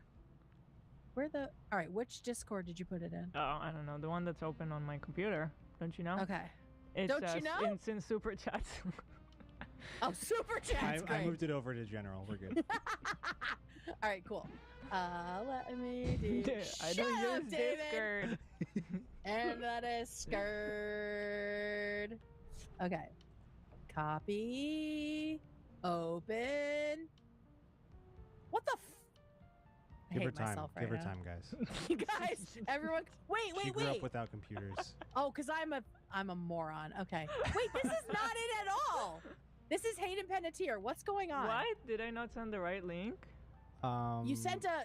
There's After just a Dark photo. Crew needs to see this. You boomered. No, You it's in the boomered, general David? chat. It's in the general chat. Yeah, I it's didn't just a boomer. picture, David. Girl, You pulled the Galia picture sent over. that at 4:30. What are you talking Underneath about? that, the link that Yeah. says H3 Productions Bitch, Reddit. click on it. Click on it. Click on it. Click on it right now. It's just a picture. Are you not? It's it just is a picture. It is a picture. See? It is a picture. I copied. Vindicated Listen, again. I copied. I You copied sent her her a link. screenshot. I copied the link and I brought it Boomer alert over. yourself. I went copy Boomer link. alert. Bitch, boomer alert yourself right now. Thank you. This is exactly what I did, but for some reason it sent as a picture. Whatever. When 2 for younger 2, people do boomer baby. stuff, they do it like worse. It's like way dumber than a No, boomer. I've just been would do. around Kate because- too much. It's rubbing Do you off. know what it is? See, they're arrogant about it. That's why it's worse. Because they're like, God, Kate, you're so Yes. stupid. But guess Pathetic, Kate. what? Pathetic. Pathetic. I was right about the chickens, and I was right about the link. Okay. Here is, all right, here is the clip. Here it is. Oh my God, I am like rock hard right now for being You're right winning about all that. week. Whoa. So good. Kate's so rock good. hard, everyone. That's right. Watch out. Hold it against your dick, Ethan. What did I say that about? I don't even remember. We were Okay. rating people's dating profiles. There's a guy named Ethan. You were telling him to hold it like it's your dick. Oh. It Hold it wasn't like about it's your our dick, Ethan. Ethan. It wasn't about our Ethan. Okay, No. got you. Is Nate talking shit right now in WhatsApp? Because I'll kill him. Who cares? Anyway. All right. Who cares? Okay. So He POV, is. you're- Oh my God. Of course he He is. is. Wait, what is he saying? Oh, it's not about No, us. he's No, not. it's, Okay, we're good, okay, we're okay. good. We're chill. He talks cash shit. I love Nate. Okay. So here is it says POV, you're a girl from Rhode Island, shout out, visiting Charleston, South Carolina during Spirit Week, and you and your Uber driver were so mind blown. Like this is an alien nation. Look at these girls just screaming and stomping, hooting and hollering. Just completely. Look at him. He's like, what the fuck? It's like driving through a zombie apocalypse, but Yeah, worse. Exactly. But they're all Like, dancing for some reason. You're like, I'm scared. That's too many white girls rounded up and dancing. That's scary. Dude, it is like alien. To me, it's alien. But To look me at this. too. The stomping I is cannot. we are Walmart. It's very much that. Hanging out of windows. God, have some decorum. Just two people that are like, they probably didn't talk the whole trip, and then all of a sudden, they just come upon this bananas scene. Literally the apocalypse. Why of are there different so many factions. of them everywhere? That's it's probably sorority row. It's probably where all their houses are. That's my thought. Don't they have homework to do? No, y'all, they're just out here. Spirit Week. Yeah, they have to study for tomorrow's song and dance. Yeah, exactly. For tomorrow's TikTok video with peace and love. Someone said passing a KKK rally. Oops. Oops. Oh my God. So, all right, that is great. Thank you, Ela, for reminding me of that. Oh shit. Okay, we have a Disney adult proposal. So we are really oh God. Oh God. Okay. And I can play the audio on this? Yeah. The ones that I you can't, think- I labeled. Okay, cool. I feel like I saw the beginning of this and I had to click away because I was just cringed out. So this ties together both of our episodes very nicely. You're welcome. When you wish upon a star, makes no difference who you are. Anything your heart. He has a beautiful I literally voice. can't look at the screen. It's bad. I'm looking at a different screen. I have this thing about like people singing in like I just spaces got like this, or like cringe bumps. watching someone beatbox. I can't do it. I Oh, physically beatboxing can't is watch. bad. But it's just like like imagine being in that room, just like Don't do the second verse, like please. listen, he's great, but like Beautiful thank you. voice. Beautiful voice. But, I mean, it looks like they found the perfect match. So. Yeah. Exactly. Good for As you. my He wife likes it. says, yeah, as my wife says, there's a lid for every pot. You know? Almost always. Almost always. Find the one that works for you. It is in your dream. No request is too extreme. When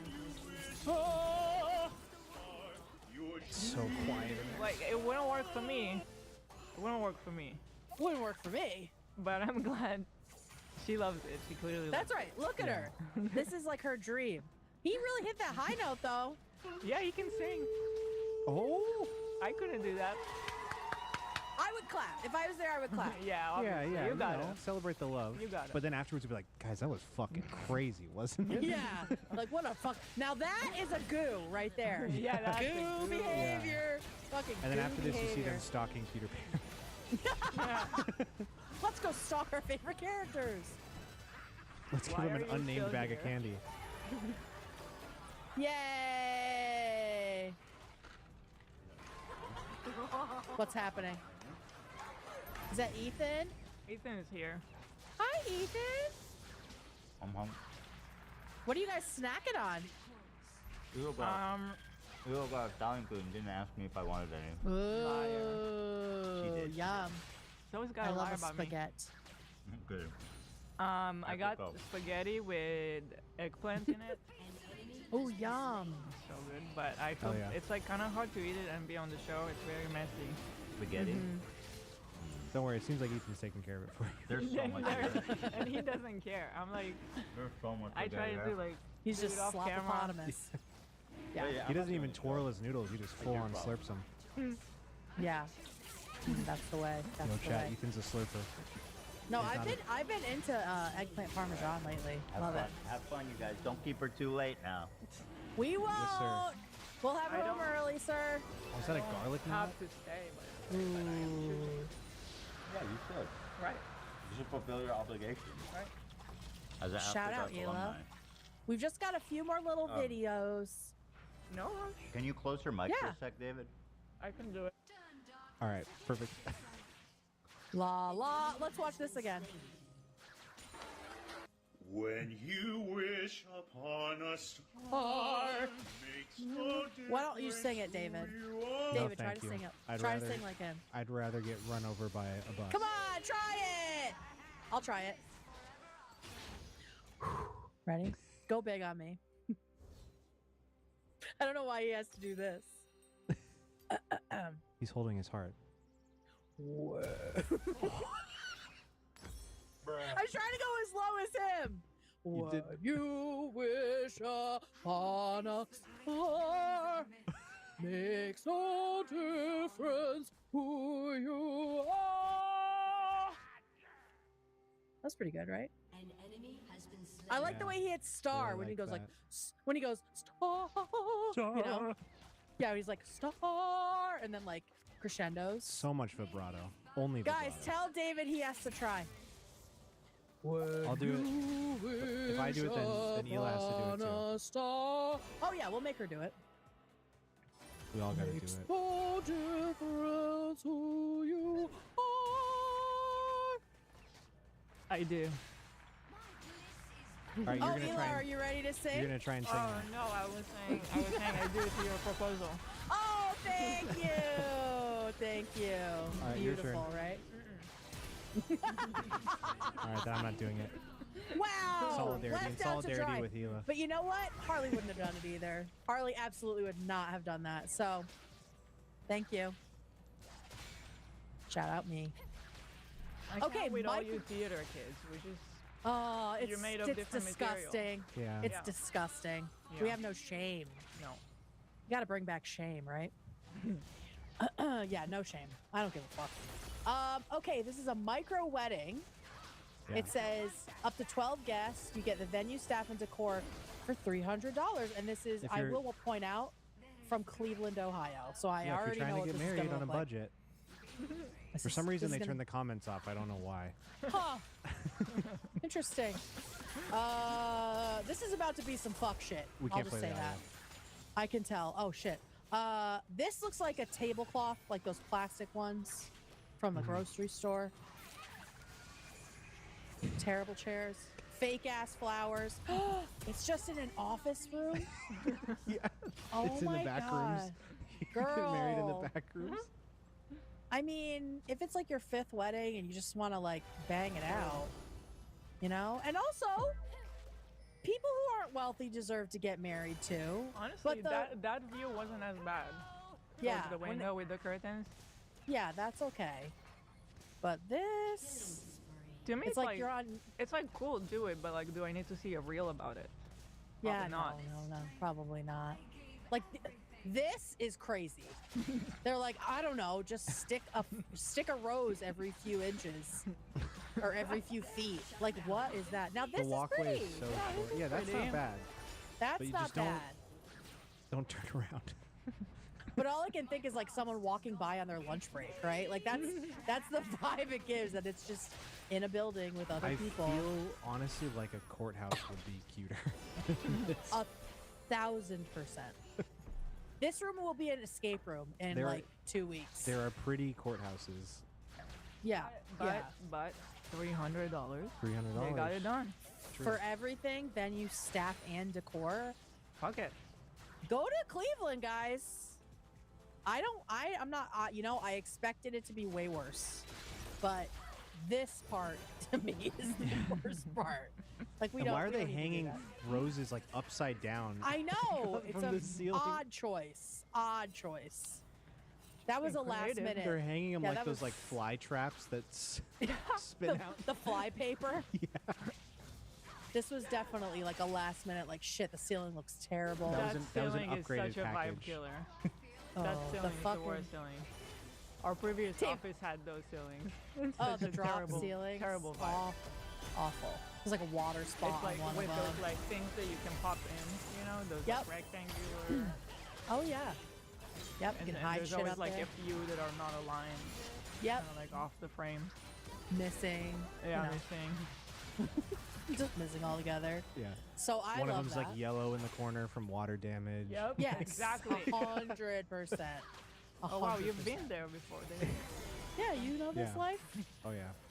You're familiar with this life. All right, there's a next one. Shout out my community college. David. Every one of them looked like that. Shout the fuck Nate out. and I had film school in a basement in our community college. Oh my god. All right, this one says how I should have entered the ceremony. Oh my god. This one I this didn't get claimed. Awesome. Okay, cool. Let me refresh it and then I'll share it. Because you need the audio, to be honest. So. All right. An ally has been slain. Let's go.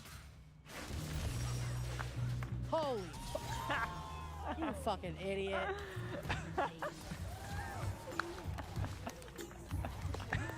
Let's go. Clapping for himself on the way Yeah. in. Let's go right now. Snoop. Oh no. What is this? It's an outfit change. Now we're a waiter of sorts. I've On a never seen a cruise ship? double-breasted tuxedo before. Yeah, what? Man, this guy's a mess. Holy Honestly, shit. that jacket didn't look bad, and then he put the other one on, and it looks like a child in the second one. Yeah, the black was better. It was He said, fine. It was "Fuck great. this." Totally fine. It was great. Snoop Dogg. Wonder where this is happening. I heard a different language. This is Hang on. also in Cleveland, Ohio. Yeah, somehow it's all Cleveland. It sounded almost Russian, the language. Hang on. some lady will We should talk over this just in case. Blah blah blah blah blah. Yeah. Yeah, it sounds Yeah, it Russian, sounds- maybe. Thinking of that area. Shout out! Wow. Takes all kinds, guys. Takes Yeah. all kinds. And yeah, David, that would have definitely been an upgrade. Oh, you got the McDonald's wedding. I love did. this one. I did. You can't play music. It It's- got like fully blocked, so you Damn can't play it. any music.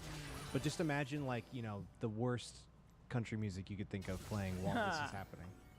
And it's again Ohio. Yeah, let's do it. From Ohio, Webway.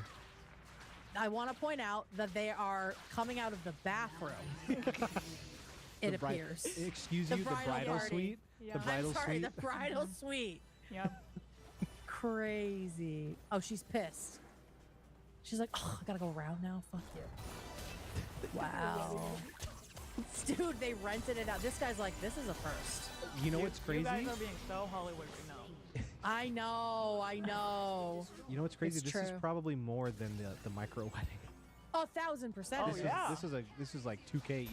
Totally. Wait, But hey, I mean, did they get- catering's cheap. Did they get DoorDash to McDonald's? It looks like they shut it down for the day, so they probably had to pay something.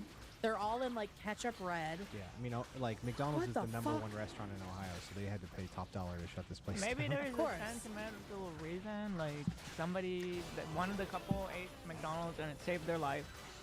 No, they Yeah. both worked there. They both worked there. Oh, they actually work there. Yeah, that what it says? yeah.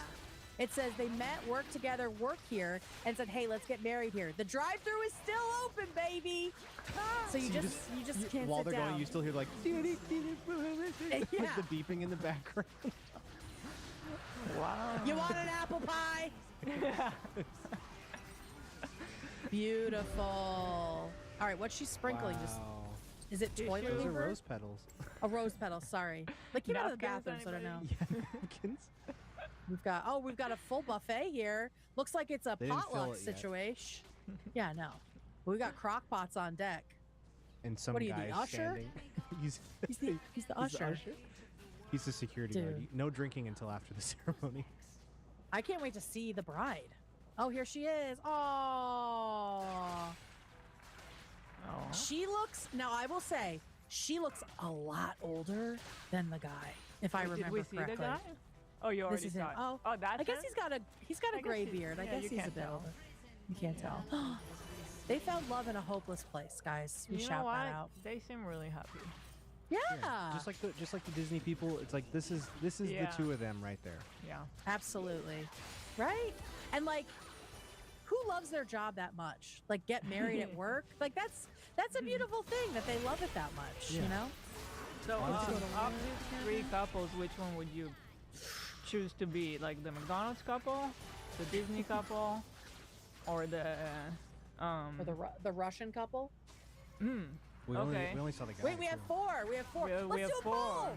Let's do a poll. We've got four for a poll. Okay. Okay. Which wedding would you pick if you had to? Yeah. Disney adult, which was a proposal, but we'll count Yeah, but it. you get the vibe. There's gonna be Yeah. a wedding. Oh, there will McDonald's. be a wedding. McDonald's wedding, micro wedding, Which was like, how do you describe that one? Like conference room conference room. Yes, conference room. wedding, conference room wedding. It's a quick business lunch, and then we'll And- call it the Russian wedding Okay. because that it seems close enough. Maybe the franchise owner hooked them up and just closed the indoor area. That's what it seems like.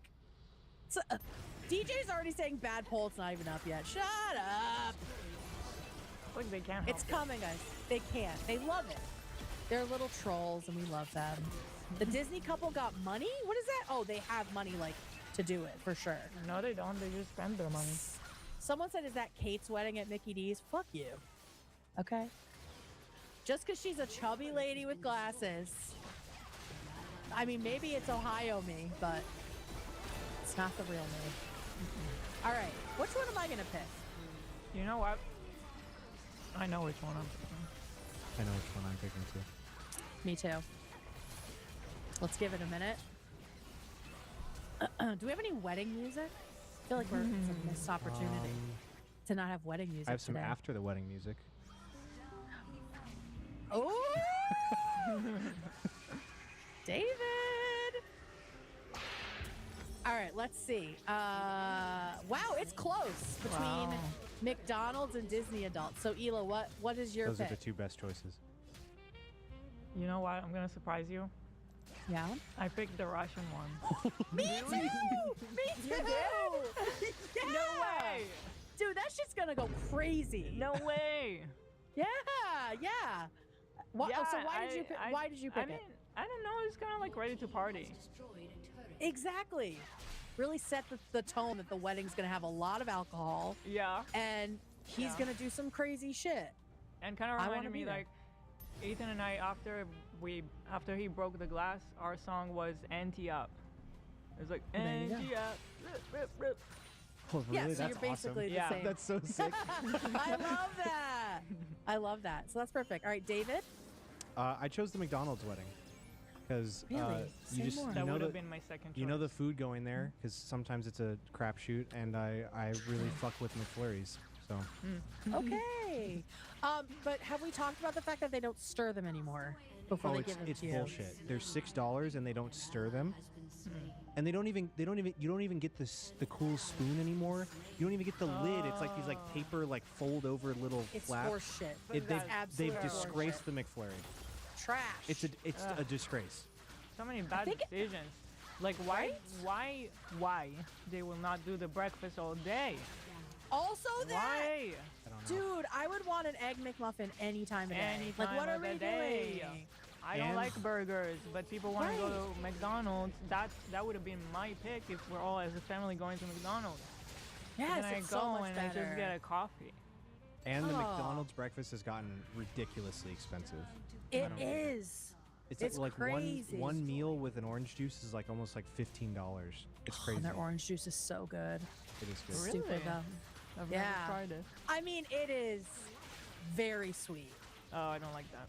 Yeah, I like a little orange juice in the morning if I'm having like bacon or sausage to cut the fatty taste. So I like a little orange juice in the morning.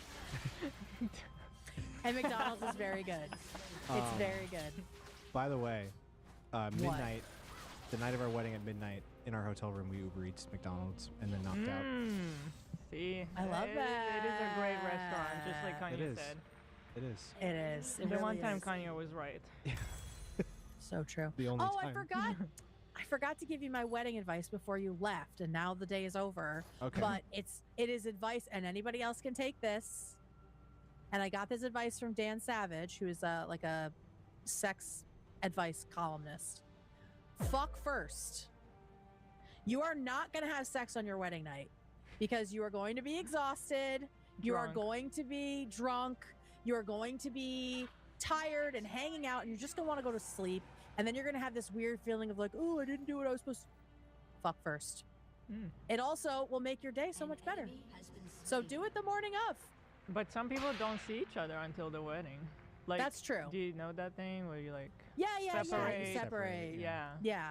If your tradition allows. We were together the whole time. We didn't give a shit. But If you're allowed to have So- sex before marriage. yeah, if that's open to you, I recommend it because then you're not feeling this weird pressure to still try to do it because it's what you're supposed to do, and it's like just remove that and have a good time. So yeah, okay, it's very evenly split. Conference room micro wedding is the last on the list, and I think that's fair. Yeah. That's It fair. didn't look fun at all. No. Yeah. Looks I like think- we influenced some people to vote for the Russian wedding because in the did- beginning it was the lowest voted. But Yep. I'm telling you, that's a fun wedding right there. That is. People are getting in fights at that wedding, and that's all I want to see. That's all I want to see. I want to go on a carnival cruise just to watch people fight, because apparently that's where all the good fights happen is on the Just sit up carnival on the cruise. balcony. Yeah, Look because down. there's like the all-inclusive drink package, and it's I think one of the cheaper cruises. It is and people the just- cheapest cruise. People just act the fuck up, I and think it it's is. that cruise and there's like Oh. a Margaritaville cruise. Those are the two cheapest ones. And you can Yeah, get like an I- unlimited drink package for like $30 a day or something. It's crazy. Exactly. And they're like, I'm going to get my money's worth here. I just saw a lady get slapped in the face on Instagram like yesterday on a carnival cruise. Cruise It's like is my favorite. It's my so favorite I content. used to cruise as a kid because I used to live in Florida for a bit, and that's like the only thing you can do as a vacation is that or Disney World. And Yeah. they used to be really good, and they suck ass now. Yeah. They're so bad. We should go though, I used just to like cruise. experience how bad it is. Well, Ela, we were talking about doing an H3 cruise. Hell no. Hell yeah. Hell yeah. I draw the line at cruises. Let's do it. I'm Because always down people for are doing it. It's everything. crazy. Not Cruises the are cruise. rough. No, not doing the cruise. There's So little many quick things happen. weekend ones. You just go for 3 days. You go to Cabo and you come back. Let's Ela do it. says no. Ela says no. I Alright. can. I've ever since I saw the poop cruise, it just. Ugh. I will never put myself in that situation Yeah, that's by valid. choice. I think that's very valid. There was a magic convention going like on. you're on a stuck cruise. on I that knew some thing. people that run cruises. Or like when COVID happened, and then they're stuck on it, and then you Stuck. can't leave. Like you're stuck. And then recently there was another outbreak, remember? And they were like off. Was it? It wasn't Ebola, was it? It was something else. Right. I don't know what it was, but it was recent, and they were stuck. And they were stuck out there. Yep. There's been so many Yep. outbreaks, I forget which disease it was, but it was the one that we Oh stopped my god. researching, and then there was an outbreak on the cruise. Yeah. Well, we stopped researching the diarrhea lettuce too, or the diarrhea parasite, and that's Oh, another really? one. The Yeah, we moved on. explosive diarrhea? Shout out RFK. Yep. Last year he cut funding for it. All right, we've got just a Smart. couple more. Wedding. Yeah, these This are a one's a couple. The next two involve elevators. Oh, okay. And we can do music. All right, so this Yeah. is photography mess up. And this is another. So he's Russian taking one. it's the bride's shoes, and the wedding bands are on the shoes. Oh God. Oh no! I already know what's gonna happen. Why? Oh no! Oh no! Oh no! Oh no! He's just there. He's just there to watch it.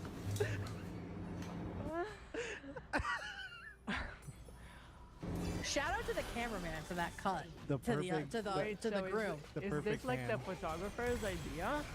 I guess why Why in the there? doorway of an elevator? Yes. What? Oh my god! Hope you got him insured, brother. Wow. Oh god, that's horrible. Oh my god, that's terrifying. You know what? I don't trust Well, anything anymore. Is this rage based? It could be fake. It could be rage That's based. what I thought too. Oh really? Not AI, but No, not maybe AI. but a Like skit. yeah, like rage staged. based. Yeah. Yeah. Well, it's good Oh rage my bait. god. Yeah, that was a good one. This All right, next here's one is another not one. staged, I promise. There's no way. Okay, POV, you're about to make your grand entrance as the new Mr. and Mrs. Oh my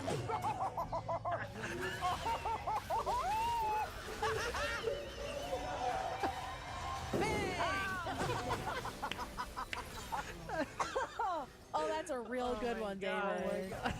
That is a good one. Oh, poor girl. Just sucked it right out of her. Oh my god. So happy. Like so Kablammy. But also like doing it for the video, right? So she's playing it up and then she just gets totally She left a face imprint of her makeup on the door.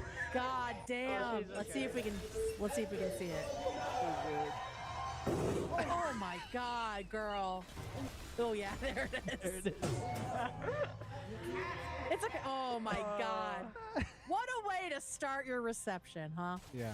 Holy shit. And finally, oh my this God. is the best way to start your reception and what I wish I did. Okay. Oh, best way to make your grand entrance? This one? All Yeah. right. Let me pull it up. Oh, Lord. What's going to happen? Can we play music on this one? Yes. Okay. What? Oh my god. Let's go. Tokyo Drift. Fucking drifting at the reception is crazy. Well, And you Mario can tell Kart it- cars. You can tell it was obviously he wanted to do it because she just parked there and let him spin around her in circles for a minute. She's like, "Hi, this is not my idea." Listen, everyone gets one non-negotiable, and this was this guy's non-negotiable. He actually parked right next to her in the end. Pretty Yeah, impressive. of course he practiced this. Yeah. He's like, My grandma doesn't have to come, but I need a mini car. Yeah. Wow. Dude, that looks like fun. That looks like another very fun wedding. Do you know what I want to do? I want to do a deep dive. I've been thinking about it on traveler weddings. Do you know who the travelers are? No. Oh, they're they used to be called gypsies. There's different traditions in different countries. Their weddings are bananas. So I'm gonna do a deep dive, and I want you to come back for that because I think you will love. The fashion is outrageous. Okay. Outrageous. I would love that. Yay. Okay, cool. So we'll do that. I think that's a good place to end it. Mini cars and getting hit in the face by the elevator. So, Nilah, thank you for coming. Well, thank you for having me. I love This the was show. so nice. Oh, thank you. True fan, Nilah Klein, everybody. Let's do some soupies. Do we know how is Harley doing? Is there any updates? Just that the service was bad, but that's all that I've heard. Okay. Yeah. Oh yeah, VistaVision's Romani, yeah. Romani, Roma. There's different names for travelers. Tinkers, they're called in Ireland. It's a whole thing. I'm obsessed with it. It's like a hyperfixation, so I will do a whole thing. All right, David, take it away. What up, everybody? Thank you for all the generous soupies. Glad to be back. Right at the top, Alexander P&W said, anyone who said you can't be in two places at once hasn't met David Magic. Yo. That's true. I can. Shout out to Not Right Meow, who said, same wedding date, David. I got married this weekend, too. Oh, my gosh. Congratulations. I hope it was amazing. Wow. Sarah said, did you take a picture with a random man's bike? No. Oh, damn. What an opportunity No, I missed. did not. It's a reference. Do you get the reference? I do. I do. Oh, yes, I do. The best wedding pictures of all time. Of all time. I also didn't get a silhouette with my neck all the way out. I should have done it. Should have done it. Kickass XD said, hi, Kate. I just want you to know that I took my wife to a WNBA game for her B-Day over the weekend. Aces versus Lynx. Got the idea from you, Queen. Thank you. Yay! Two great teams, by the way. I love that. Let me know what your who your favorite players are. I like wood. Oh my god, I'm so bad at my sound bites now. I'm like like all wood. over the place. That's what I was trying to play, and I hit every fucking other button. Okay, anyway. Wait, what's a slur in Ireland? Is tinker a slur? That's just what my mom always said. I wouldn't go Sorry, based off guys. that, girl. I know, wouldn't go right? based I'm just off thinking that's what my mom, like when she went in like the 80s, called it. Called the family. So we will stick to travelers. Someone's getting an Amber Alert. Are you getting an Amber Alert? Not me. Which means Are I'm you gonna- guys? Oh, Was yep. it you? So I'm gonna get one. Oh, I'm on silent. Does that matter? I don't know. There's an Amber Alert in LA. Okay. Oh shit. Look out for that. Do they ever do anything? Be on the lookout. Amber Alerts? Yeah. They do. They do. They Okay. do. We were talking There about. was a girl. There was a little girl that some truckers saw her, and they like blocked the woman who had taken her, who I think Oh my was God. her mom, but she was like estranged or whatever, and they like blocked the door with their trucks so the cops could show up. But yeah, Whoa. so yeah, it does happen. Okay. I don't It know how helps. often. Yeah. Okay, thank you. I'm sorry, I didn't know it was a slur. Travelers. Bye, Kate. We're all It's been learning fun. things. It's been fun, Kate. We're all learning things. But you were saying what it was called. Yeah, I said that's what they. Yeah. Well, I said they used to be called. For the Irish, I did say that's what they were still called, but that is a slur, so I will not use it anymore. Thank you so much.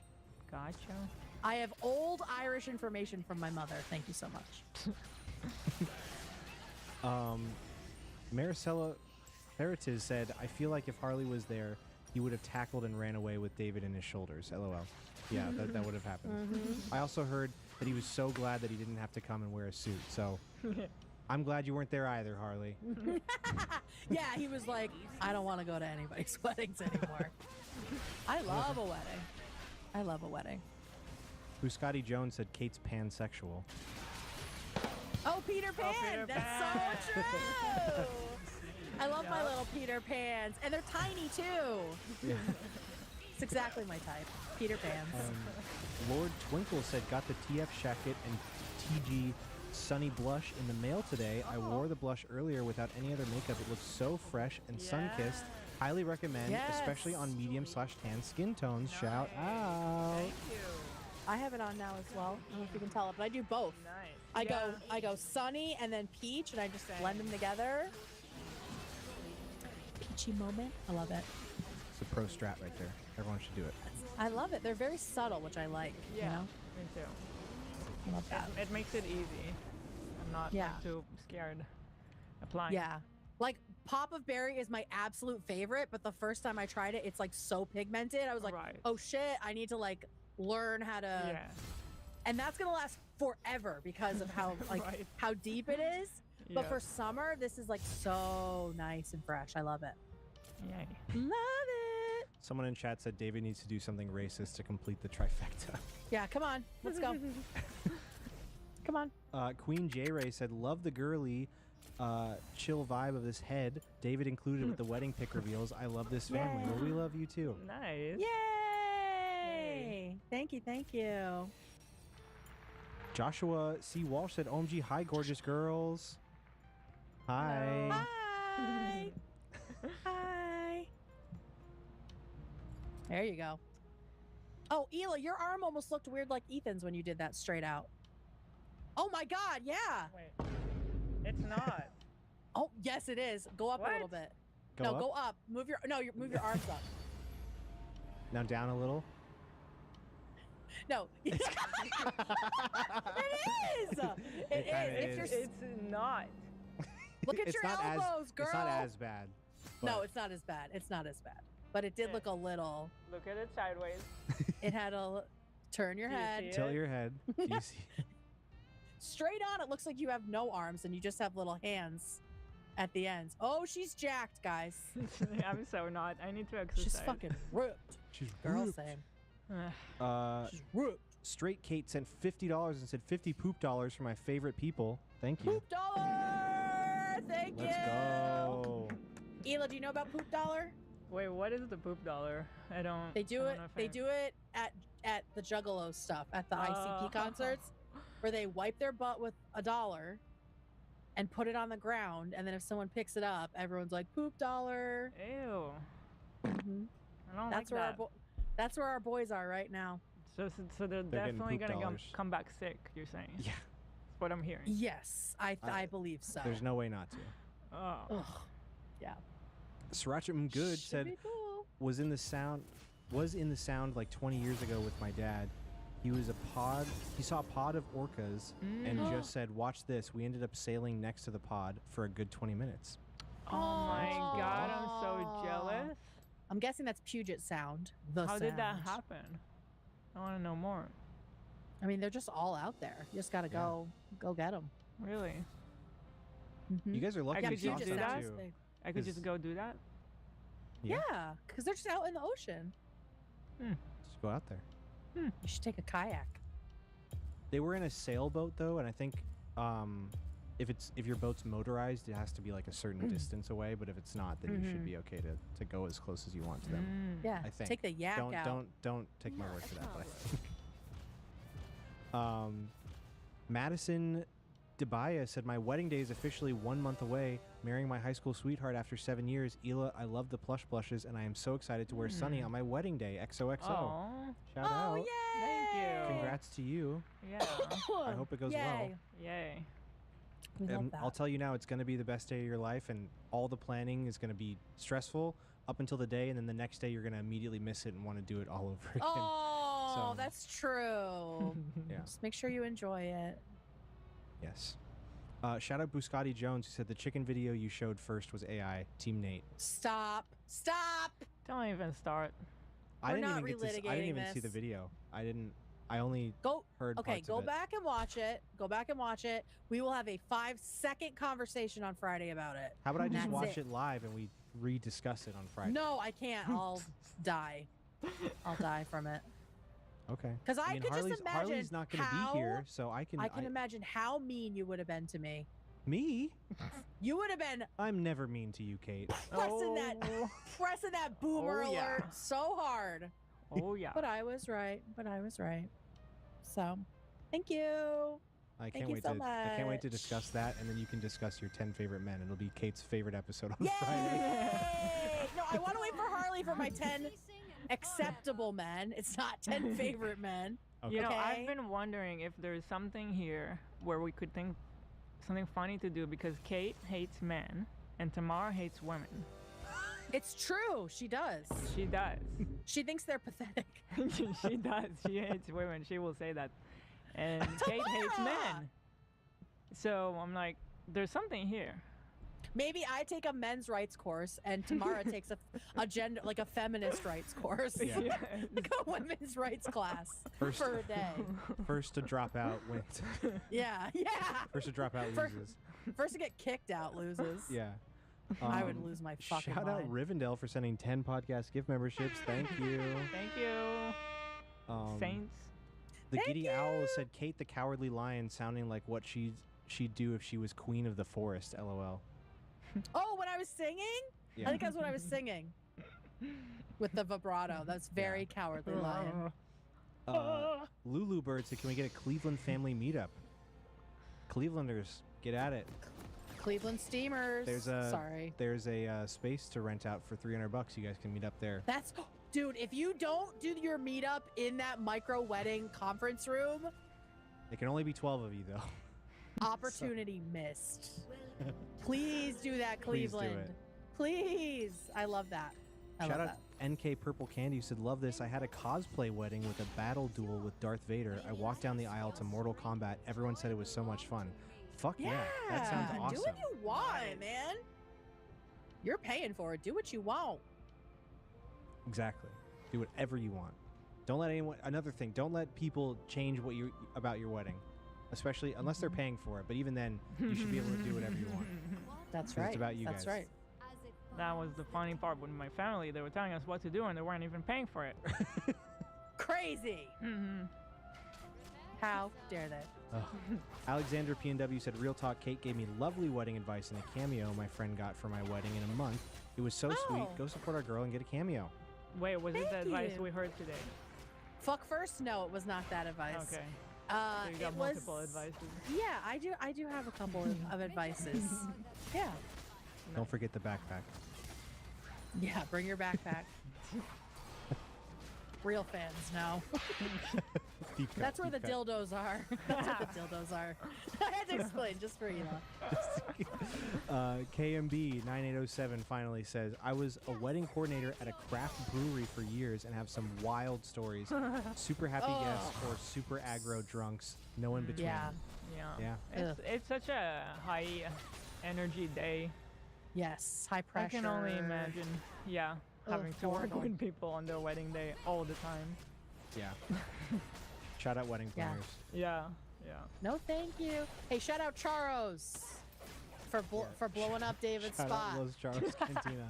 Shout out For, Los Charos. For instead of getting everything ready for cocktail hour, you took pictures of me and my wife kissing. Thank you. People are like, that is just a crazy thing to post. That is a crazy thing to post. They were great. Like, Our drinks were great. They're a great no, establishment. that's so funny.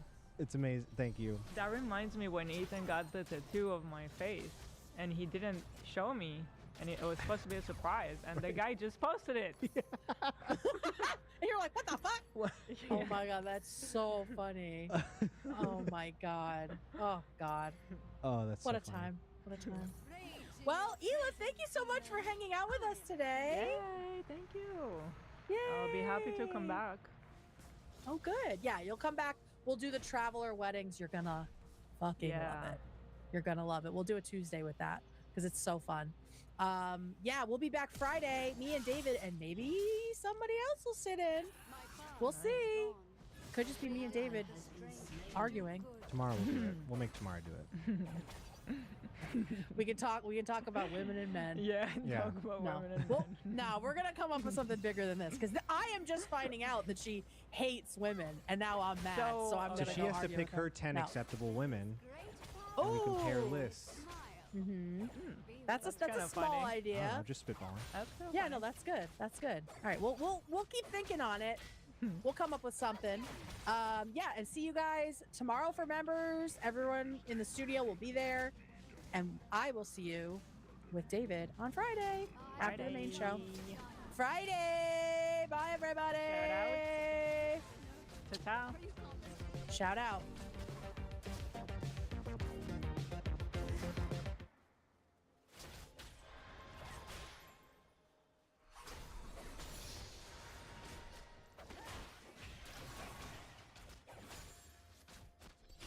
My epic will be long and joyous.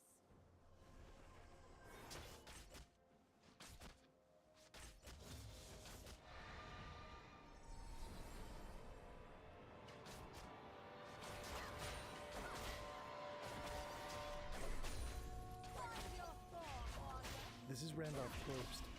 He's a bellboy at the President Hotel in Kansas City. He just got sent to room 1046. Can I get a welcome to The hotel's telephone operator told him that the phone is off the hook. Again. It's the second time he's been sent to the room that day. At 7 a.m., he knocked on the same door for the same reason. From inside the room, a deep voice told him to come in. But when he tried to open the door, it was locked. Assuming the guest was drunk, Probst shouted through the door to put the phone back on the hook and left. But the phone remained off the hook. So at 8:30 a.m., another bellboy, Harold Pike, was sent up to the room. When Pike knocked and tried to enter, he noticed something strange. The door handle turned freely, meaning it was locked from the outside. If it had been locked from the inside, the handle wouldn't have turned at all. So Pike used his passkey to enter the dim room. What? There, he found a naked man lying on the bed, breathing heavily. There was a dark spot on the sheets next to him, but with the shades drawn, it just looked like a shadow. Pike picked up the knocked-over telephone stand and placed the phone back in the hook. When he left the room, he locked the door from the outside, leaving it just as he had found it. Now it's 11 a.m., and once again, the phone is off the hook. No, go back. Go back. Doesn't make sense. Pike picked up the knocked-over telephone stand and placed the phone back in the hook. When he left the room, he locked the door from the outside, leaving it just as he had found it. Now it's 11 a.m. So you usually and need once to do again, that, no? the phone is off the hook. Probst knocks 3 times, but there's no answer. So he uses his key and opens the door. Less than a meter in front of him is the naked man, crouching on his knees and elbows with his head in his hands. Probst turns on the light. There's blood everywhere. It's all over the walls, the bed, and the bathroom. The man has a head wound. Frightened, Probst runs out and alerts the assistant manager, Mr. M.S. Weaver. The staff call for a doctor and notify the police. At around 11:15 a.m., the 2 men and another staff member return to the room. But they can only open the door a few inches. It seems the injured guest has collapsed against it from the inside. 15 minutes later, Dr. Harold F. Flanders arrives at the scene.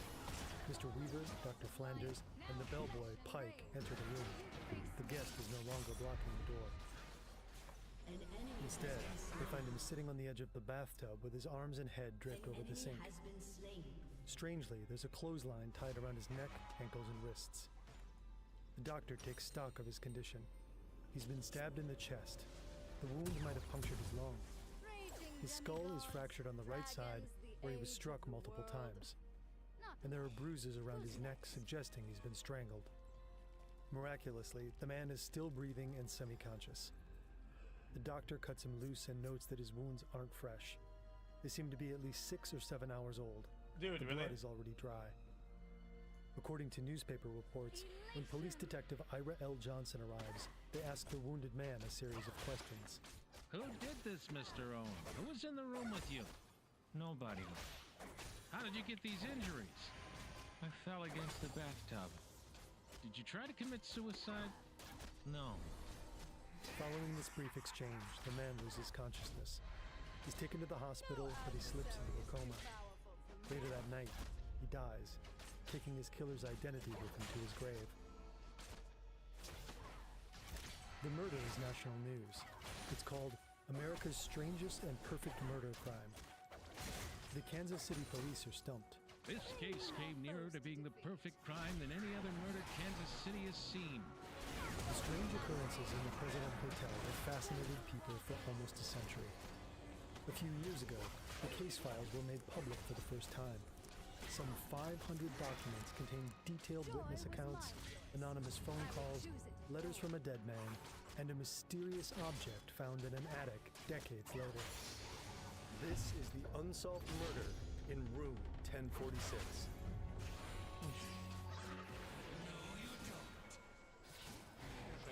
This video is largely based on the official case files of the Kansas City Police. Some details are based on research conducted by Dr. John Arthur Horner of the Kansas City Public Library, the first to gain access to these files. We also reference the 1943 article, Mystery Murder, Room 1046, by the Newcastle Sun. Further sources can be found in the description. Oh, and yes, we fully recreated the room and hallway to bring this story to life for you. What? It's afternoon. Bellboy Randolph Probst is asked to escort a new guest to his room. The guest is Roland T. Owen. He looks young, but his age is hard to guess. He could be anywhere from his early 20s to his mid-30s. No, I'll get this up. He's well dressed in a black overcoat with a heavy-set build and brown hair. He also has cauliflower ear, giving him the look of a boxer or a wrestler. They take the elevator all the way to the 10th floor. While checking in, the young man had made a very specific request. He asked for a room several floors up with a window that didn't face the street. I'll give it a shot. He's assigned to room 1046. In the elevator, Owen tells Probst that he stayed at the nearby Mulebach Hotel the night before. When they enter the room, Probst turns on the light. He observes Owen taking a brush, comb, and toothpaste out of his overcoat pocket and putting them above the bathroom sink. Strangely, they're the only items he checked in with. As they leave the room, Probst turns off the light, locks the door from the outside, and gives the key to Owen. They ride the elevator down to the lobby together, and Owen enters the room. Jack, he's a boxer who's involved with the mafia, and they wanted him to sit and fix a bet on a fight, and he didn't, and then they got him. Bang! That's my Around 40 minutes later, cleaning lady Mary Soptic knocks on the door of room 1046. To her surprise, Owen opens it. She had expected a female guest, so she excuses herself, telling Owen she'll call again later. But he doesn't seem to mind.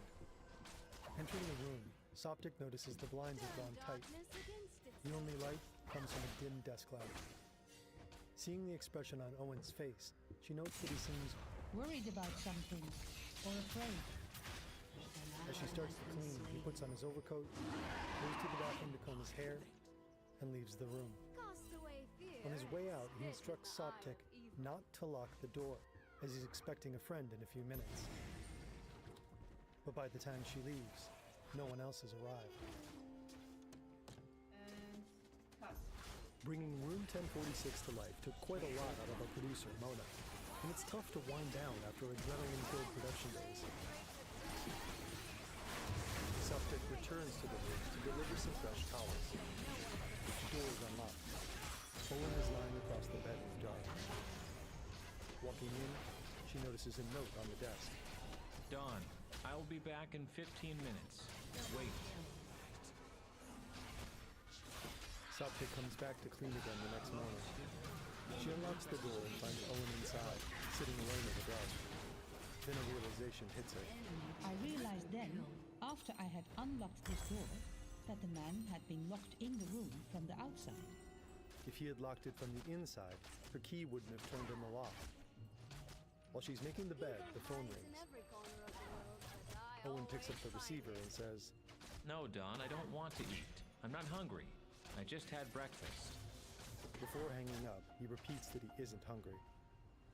After the call, He asks Soptic about her job and whether she's in charge of the whole... His name is Don, and why would another adult care about him eating or not? I'm telling you, it's like some boxing related plus mafia related. I think or it's a code. I just shit my pants, by the way. whole floor. He mentions that he recently changed hotels. At around 4 o'clock that afternoon, she returns to deliver fresh towels. But this time, Owen isn't alone. As Soptic approaches the door, she hears 2 men talking in low tones. She knocks on the door. Who is it? It's the maid. I want to leave some fresh towels. No, we don't need any. We've got enough. Strange, she thinks. She didn't leave any towels in the room that morning. And the only reason the other man might lie is to keep her out of the room. I was reporting any game. Robert Lane is driving down 13th Street past Lydia Avenue when he notices a man running down the street toward him. It's a cold January night, but he's only wearing shoes, trousers, and an undershirt. Waving and shouting, the stranger asks Lane to stop. But when he approaches the car, he realizes his mistake. I'm sorry, I thought you were a taxi. Still, he asks for a ride. Will you take me to where I can get a cab? Lane agrees, and as the man hops into the back seat, he gets a closer look at him. There's a deep scratch on his left arm, and he's cupping his hands together, as if to catch blood dripping from a more serious wound. You look as if you've been in it bad. The man responds with a grumbled threat to his attacker. I'll kill that tomorrow. The statement sticks in Lane's mind. When they reach the intersection at 12th and Troost, the young man thanks him and jumps out of the car. He runs to a parked taxi, opens the door, and honks the horn, summoning the driver from a nearby restaurant. What? Elevator operator and stand-in bellboy Charles Blocker is clocking in for his night shift. Shortly after... Chad, this is rough because... I mean, me and most of Chad don't know what it's like 100 years ago to live around there. Like, we don't know how common these things are. If it's not common, like, you're not 100 years old. No, you're not. No, you're fucking not. No, you're fucking not. Blocker recognizes her as a commercial woman who often frequents the hotel with different men. She's about 5'6", 135 pounds, with black hair, and she's wearing a black Hudson seal coat with a light strip of fur on the collar. She asks about room 1026, telling Blocker that she's looking for a client, a man who's usually very prompt in his appointments. But after a short time, she returns to the elevator, claiming she couldn't find him. Blocker takes her back to the lobby, and she leaves the hotel. After about an hour, she's back. This time, she's accompanied by a man. He's around her height, with a slender build. He's wearing a light brown overcoat, a brown hat, and brown shoes. They ask to be taken up together, this time to the 9th floor. At around 4:15 a.m., the woman returns from the 9th floor and leaves the hotel.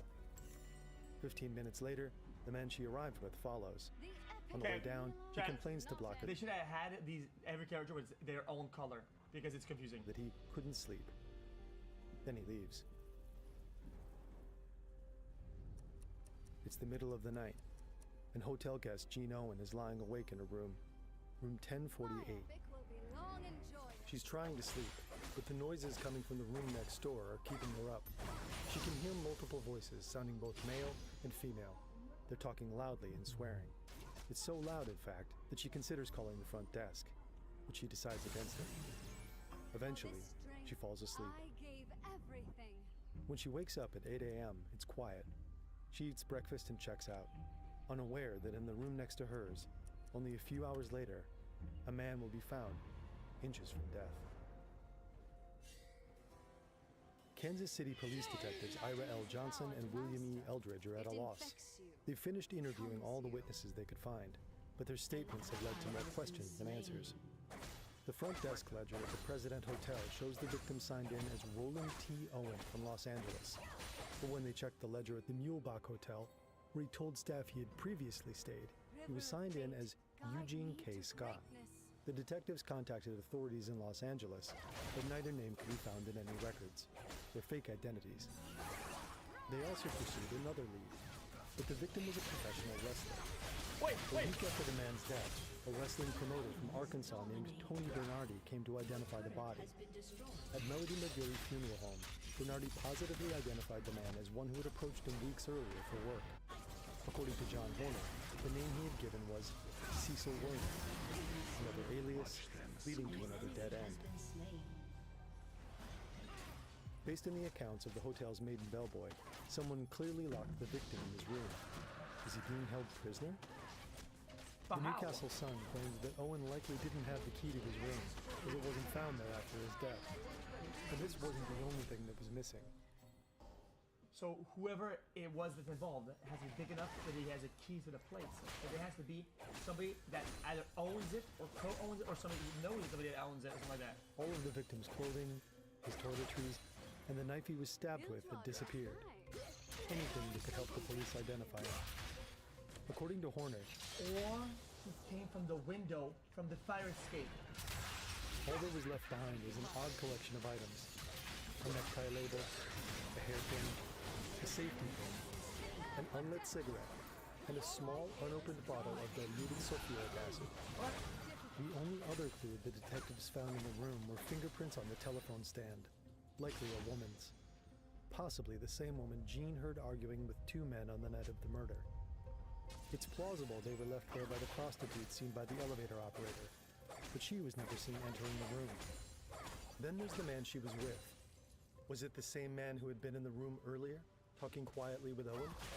Could that be Don, the man that he had talked to on the phone? The one that the note was for? Did they really have business on the 9th floor? Or did they take the stairs one floor up to avoid being seen entering the 10th floor via the elevator? No, they went to the 9th floor to go up to the 10th floor to the fire escape. Were they both present when Owen was bound and stabbed? After all, the doctor had estimated that his wounds were 6 to 7 hours old when he was found. Dude, stop it. This would mean that they were inflicted in the middle of the night, and that the victim had already been wounded when the bellboys came knocking that morning. But when the detective asked who had hurt him, the victim simply said, Nobody.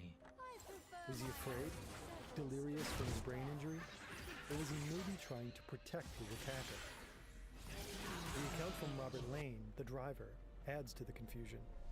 According to Horner, the detectives had him identify the body in the morgue, and Lane claimed that Owen was, in fact, the man he had given a ride to. But the detectives didn't think it was possible for the young man to leave the hotel and return dressed in his underwear. Not without somebody in the lobby spotting him. I don't know anymore. At the end of the day, the detectives have nothing. No murder weapon, no murderer, not even the victim's identity. Without any actionable leads, the investigation grinds to a halt. But then the strange calls start. Join the eye. Let it be discharged. Aware. Still bad. Watch on tick. Oh, sorry about that, man. Sorry about that. This is Mr. McGilly. He's the undertaker at the Melody McGilly Funeral Home, where the body of Roland T. Owen has been on display for around 3 months. During this time, thousands of people stop by in the hopes of identifying the body, without any luck. Since no family member or relative has come forward to claim it, the time has come to bury the body in a mass grave reserved for the poor and the anonymous. But first, an obituary for the unknown man is published in the Kansas City Journal-Post. Horner claims that shortly after, Mr. McGilly receives an anonymous phone call. The man on the other end makes a simple request. Don't bury Owen in Papa's grave. Instead, he asks that Owen be buried in Memorial Park Cemetery. He assures the undertaker. I will send funds to cover the funeral expenses. The caller explains that Owen jilted a girl he'd promised to marry. He claims to have witnessed this, and that the three of them held a little meeting at the President Hotel. Who is this? I'll have to report this to the police. Unconcerned, the man simply responds, That's all right, Mr. McGilly. He says one last thing before hanging up. Owen hadn't played the game fair, and cheaters usually get what's coming to them. Meanwhile, the editor of the Journal-Post also receives a phone call, but this time, the caller is a woman. She tells the editor that the story in the paper is wrong. Roland Owen will not be buried in a pauper's grave. Arrangements have been made for his funeral. What? Who are you? Who's calling? Never mind. I know what I'm talking about. What happened to Owen at the hotel? He got into a jam. Just as the man on the first call promised Mr. McGilly, 20 days later, the funeral home receives a special delivery. A letter carefully addressed using a pen and ruler. enclosed is $25 in cash. $25. And this isn't the only anonymous delivery. 13 American Beauty roses are sent to the funeral. The florist who delivers them is instructed to include a card. It contains just the words, Love forever, Louise. The fuck is a Roland Louise? T. Owen is buried in Memorial Park Cemetery instead of in a pauper's grave. Okay, Police detect. how can it be love forever if you're not going to get information about what's going on? Let's keep it a bucket. Let's keep it a bucket. It's not real love. You would at least chip in with some information. It would be only pallbearers. Expecting the man or Louise to show up, other officers disguised themselves as gravediggers and watched the cemetery for days. In the end, no one shows up to the funeral. No one visits the grave. The phone calls and the cash deliveries are impossible to trace. Despite a new theory being pushed in newspapers that this was a lover's quarrel gone wrong, No, investigators don't buy it. Though once again, It's a wrestle thing, and he didn't do what he was supposed to do. And he won, but he cheated. not a loss. For almost 2 years, the trail goes cold, until a certain woman randomly stumbles on a curious newspaper article titled The Mystery of Room Number 1046. This is Ruby Ogletree. She's looking at an article published in the American Weekly in May 1935. The article features a photo of a dead man, a man she recognizes immediately. Hold on. The scar in his head is unmistakable. She remembers him getting it from a grease paint as a child. It's her son, Artemis Ogletree, who at the time of his death was only 17 years old. The article claims he was murdered over a year ago in January. The question is, if her son is really dead, then who's been writing to her all this time? In April of 1934, Artemis left his hometown of Birmingham, Alabama to hitchhike across the country with a friend named Joe Simpson. In late January 1935, Ruby receives a letter from her son. It's been a few weeks since he last wrote. His previous letters were always simple, telling her about his latest job prospects, his next destination, and the friends he was traveling with. I think that fellow I told you about was going to open a business and give me half interest in it has definitely made up his mind to open in the spring. He's about the best friend I have. He has a big Cadillac. We're going to Excelsior Springs next weekend. Artemis always wrote by hand. His writing was straightforward, with little exaggeration and few flourishes. But this letter is different. Ruby notices that it was written using a typewriter. As far as she knows, her son never learned how to type, but the letter says otherwise. I still practice on the typewriter when I get a chance. The big typewriter companies have branches in all large towns where you can practice all you want to. So in the one message written on a typewriter, he has an alibi for the typewriting? That's Cap. That's It's Cap. plausible that he could have learned, but it does strike her as suspicious. Reading the letter further, she finds out about his grand plans to head to New York, inspired by a conversation with a sailor. I was talking to a fellow the other day. He just got back from Europe, worked his way across and back on a big freighter. He implies that he wants to travel the world and head for Europe, but first he has to make it to New York. Conveniently, he gets a chance to do just that. The man wants me to drive him and his family to New York. The letter ends with a strange handwritten postscript. P.S. Don't worry about Artemis. Sorry to learn he's not coming home. Then. What? Ruby receives the next letter several weeks later, this time from New York. Apparently, Artemis had driven the man, who he now identifies as Mr. Jordan, to the city. Jordan then helped him get a job, but it didn't work out. What stands out most to her is the letter's outlandish detail and unusual slang. I got poisoned on something I ate at some dump. I was laid up for a few days, and my stomach pained me a lot, but I finally got over that. Then I caught the flu and had to go to bed for almost 9 weeks, and I guess I was pretty sick. What? This is inconsistent. Elsewhere, he claims to have only been in New York for 6 weeks. After making excuses for not writing sooner, Artemis expands on his plans to work on a freighter. I think that I'll be leaving here in a few days to go on across the big pond. I understand it takes almost a month to get across, and maybe a few more weeks to unload the ship at different ports. He includes the address of a post office in Paris, telling his mother to send her letters to him there. I sure want to see Paris, so I'll be heading that way all the time. But shortly after, Ruby receives another letter from New York. Well, I joined the freighter for the trip across, and they have put me to work already. Confirming his departure, he clarifies one last detail. I decided not to send my heavy coat home. In the previous letter, he had written that he might send his winter clothes home to her. It's a curious detail. A coat also disappeared from the scene of the crime. His signature in this final letter is once again typewritten. Artemis. Okay, but Ruby Ogletree if doesn't... somebody had already killed them, I don't know, trying to create distance between the murder and, you know, and so that he could get away.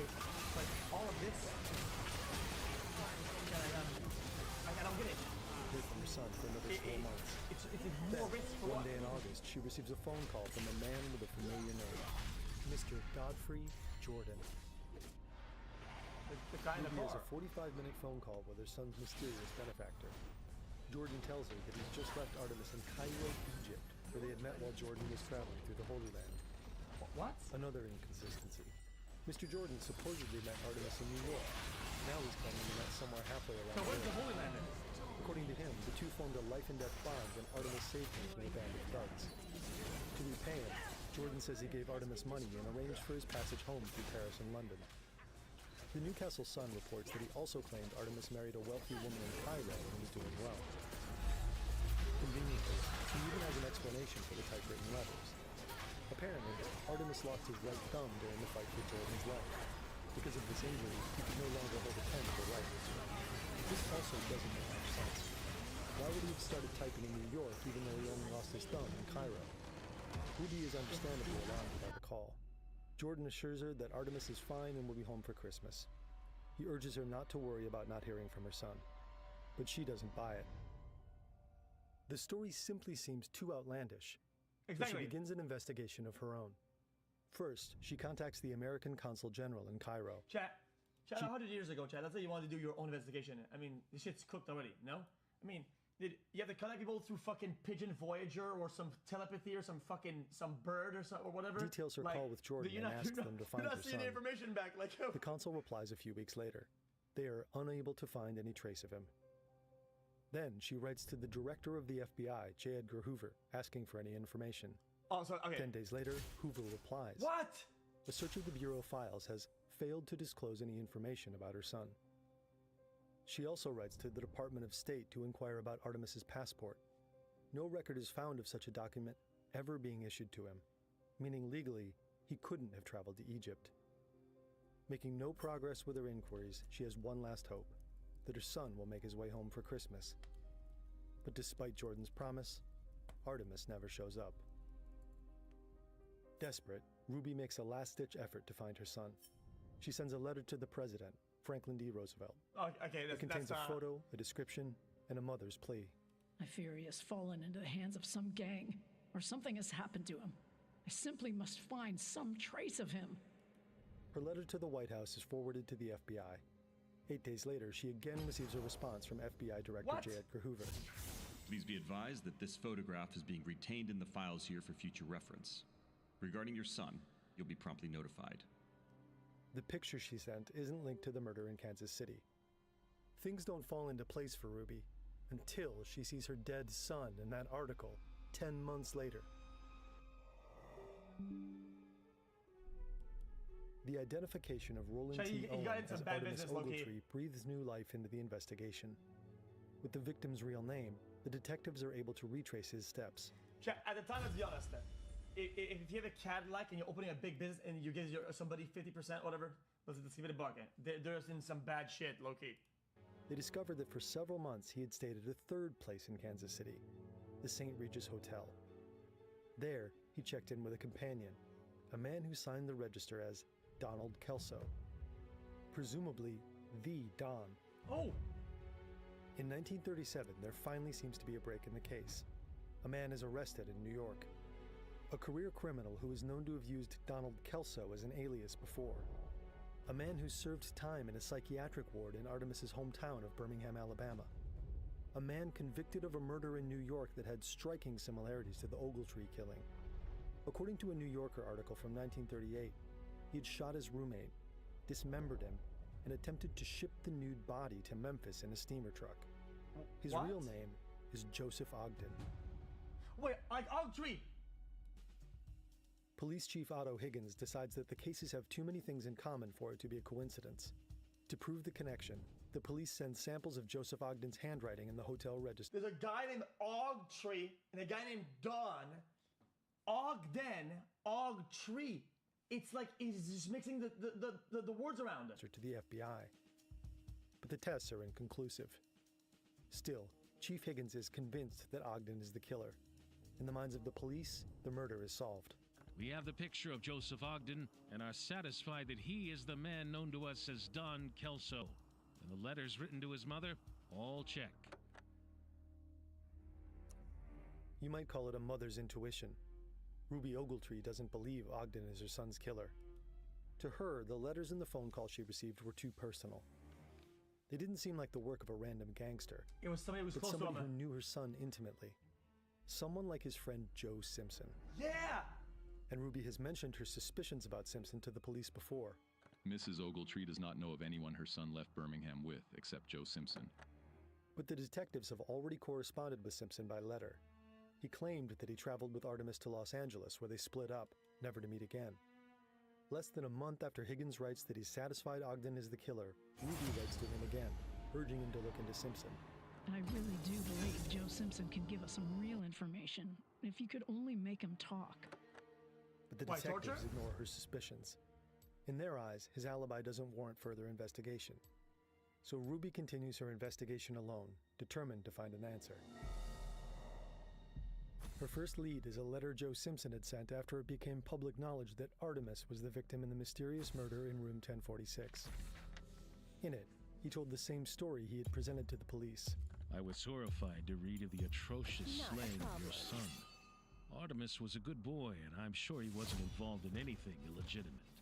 Wait. If there's anything I can do to aid in the solving of this case, I will be very glad to help.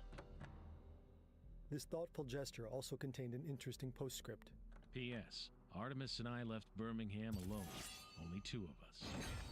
If true, this means that Simpson was the only person on record to have seen Artemis alive before he re-emerged under different aliases in Kansas City.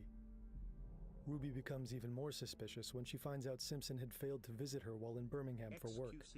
He'd promised to do so multiple times. Clearly, he's avoiding her for some reason. She wants to speak to him face to face, so she hunts him down. Reasonable. Ruby, her husband, and a friend track Simpson to the house of one of his friends, Bill Hogan. Simpson's car is parked in the street, so Mr. Ogletree goes to look for him, leaving his wife and her friend behind. It takes over an hour for Joe and his friend Bill to come outside. All five sit in the Ogletree's cramped car together. Mexican standoff. Joe. Well, 5 years are a long time for one to keep trying to see one. I had been told he did not intend to see me at all. Joe tells Ruby that he had only avoided seeing her because he was afraid she would cry. It seems to her that Joe answers her questions very carefully. Mostly, he claims not to remember. But a few key things stand out to her. The first is Simpson's voice and speech patterns. During her call with Godfrey Jordan, she had noticed a specific verbal tic. He repeatedly prefaced his sentences with, "You see," or, "You see, it's like this." Sitting in the car now, Joe says something that sets alarm bells ringing. "You see, Artemis told me he wanted to go to Africa." Right after, his friend Bill corrects him, saying, "Egypt." Why would he correct him? Well, Egypt is Was Africa. it a slip-up? And how would these boys know about the Egypt lie she was told on the phone? The longer she hears his voice, the more confident she becomes. Finally, she confronts Joe directly. I looked Joe square in the eyes and I told him I would know the voice that talked to me from Memphis. Bang! Sitting closely together in the car, his physical reaction is difficult to hide. He turned red, dropped his eyes, and was nervous. When the investigation comes up, she notes a curious shift in Joe's demeanor. She says that Kansas City's chief of police called the murder in room 1046 the perfect crime. At that, Joe seems to become cocky. He laughs and says, "It is. They'll never get the ones who killed him." Mirth is a strange reaction to your friend's death. Ruby then mentions that her son was found nude, without any of his clothes or even his shoes. Once again, Joe just laughs and says, "They were mine." He goes on to explain that he and Artemis had gotten kicked out of a hotel How and they know slept which in a ones? park together. there, Artemis's shoes were stolen off his feet. The claim raises questions about the story that they had parted ways in LA, because Ruby remembers a crucial detail. Artemis had wired her about buying a new pair, and the wire had been sent from Kansas City, Missouri. If Joe remembers Artemis needing new shoes, it's likely the boys were together in Kansas City. Then Joe implies that he couldn't have been with Artemis because he was in high school during that time in 1935. But Ruby sees in the school's records that Joe was expelled for poor attendance on January 2, 1935, the same day Artemis checked into the President Hotel. The records also show that Joe had been absent from school for a total of 21.5 days, meaning that he also could have been absent in the days before the murder. Finally, Joe claims to have stayed in touch with Artemis after they split up. He promises Ruby he'll send her a letter he received from Artemis. The letter he claims was badly typed. Ruby knows all the letters Artemis would have sent while he was with Joe were handwritten. The letters she'd received from the imposter after her son's death weren't public knowledge. Why does Joe claim that Artemis used a typewriter? Did he receive a letter from the same imposter? Or is he himself the imposter? In talking with the boy, Joe Simpson, I was reasonably convinced that he is the person that talked to me 7 months after my son was killed. Ruby never receives a letter from Joe after the meeting. When he fails to deliver on his promise, Chat, if this was Among Us, I already voted. Chat, everybody voted already. she writes up their entire conversation in detail and reports it to the Kansas City Police Department. But Joe is never prosecuted for the murder of her son. An enemy has been slain. More than a decade passes. The murder in room 1046 is still unsolved. Why it's solved, but... Then, in 1950, the FBI analyzes the handwriting samples from Joseph Ogden and Don Kelso again. This time, they come to a definitive conclusion. The handwriting doesn't match. Ogden was most likely not the killer. Donald Kelso is never identified. The case goes cold once again, until a final mysterious phone call is made, over 50 years later. What? 7 hands reach for 7 lives. Dr. John Horner is a researcher and librarian at the Kansas City Public Library. He claims that one day he receives an anonymous phone call from out of state. The caller recounts clearing out the possessions of an elderly person who had recently died. Among the things they found was a box. Inside was a collection of newspaper clippings about the murder of Roland T. Owen. But there's more. The box also contained something mentioned in the newspaper stories. Horner asks what the item is, but the caller refuses to identify it. Without giving their name, the caller hangs up and disappears.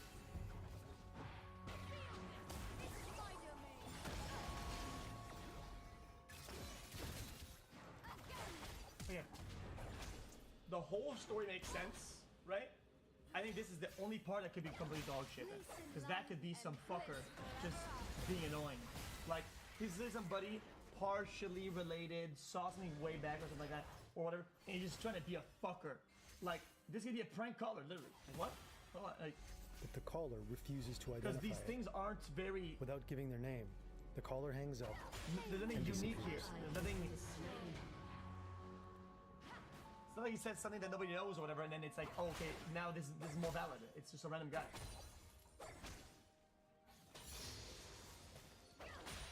Chat, I think that was interesting, but it just feels like if this is like solved, does that make sense? Like we watch a lot of like unsolved shit. This is like, it just seems solved. Does that make sense? So it's gonna, like, is that making sense? It feels solved.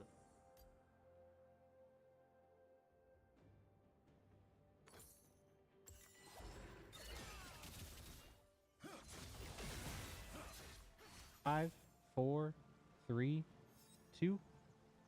The Lord of Joy reigns in his presence, his power taken by me.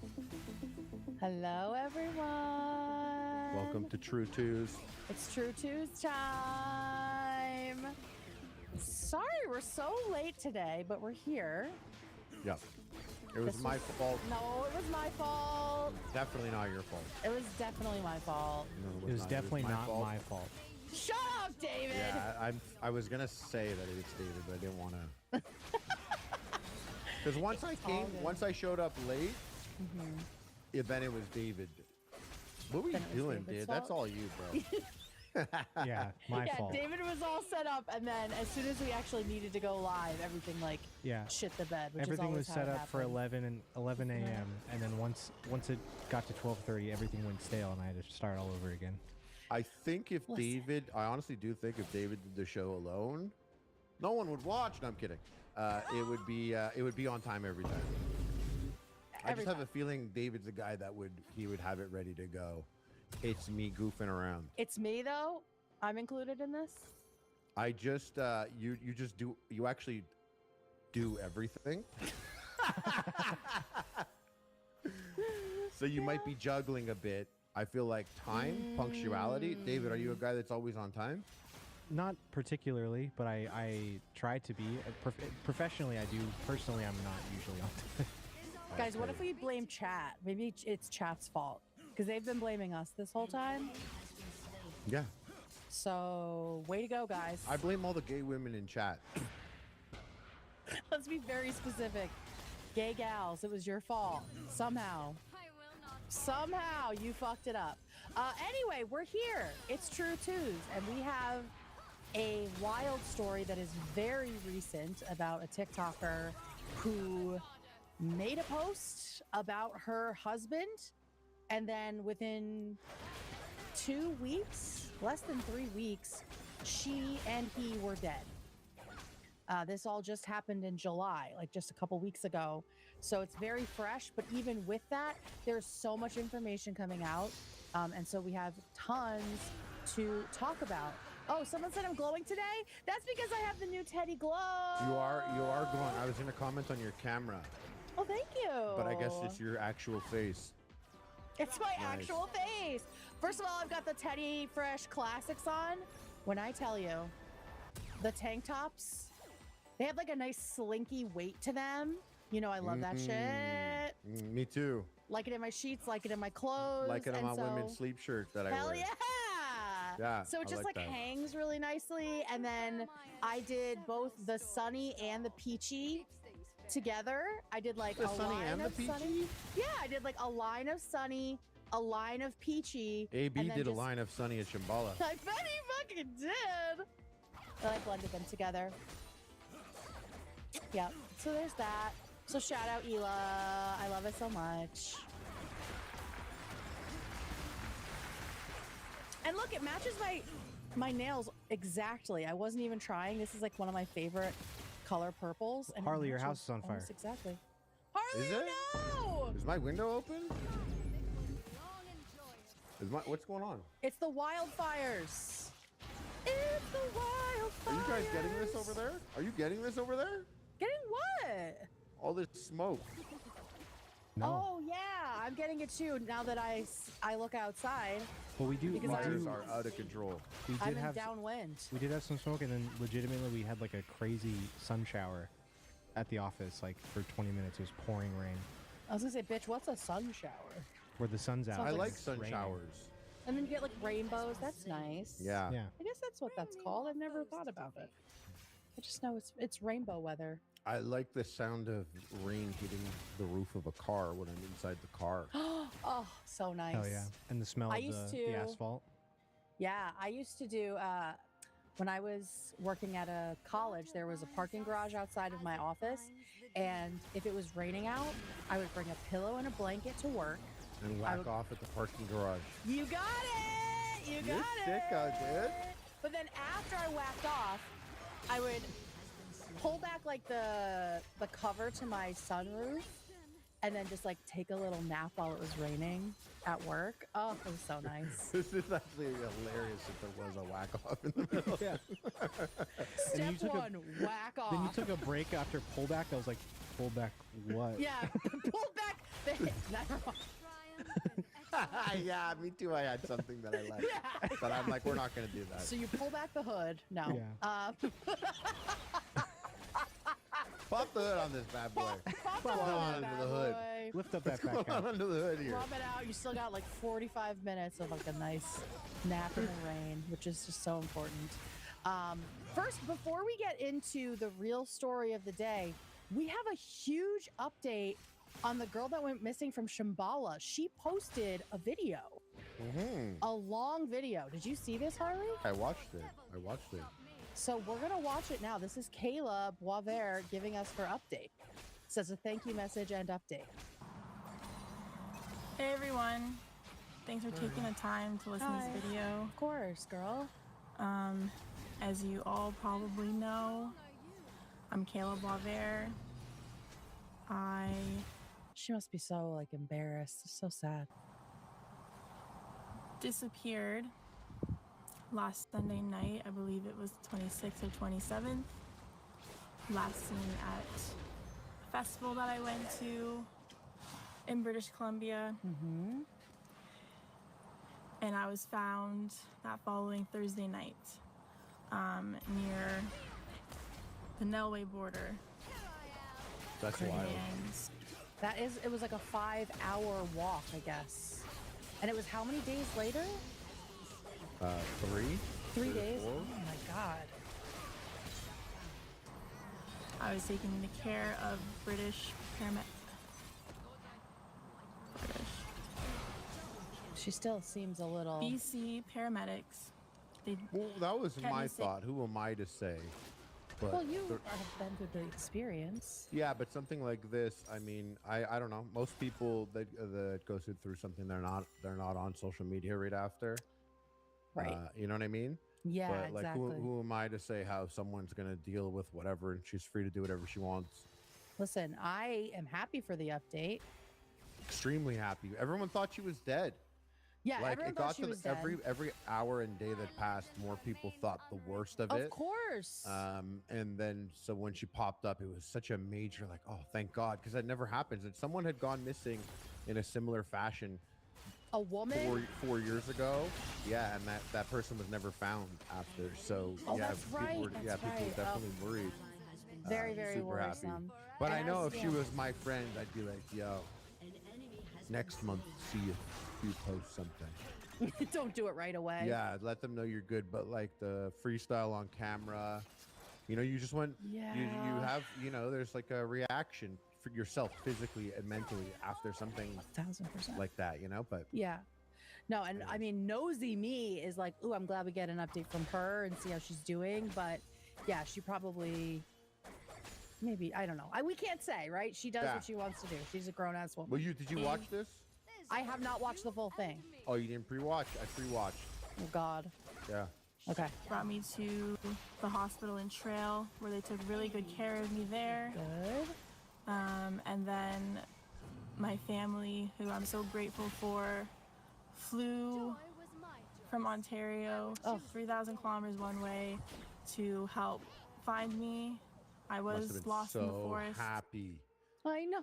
Like we thought about it, spoke about it. You're like, that's terrible, and you for sure acknowledge it's terrible. And then time passes. You do a million things, whatever. Yes. And then you think about it again. For her twin sister, she's a twin. They must have thought about it every second. Constantly. Yeah, not Like you must be sleeping. awake all the time thinking about it. Mm-hmm. So yeah. Yeah, the unknown and oh God. Had no idea where I was. Said she was lost. Until I was able to get information on the way, I have some of an idea of where to go for help. But it made the biggest difference having my two brothers there helping search and rescue team, and I want to thank them so much for. Okay, I don't know what she sounded like before all of this, but it almost feels like she has a TBI. Like the way she's talking. Like I What don't is that? like a traumatic brain injury. Oh yeah. It's yeah. like she's like a little bit like delayed, but I don't know, maybe that's just how she talks, but she seems like Honestly, I heard this, and it was a couple days after, obviously, and listening, I was like, oh, this. You have conversations with people that sound like this in Shambhala because they're blasted the whole time, you know? Yeah. So There's just it's a little bit of a delay. Putting everything aside to make sure that I got home safe. Same with the search and rescue team there in BC and all the festival attendees and locals, like the Shams family, spreading awareness over social media, just getting the information out, everything that would be helpful in locating me. I've been doing all right overall. Still fresh, still processing, definitely in different ways than other people would process. You know, I've seen I've been pretty active on social media still. I'm just trying to keep things as normal as possible. I've had one therapy session so far. That was really helpful. Someone who I've been going to regularly, relating to work and other personal stuff that I've been dealing with this past year. Okay, so she's had some sort of distress before going. It sounds like there's other things going on. Well, she was a power lifter. Yeah. I saw. And even something like that, a sport like that, you are so strict with your calorie intake and what you consume to maximize lifting. I'm assuming if it's anything like bodybuilding competitions, you do something to maximize at the sport. Right. But food is such a tricky thing, and which you know what I mean? Yeah. So if you're, eating in a particular way to maximize lifting, and then partying, all of it together can add. Once again, I'm just making shit up. I'm the baking guy. I don't know anything. God, I know. We're all just speculating, and very glad she's okay. But yeah, I mainly just wanted to give thanks for all the help. Just wanted to express that in video form, although I don't like doing this kind of stuff, but you didn't have to, girl. It's definitely more meaningful that way. The 2 hospitals, they took great care of me, made me feel safe.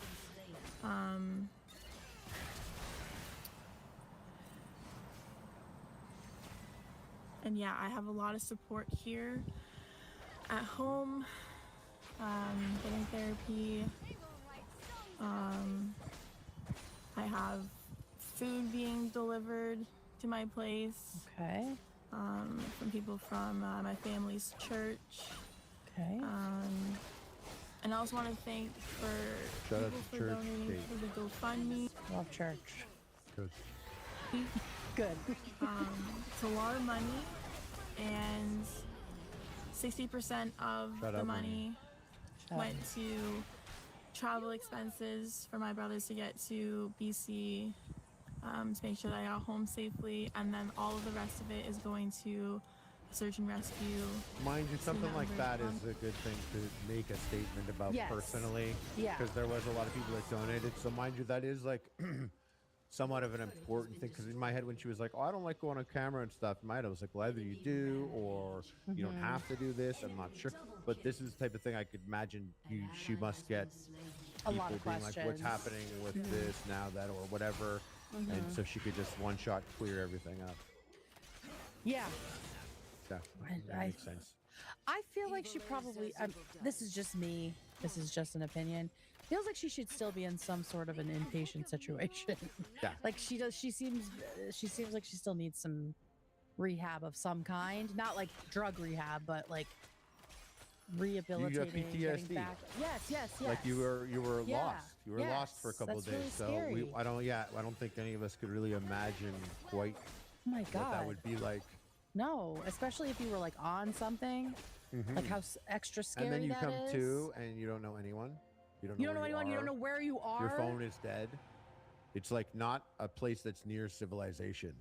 You don't know which way to go to get out of the forest. Like that's so scary. I just feel like one therapy session is not gonna do it. Well, I don't know. We don't know if she was in the forest or anything. She actually doesn't tell us. Oh, okay. I was imagining it was like woods. I know they saw a video. I pictured something much. I pictured something much worse. I pictured like a person taking her. Pictured someone taking her and trying to bring her somewhere. I pictured something like that. There was also the thought because a couple years ago, apparently the guy had wandered into the woods. Yeah. And disappeared. But what they were using at Shambhala is they have drones with thermal imaging. Oh, right. Yeah, Remember? they Yeah. didn't see her. Apparently some guy was passed out at his camp just outside his tent lying there like just looking at the sky, and a drone came over like and then flew away, and a couple minutes later the medic team walked over and they're like, hey, you good? And he was like, yeah, whoa, Yeah, I'm just chilling. fucking tripping Just out, looking at bro. the sky. Yeah, I'm bro. like, cool. All right, bye. Hey, have a good one.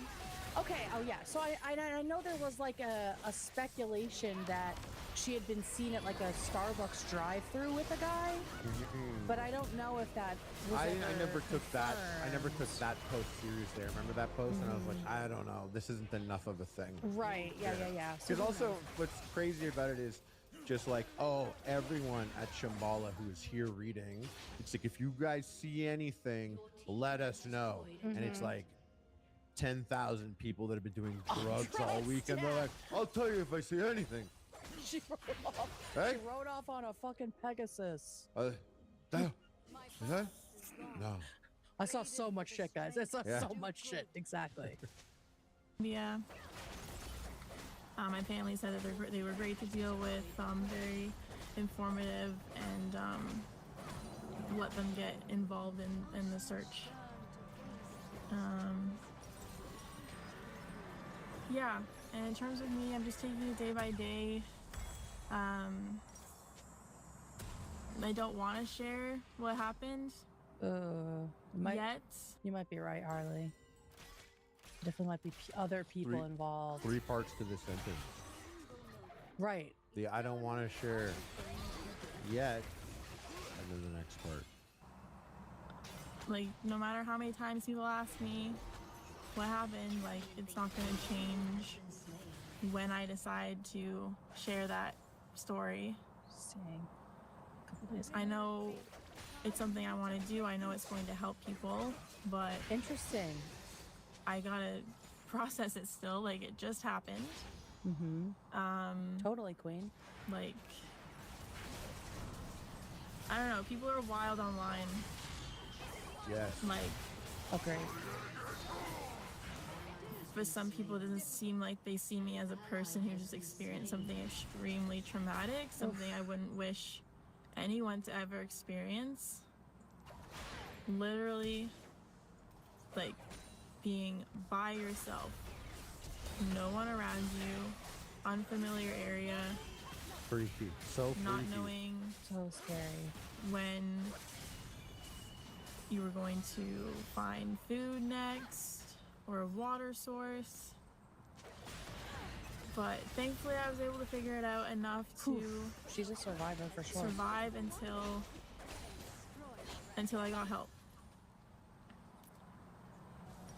And I'm so Also, she's like grateful for 6 that. foot and a power lifter, and I'm not taking away that it's still a huge privilege to be a guy in this situation. But like, she's a strong person, Yeah. you know? Yeah. Yeah. Thank God she was, right? Thank Like, God, yeah, because- literally. Because, you know, if she didn't have that about her, then who knows what fucking could have happened. Because who knows where she needed to use her strength and all of that, like mental and physical. This poor girl. Yeah, you never really, I personally never really been so grateful to be here and back at home. Poor girl. Because when I was out there, I did not think I was going to make it back home. And there's a lot of people out there in the same situation, still ongoing, missing people. And just other terrible things that happen in this world. Other reasons for people going missing. And oh yeah, and she's an EMT. Yeah. So she has like a lot of the survival skills that it probably took to power through that stuff, but still it's so traumatic. I mean, you're having a near-death experience, even though maybe you're not exactly actively dying, right? Because like she said, she had no idea when or if she was ever going to get food again. This is horrible. You're also 3 days after a festival where no one's eating properly. Like it's not it. And then, like I said before, powerlifting. You already have a very specific diet. Yeah. So then you're probably crashing and yeah, you're off on a bad foot. Like probably dehydrated everything in every sense. Ugh. I'm hoping. I want to try my best to heal myself as much as possible to be able to start those conversations. And yeah, it's a lot. It's a lot. I just finished a rugby game. It was fun. Girl! I'm just trying to keep things normal, but still letting myself feel and process. Okay, so she's not like you can't slow her down, injured. dude. She's going to Base Coast next weekend. She doesn't care. I'm kidding. She's fucking locked in. But wow. Yeah, I mean, it is if you want to. I guess they're just helpful. like they'd say be normal. She's just for us. We're like, whoa, rugby. That's crazy, but that's her normal. Yes, right. She's back if in. they're just like, hey, just I don't know what the doctor's telling her or whatever, or at therapy. But if they're like, yeah, try and just live your life normal right now. She's like, I'm gonna go smash some bitches. Yeah, maybe rugby's part of that, right? Dude, rugby girls are nuts. Like, in a great way. And crazier than roller derby girls? Yes. And they're obsessed with rugby, and they always want to be playing rugby, and they want to play rugby until they die. Like, so, and I totally get that, and it's like a huge community, and I'm sure that those girls are helping her and supporting her. And I'm telling you, like, they're just like, yes, she's coming.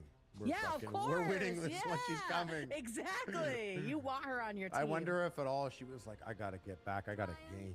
I got a game on Sunday. That's like driving her the whole time. No, but like one of my friends had breast cancer and she could not wait to like be done with chemo so she could like go to drink ups and stuff. Like they're crazy. They're nuts. But yeah, okay. So I'm glad that she has a lot. It seems like a lot of community around her. I am going on stress leave. Good. Obviously. Stress leave, okay.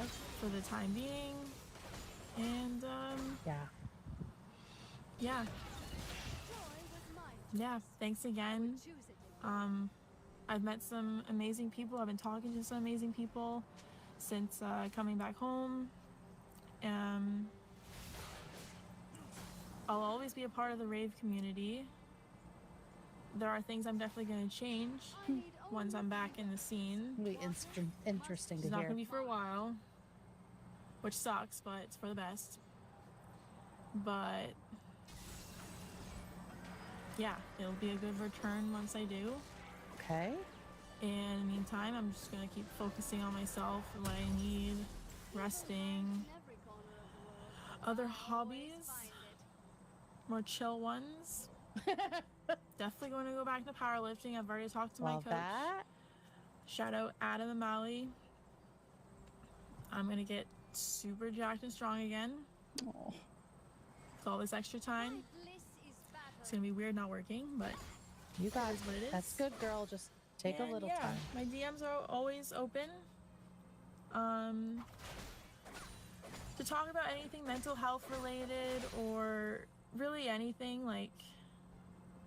But yeah, like I'm not gonna tell you what happened yet. Yeah, maybe don't say your DMs are open. Just because like you don't need to be absorbing other people's trauma, and I know that's what's happening. I know people are like, this happened to me, or my sister disappeared and died. You know, like I think people are probably trauma dumping on her as well. So yes, Godspeed people to like her. once again, I said like the crowd is a festival where people cut loose and have a good time. So mentally, a lot of people come back, they need some time, and a story like this, they might just take a personal attachment to in some way, write some crazy stuff. She might end up, reading a lot of things. When people are when this is new, you kind of get caught up reading every single thing. Exactly. And that's just, brutal to experience as well. And people, just the crowd that would be writing stuff. Right, some wild they're shit like they're after all on their trauma. downers from partying, and who knows how the brains are working. Right, and her included, right? Most likely. just in that space. And it seems like she already feels bad that other people haven't lived and she did, right? She's like, so many people are still out there, not found. Like, she's already thinking about like the universe of missing people. And so I just hope she's giving herself grace and breaks from the internet and all of that, because it's a lot to manage. What else does she have to say here? So please chill about that. Please chill about that. Be chill, everyone. But yeah. I'm so glad she's alive. I know. Okay, that's it for now. Like, Thanks for actually a listening. miracle. I you know, when people go missing, the chances that, you know, every day that passes, and this is like 4 days or something. That's a long time. Well, yeah, because they say like for her, life-changing for her family, I'm sure. right. They say like the first 48 hours. Like, yeah, it's crazy. Plus, like, I'm just you're in the middle of nowhere. Nowhere. Yeah, like there are no like touchstones, right? There's like nothing you can can't see that's just like going to wing it in the woods at night. It's surprisingly cold. right. You know what I mean? Yeah, it gets really fucking cold even in the summertime in the woods. So yeah, I mean that's the update from Kayla. I'm glad that she's okay. I'm glad that she's taking some time off. She didn't mention a book in this one. Did we watch it all? I think she mentioned that she was going to do like a book or something. Really? She was like, yeah, she wanted to save her story. She until should. She was ready, and then She should. Yeah, she said that. I didn't hear the book part, but I hope she does write a book. Nah, reading sucks. I hope she goes to Netflix. Someone said Zendaya will get her part, and I was like, yeah, that makes sense. That totally makes sense. So shout out to Kayla. I hope she keeps healing. It sounds like she knows what happened. If she's already back to rugby, we know that she didn't physically get hurt to any degree, right? So that's good. And yeah, it sounds like she has a good support system. So I'm interested to hear what her takeaways are. Not just why it happened, but like how she plans to like reintegrate into the community and what she plans to do differently. All that's very interesting to me. So yeah. Yeah, there's definitely a warning in there for people. Right. And a takeaway. Yeah. Yeah. That'll be very interesting to hear. Right, and were there other people involved? Like you were saying, like it's hard She to know. made it seem quite dark at one point there. Yeah, you know, she said she was not yeah. ready to talk about it, so I don't want to speculate too much, but she gave it something like that there was something there.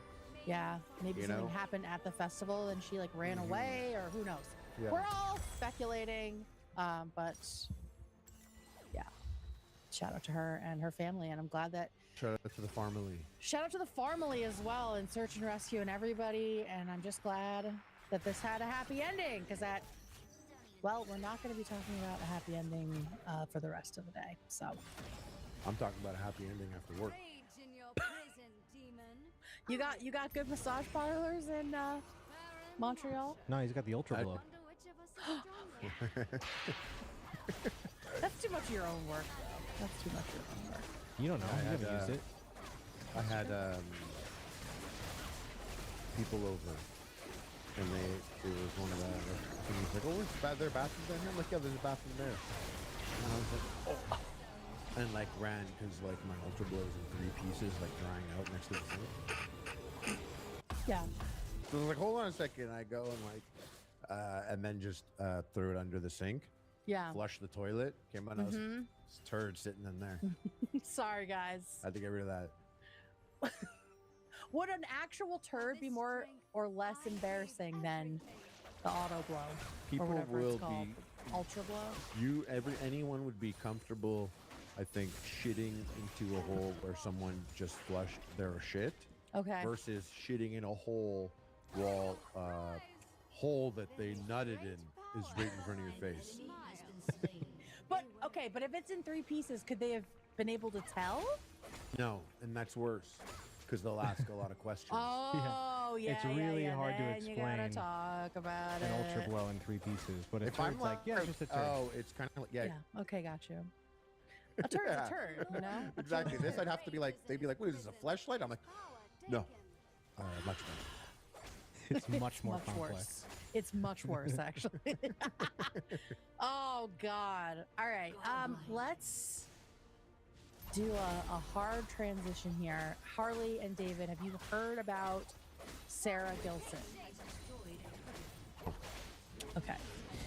So this just popped up on my feed a couple weeks ago.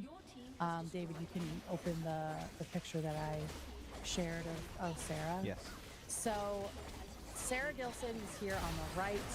She was a 43-year-old influencer, TikTok influencer, and a hairstylist. She lived in Oklahoma, and she had over 100,000 followers on TikTok. Her whole account is just like, buy this, buy this, buy this. She's an influencer, just selling tons of different stuff. Top of the funnel. Yeah, very, very much top of funnel. This is her husband at the time. His name is Jeremiah Duffy, but he goes by Sean. So this is Sean, and this is Sarah.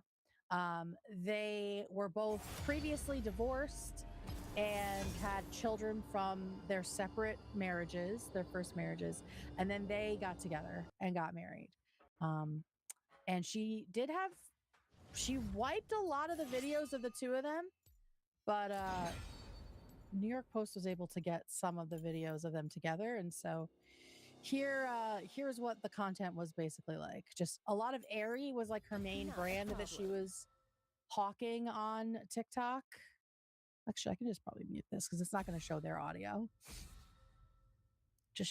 And then this is Sean helping her model things. Get your man right with this winter with this tracksuit. And here she is selling a little camera thing. Actually, you can hear him in this one. You can hear them both in this one. Showing off a mini camcorder. I'm recording myself, recording you. Epic. And reviewing a epic traveling duffel bag. Now this one, listen to where he's going. You had a basketball tournament this weekend, and you got to take your new bag. Basketball tournament. One video on Instagram from January 2025 even shows Duffy snuggling with the couple's pooch in bed. She loves her daddy. But despite a... Okay, so that's them. That is Sarah and Sean. She was Duffy at the time and then went back to Gilson. She still misses Duffy on Instagram, but the last post there was 10 weeks ago. Also, I did find this picture. Apparently her... Oh, shit! Do you hear me? Whoa. You cut out for Harley? a second. Hello, can you hear me? You're back. You're like chopping. You're chopping in and out. You're chopping in and out. Oh, I know. I just realized I know what this is. Let me fix my computer. I remember this story actually. It popped up for me. Okay. But yeah, you're doing great. I'm Thank you. doing terribly. No, you're not. You're doing great though. Everyone, David, you too. I understand. I'm doing very badly right now. Let me see if we could fix this. You keep doing the show. The show's great. Okay, cool. Yeah. All right. Let's go. Let's go back to this then, and I will keep telling this story.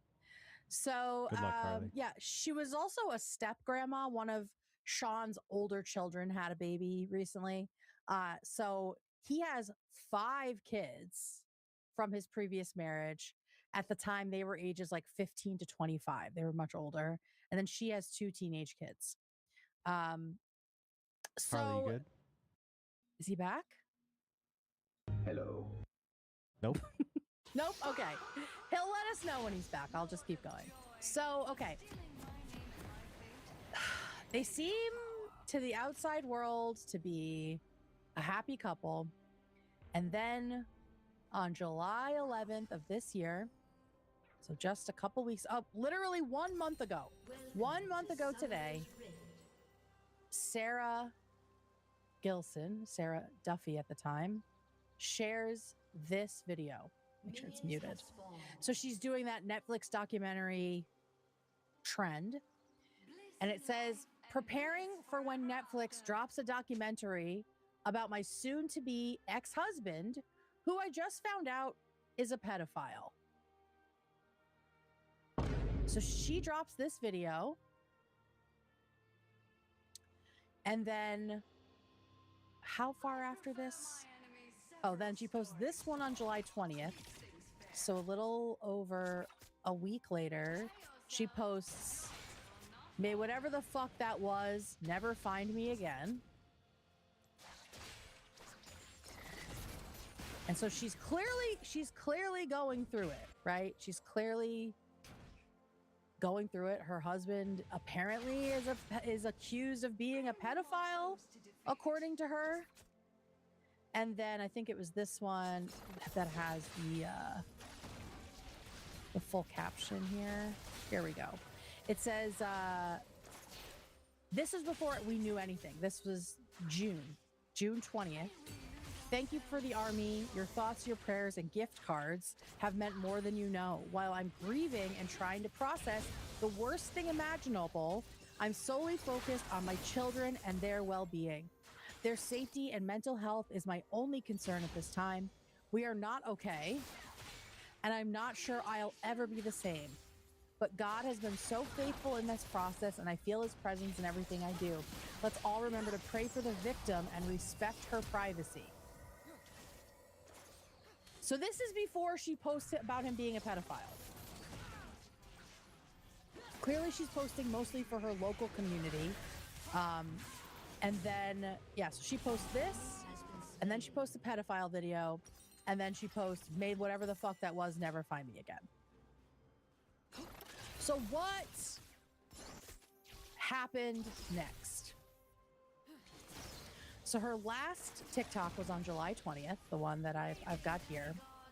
3 days later, on July 23rd, 3 days later, on July 23rd, 911 gets a call. I'm not sharing the actual call.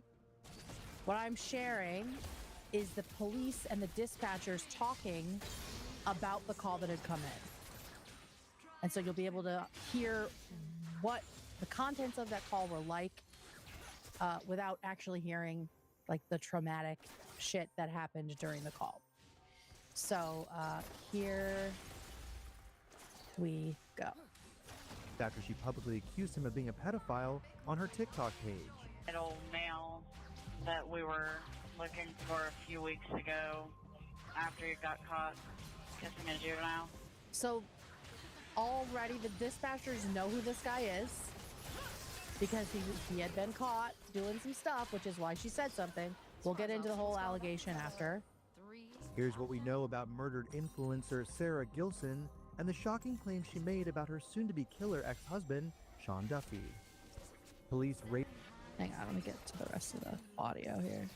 Hello! Okay, here's the rest of the audio from the cops. Loud bang. Just trying to reach him back, but I could hear a female in the background screaming and crying, some sort of loud bang in the background. When Owasso law enforcement arrived at the home, they discovered a sickening scene. A husband and wife were dead, both with apparent gunshot wounds to the head. So, let's talk about what happened there.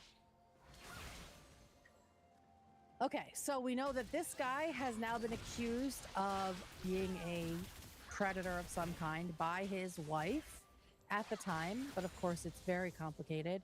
So the night of July 23rd, Gilson, who's Sarah, so Sarah and Sean were both found dead with gunshot wounds in their home. A child who lived in the home had made the 911 call. Unclear who that child was, obviously. And when the authorities arrived at the scene around 11:15 p.m., and the law enforcement officials interviewed a family member. Again, unclear if it's the same child, but this family member was present at the time of the incident, and they said that it was a murder-suicide. So Duffy killed her and then killed himself.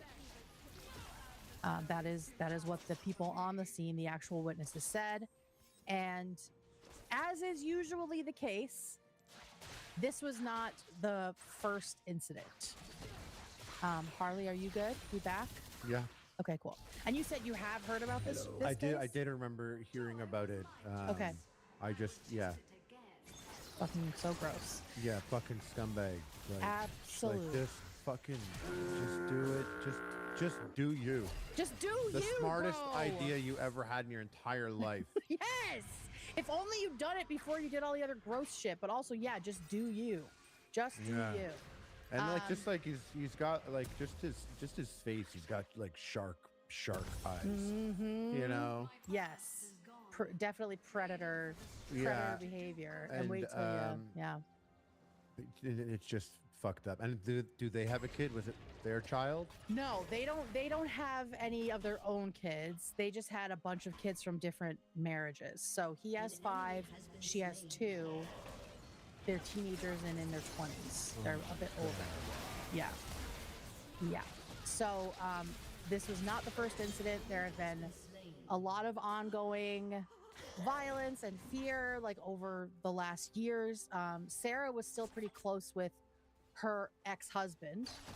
And he's actually been a great guy through all of this stuff. He's kind of a bright spot in this. Look at me complimenting a man. And you give me compliments all the time after the show. I do. It's true. You're always like, I didn't want to do it during the. You're like, I didn't want to do it during the show because I didn't want the audience getting the wrong idea. Come on, I have a reputation to protect, of course. But yeah, so Lyle Landers is her ex, and Lyle said that she had been stuck in a relationship where domestic abuse seemed okay.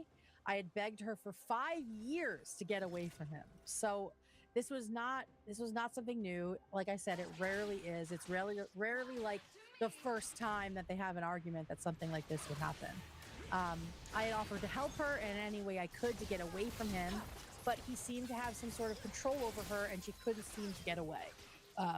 And that's why there were like happy videos of them together, right? Because there's this cycle of abuse and everything. So, you know, what was on social media was definitely not what was happening behind the scenes. She had tried to get 2 different protective orders against him, so restraining orders against him, but they were both dismissed because she didn't show up for court.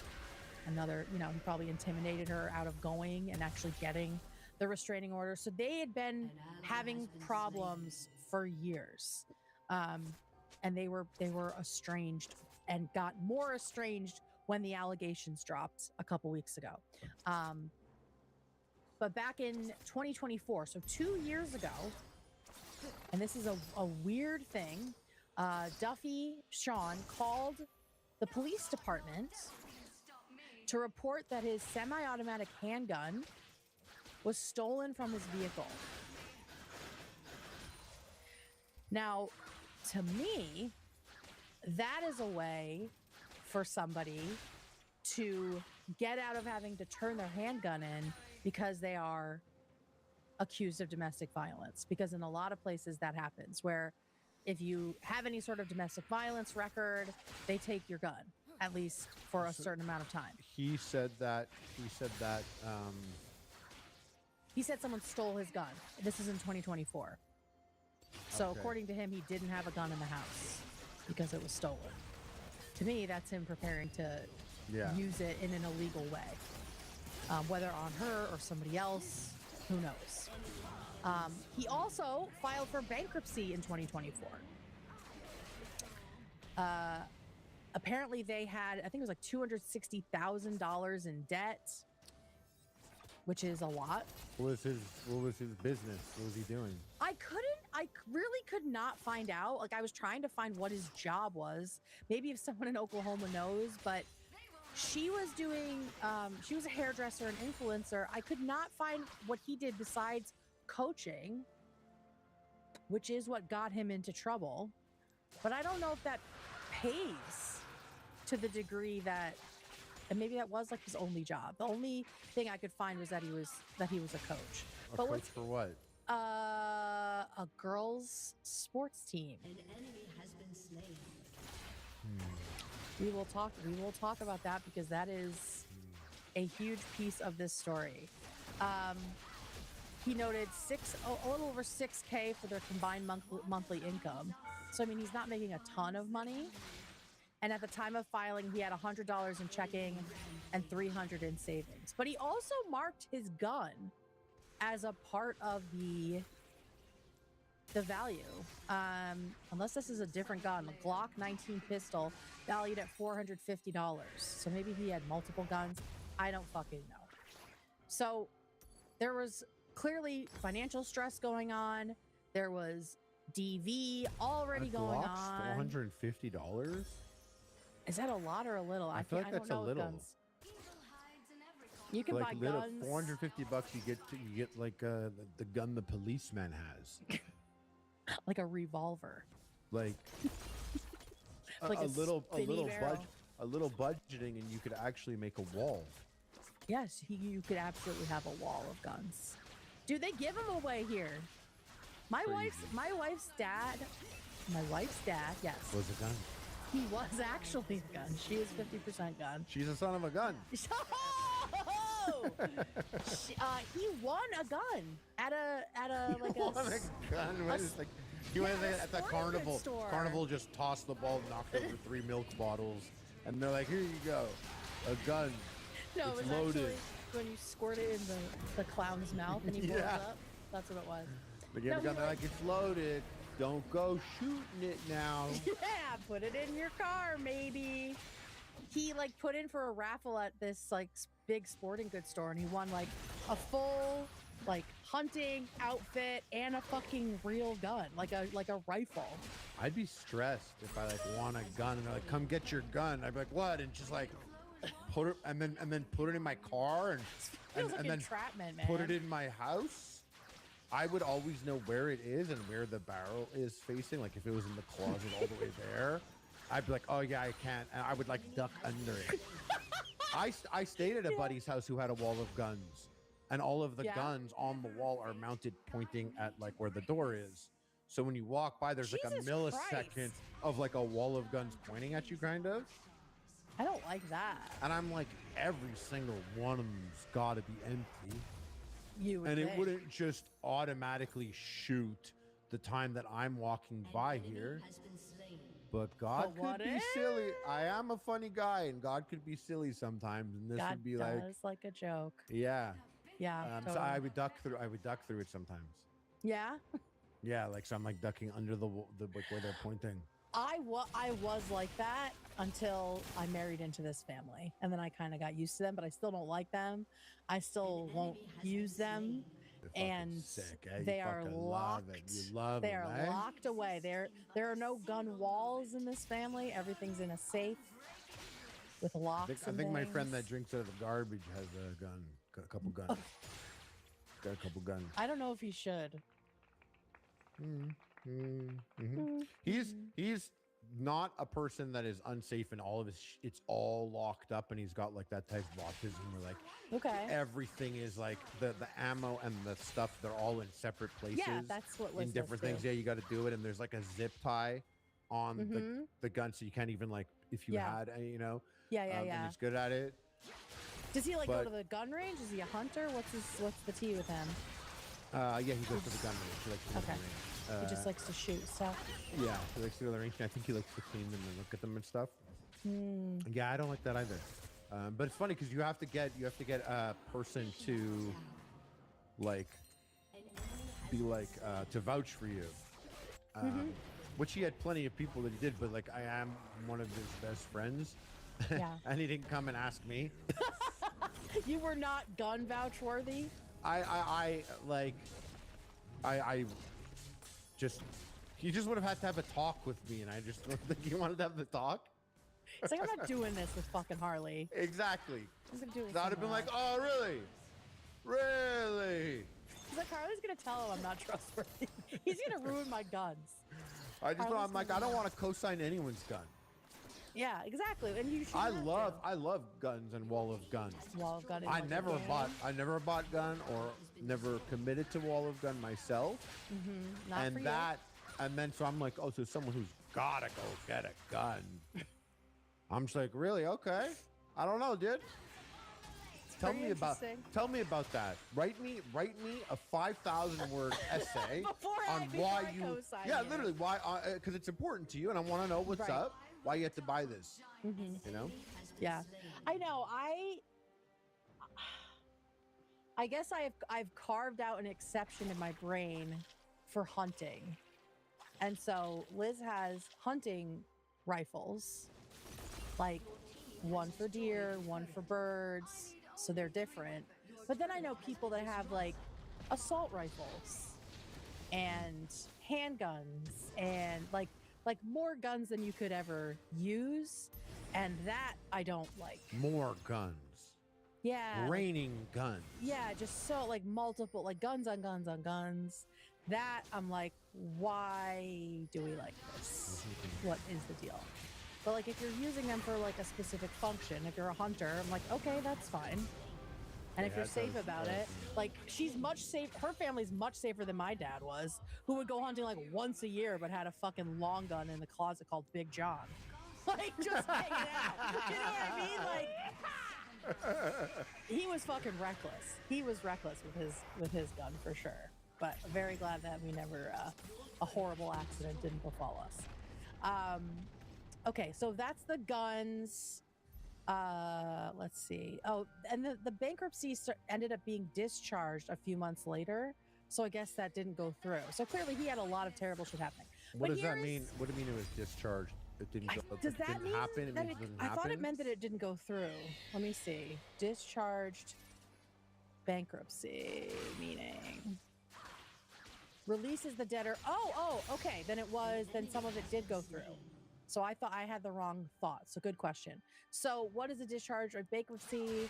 A discharge releases the debtor from personal liability for certain specified types of debts. I typed in what is discharge and got a completely different answer from you. I don't want to know.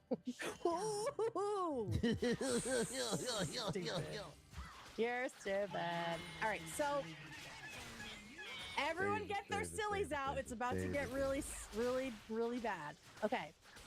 So the problem the problem revealed itself, the biggest problem, on June 10th.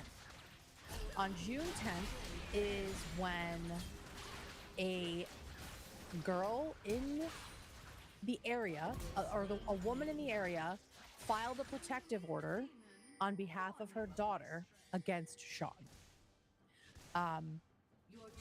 The minor was a 15-year-old girl who played on the youth basketball team Duffy coached. Now, if you think back to the videos I showed, Mr. Duffy was going on a basketball tournament weekend, and he was going to use his cool bag that Sarah was selling, right? So this was at least part of his job, was going to these like travel basketball tournaments. Allegedly, he kissed and touched the girl and was caught by another coach. First of all, shout out to that other coach, because if we think about, do you remember what happened at Penn State? Yeah. With the kids? And how one of the coaches like walked in, saw a kid being abused, and just walked out and didn't say anything? Like, I am so glad that this other coach actually did something with the information and went to the parents. And so the girl told the mother that Sean had engaged in other inappropriate behavior as well, outside of this one incident where he was caught, including sending her messages, inviting her to his hotel room during a tournament trip, and offering her money to keep her quiet. Total disgusting scumbag. And then the police also say that similar conduct by this coach toward this particular juvenile was reported to have occurred over an extended period of time in multiple law enforcement jurisdictions across multiple states prior to this specific incident. So he was looking at a lot of fucking trouble. Potentially multiple cases in multiple cities or states or wherever he was doing this. And the police actually tried to pick him up. It says at the school where the allegations took place. So, I mean, this happened kind of quickly. It must have been around the 10th when it actually happened, and they were still at this away game. But he had already left, like he fled. And over the next 24 hours, police across multiple jurisdictions attempted to locate Sean by pinging cell phone towers. So this guy was just like in the wind after he got caught. And they also attempted to locate him by flying a drone near a tower. And sorry, well, Yeah, go ahead. So at this point, the allegations are out. The young girl made the accusation and backed by another coach. Mm-hmm. And at this point, he is living with Sarah, or Yes. are they okay? Are they married? Yes, they are married. So they're They married. had They're not living gotten together, divorced. Mhm. and he had history of domestic abuse before this. Yep. Yes. And but they were still together, and she was, essentially trapped, and the allegations was the last straw. Yes. She posted about it. Mm-hmm. And this is all so when the allegations come out, where is he? Did he already pieced out when she made that video about it? Yes. Okay. So the allegations happened on June 10th. And June 10th, so the mom of the girl files a restraining order. Sarah also files a restraining order, same day. So she knows about it the same day. They both get their restraining orders approved, and this guy takes off. If they were trying to arrest him at the school, I'm assuming that he was away on a trip. This happened, and this coach immediately called the cops about it. And so this guy takes off. He has 2 pending restraining orders on him, and he can't be found for the next 24 hours. And then they weren't able to do anything about it because the alleged crimes, the specific ones that they were told about that day or that week, they took place on Cherokee land. And Sean was a member of the Osage tribe. And so the police had to refer it to, the U.S. Attorney's Office in Tulsa, which is the organization that has jurisdiction over crimes on tribal land. So basically, it complicates things, it slows things down. And so that's what happened. So then she has this restraining order, so he can't be home. So he is away. And then that's June 10th. June 20th, she posts the TikTok where she does the big caption about, "You guys are my army," all that shit. And saying let's respect the girl's privacy and all of that. So she posts that 10 days after this all happens, probably because she's getting tons of questions about it, talking about her trauma and pain. And then 2 weeks later, she does the pedophile video.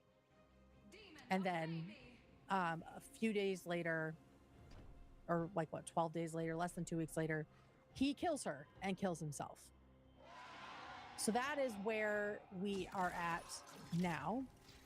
And a lot of shit has come out since, specifically from both of their exes, who are on the same page and think this guy is a fucking monster.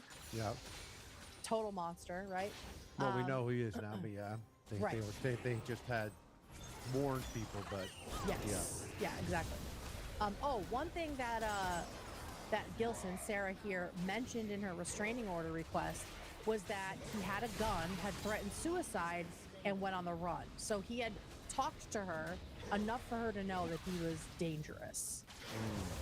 So they both got restraining orders, and she then got an emergency protective order. Yeah, I see here. And the court records showed she had sought protective orders in the past. Yeah, and they were both thrown out eventually. Yeah, that was 2021. So it must have been really rough in 2021 when she was really scared for her life. Yeah. And then maybe things cooled off for a little bit. And then the allegations came out. But according to her ex, this was kind of an ongoing vicious cycle for the 5 years that they were married. Okay, so we find out after he dies, well, after he kills her and kills himself, his own children say that he doesn't deserve a funeral, and they do not plan to give him one. Because under Oklahoma law, Sean's children are the ones who are considered next of kin. And they get to decide what is done after his death. So instead of Can you doing throw in any the kind garbage? of funeral, yeah, they could do whatever You they could want. do that? You could throw in the garbage? Yeah, why not? Yeah, you don't have to do anything. So basically, they didn't do any kind of services, any funeral, and they cremated him, and now he's in like a family plot at the funeral home. Like he's not even in like a cemetery with other people. He's like in his own place. So I mean, I would have just fucking thrown him in the garbage, but you know, people are weird about the afterlife, and they think, oh, you can't be, you know, doing stuff like that because maybe it'll come back to you, but whatever. So we find out that the kids who are, you know, like I said, teenagers to like mid 20s, some of them with children, they're like, fuck this guy, fuck what he did. He does not deserve any sort of peace in the afterlife, and we're not doing anything about it. Because they're teenagers, a couple of them, right? Yeah. 15 years old. His youngest was 15 at the time, which is the age of the girl that he abused. Ongoing, probably for years. Disgusting. And probably not the first one, because like, why are you coaching softball or basketball, girls basketball? Like, what are you doing? Gross. But just like the vetting process, once someone has sought protective orders because someone had engaged in threatening behavior, also possessed a firearm, threatened suicide, but even just on the lowest, like threatening behavior, shouldn't be with kids. You don't get to be a coach. Like, it should be so, that stuff is so... Well, it sucks because all that stuff gets thrown out and then it's not on his record, you know? Like, right. It sucks. And I don't think that'll change, because then people will say, oh, well, people can just do like fake protective orders just to fuck guys over, right? Which is what they always fucking say. Yeah, yeah. And that never happens, though. That never ever happens ever. Not a lot. No, listen, it'd be in comparison. Right, no, the comparison, it's not a yeah, worthy exactly. comparison. For Yeah, sure. no, it's not. But yeah, of course, it just there sucks. are some crazy people that ruin course, it. yeah. Yeah, of course. But no, I agree. When it comes to kids, I think just being less leniency on people's behaviors and stuff like that. Please, God. And just like also, okay, someone said you engage in threatening behavior, and maybe it doesn't pan out like you. This isn't the end all be all. You can go work, not with kids. Right? Just not with kids. Like it's like such a calling to be with kids in this situation. You know, I'm just saying. I know. I don't know. And listen, yeah. I don't have kids, but I always try and put myself in the shoes, and I'm just like, fuck, like the stories I've heard, I'd be weirded out in a lot of situations. Like I never understood why my mom didn't let me have a sleepover at some friends' houses. Yep. And now I look back and I'm like, oh yeah, that house is like, I thought it was cool because they have a Super Nintendo. I have a Super Nintendo, but I'm not picking up on all the shit that's going around. That house is not cool. Exactly. Right. And now I think about it, I'm like, damn, my kid wouldn't sleep at anyone's house, dude. Yeah. Yep. You know what I mean? Yeah. And my mom worked in the court system, and she was very very careful about places we slept over. Like if there was like a single mom who had a boyfriend, she's like, no. She's like, who the fuck is that? You're not strange sleeping guy. there. No, of course, strange guy. Loose Yeah. guy. We don't want loose guys. No loose men. Yeah. And this makes me think about the whole Sophie Cunningham thing that's happening, of course, where this is the real threat to girls in sports. It's grown men who are their coaches, who are their trainers, who are their doctors. They are the ones who are abusing girls and also causing them to quit sports because of things that happen to them. It is never trans women. It is guys like fucking Sean Duffy who weasel their way into travel sports teams and then end up finding ways to get alone with teenage girls after the game. These are the threats. And these are the same men that are like really adamant that trans women are trying to ruin women's sports. They don't actually give a fuck at all. So, okay, so we find out that And his kids... Sophie was the WNBA player. Who's like, I care about girls in sports. Did you see what she posted the other day? I see all of it. You see all of it? Yes. You don't. You see our secret link here? Oh, let me see. Oh God, what? Ew, I hate her so much. What is she saying? Can I play it or no? Yeah. On mute. Ew, I hate this. I'm not fucking playing that. You believe that? Well, this is from April. Well, it's new to me. Here, let me just mute it and play it. This is what you wanted me to see? No, I didn't tell you. Yes, you fucking did. That's Yes, not what I you did. did. Why are you pranking me on the show like that? God, bro. Oh, hell no, man. What Yes, the you fuck, fucking man? did. Get your ass on, boy. Oh God. Yeah, so it's crickets. Like someone said, it's crickets from her on stuff like this. She's busy like inviting anti-trans activists to games and stuff. But Do you see all the? Do you see those losers? Those dudes? Yes. Those losers that comment? So like, bro, that guy, someone he was in the NBA at one point or something like that, and he was like, oh, no, I'm gonna join the WNBA because I identify, and it's just like, dude, what are you doing? The fucking the bit from 2020 that like a Sneeko viewer would do, but the you're a Daily grown Wire man. does. Yeah, like you're doing it now. You're like this is like how a 14-year-old comments on this discussion here. That's what people do. A lot of people muddy it up. Yes. They muddy it up with nonsense and just fill it and trash. Like those guys, they're like, oh, I'm gonna do it. Shut up. Shut up. And also one It's of not them. funny, not smart, not clever. That's like you're 13 years old in the brain of that shit. Yeah, and they were all also, as far as I know, both terrible at basketball. And one of them has like multiple charges against him relating to abuse against women. Really? So, yes. Oh my god. So like dude. that's the thing. Like it's just so stupid. And they clearly don't actually give a fuck about women's sports. It all just comes back to wanting to make fun of women, ridicule women, degrade them, make fun of our sports, make fun of our abilities and all of that. So Except for my boy that drinks out of a garbage. You saw how excited he was. He when was talking so about cute. the Dallas Liberty Wings. The Dallas Liberty Wings. I was like, wait, he what? just misspoke. He misspoke at the end there. No, it was so cute. Like a Dallas Liberty Wings. It's not the word that he said. That it's not a slur, you know.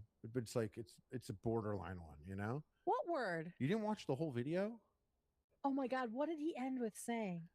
I don't remember. He was like, is he fun? He's like, she's the best female player in the WNBA. And I was like, who's the best male player in the that's WNBA? right. Oh, that's right. And then his poor old brain. What did poor he guy. say? We'll talk about it later. I can't remember what he said. I remember he said something, but yeah. I actually thought he was going to have a different answer, and I'm glad he didn't. I think whatever it was, I was like, okay, he's about that's it. fine. He was going to the game with his sister and I know, stuff. that's so He like sad. asks me about it, and then remember I told you I have that buddy who's like a hater of mine. Mm-hmm. Not a hater of mine, he's a hater of A WNBA. W hater, yeah. Yeah, and he was like, hey, but also like he's like, Caitlin Clark's the sickest in the league. Of course, they all hate. It's so weird. They hate women's sports, but they love Caitlin Clark. Isn't that so interesting? Yeah. So when I told him, I was like, he was like, yeah, no one does watches W. I'm like, dude, the tickets are selling out. Me and Amir tried to get tickets. It was sold out in Montreal. Yeah, they had a big And game there. he was like, Amir? And I was like, bro, Amir knows more player names than I do. I just know which ones are Zoggin and Voggin. Exactly. You got the good I'm locked into the WNBA reality show. Exactly. Thanks to me, and we love that. That's good. Yeah, let's get one of those before we get back to this. Oh, someone asked Kate. Someone asked Kate, what did you think of DeJournet's ejection after the Sophie incident? Well, there's actually footage of I heard about this Sophie too. doing that same thing to JC Sheldon 2 years ago when she was on the Sun. Exact same play. Sophie just got a common foul for it. So that's what I think of that. I think it should have been a common foul. Anyway. Was this the I white didn't even think it should have been privilege a foul. I didn't see anything. That's right, David. She got all ball. DJ all ball. Was She's this never done the anything white wrong. privilege tweet moment?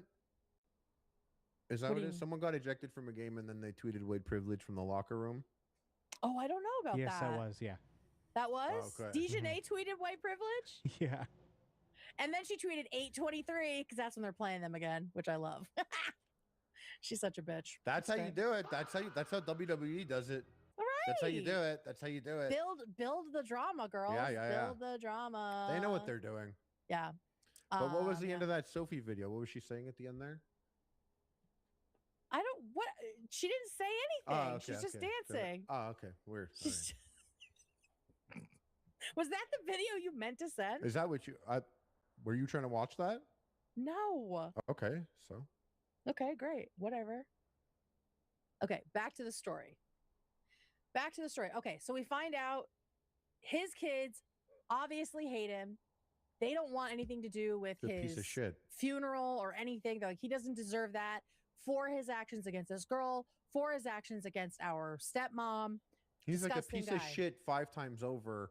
I So wish he many just handled times. himself. It's That's so what I'm saying. fucking like it's just I don't know. Why must we kill other I couldn't people? imagine what it'd be like being their kids. You know? So awful. Being there it's just I'm at a loss for words because it's just so fucked up. And I said it before in the group chat where I was just like, if you're gonna do it, just fucking do you. Just do you. Just do you. That's the thing I'll never understand. And about honestly, these like do family it fucking annihilators. outside. No one should even clean it or anything. Yeah, just walk into the ocean. Leave everyone alone. No, seriously, that's it. Like Right? Put yeah. rocks in your pockets. Shout out to dogs, by the way. Shout out dogs. You know Why when are we saying dogs, that? because when they're gonna die, or Oh, when they they're just getting like old, walk. they get up and they're like, I'm gonna head out. Yeah, And then cats they do that too. walk away and go die to not bother anyone. Wish So this piece of shit sweet. did that. Yeah, you should have just fucking walked into the ocean. All right, so more information comes out from his ex-wife, the mother of those kids, and it paints a bigger picture about what a dirtbag he was. Because of course, Sarah was not the first woman that he abused. Apparently, Sean repeatedly threatened suicide throughout their marriage. Oh my God.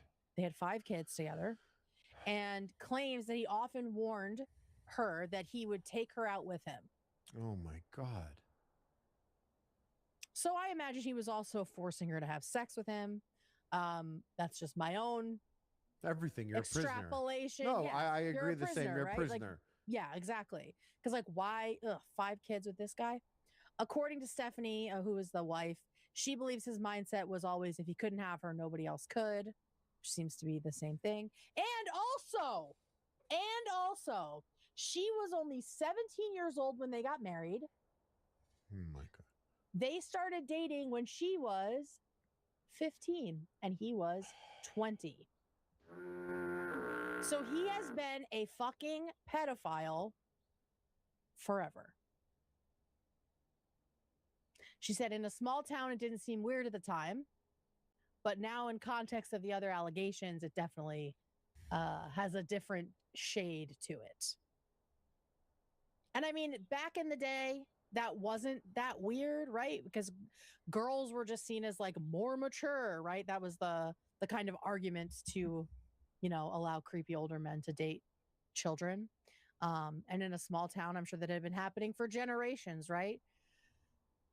But this is why you don't let your kids date older people, because there's a reason they're not dating people their own age. Also, this week, Sarah's ex-husband, so now we're going to go back to Lyle, the good guy in this situation. So Sarah's ex-husband, Lyle, they share 2 kids. He filed to block Sean's beneficiaries from receiving any payouts. Mm-hmm. And that would be his kids.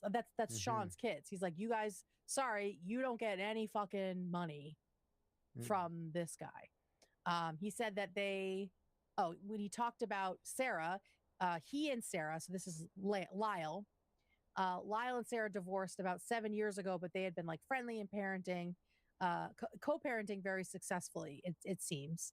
And I can show you Lyle. Zoom this out. So this is Lyle here on the right, shout out to him for being a good guy. This is Sarah and their kids back in the day. And in Lyle's filing to block the payouts, he said that because Duffy intentionally and feloniously took the life of Sarah, his beneficiaries should be barred from inheriting any of her assets. Now, I don't know what kind of assets she had because of like the bankruptcy stuff from a couple years ago. But yeah, apparently there's a stipulation. So he's just saying the kids that were not her kids would not get the money. Right. Yes. Yeah. Only his stuff. Like, it's also those kids are victims now of this shit, and now they got to go deal with a court thing. And I know he's just looking out for his own here, kids. and probably feels away and doesn't have a connection there. But like, it's just rough for them. Like his kids just fucking gross. Yeah, that's like 7 children that have now been traumatized, right? 7 kids that have lost 2 parents. Because it seems like this was, like a somewhat of a blended family. And there were kids in the home when this happened. Who knows how many? And then let's see.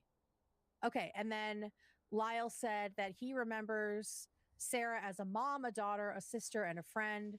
She was always a beautiful person inside and out. She was a wonderful mother and would die for her children. In fact, her trying to protect children is what ultimately led to her death. And it was a brave thing to come out and publicly say that he was a pedophile, because I'm sure he would not have wanted to do that. Clearly, he went on the run. He was not going to take responsibility for it.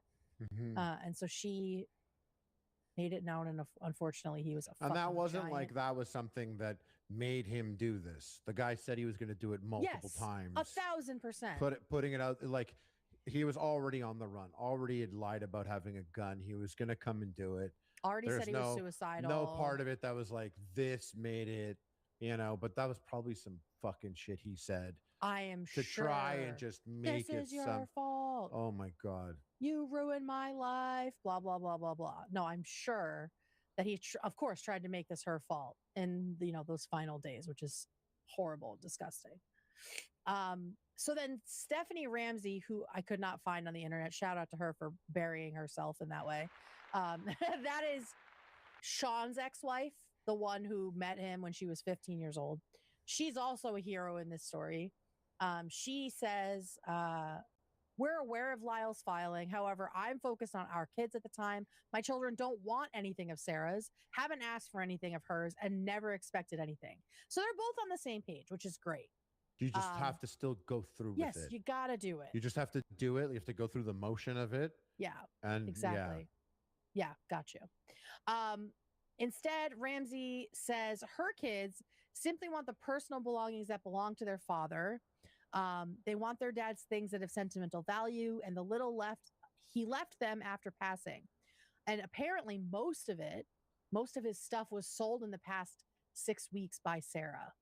So she was, according to Stephanie, like selling off all of his shit, I think, since the allegations dropped. And so they're just trying to like recoup what potentially might be left. And Lyle here on the right, he also stepped up and covered all the funeral costs for Sarah, and said he promised her parents that he would give her the funeral, the services that she deserved, which we love. So we love that for him. Thank you, Lyle, for being a good dude in this situation. This is fucking horrifying. And I just wanted to zoom out a little bit and talk a little bit more about domestic violence in this situation. So nearly half of all women who are murdered in the United States are killed by a current or former intimate partner. And more than half of these intimate partner homicides are by firearm.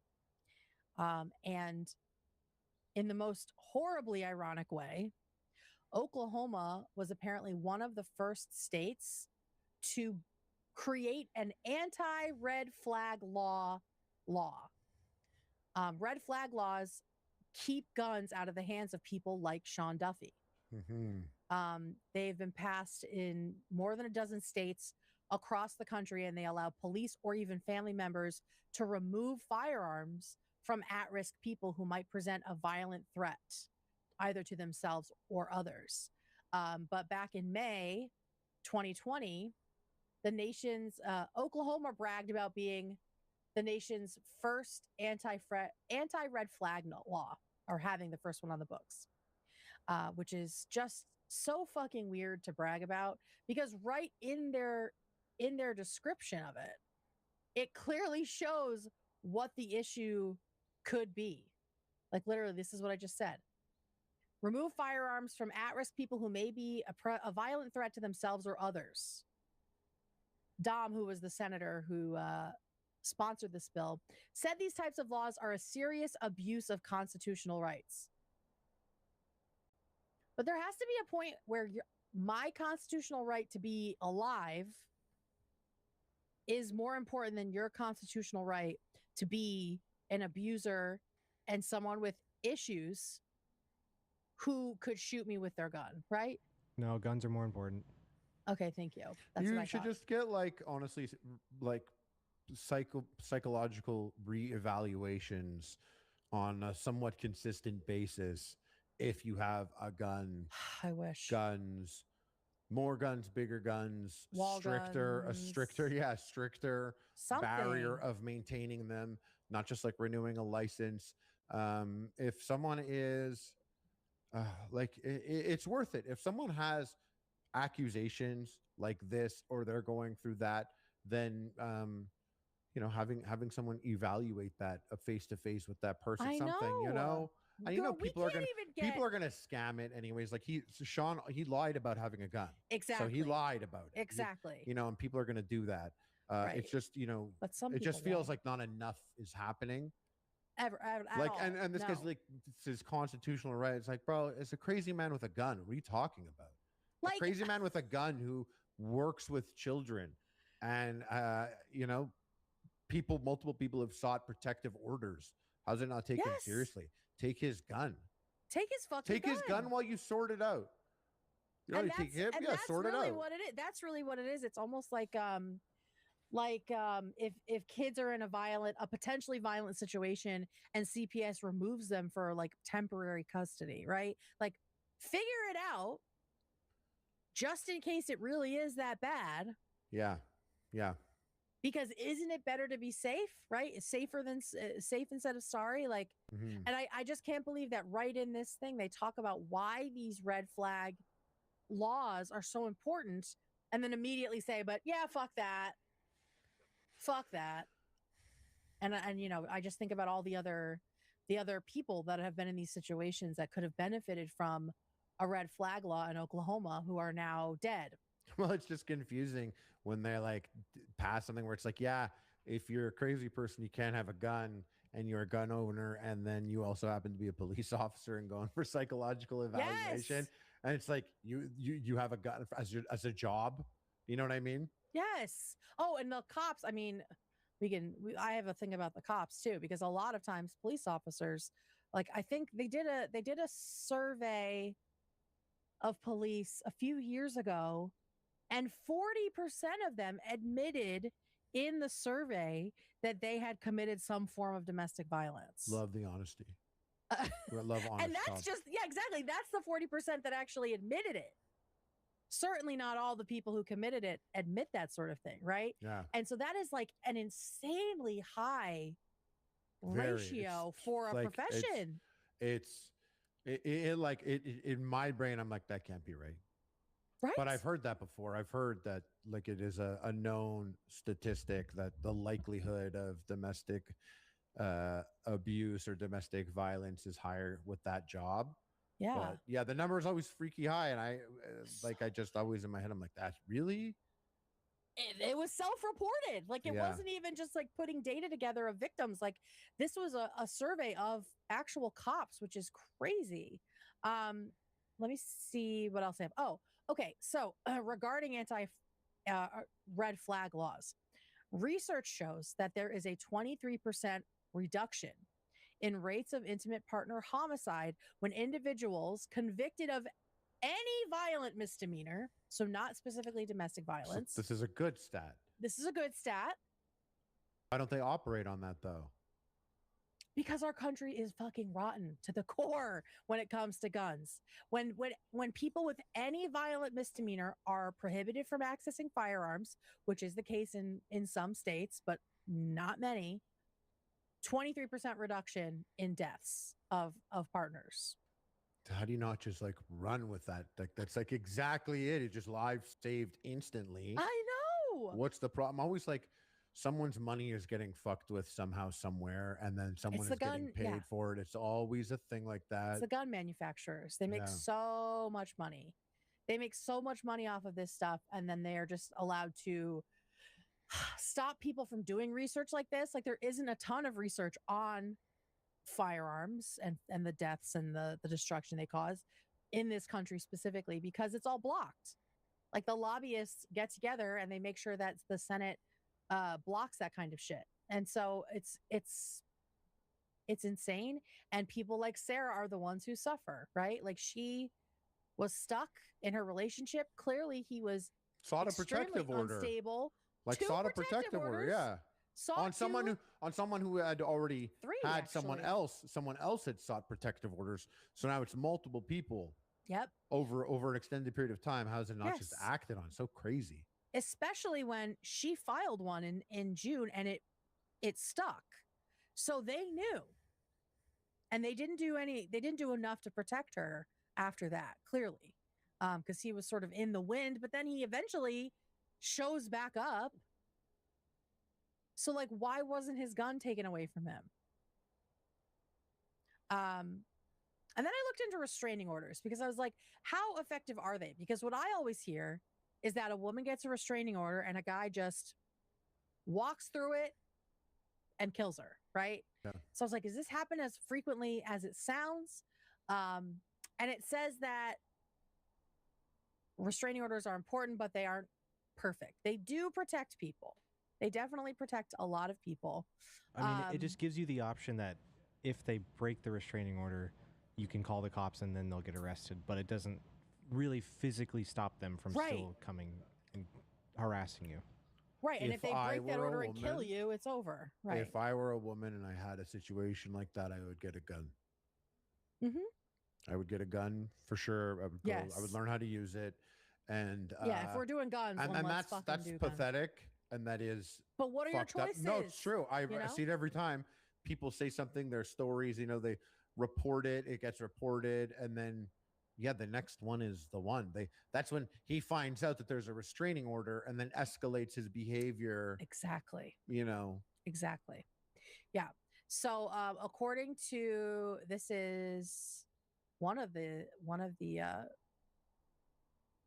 articles I was able to find, one of the studies, restraining orders among victims of intimate partner violence. This stat was better than I expected. So only about 11% of the 231 women killed by male intimates had been issued a restraining order.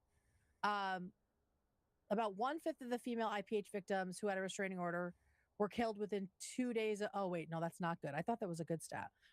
That is not good. So only 11% of them actually got restraining orders because I think a lot of women like me feel like they don't do anything. Right. Or you just reporting it as a whole thing in itself. Yes. How many, how many times do you go through with it and, they're like, that's not enough. Or it's not, that we can't do anything about that. Yeah. And there's a lot of, people forget that, like, especially a job like police officers, I've learned, there's an enormous amount of discretion involved in that job. An insane amount of discretion. And it seems like up until the body cam era, the discretion could just be which way they wanted. Yes. And it would just, they controlled the narrative completely. Right. So now, like, when you go in and you have an issue, a restraining order, it's so sad, but you'd have to consider what you're wearing, what your composure is, how you go in there, because you're going to go to some dude that's going to he's going to determine what, he's going to judge this moment. You know what I mean?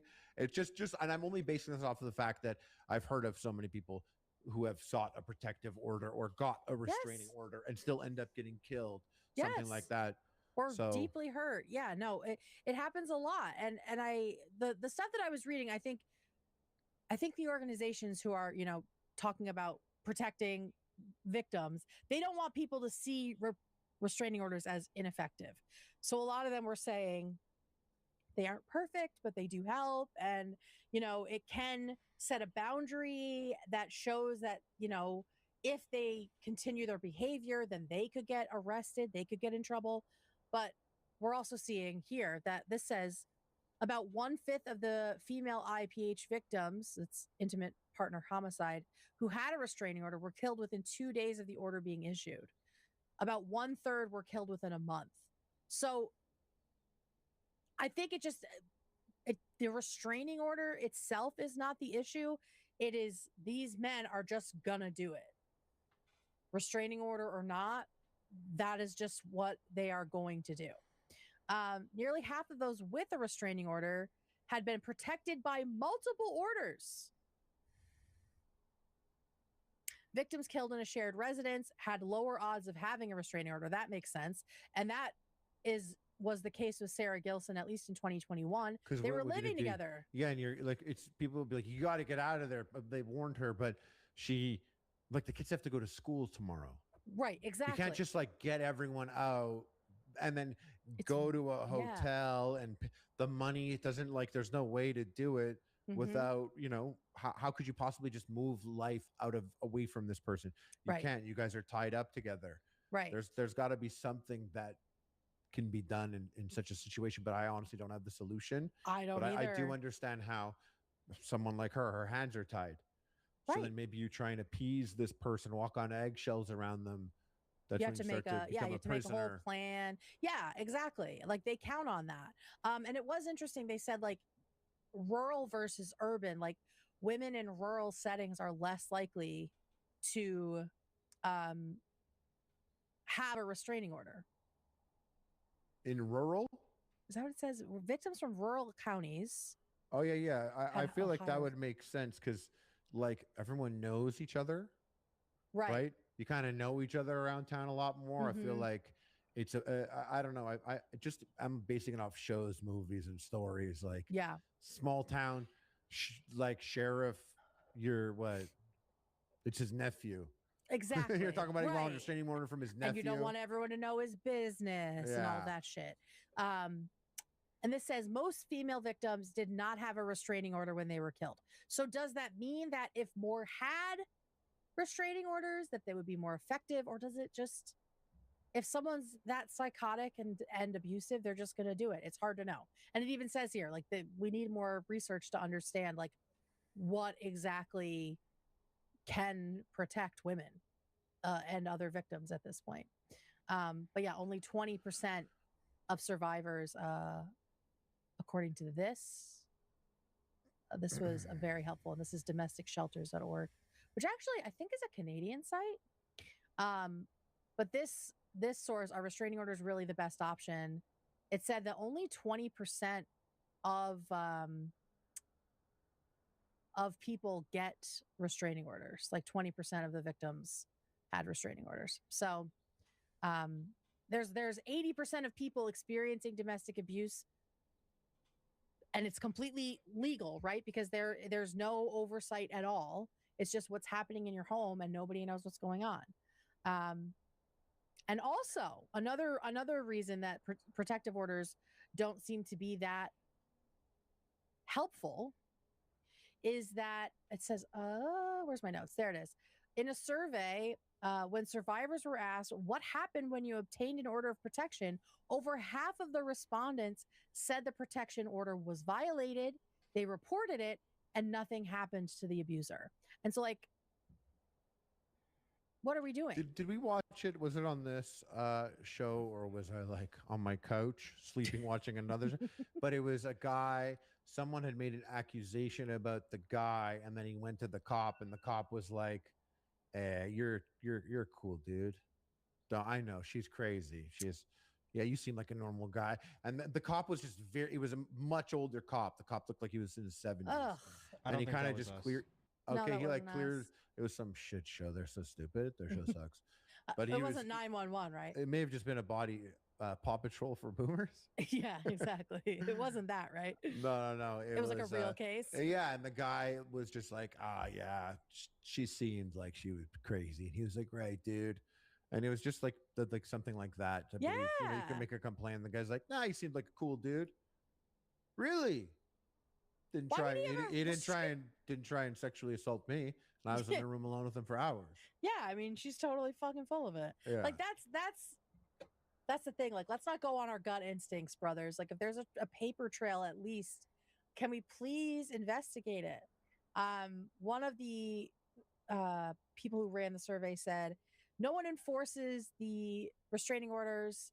Police won't even do anything if you show them the paper. They say the abuser has to physically hit you again before they will enforce it, which is insane to me because they always say something has to happen before you get a restraining order. So then you're sitting around waiting for something horrible to happen to you so you can prove that something horrible has been happening to you. And then you have a restraining order and the cops say, oh, well, he didn't hit you hard enough for us to actually arrest him. Like, they're so concerned about not putting these abusers in jail that they're just letting their partners be killed. Another survivor told the survey, I've had one but didn't feel it would protect me from him. He would use his friends to spy on me and tell him. Cool friends. What cool guys. Yeah, and so it just seems like women don't trust law enforcement when it comes to stopping the abuse. And so you kind of just feel isolated, not just within your home, but also within like the criminal justice system. And I'm not going to leave you on just like this really sad, desperate note. There are ways to protect people or sort of like complement a restraining order. And so this site, domesticshelters.org, said, working with an advocate is key, as they can help survivors safely plan and connect them with other resources in the community, such as safe housing and legal help. Unfortunately, taking steps to hide from an abuser may be a survivor's best bet at staying safe if the abuser is not behind bars. And like, that's what you're saying. Like, there's school in the morning, right? Like, what do you do with You the have a whole kids? life. You have a whole life. You know, like money. This person might It's be tied controlling the up. money. They might be controlling the Yes. money. Right. You know, He can show up at the kid's school at any time. Like, it's so complicated, and they count on that. They count on that like enmeshment of all of your stuff. So it makes it too difficult for you to actually make a move. But apparently, domestic violence advocates are very helpful when it comes to that stuff. Survivors can hide their new location through address confidentiality programs. They can also consider changing their social security number to prevent financial abuse. But yeah, this is all stuff that you need a professional, an expert to help you with. And advocates say that while protection orders aren't perfect, in many cases, they can send a clear message to abusers that there will be consequences for their actions. And so, yeah, I mean, I think we got to get to the point where we're taking guns out of these people's hands. It clearly would not have saved Sarah Gilson's life, which is unfortunate because he lied about his gun being stolen. and they're always going. There's people are always going to find a way. Yeah, but that's no reason to just not do For it, right? sure, for Yeah. sure. But also, like, he doesn't need a gun. No. There's like, you know, it's the situation. Like, even I played sports my whole life, and you know, I love men. I think men are awesome. Great. They're the best. Especially the white ones. Maybe the Asians. I'll decide later. That's not important. Okay, What's we'll do a important tier is list later. I had. David. I'm looking at you. Looking at you. You bumped the whole average up big time, David. That's right. Shout out, David. Yeah, but the thing is, like, I maybe it's crazy to say, and I don't know. I can't. If I had a daughter, and she was in soccer, gymnastics, basketball, and the coach is a guy, I'm not into it. No, I'm not into this. Just on Like, stats alone. I'm not into it. There's, you know what I mean? And I've played sports my whole life, and I know it's the same. Yeah. I know it could be the same with a son. But But is it is much higher. Yeah. And I know who knows, there could be some we're learning. reporting mismatch there as well. So For who sure. knows? But I'm just saying, like, I have a hard time with that. And, you know, I never had that thought before. I know. And I know the news likes to bombard us with one thing. And so it has changed my mind to an extent. But Mhm. I know there are some people out there have life-changing coaches. Yeah, A my dad man was my coach to coach. exactly. And some people know? have a life-changing experience with a coach. And I've had good experiences with good coaches. All of them were Yeah, men. same. And, you know, like, so it's rough, but I'm just like I'm at a loss. I'm like, I don't even know what to do. So I'm just like, I just rubs me the wrong way. Well, it's tough because I don't like it. Like I think like policing, the wrong people are drawn to the job, right? Because they see vulnerable people that they can have control over. And like that's why these like the guy at Penn State, what's his name? Sandusky, right? Yeah. He like started a whole charity. Remember when Ashton Kutcher? He was on Twitter. He was like, "Not Sandusky. He's my boy," or something. No. And it was like one of his last tweets ever. He got destroyed for it. Got destroyed for it and like left Twitter and never came back, I don't think. But then and he was like one of the first celebs I followed. Yeah, then they posted to back their boy, Danny Masterson. Danny Masterson. Yeah, that was they such were a like, bummer. oh, and he was like Love them. at every P. Diddy party as well. He was? Oh God, yeah. of course. Yuck. Yeah, so I think like the wrong people are drawn to jobs where there are vulnerable people at stake just trying to have a good time, right? So I don't know what we do. But it would be, I mean, I'm going to be looking carefully at the coaches on my niece and nephew's teams, like, cause they're going to be in sports their whole lives, I'm sure. 1,000,000%. You know? And like right now their dad is helping coach, but like what happens when they get into school? Like no fucking travel ball. I'll tell you that right now. We're not doing hotels. That clearly is something that I think creepos are attracted to. I feel like that whole thing is insane too. Anyway, like, Me too. I That's so much know a couple pressure on people whose kids are in it, and I'm like, Yeah, how do you same. afford this? Like, you're just What is it? traveling. Travel ball. It's called travel ball? Well, it's like it's a travel team outside of like your school team. So it's like usually more elite players. I know. But So you go to like other states and stuff or and whatever. do like insane tournaments every single weekend. It's big. I mean, I guess it's big everywhere, but especially like down south, there's a lot of like big. Did it work? No. Okay. Sorry, what? That's funny. oh, you think that your God. fame with Comics Unleashed? I have no fame. Don't, All right, Bobby, agenda. Agenda at the mall. Yeah, one comic. No. You went to the mall too. Bring that up. Because of Comics Unleashed. Tiger Belly is now on Spotify. We got video, we got audio, we got mind templates. Ooh. I like that. Guys, go check out Tiger Belly on Spotify.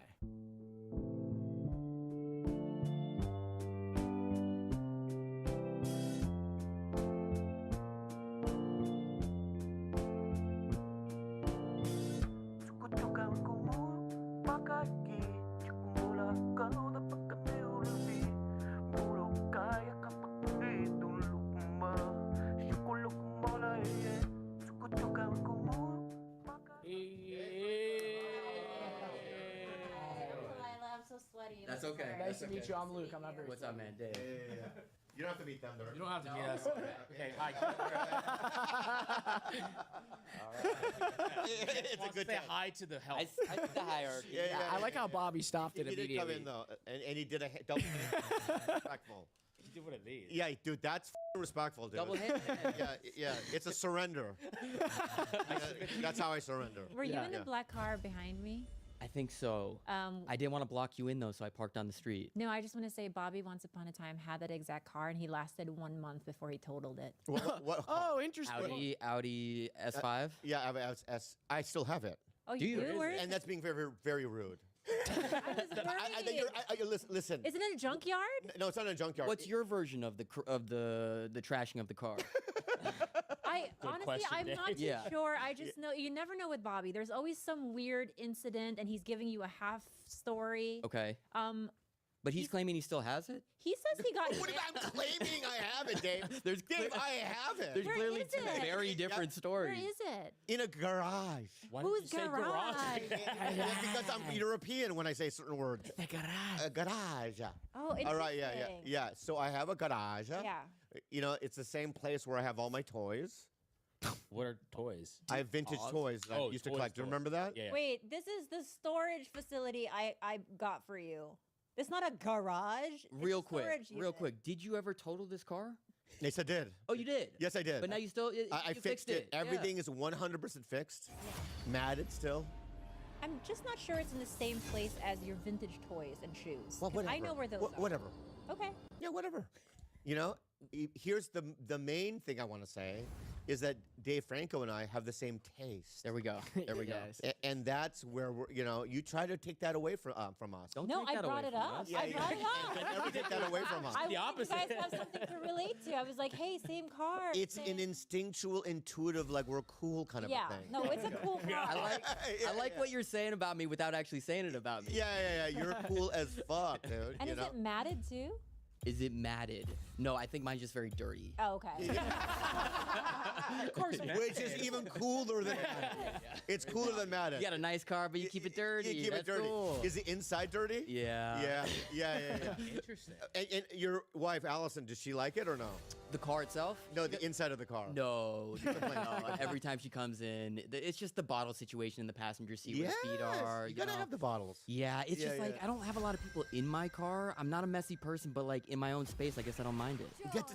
I'm the same way. If you look at my car, there's some sporadic bottles. Sporadic? There's a lot. There's a lot. What do you mean? There's like cigarette packs everywhere and stuff. Oh, that's interesting. Well, but even me coming in here.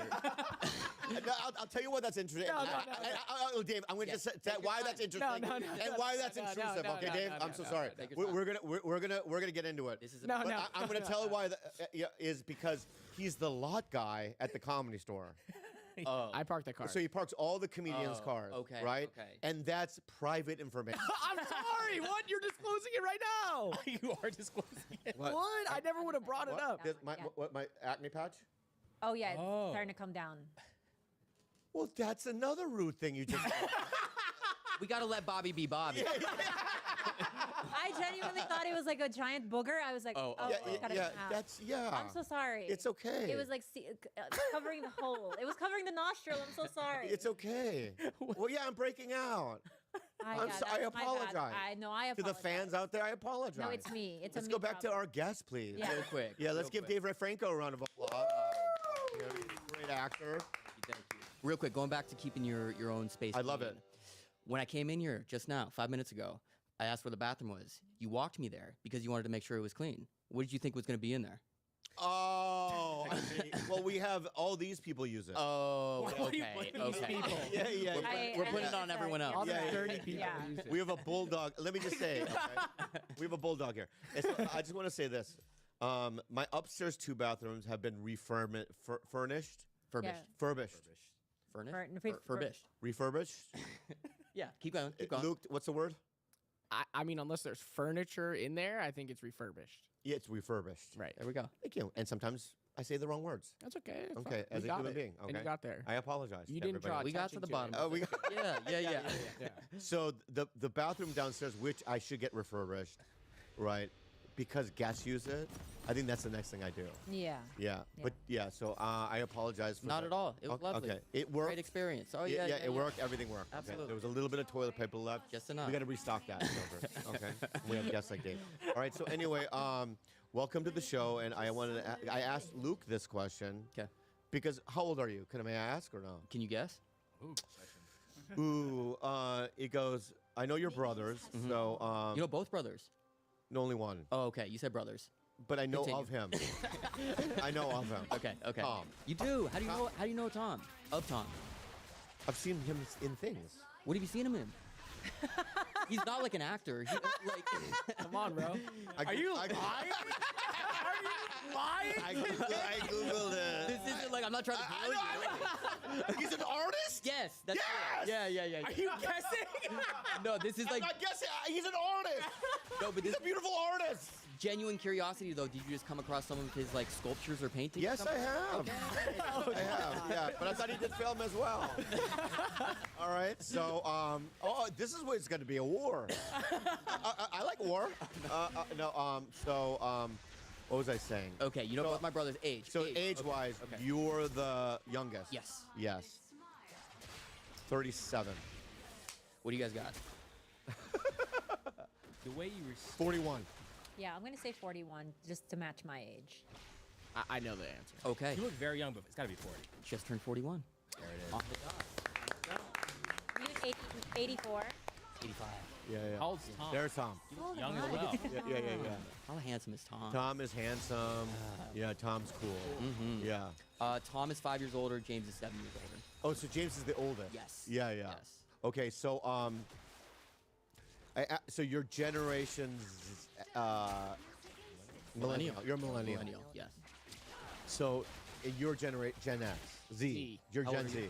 25. Okay. You're Gen Z. There's Okay. a theory that the 85, 86 babies are the coolest millennials. Oh, go on. That's all I know. Okay. She has no information. Pull it up, Yeah, she Dale. has no That's enough. information. That's Yeah, enough. yeah. So I was asking this kiddo here, name me 10 X-Men. Oh. Not the actors, but the characters. Okay. Can you do it? Oh, Can you do 10? no, but let's try it. Let's try it, yeah. Magneto, Bingo. Storm. Yes. We got Cyclops. Yes. Is Hulk in X-Men? No. No, he's not. No. No. I didn't. It's say just a- anything. yeah, you didn't say that. It's we got. Can I give you some hints? Yeah, please. Okay, so there's a guy that's in a wheelchair. Yes, that is Professor X. Yes, Yes. 4. I'm going to give him that one. Yeah, 4, right. Redhead girl with a blonde in the front. We're not gonna get that. She's not redheaded either. She is, right? When she goes rogue? Rogue is not redheaded. She's Rogue. brunette with a white I stripe. thought she has a. Well, depends what you're. That's Jean Grey. No, that's not Jean Grey. I'm not. That's I'm not Phoenix. confusing the both. Okay. Oh, Beast. Beast is Beast. 5. Okay. That's Yeah. 5. Okay. The blue girl. That is there a blue girl? Yes, Miss Mystique. Yes. Mystique 6. That's good. Okay, 6. okay. All we need is 4 more. So I'm going to give you some. There's a guy that turns into complete steel. Nope. What? What? That would be a tough one. It's kind of a side one. No. It's a side one? Am I missing any of the main ones? No, yeah, you are. There's a Canadian. A big Canadian actor. big Can- No, he's small actually. Or small in the comics. He's a small dude. He's Canadian. That's not his name. Wolverine. Wolverine. 7. Yeah. Oh, it's not it. So that's 7. Let's go 3. There's one that is purple as well that disappears and reappears. Okay. Yeah. Shadow. No, Not too far off. yeah, not, Oh, okay. I'm gonna give you the first, and then you. Yes, go. finish it. Give me it. Night. Rider. No. Nighthawk. No. This look. The Nightcrawler. No. Richard Ramirez. Richard Ramirez. Oh, Night Stalker. Yeah. That's 8. Okay. We both got it wrong. It's Nightcrawler. It is Nightcrawler. I was like, wait, am I wrong? Well, I'm Gen X. I'm Gen X. You're Gen X. Wow. Yes, this is, we get confused. Like, really. We get confused. Wait, real quick. Were you asking him this question because did you not know any of them, or He knew 3. knew a couple, 3? Okay. yeah. He knew Laser Eyes. Because He said- X-Men's not big for your. I don't know if it's a generational Okay. thing, or maybe I'm just too dope to know stupid. No, I'm just don't kidding. get that. But I. So cocky, dude. So cocky. I just don't. I don't know. That kind of missed me somehow. Like, it was X-Men. Like, were you watching a show? There were shows. Yeah. There was movies. There was a little bit of Yeah. everything. I don't know if it was like comics. Like, Also comics. There was a cartoon show. okay, yeah, that's what I'm curious. Don't you forget Deadpool? Is that was a? he He's not really an X-Men though. But he is. He's Like, not in the like- movie. What about He was in- Sabretooth? Sabretooth, yes! Wolverine's brother, you have 9. Gil, can you All you check need to is see one if more. Deadpool is an X-Men? Was there a guy who threw cards? There's Oh yeah, Gambit. Gambit! Gambit, you got the 10, dude. there. That was really good. Yeah. So that's 10. You got Okay. 2. I got us an assist. I got assisted on about 7 of Oh, them. you got assist. Well, the one you say that's a card thing. Huh? He's from Louisiana. I can see Theo you playing Gambit. Not Channing Tatum. Oh yeah, Channing Tatum. Break it. Oh yeah. What? Yeah, we want to give it up for Channing. Yeah. Oh yeah. We'll give it up. We'll give it up. Channing, man. Yeah, Channing was good in it. Yeah. Channing was good. Do you love X-Men? Yeah, all right, here's my thing with super. Here's my thing with what's so why. The way he said No, I'm not attacking you. This is like a curiosity. You'll realize this feels like a war. It's more just curiosity. I'm a very curious Feels warlock, but it seems curious as well. Okay. I'm just like, why did we bring this up in the first? Why? Yeah. Because I think it's important. Okay. You know, It's important because it's important to you. You love X-Men. No. I think it's important culturally. Okay. You know- Sell me on that. Yeah. You're not sold? You're not already sold? Are you massive into comic books? No, I'm massive into this. Here's the deal. Okay. I have a girlfriend. Yeah. Her and I dated for 10 years. We don't have to say. You can just say you have a girlfriend. Wait, without can we pause real backstory. quick? Yeah. Curiosity. How long ago did you guys end the relationship? 4 years. 4 years ago. And were you guys working together from the beginning, like Yes. with the relationship? Yes. Yeah. Okay, and was there a period when you guys broke up where it was a tough transition, where it was like we're not together but we're still working together? No. Why? How? I love him so much. I love her too. Was it a very mutual breakup? No. Oh. Voice crack. No, but I'm friends with all my ex-girlfriends. Is that true? Yes. That's amazing. Why? I think it says something about you. I think it says something great about you. No, I mean, you develop a friendship as well. You know what I mean? Of course, but You like have that's sexual, I think you it's have a rare sexual thing. intercourse, but Yeah. then you know what I mean? But you remove that, there's still the friendship. But I think Also, it's a rare like thing. 10 years and 7 animals together. There was no getting away from each Yeah, it's other. a kids. You guys still had a couple animals you were sharing. 7. 7. Oh, 7 when you broke up. Yeah, and still Oh. 7 now. Okay. Yeah. Okay. Until we have 6 now. Yeah. Let's not talk about that. Yeah. Okay. I'm going to sell it to you culturally. Okay. Okay, so I have a new girlfriend. Okay. And she doesn't know anything about anything. So it's like, and that's nothing against her, but it's like, you ask her, have you ever heard of Braveheart? Oh, got it. Okay. Right? Yeah. And she's like, never heard of it. Sure. Red Dead, not Red Dead, Shawshank Redemption. Yeah. I don't know what that is. Have you been introducing her to some of this stuff? Yeah, I've been trying to, well, we're starting with new stuff. What have you introduced her to that she really loved? Oh, God, so much. I introduced her to, well, things like Kingdom. It's a Korean show. I love Kingdom. Penguin, Yeah. the TV show. Cool. She loved you see that. it? Yeah, absolutely. Yeah. I loved it. What a great show. Incredible. You see it? Mm-hmm. No comment. Okay, that's okay. That's okay. It's Something to not, look it's not forward okay. to. It's not okay. Look, Something to look Dave, forward it's not to. okay. He puts it on the list now. I'll add it to my list. All right. Keep it positive. Yeah. But you've seen all that. I've seen the Penguin show, yes, Yeah. and I loved it. That's great. Yeah. I think that. So yesterday I was at the mall. Oh wow. No, 2 days ago. What do you mean? I go to the mall all the time. I didn't know that. Oh, he's a big mall guy. Dude, I'm mall guy number 100%. Yeah. What's your agenda when you're at the mall? Many things. I Okay. know. Yeah. What? I didn't say anything.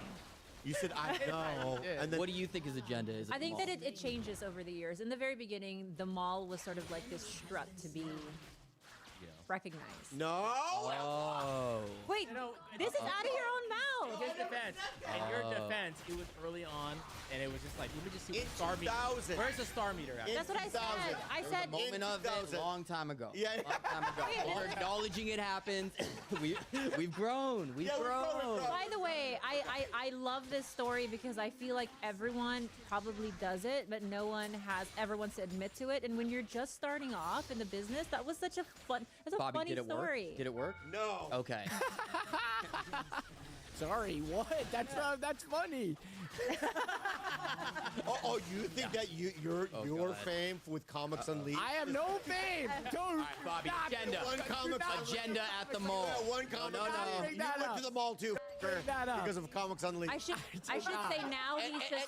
And we can play your Comics did Unleashed not. if you Do want. not play. All right, Do right? not Because play. let me say, I didn't see it. No, do from not play. just based on the visuals, right? Not play it. No bueno. Ho, No. ho, ho. Hey, Yeah. that's No bueno hard. over. I Hey, think you. I would Sorry. say- All right. So we started with Braveheart. Sorry. Okay. Keep Sorry. going. We're at the mall. We're at the mall. Yeah.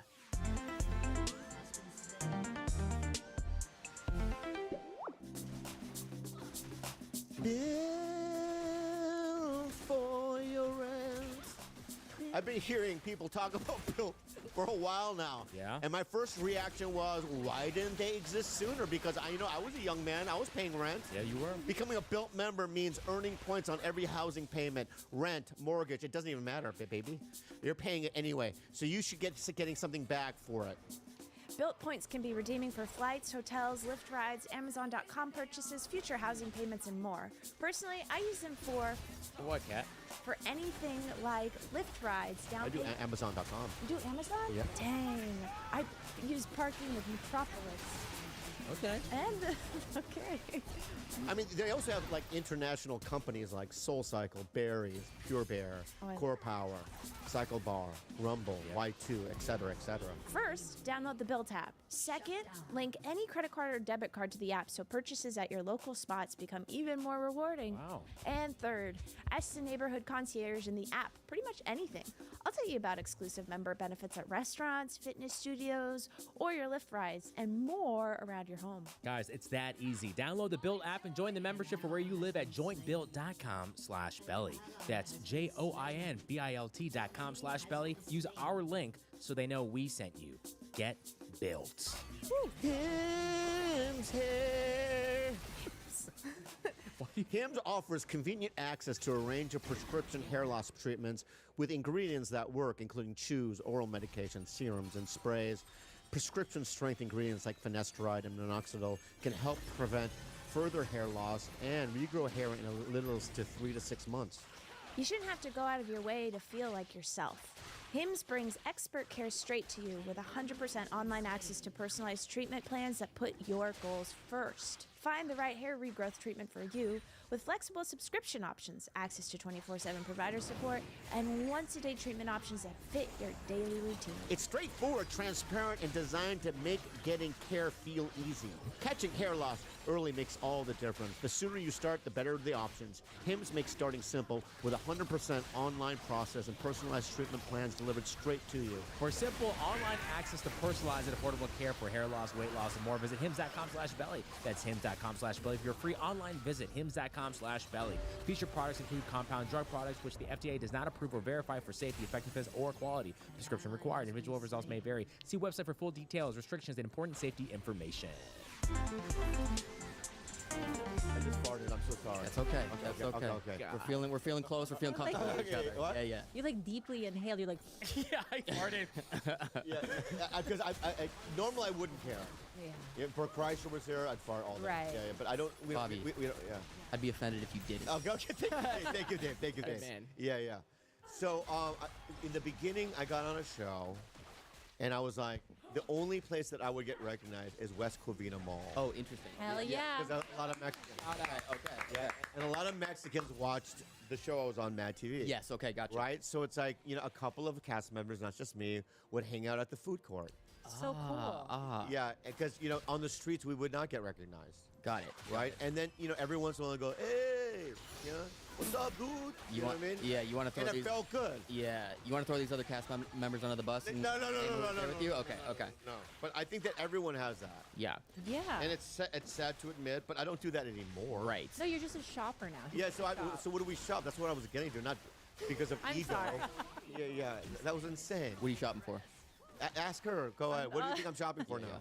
He loves his golden gooses, although golden gooses don't usually have Golden storefronts. gooses? Shoes. The Taylor Swift shoes, yeah. I have golden goods on now. Yeah. They look Nordstrom, I think. Yeah. You know, it's so funny. Were you here with Ali Sadiq was here? Yes. All right. And what did he say about my shoes? He looked at the number. He goes. And- Those are. He looked at my feet. Yeah. And he goes, oh, you got one. Those are exclusive. Oh. Because Oh. what number did you get? Okay. So that's in your face. Guess how we got to talking about the goose shoes from his girlfriend knows nothing. Give me the thought process.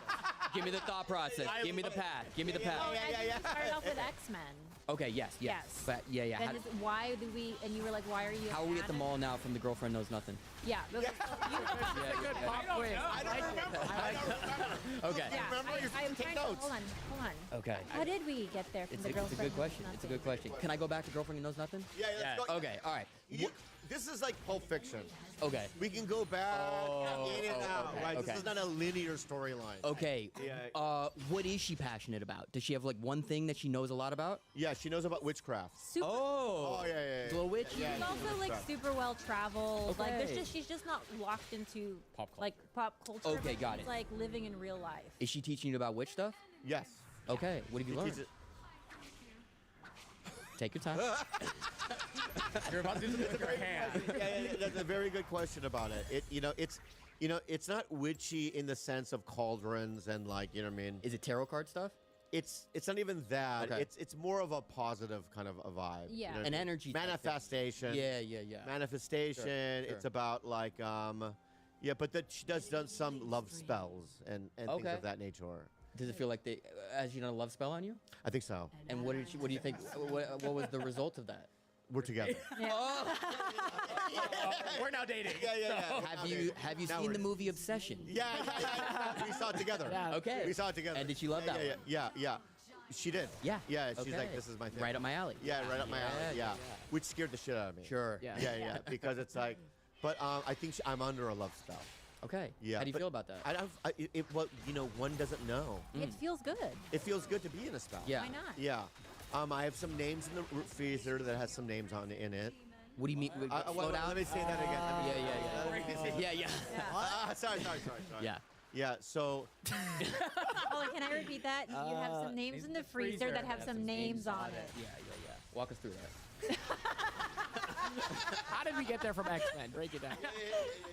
Well, I mean, he's asking the question. Yeah. This is my safe space. A very Franco thing to do. When I'm on this, like, you know what I mean? A switch. Tom does that a lot. Yeah, I don't know him. You know what I mean? But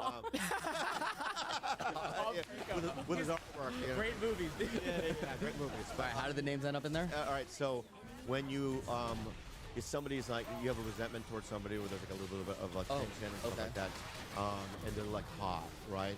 You put your name on a piece of paper. What do you mean they're hot? There's like friction going on. Tension. There's tension. Got it, You know, got it. I mean Okay. resentment. There's The energy between you's hot. Yeah. Okay. There's a couple people in here that their name is Like in the freezer. anger is hot. Yeah. Like a hot Yeah. So so you put your name, you know what I mean, George Kimmel in it on a put George Kimmel on a fucking piece of paper. You put it in the freezer, right? It's supposed to, you know what I mean? Cool you guys down. Cool it off. Has it worked? Yeah. I don't know yet. Okay.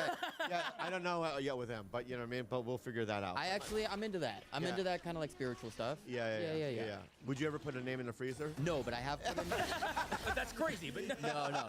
My mom writes stuff down, like just kind of like I don't know if it's goals or just like things, just like putting out good energy. We'll write it down and put it in a little box, put it aside, and then revisit that box and be like, oh yeah, I accomplished that. Okay, good. Yeah. Can we go back to the mall? Absolutely. Yeah. Do you go to the mall? Rarely, but I want If you were gonna go to one, which one would you go to? You live in LA, right? I do. Yeah. So which one would you go to? The only one I'm even aware of at this point is what's the one on La Cienega? Beverly Center? Beverly Center? That's the only one you're aware of. I think so. No.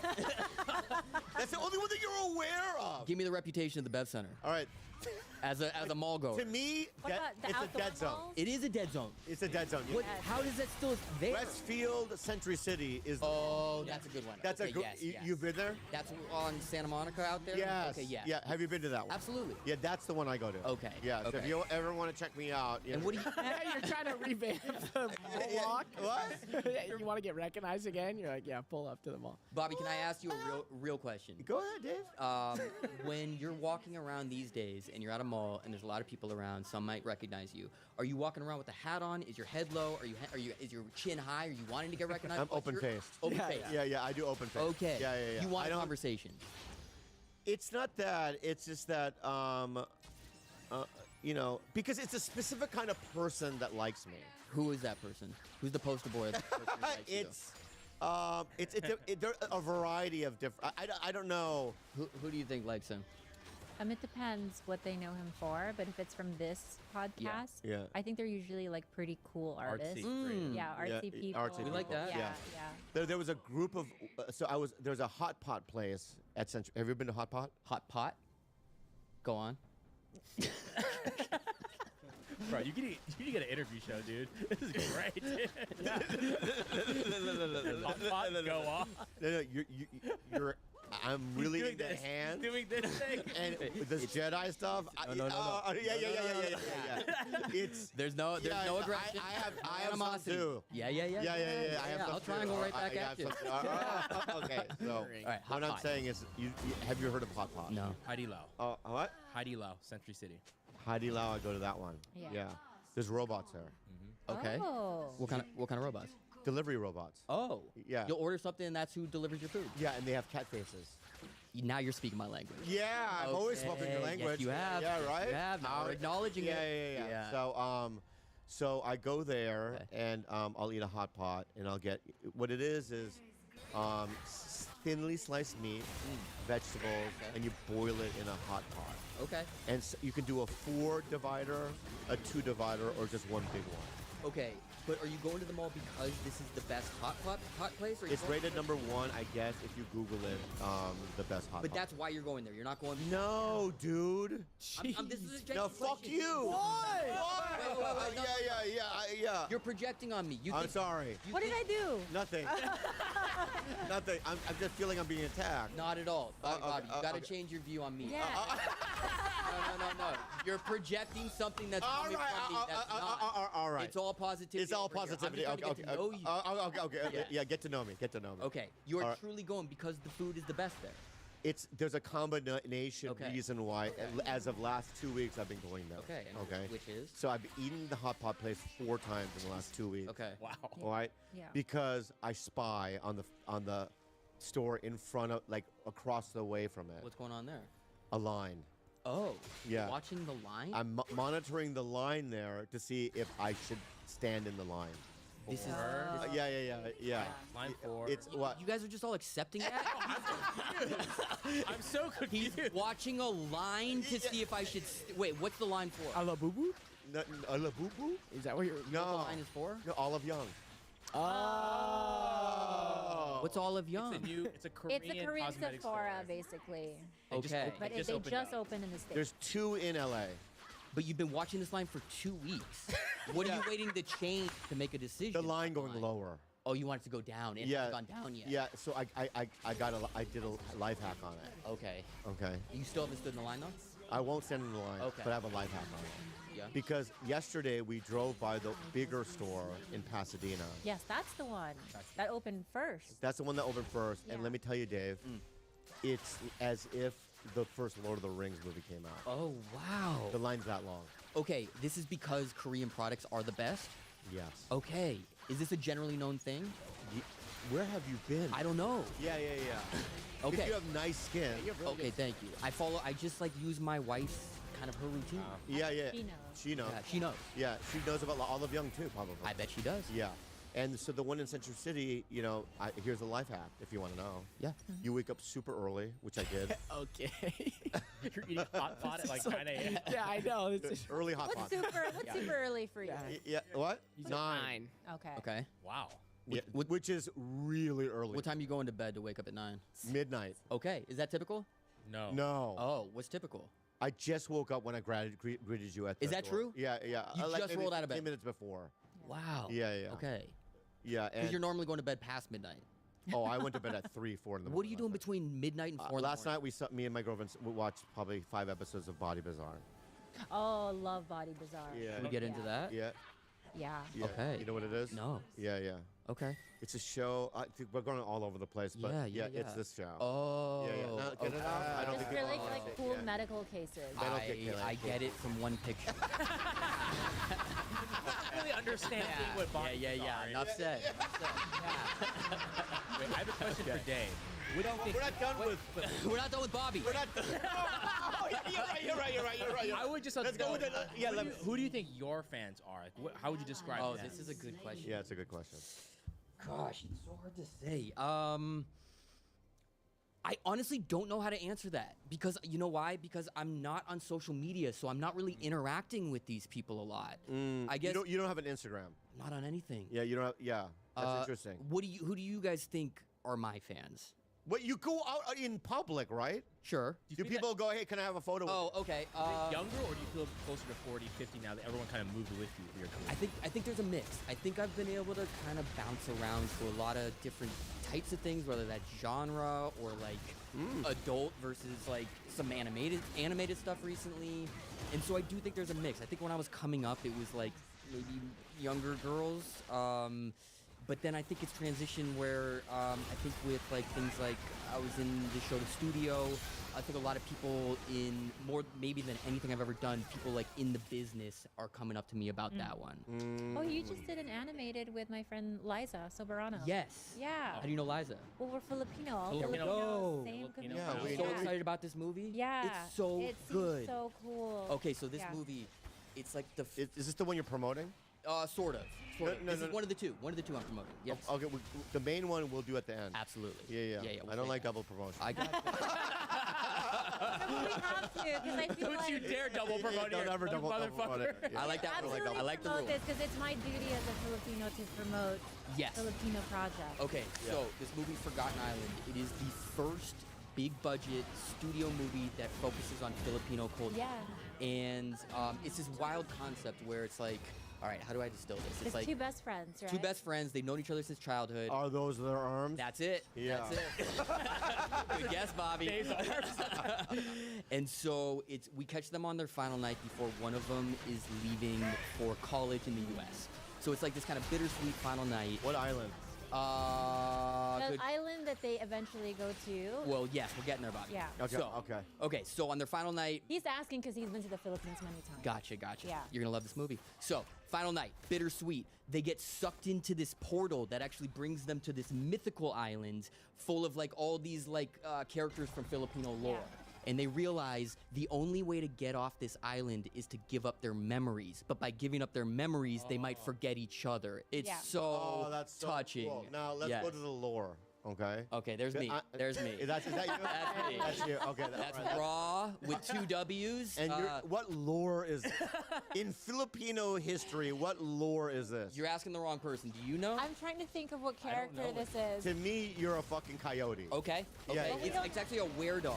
So it's like it's like werewolf but dog style. And so I go back and forth between being human and looking like that. Now there's a mythology of a old man smoking a cigarette. Yeah. You mean on a tree? Capre. Okay. What? It's called a capre. A capre. Or agda, depending what island you're from. Yeah. Octra. He travels around. And what's his deal? Yeah. But Bobby, explain. What a All I know about the mythology, Yeah. there's an old man Yeah. or creature. But it's a big creature. It's a gigantic creature who lives in a tree, and he smokes cigarettes. A cigar. A cigar. And you smell it. That's You when smell it. know That's when you capre's know. around. That's what he is. Oh, that's nice. Yeah, that's him. This is a very scary capre. He doesn't quite look like this. Yeah. Well, to me, he does. He's not in this G-rated.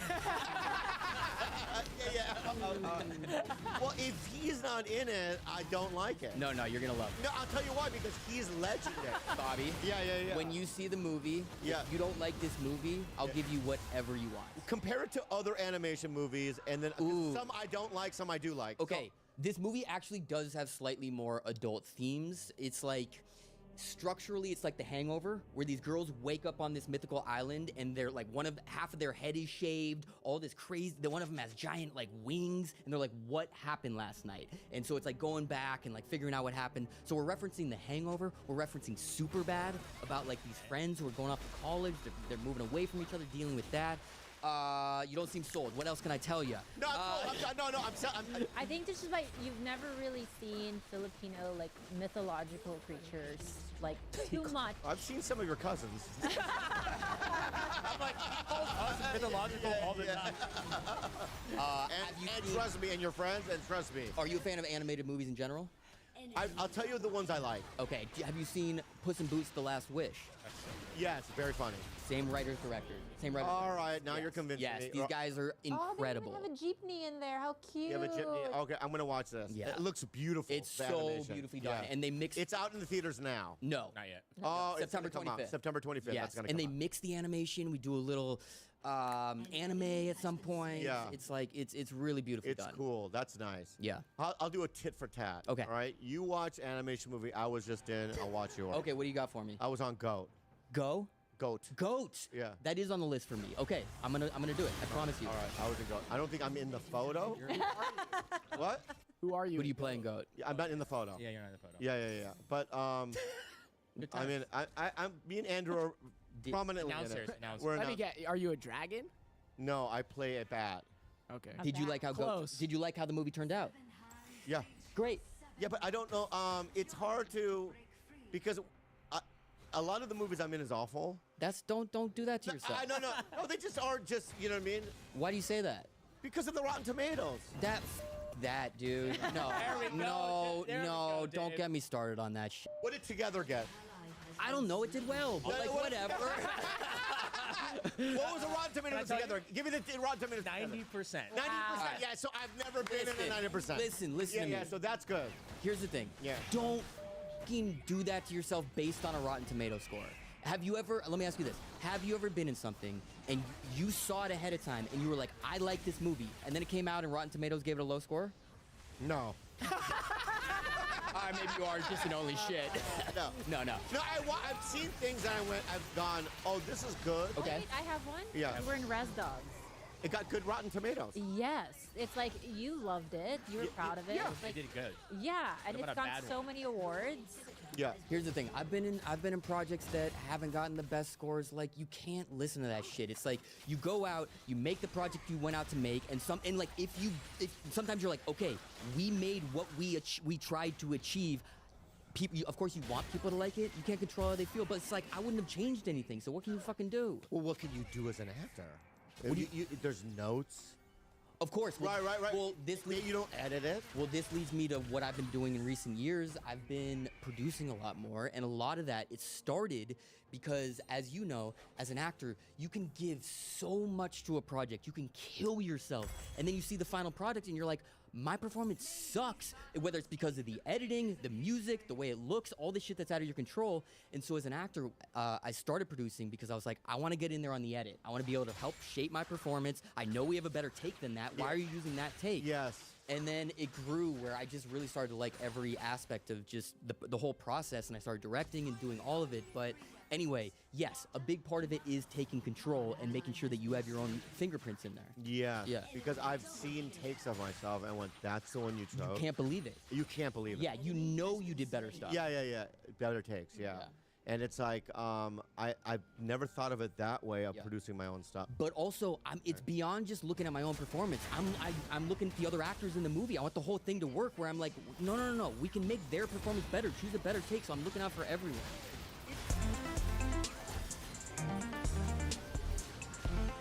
You want to feel safe? Cash App. You want to feel safe? Cash App. If you weren't already up to speed already, Cash App is way more than just a safe way to send and receive money. With the Cash App card, you unlock a ton of perks without all the hidden fees, including benefits like exclusively early access to nationwide concert pre-sales, Kendrick Lamar, Sabrina Carpenter, to name a couple of recent examples. Plus discounts on everyday purchases and popular brands you're probably already spending money on. Add your card to your digital wallet to make your money moves easier. Cash App also adds security to your money by declining suspicious card transactions and sending you a notification to make sure the payment is really due. If your card is even lost or stolen, you can lock it with just one tap right in the app. Spend with confidence with the Cash App card today. New Cash App customers can earn $10 if they use code CashApp10 in their profiles at sign up and send $5 to a friend within 14 days. Terms apply. Download Cash App today and make your money work for you. Visit our link in bio. Cash App is a financial services platform, not a bank. Banking services provided by Cash App's bank partners. Prepaid debit cards issued by Sudden Bank, member FDIC. Cash App Visa debit flex cards issued by Sudden Bank, member FDIC, and the Bancorp Bank N.A., pursuant to a license from Visa USA Incorporated. See terms and conditions for Sudden Prepaid Card, Sudden Debit Flex Card, and Bancorp Debit Flex Card. Cash App Green features savings, direct deposit, roundups, overdraft coverage, and discounts provided by Cash App, a Block Incorporated brand. Visit cash.app/legal/podcast for full disclosures. Their performance better. Choose a better take, so I'm looking out for everyone. Why can't we do this? Yeah. And let me ask you something. Please. Why can't, as an actor, we go, hey, can I see that last one? You can. You can't. I do. I've asked. I asked. Yeah, I think I'm so low in the cast. They're like, no. You have 10 lines. No. It depends on the. Yeah. No, not you. It depends on the director. Yeah, I've never been able to do it. Can I see that last tape? Because I can look at the take, right? And I just did something. I signed an NDA, so I can't say it, but I just did a show, you know what I mean, for a streamer, right? And because my friend's the lead, they were able to go. I was able to go, can I look at it? Yeah. And they go, yeah. And you could see what you're doing where you could adjust in the right way. Yes! Okay, some people don't like to look because they just get in their own head when they're watching themselves on screen, but I'm like you. I like to see how it's coming across so I can adjust. Yes, I want to adjust. Yeah. I go, yeah, that's not what You gotta, it's case to case though. You gotta feel it out with the directors. Some directors don't want you watching anything. Others are like totally open. Yeah, come back, watch anything. Yeah. Well, you're a director. Would you let your actors take a look at this? I think so, absolutely. Yeah. But I'm also like, what I've learned just from acting and then kind of transitioning to more behind the camera stuff is like when you're an actor, I want some sort of feedback. Like, there's so many times where you'll do something, 10 different takes and you haven't heard a single direction from anyone, and you start to get in your head, you're like, okay, clearly I'm doing something wrong, but more often than not, it's like a technical issue. Yeah. Tell me that. Yeah. Tell me, hey, you're doing great. We're just fixing the camera over here. So when I'm directing, I will come over to the actors after every single take and let them, most of the time, just being like, that's great. We're just going to try another, have fun with it. Or just like, hey, technical thing, just try another. So just letting everyone know, like, here's where we're at. Don't get in your head. Everything's going great. Now, when you're doing a take and you see movement, okay, somebody doing a lighting thing, okay, or like they're distracting you in any way, do you snap? Oh, Christian you're saying Bale? when like As I'm an actor. I didn't say Christian Bale. Very I didn't say Christian Bale. I'm just saying I know for a fact that these things happen. Do you get mad? I will not get mad. Yeah. But if someone's doing something distracting that's in my eye line, I might say something, but I'll say it in a very kind way. I'll just be like, hey, I'm so sorry. Is it okay if we don't do that during this take? And they go, no, it's not okay. They'll never say that. Yeah, that's crazy. As a lighting guy, I would say to you, we have to adjust the. That's because you want us to have a combative relationship, and I'm just trying to love you here, Bob. All right. Will you get upset when people are in your eye line or doing something? Yeah, but I don't think I have the power to do anything. Have you ever gotten mad about that? Oh yeah. And what do you say? I don't say anything. Oh, you yeah. I don't internalize say it. anything. Yeah. Stew. He'll Okay. stew in. I'll stew in it, and I'll. You know what? What I've learned from you in the last 10 minutes, I think you need to speak up for yourself more on set. Yes. On set, go up to the director and be like, hey, no pressure, but I'd love to see that take because I think I can adjust and give you something better. Yeah. Okay. So I have had this happen. Okay. I'll tell you what I've had. I've had I was reoccurring on a TV show, and name it. Shout it out. Yeah. No. Okay. Yeah, because I will not. Yeah, but I did. I don't know.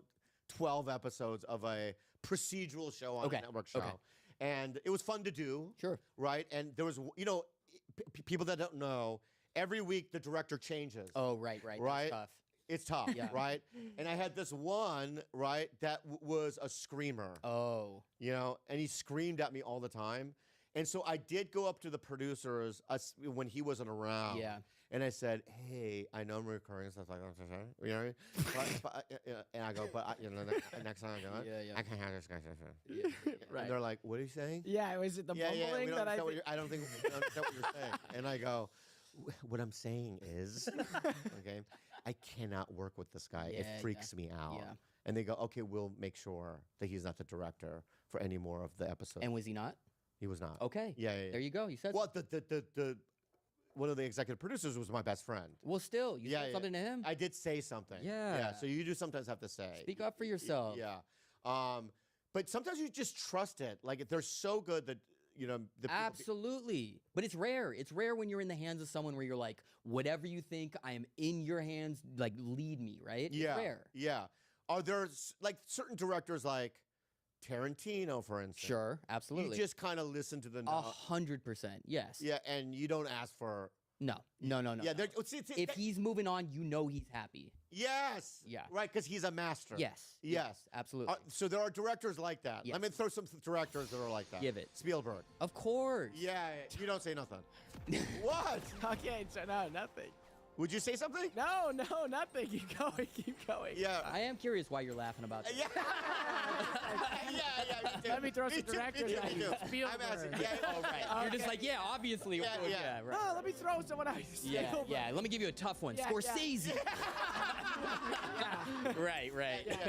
Yeah. Okay. I get what you're. I see what you're doing. All right. Yeah. These are obvious. Got it. These are obvious. Can I ask you? Who's the director that you've acted for that you were like, I'm in your hands, whatever you want? Okay, so I'm going to tell you this, too, right? What you're doing is you're a crafty fucker. Okay. Okay.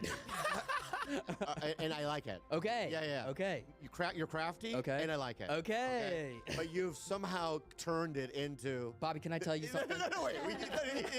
You somehow turned it into you're the host, right?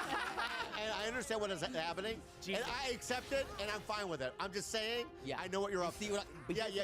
It's not an intentional manipulative thing. I know it's not. It's more that I know everything about me. I'm bored of me. I'm curious to get to know you, and you know what I mean? But my fans might not know. Sure. Well, you got to ask me something. Yeah,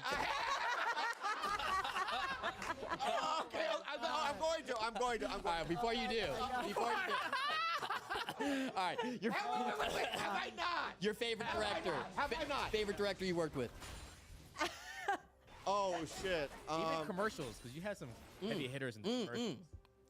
That counts for Michael Bay. Tell me about Michael Bay. Whatever. Have you heard of him? I don't know. Tell me. Michael Bay? Michael Bay. Yeah. I worked with Michael Bay. You did? Yeah. In what project? A movie called Six Underground. This movie was wild. I play a getaway driver, and so I did 2 days of stunt driving training, and it was really fun. Yeah. And I actually felt pretty good, but I'm like, they're never gonna let me drive this car for real. We were shooting in Florence, Italy, tiny narrow streets. I got Ryan Reynolds in the car next to me. I'm like, they're never gonna let me drive. Cut to us out in Florence. I was driving every take, and I was driving very fast. Wow. So I remember there was a day where we were. I get out to set. We're in the middle of the city. I get behind the wheel, and Michael's like, "All right, roll camera." I go, "Michael, what are we shooting?" And he gets the script and he finds the scene. And he goes, "What's funnier than that? What's funnier?" And I'm looking at the scene, and he goes, "You'll figure it out. Roll camera." Yeah. So now all of a sudden, I'm improvising funny lines while doing donuts next to a world-famous museum in Florence, where if I hit something, I'm literally destroying history. So, this shit. The pressure. This is like classic Michael Bay. Yeah. He loves the chaos. Yeah, he loves it. He loves it. Yeah, that's what I like about him. Yeah. Okay. It's just exciting for you. Well, he's sort of like a Batman villain. Tell me more. Well, no, not a Batman villain. I went to his Thanksgiving. Oh. Yeah, we've talked about it before, but I went to Thanksgiving, and I thought it was going to be a bunch of people were going to be there. Okay. And it was just me, his fiance, him, his mom. How did you get this invite? I know him. Right, but clearly, do you know him very well enough to get that invite? From a commercial way. It's what happened here. Tell the story, yeah. Bobby, on this podcast for the last decade, has talked about a specific experience doing a commercial with Michael Bay, and it isn't a positive story at all. And I think it finally got back to Michael Bay. Oh, okay. Oh, Michael's like, hey, let me make this. And then I think that that's not what it is. His fiance is a big fan of Bobby, and she's probably like, hey, I heard this, make it right. And I think he made it right with Bobby. That's not what it is. He has no idea about that. Oh. He doesn't? Why do you think he doesn't know it? His fiance is a gigantic fan of mine. Oh, okay. Right? Okay. And she's like, bring Bobby. So he doesn't know that. He loves me because he's come to the Comedy Store many times to see me perform. Has he not apologized then? There's no apology to be said. Can I be honest with you? Can I be honest with you? Yeah, here it is. Oh, the thing that I said before was false. Oh. I exaggerated it. About something that he did to you? Yes. Oh. It was completely made up. You don't deserve an apology. You I apologize. Have you apologized? What I hate about you, I love this story. It's the so light. Because you don't seem to think that you're ever going to run into the guy again. So I tell stories like, I'm never going to see this guy again, right? But then all of a sudden life, you know what I mean? How often are you just fully fabricating stories? All the time. Have you made up anything on this in the last? Yes. This whole podcast. What did he lie about right here? I don't eye the Olive Young. You don't what now? I don't eye the Olive Young. Are you kidding me? No, I go to Olive Young. Here's our whole relationship is a lie. You back up a little bit. No, yeah, this is the first time I've been really combative with you. This is the only time. Here's the truth of the Olive. Liar. Yeah, I'm not. You make it seem like, I make it seem like I'm by the window looking out at the line. Oh, okay. All right? Here's the truth of the story, is that, yes, I go to that place, and then I happen to just walk by Olive Young to see if the line is long. Okay. The whole purpose of going to this mall is to go to the Olive Young. I do love the hot pot place, but it's not like I care or I eye it. Let me ask. Okay, so in that way, but see, the way I said it, though, is funnier. Barely. It would be. Okay. You gotta punch that story up. To make the lie worth it. To make the lie worth it, you gotta punch it up a little. What about the name in the freezer? Tell me that's real. George's name is not in the freezer. Sure. But Andrew Santino's name has been in the freezer. Okay. These are white lies. Yeah, based on something. Yeah. So I have put people's one name in the freezer, Santino's. Yeah. And that's it. Okay. Yeah. Did it cool off your relationship? 100%. Did it really? Yeah, it did work. Yeah. George, your name is not in the freezer. Yeah. But yeah, so I take things that are sometimes I just fabricate things out of elaborating for the story. I get that. You embellish. Yeah. It's embellishment. It's also like I like getting caught in a lie. You do. Yeah. What's that feeling like? Shame. It's fun. Shame. You like shame? I love shame. Yeah. Whoa. I'm shameless. Yeah. So it's like shame is like a lot of people's least favorite like emotion. Well, as a stand-up, and I'm sure pretty much as an actor too, there's some shaming. Oh, for sure. Yeah, where it's like you forget lines. Well, and it's just the most vulnerable job. So vulnerable. Yeah. Like being on the other side of the camera, I could like really see it for the first time. Yeah. Where I'm like watching these actors just like, hype themselves up for a really intense emotional scene, and I'm watching behind the monitors. I'm like, fuck that. Like, yeah. Like, and then you have to go out there, and you got 100 people watching your face, like a close-up on your face in every little It's move. so stressful. And you gotta just perform. Yeah, it's so stressful. It really is. Yeah. Makes me love actors more than ever. Yeah. I mean, to talk about shame, he did Comics Unleashed. Dude, It's a great show, and I know a lot of great comics on it. What's the reputation of Comics Unleashed? It's a good one. Okay. Yeah, really good. It's really strong. It's really strong and very good. I don't believe you. Yeah. Yeah. It's just it's a false roast. Oh, Right. It's a false roast. okay. It's one of his lies. Yeah. Okay. Yeah. Okay. Well, I don't know. I imagine you're doing what you're doing because you're a stand-up comic, yeah? Yeah. Okay. How old were you when you started working with these guys? This was recent. I don't know. I met Bobby probably like a year ago or something like that, but I've only been on the podcast a couple times. How many times? Three or four. Yeah, that's not a couple. Has it been Oh, what the fuck? has it been spread out, or is it kind of consistent now? You've been the guys lately.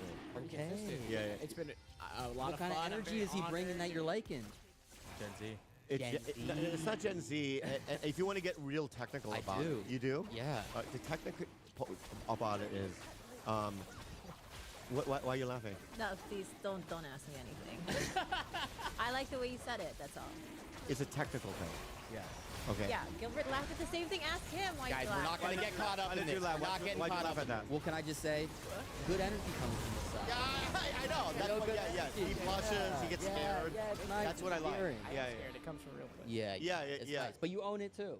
Thank you. Yeah. He's a cute boy. He is a cute boy. You can say it, I can't. Oh, the pause. You said it so quickly, though. I'm hyping us up. This guy doesn't want to let me bring some positivity. What's negative? No, I don't want negative. I'm a positive guy. Say something positive about Dave. Okay, so I this is and I'm gonna be completely and utterly honest with you. Okay.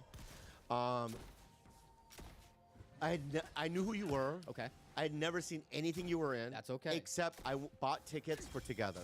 Okay. And I saw that with. Can I ask, you've never seen 21 Jump Street? Never seen any of that. Great film. Have you never seen? No, because I auditioned for it. I get that. Yeah. Channing Tatum. Yeah. Channing Tatum got it. I understand that. Bobby. And actually, 21 Jump Street was the movie where Stephen Yeun. We love Steven. We love Stephen. Yeah. He's done this. And Stephen Yeun This is right off the heels of the Walking Walking Dead. Dead. Yeah. Sorry, I had to do the zombie. Yeah. Good zombie or no? Good. Yeah. So, and we were, this is when you showed up for auditions. And to me, Steven Yeun was our kind of like future Brad Pitt. Oh, yeah. In terms of Korean dude. I still think he is. I still think he is. Yeah. But I had 2 lines in 21 Jump Street, and he was auditioning for the same 2 lines. Okay. And I pulled him outside, and I said, you can't be doing this. What did he say? He goes, I think you're right. I go, yeah, I got these little side things that they're gonna... Sorry, it's just like a pep talk, but trying to get him out of the audition. But I like, get look, it. dude, this is too big for you, okay? No, he did read. I waited for him to read first. I wasn't trying to fuck him out of the job. I get what you... Yeah. You're bigger than this. You gotta get out of here now. No. I just found it offensive that I go, I get me. Yeah. I'm an old, what I mean, has been. But for you, you're our future life. And I just don't think that 2 lines is a thing for you. I get what you're saying. Yeah, and I was trying to like go, I tell your agents or whatever, whoever reps you, like bring it up because you are hot. And then look at him. He's fucking killing it. He's killing it now. Yeah, I'm not saying that. It's because of you. No, I'll say it. No, that's not why. But Bobby, I'm just saying, I had. Let me just say. Yeah. It's been 15 years. You should see 21 Jump Street. It's a great movie. All right, I'll watch it. I'll watch it. So, but can we go back together? Have you never seen Neighbors? Funny. You were in that. Yeah, I loved it. Okay. Yeah, I loved you. Yeah. See, now you see me? Yeah, I see you now. Right. Okay. I was going to give you a compliment. You don't understand. Okay, sorry. Yeah, you don't even understand. I don't think you understood what you said there. No, what did he say? Now you see me. The movie. The movie. I know he was in the first one. And you said, I see you now. You're all 3. Oh, yeah. Yeah. Okay, I brought you down. Get back to together. Bring it back up. Together. No, there's more shame. Okay, let's go. Hold on. But we like it. We like the shit. No. We like it. Live in it.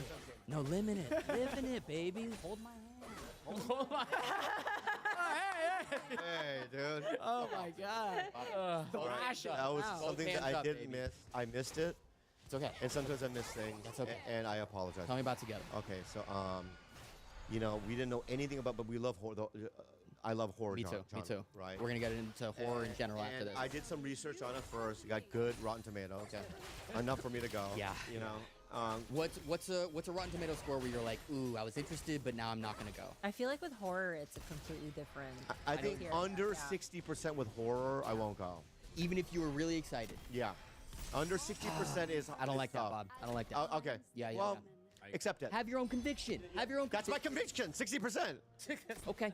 You know what? You do you. I'm gonna let you do you. I mean, you look at the ones that I've liked over the years. I loved Together. I loved Weapons. I loved Obsession. I loved. I haven't seen Backrooms yet. Of course, I've seen them all. Yeah, you've seen Backrooms. Of course. Worth it. Have you seen it? No. It's very interesting. It's like what I love about it is this is a movie that is killing it, and it's weird, man. It's heady, and I love that a weird movie is doing this. Okay, good. Yes. I love that these smaller directors, are killing it. Also Together. We made that for $3 million. Yes, Yeah. and I also love that, a little bit of legacy media of the way they were once doing it, right, is probably not the future. Things are definitely changing. They're changing. Yes, Yeah. and I like the direction it's going. I love new voices. Definitely. Don't we love new voices? Yes. Tell me about your experience going to see Together. I'm going to. I loved it. Thanks, dude.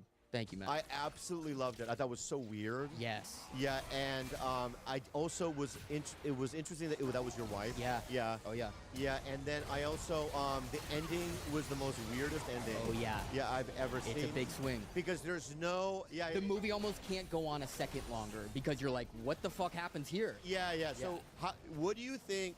So here's the thing. All right. Yeah. Did you see it? I haven't seen it yet. Okay. Do you see it? That's okay. No. That's okay. That's okay. Don't be. It's not okay. It's okay. I'm aware of it. I'm aware of it. It's not okay because it's on streaming. It's on streaming, right? It's on streaming, Hulu, right? Baby. Hulu, baby. Oh yeah, Hulu, baby. And also, it's like you knew that who the guest was. Yeah. Okay. I'm really excited. You knew who the guest was. I'm really and I did a little exploration on his latest stuff. Lucky has a point. I've seen a lot. Yeah, I've seen 21. I've seen Now You 3 Me. I also. Now You 3 Me. Third one. Santino's in that one. Andrew Santino. He is. Yeah, he is in that one. I did a lot of research about your upcoming movie. I'm really excited. Oh, all right. There we go. Okay, there we go. Are we phasing into that? No, we're not done with together. Not done with it together. So I'm going to just explain to you, to the people that haven't seen it. Is it spoiler or no? Well, now we're saying spoiler. No, well, it doesn't matter. It's been out for a while. Okay, tell me. Are you explaining the ending? I'm explaining the ending. Leave that out. Leave that out. Let me explain. No. I can't. Because Mike, I'll tell you why. Okay. All right. How long has Together been out? Well, here's the thing, though. But let me tell you why you shouldn't. Is because people who haven't seen it right now are going to be like, oh, I'm curious and I want to go see it, and I don't want it spoiled for them. Yeah, I haven't seen anything in a year. Let me pitch. Have my. You can't spoil it. Let me pitch Together. Is that okay, Bob? Can I talk? Yes. Of course you can. Of course you can. Just want to permit. You're DeFranco. Go ahead. All right. So Together, this is, like you said, this is a tiny horror movie we made for $3 million. I made it with my wife in Australia. And this is a crazy concept where we play this codependent couple and we get infected with something that makes it so that when we're Can we talk about the cave? We'll get there. Okay. When we get infected with something, Are you I know. we get infected that makes it so that when we're physically apart from each other, we start to feel sick. Okay. So we need to be near each other at all times. But it starts escalating to the point where our bodies start fusing together and it gets fucking crazy. Oh, anglerfish. Yeah, I think that is what that is, isn't it? But anyway, it gets. There are other fishes that do it. That fuse? There's a fish that can detach its head and leave its body, and then grow back a body. Who's it fusing to? I guess you're right. so confident. I guess you're right. I guess you're right. Wait, fungi. They fuse. That's not a fish. That's a fish. I was talking about an anglerfish. A deep sea But dwelling. I thought we were talking about things that fuse. Oh yeah, there's a lot of things that fuse. Yeah, like engines. There's things in the engine that fuse. Bobby, tell me what you like about Together. Anyone got? Wait, hold on. So they Get some water. physically get sicker when they're apart. Yes. And then they start to fuse. Well, we have to be close to feel okay, but then it starts escalating where our bodies are fusing. Yeah. It's like a very on the nose metaphor about codependency. Yeah. Okay, can we, to get around it, because I already talked about it, is you have family. I have family. I do. In the movie. Yes, my wife. Yeah. Yes. And also parents or something. Her parents. Her parents. Oh, yes. Okay. And then come. Characters who are playing her parents in the movie. Yes. Yeah. Not my parents in real life. Yeah. That was a good thing to do. Yeah. That was really good. That was really good. Yeah. Well, now we can't even talk about the ending, so I can't even.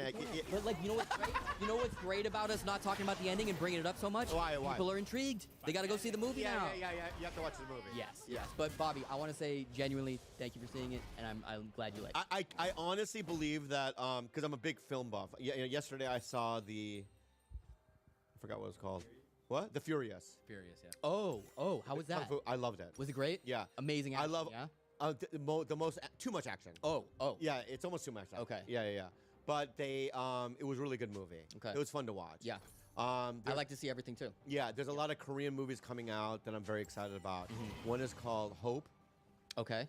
And one is called Colony. Okay. And they're gonna. So the guy that directed Hope. Yeah. He's been out of the game for 10 years, but the last thing he directed was The Wailing. Yes. Oh, that's a good movie. It's a great movie. I love The Wailing. Right. So he waited 10 years, and now Hope is coming out, and it's an alien movie. I haven't seen it yet. You sold me already. I'm in. All right. So, and then the second movie is the guy that did Train to Busan. Ooh, okay. Right. Okay. Another great movie. It's Legend. another zombie movie called Colony. Yeah. And I'm excited about that. Amazing. Right. And I'm not trying to brag, but Koreans are. They're great at it. They're great at horror. They're great. They're great at everything. No, not everything. Skin. Yeah, Taekwondo is not a legitimate, mixed martial arts sport. It is. It's an Olympic sport. It's an Olympic sport, man. I know. Bobby. Yeah, let me ask you, what fighters, because you're a UFC fan, right, are like, you know what I mean? He's a, black belt in Taekwondo, and that's all he does. Taylor Lautner. Taylor Lautner from the Twilight. Oh. Taekwondo. I know. Yeah, but he's not in the UFC. It's still Taylor Lautner. I know. I understand. He's a vampire. I know, but what are the sports in mixed martial arts? Wonder Boy also did jiu-jitsu, right? Wrestling and boxing. No karate. Don't say it like that. Kickboxing. That's the name of my cat. Yeah, karate. Kickboxing is a big one, right? But there's no one he's a black belt in kung fu. There's never that. I would say a lot of people start in Taekwondo. Yeah, that's a very fundamental. I'm trying to help your learn. people right now. Yeah. I'm already rooting for my people in film. Rogan. Joe Rogan? Isn't he Taekwondo? Oh, I thought he was karate, but I thought it was. he was what? Taekwondo. Oh, you're You right. Taekwondo? Okay, sorry, Bobby, Joe. Bobby, can I ask you about horror movies in general? Yeah, go ahead.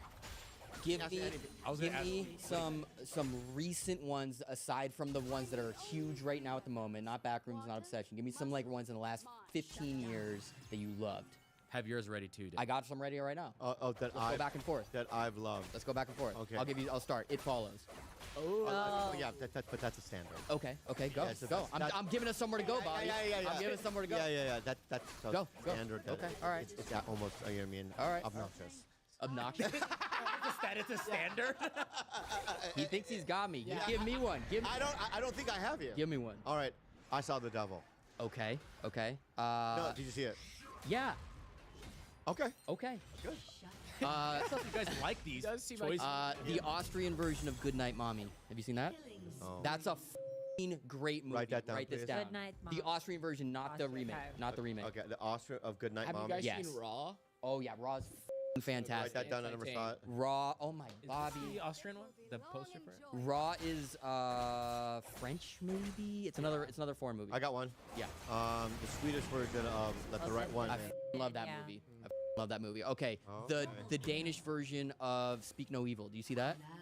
That movie will f*** you up. Can I say something? You saw the remake? I saw the remake. I didn't like it. Watch the original.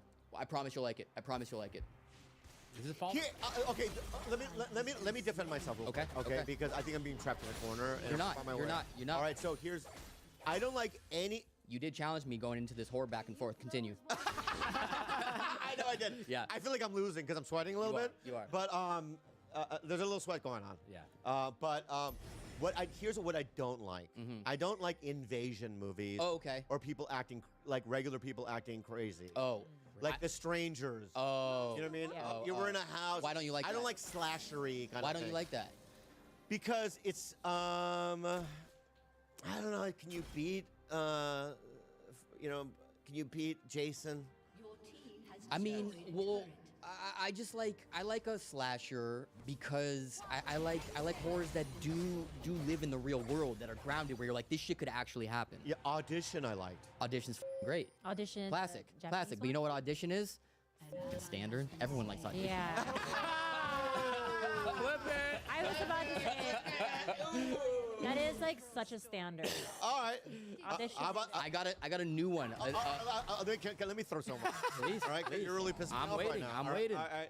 Battle Royale. Sure. Come on, standard. Like, You saw it? that's like the. What is it about? It's Hunger Games. Yeah, it's Hunger Games. That's the OG Hunger Games. Great movie though. Standard. What about Funny Games? What? Funny Games is so f***ed up and I love it. Okay. Yes. Have you ever seen Funny Games? No. Write that down. Write that down. Yes. I mean, I'm saying it, but I'll also write it down. Yeah. But there's also a remake of Funny Games. Watch the original. Yeah, original. All right. So yeah. Oh, that's yeah. original. Oh, that sounds fun. All right. These are cans. Sure. That's a good one. I like when that happens. I like prestige films. Prestige films. No, what I'm saying is that you have to be honest with yourself. Let's be honest with ourselves right now, right? Whenever there's a cans thing on It's why they put it on there. I know, but whenever that happens, you go, oh, it's like a Criterion collection. Yeah. Not every movie that's gone to Cannes Yeah, has been a good movie, though. Let's Oh, be honest really? about that. Oh, yeah. Oh, Yeah, Bobby. What? Pulp Fiction? yeah, that's a great movie. It was booed. You think 100%? It was booed at Cannes. Was it really? Yeah, Pulp Fiction was booed. Is that all? Look that up. Yeah, Look that I'm up. not sure. Fellas. Yeah. Look it up. But if I'm right, what do I get? What % positive are you right? What? I think I'm 100% positive. 100? There's no doubt in your mind. Look this up. Look this up. It was either that or the Venice Film Festival. Okay. that- Too late. You said Canada already. No. Wherever it premiered. Wherever it premiered. Wow, Pulp Fiction was famously booed at the 1994 Cannes Film Festival. You got to put him in your next movie. Yeah. So that's a true thing. But So- that didn't prove either of our points. Yes, it did. No, it did not. Because you just told me that not every movie that has the Cannes thing. You think 100% of movies that have gone to Cannes are great movies? I think that there's some espionage going on. Okay. What do you mean? I think there's like political things going on of like getting it in there. Yeah. But that you're proving my point. It means that bad movies can get in because they're political. You're like, we want Brad Pitt and we want people to come to Cannes, so we'll just make it a Cannes thing. I agree. Okay. Yes. Yeah, but I see through those lies. That's what I'm saying. You think everything is good? Yeah, I see through the lies. Oh, okay. You got to be able to see through the lies. Yeah. All right. Yeah. Right. What? Double fake out. Yeah. There's lies. There's lies at Cannes. Yeah. So, but something about that. Or do you think the same thing about Criterion Collection?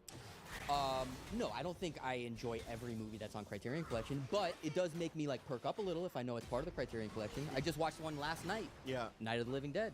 Oh, very good one. So Classic. good. Classic. So It's a classic. Yeah. So you've seen a lot of movies. We literally try to watch a movie a night. Wow. And you grew up watching Yes. movies. That's why I'm doing all this. That's why you're doing all that. Yeah, I feel like I have seen a lot, but I guess I haven't. I think you have. Don't undersell yourself. Yeah, you did understand it with Battle Royale and also I saw the No. audition too. Yeah, But I think a lot of people haven't seen it. I think a lot of people I think those are like deep dives. I was trying to give it to you. Yeah. Yeah. Okay. You know what I mean? Okay. Yeah, I don't think a lot of people have seen some of the movies I've seen. I agree. I even saw the new Kraken. Huh. Is that a Criterion? Yeah. How was that? Yeah. I like monster. See, that's the thing. I like genre movies. I believe there's not enough monster movies out there. What about The Host? Great movie. Great movie. But can I say something against The Host? You can. And I will. Okay. I think they should redesign because when you think it looked rewatch dated? it seemed that CGI is not up to date from what we've seen. It's maybe part of its charm, though. Is it part of the charm? It could be. Yeah. But watching it, it's like, God, I wish they did a reboot. Not reimagining, but when they go back, like what a remastered version where they just change it. Oh, you want everything to stay the same except the CGI? Except for the CGI part. Like make that a little bit more, because the story and everything and the acting and everything about it is amazing. It's a classic, and I love monster movies. There's another Korean movie that no one's saw called Monstrum. I've not seen that. Because it's a Korean movie. I love, and the greatest zombie TV show ever made is Kingdom. I love Kingdom. Oh, I did not know this. Yeah, watch Korean TV show. It's only 2 seasons. Oh, great. Called Kingdom. Okay. It's on Netflix. Write that down. Right. And I believe it's one of the greatest TV shows I've ever seen. Yeah. It's up there with The Penguin. Yeah. Okay. Yeah. Is Penguin one of your top what the ever? fuck is this with Penguin? In terms of like mythology, They did a great job. I think they did a great job. Of course, I've seen all the Game of Thrones versions of all those. Of course, I've seen a lot. I've seen Breaking Bad. Yeah. I've seen Sopranos. Yeah. I've seen all the classics. Real quick, you were kind of asking like, do I watch a lot of movies? Is that, and you kind of got into that's why I'm doing all this? Is it similar for you? Like, did you grow up just like, hey, I want to be in movies because I fucking love movies? I'm barely in movies. You see, I try to come in. I try to come in positive, and he undercuts it. I'm not undercutting it. I'm just saying, in the 30 years of being in the business, okay, you know what I mean. I don't think that it matches. Like, I don't think people go, "Oh, he's a film star." But let me say this: you're a film star. I guess you've seen one film I've been in. Yeah. But I've never been in the top 5 of a movie on a call sheet. Okay, let me ask this. Have you? Sure. How many times? I don't know. I'm not counting how many times I've been in the top 5 on a call sheet. Oh, so you've never seen a call sheet and went, "Oh, I'm number 2." I've acknowledged where I am on a call sheet, but I'm not. Yeah. Or, in the movie together, who was first? Ooh, good question. That is a good question. I think my wife was first. Yeah, Allison was first. Yeah. Okay. And is that your got no follow up there? I do have a follow up. Okay. I do have a follow up. Okay. You know what I mean? Is there an argument about that? Oh. Honestly, I don't think so. I think it was a conversation. I think we both decided you should have it. Yeah, because you're a loving man. I am a loving man. Yeah, loving man. Wow. And was it difficult? I can't imagine. Like when you and I were together, I can't imagine you and I doing a movie together. Oh, yeah. What do you mean? We've done a podcast. I was gonna say you guys have worked together. Movies are different. Someone has to direct, right? It's still a big deal that you guys were able to work together, though. But I do think that the fact that we have worked together for so long is a testament to how well we do get along. I'm so impressed at how easily you guys transitioned from being in a relationship to out of relationship and continued the working relationship. That's very impressive. It is, I don't know, I feel like it's very special. It is. I don't think it happens a lot. Yeah. But one of the first movies that he made me watch early on in a relationship, I don't know if you remember this, but I was like, this is one of the weirdest shit I've ever, but I liked it, but it was just really weird, was Visitor Q. Yeah. Do you remember that? Yeah. And I'm like, I don't. Visitor Q this is so the most like I like what that because you're not gonna like. not gonna like it. You're not gonna. I didn't like it. You want to know the most movie I've ever seen? Have you seen Martyrs? The French film Martyrs. Martyrs is Yes, fantastic. I have. was gonna look I it have. up. Martyrs is the most movie I've ever Martyrs seen. is so good. It's so brutally violent. So They brutal. take it a little too far. They, absolutely. I mean, but that's kind of a charm too. Yeah. Well, the Terrifier movies are too violent. Those for are me. gnarly. Those, Yeah. I just don't like. See, that's another thing. It's like when it's too brutal in that way. Yeah. But you know the I don't keep forgetting the rabbit the Human the Furious. Oh, Furious. Yeah, the Furious, right? Was a little brutal. Okay. You know what I mean? There's a lot of you know what I've seen in horror movies a lot? What's a Joker laugh?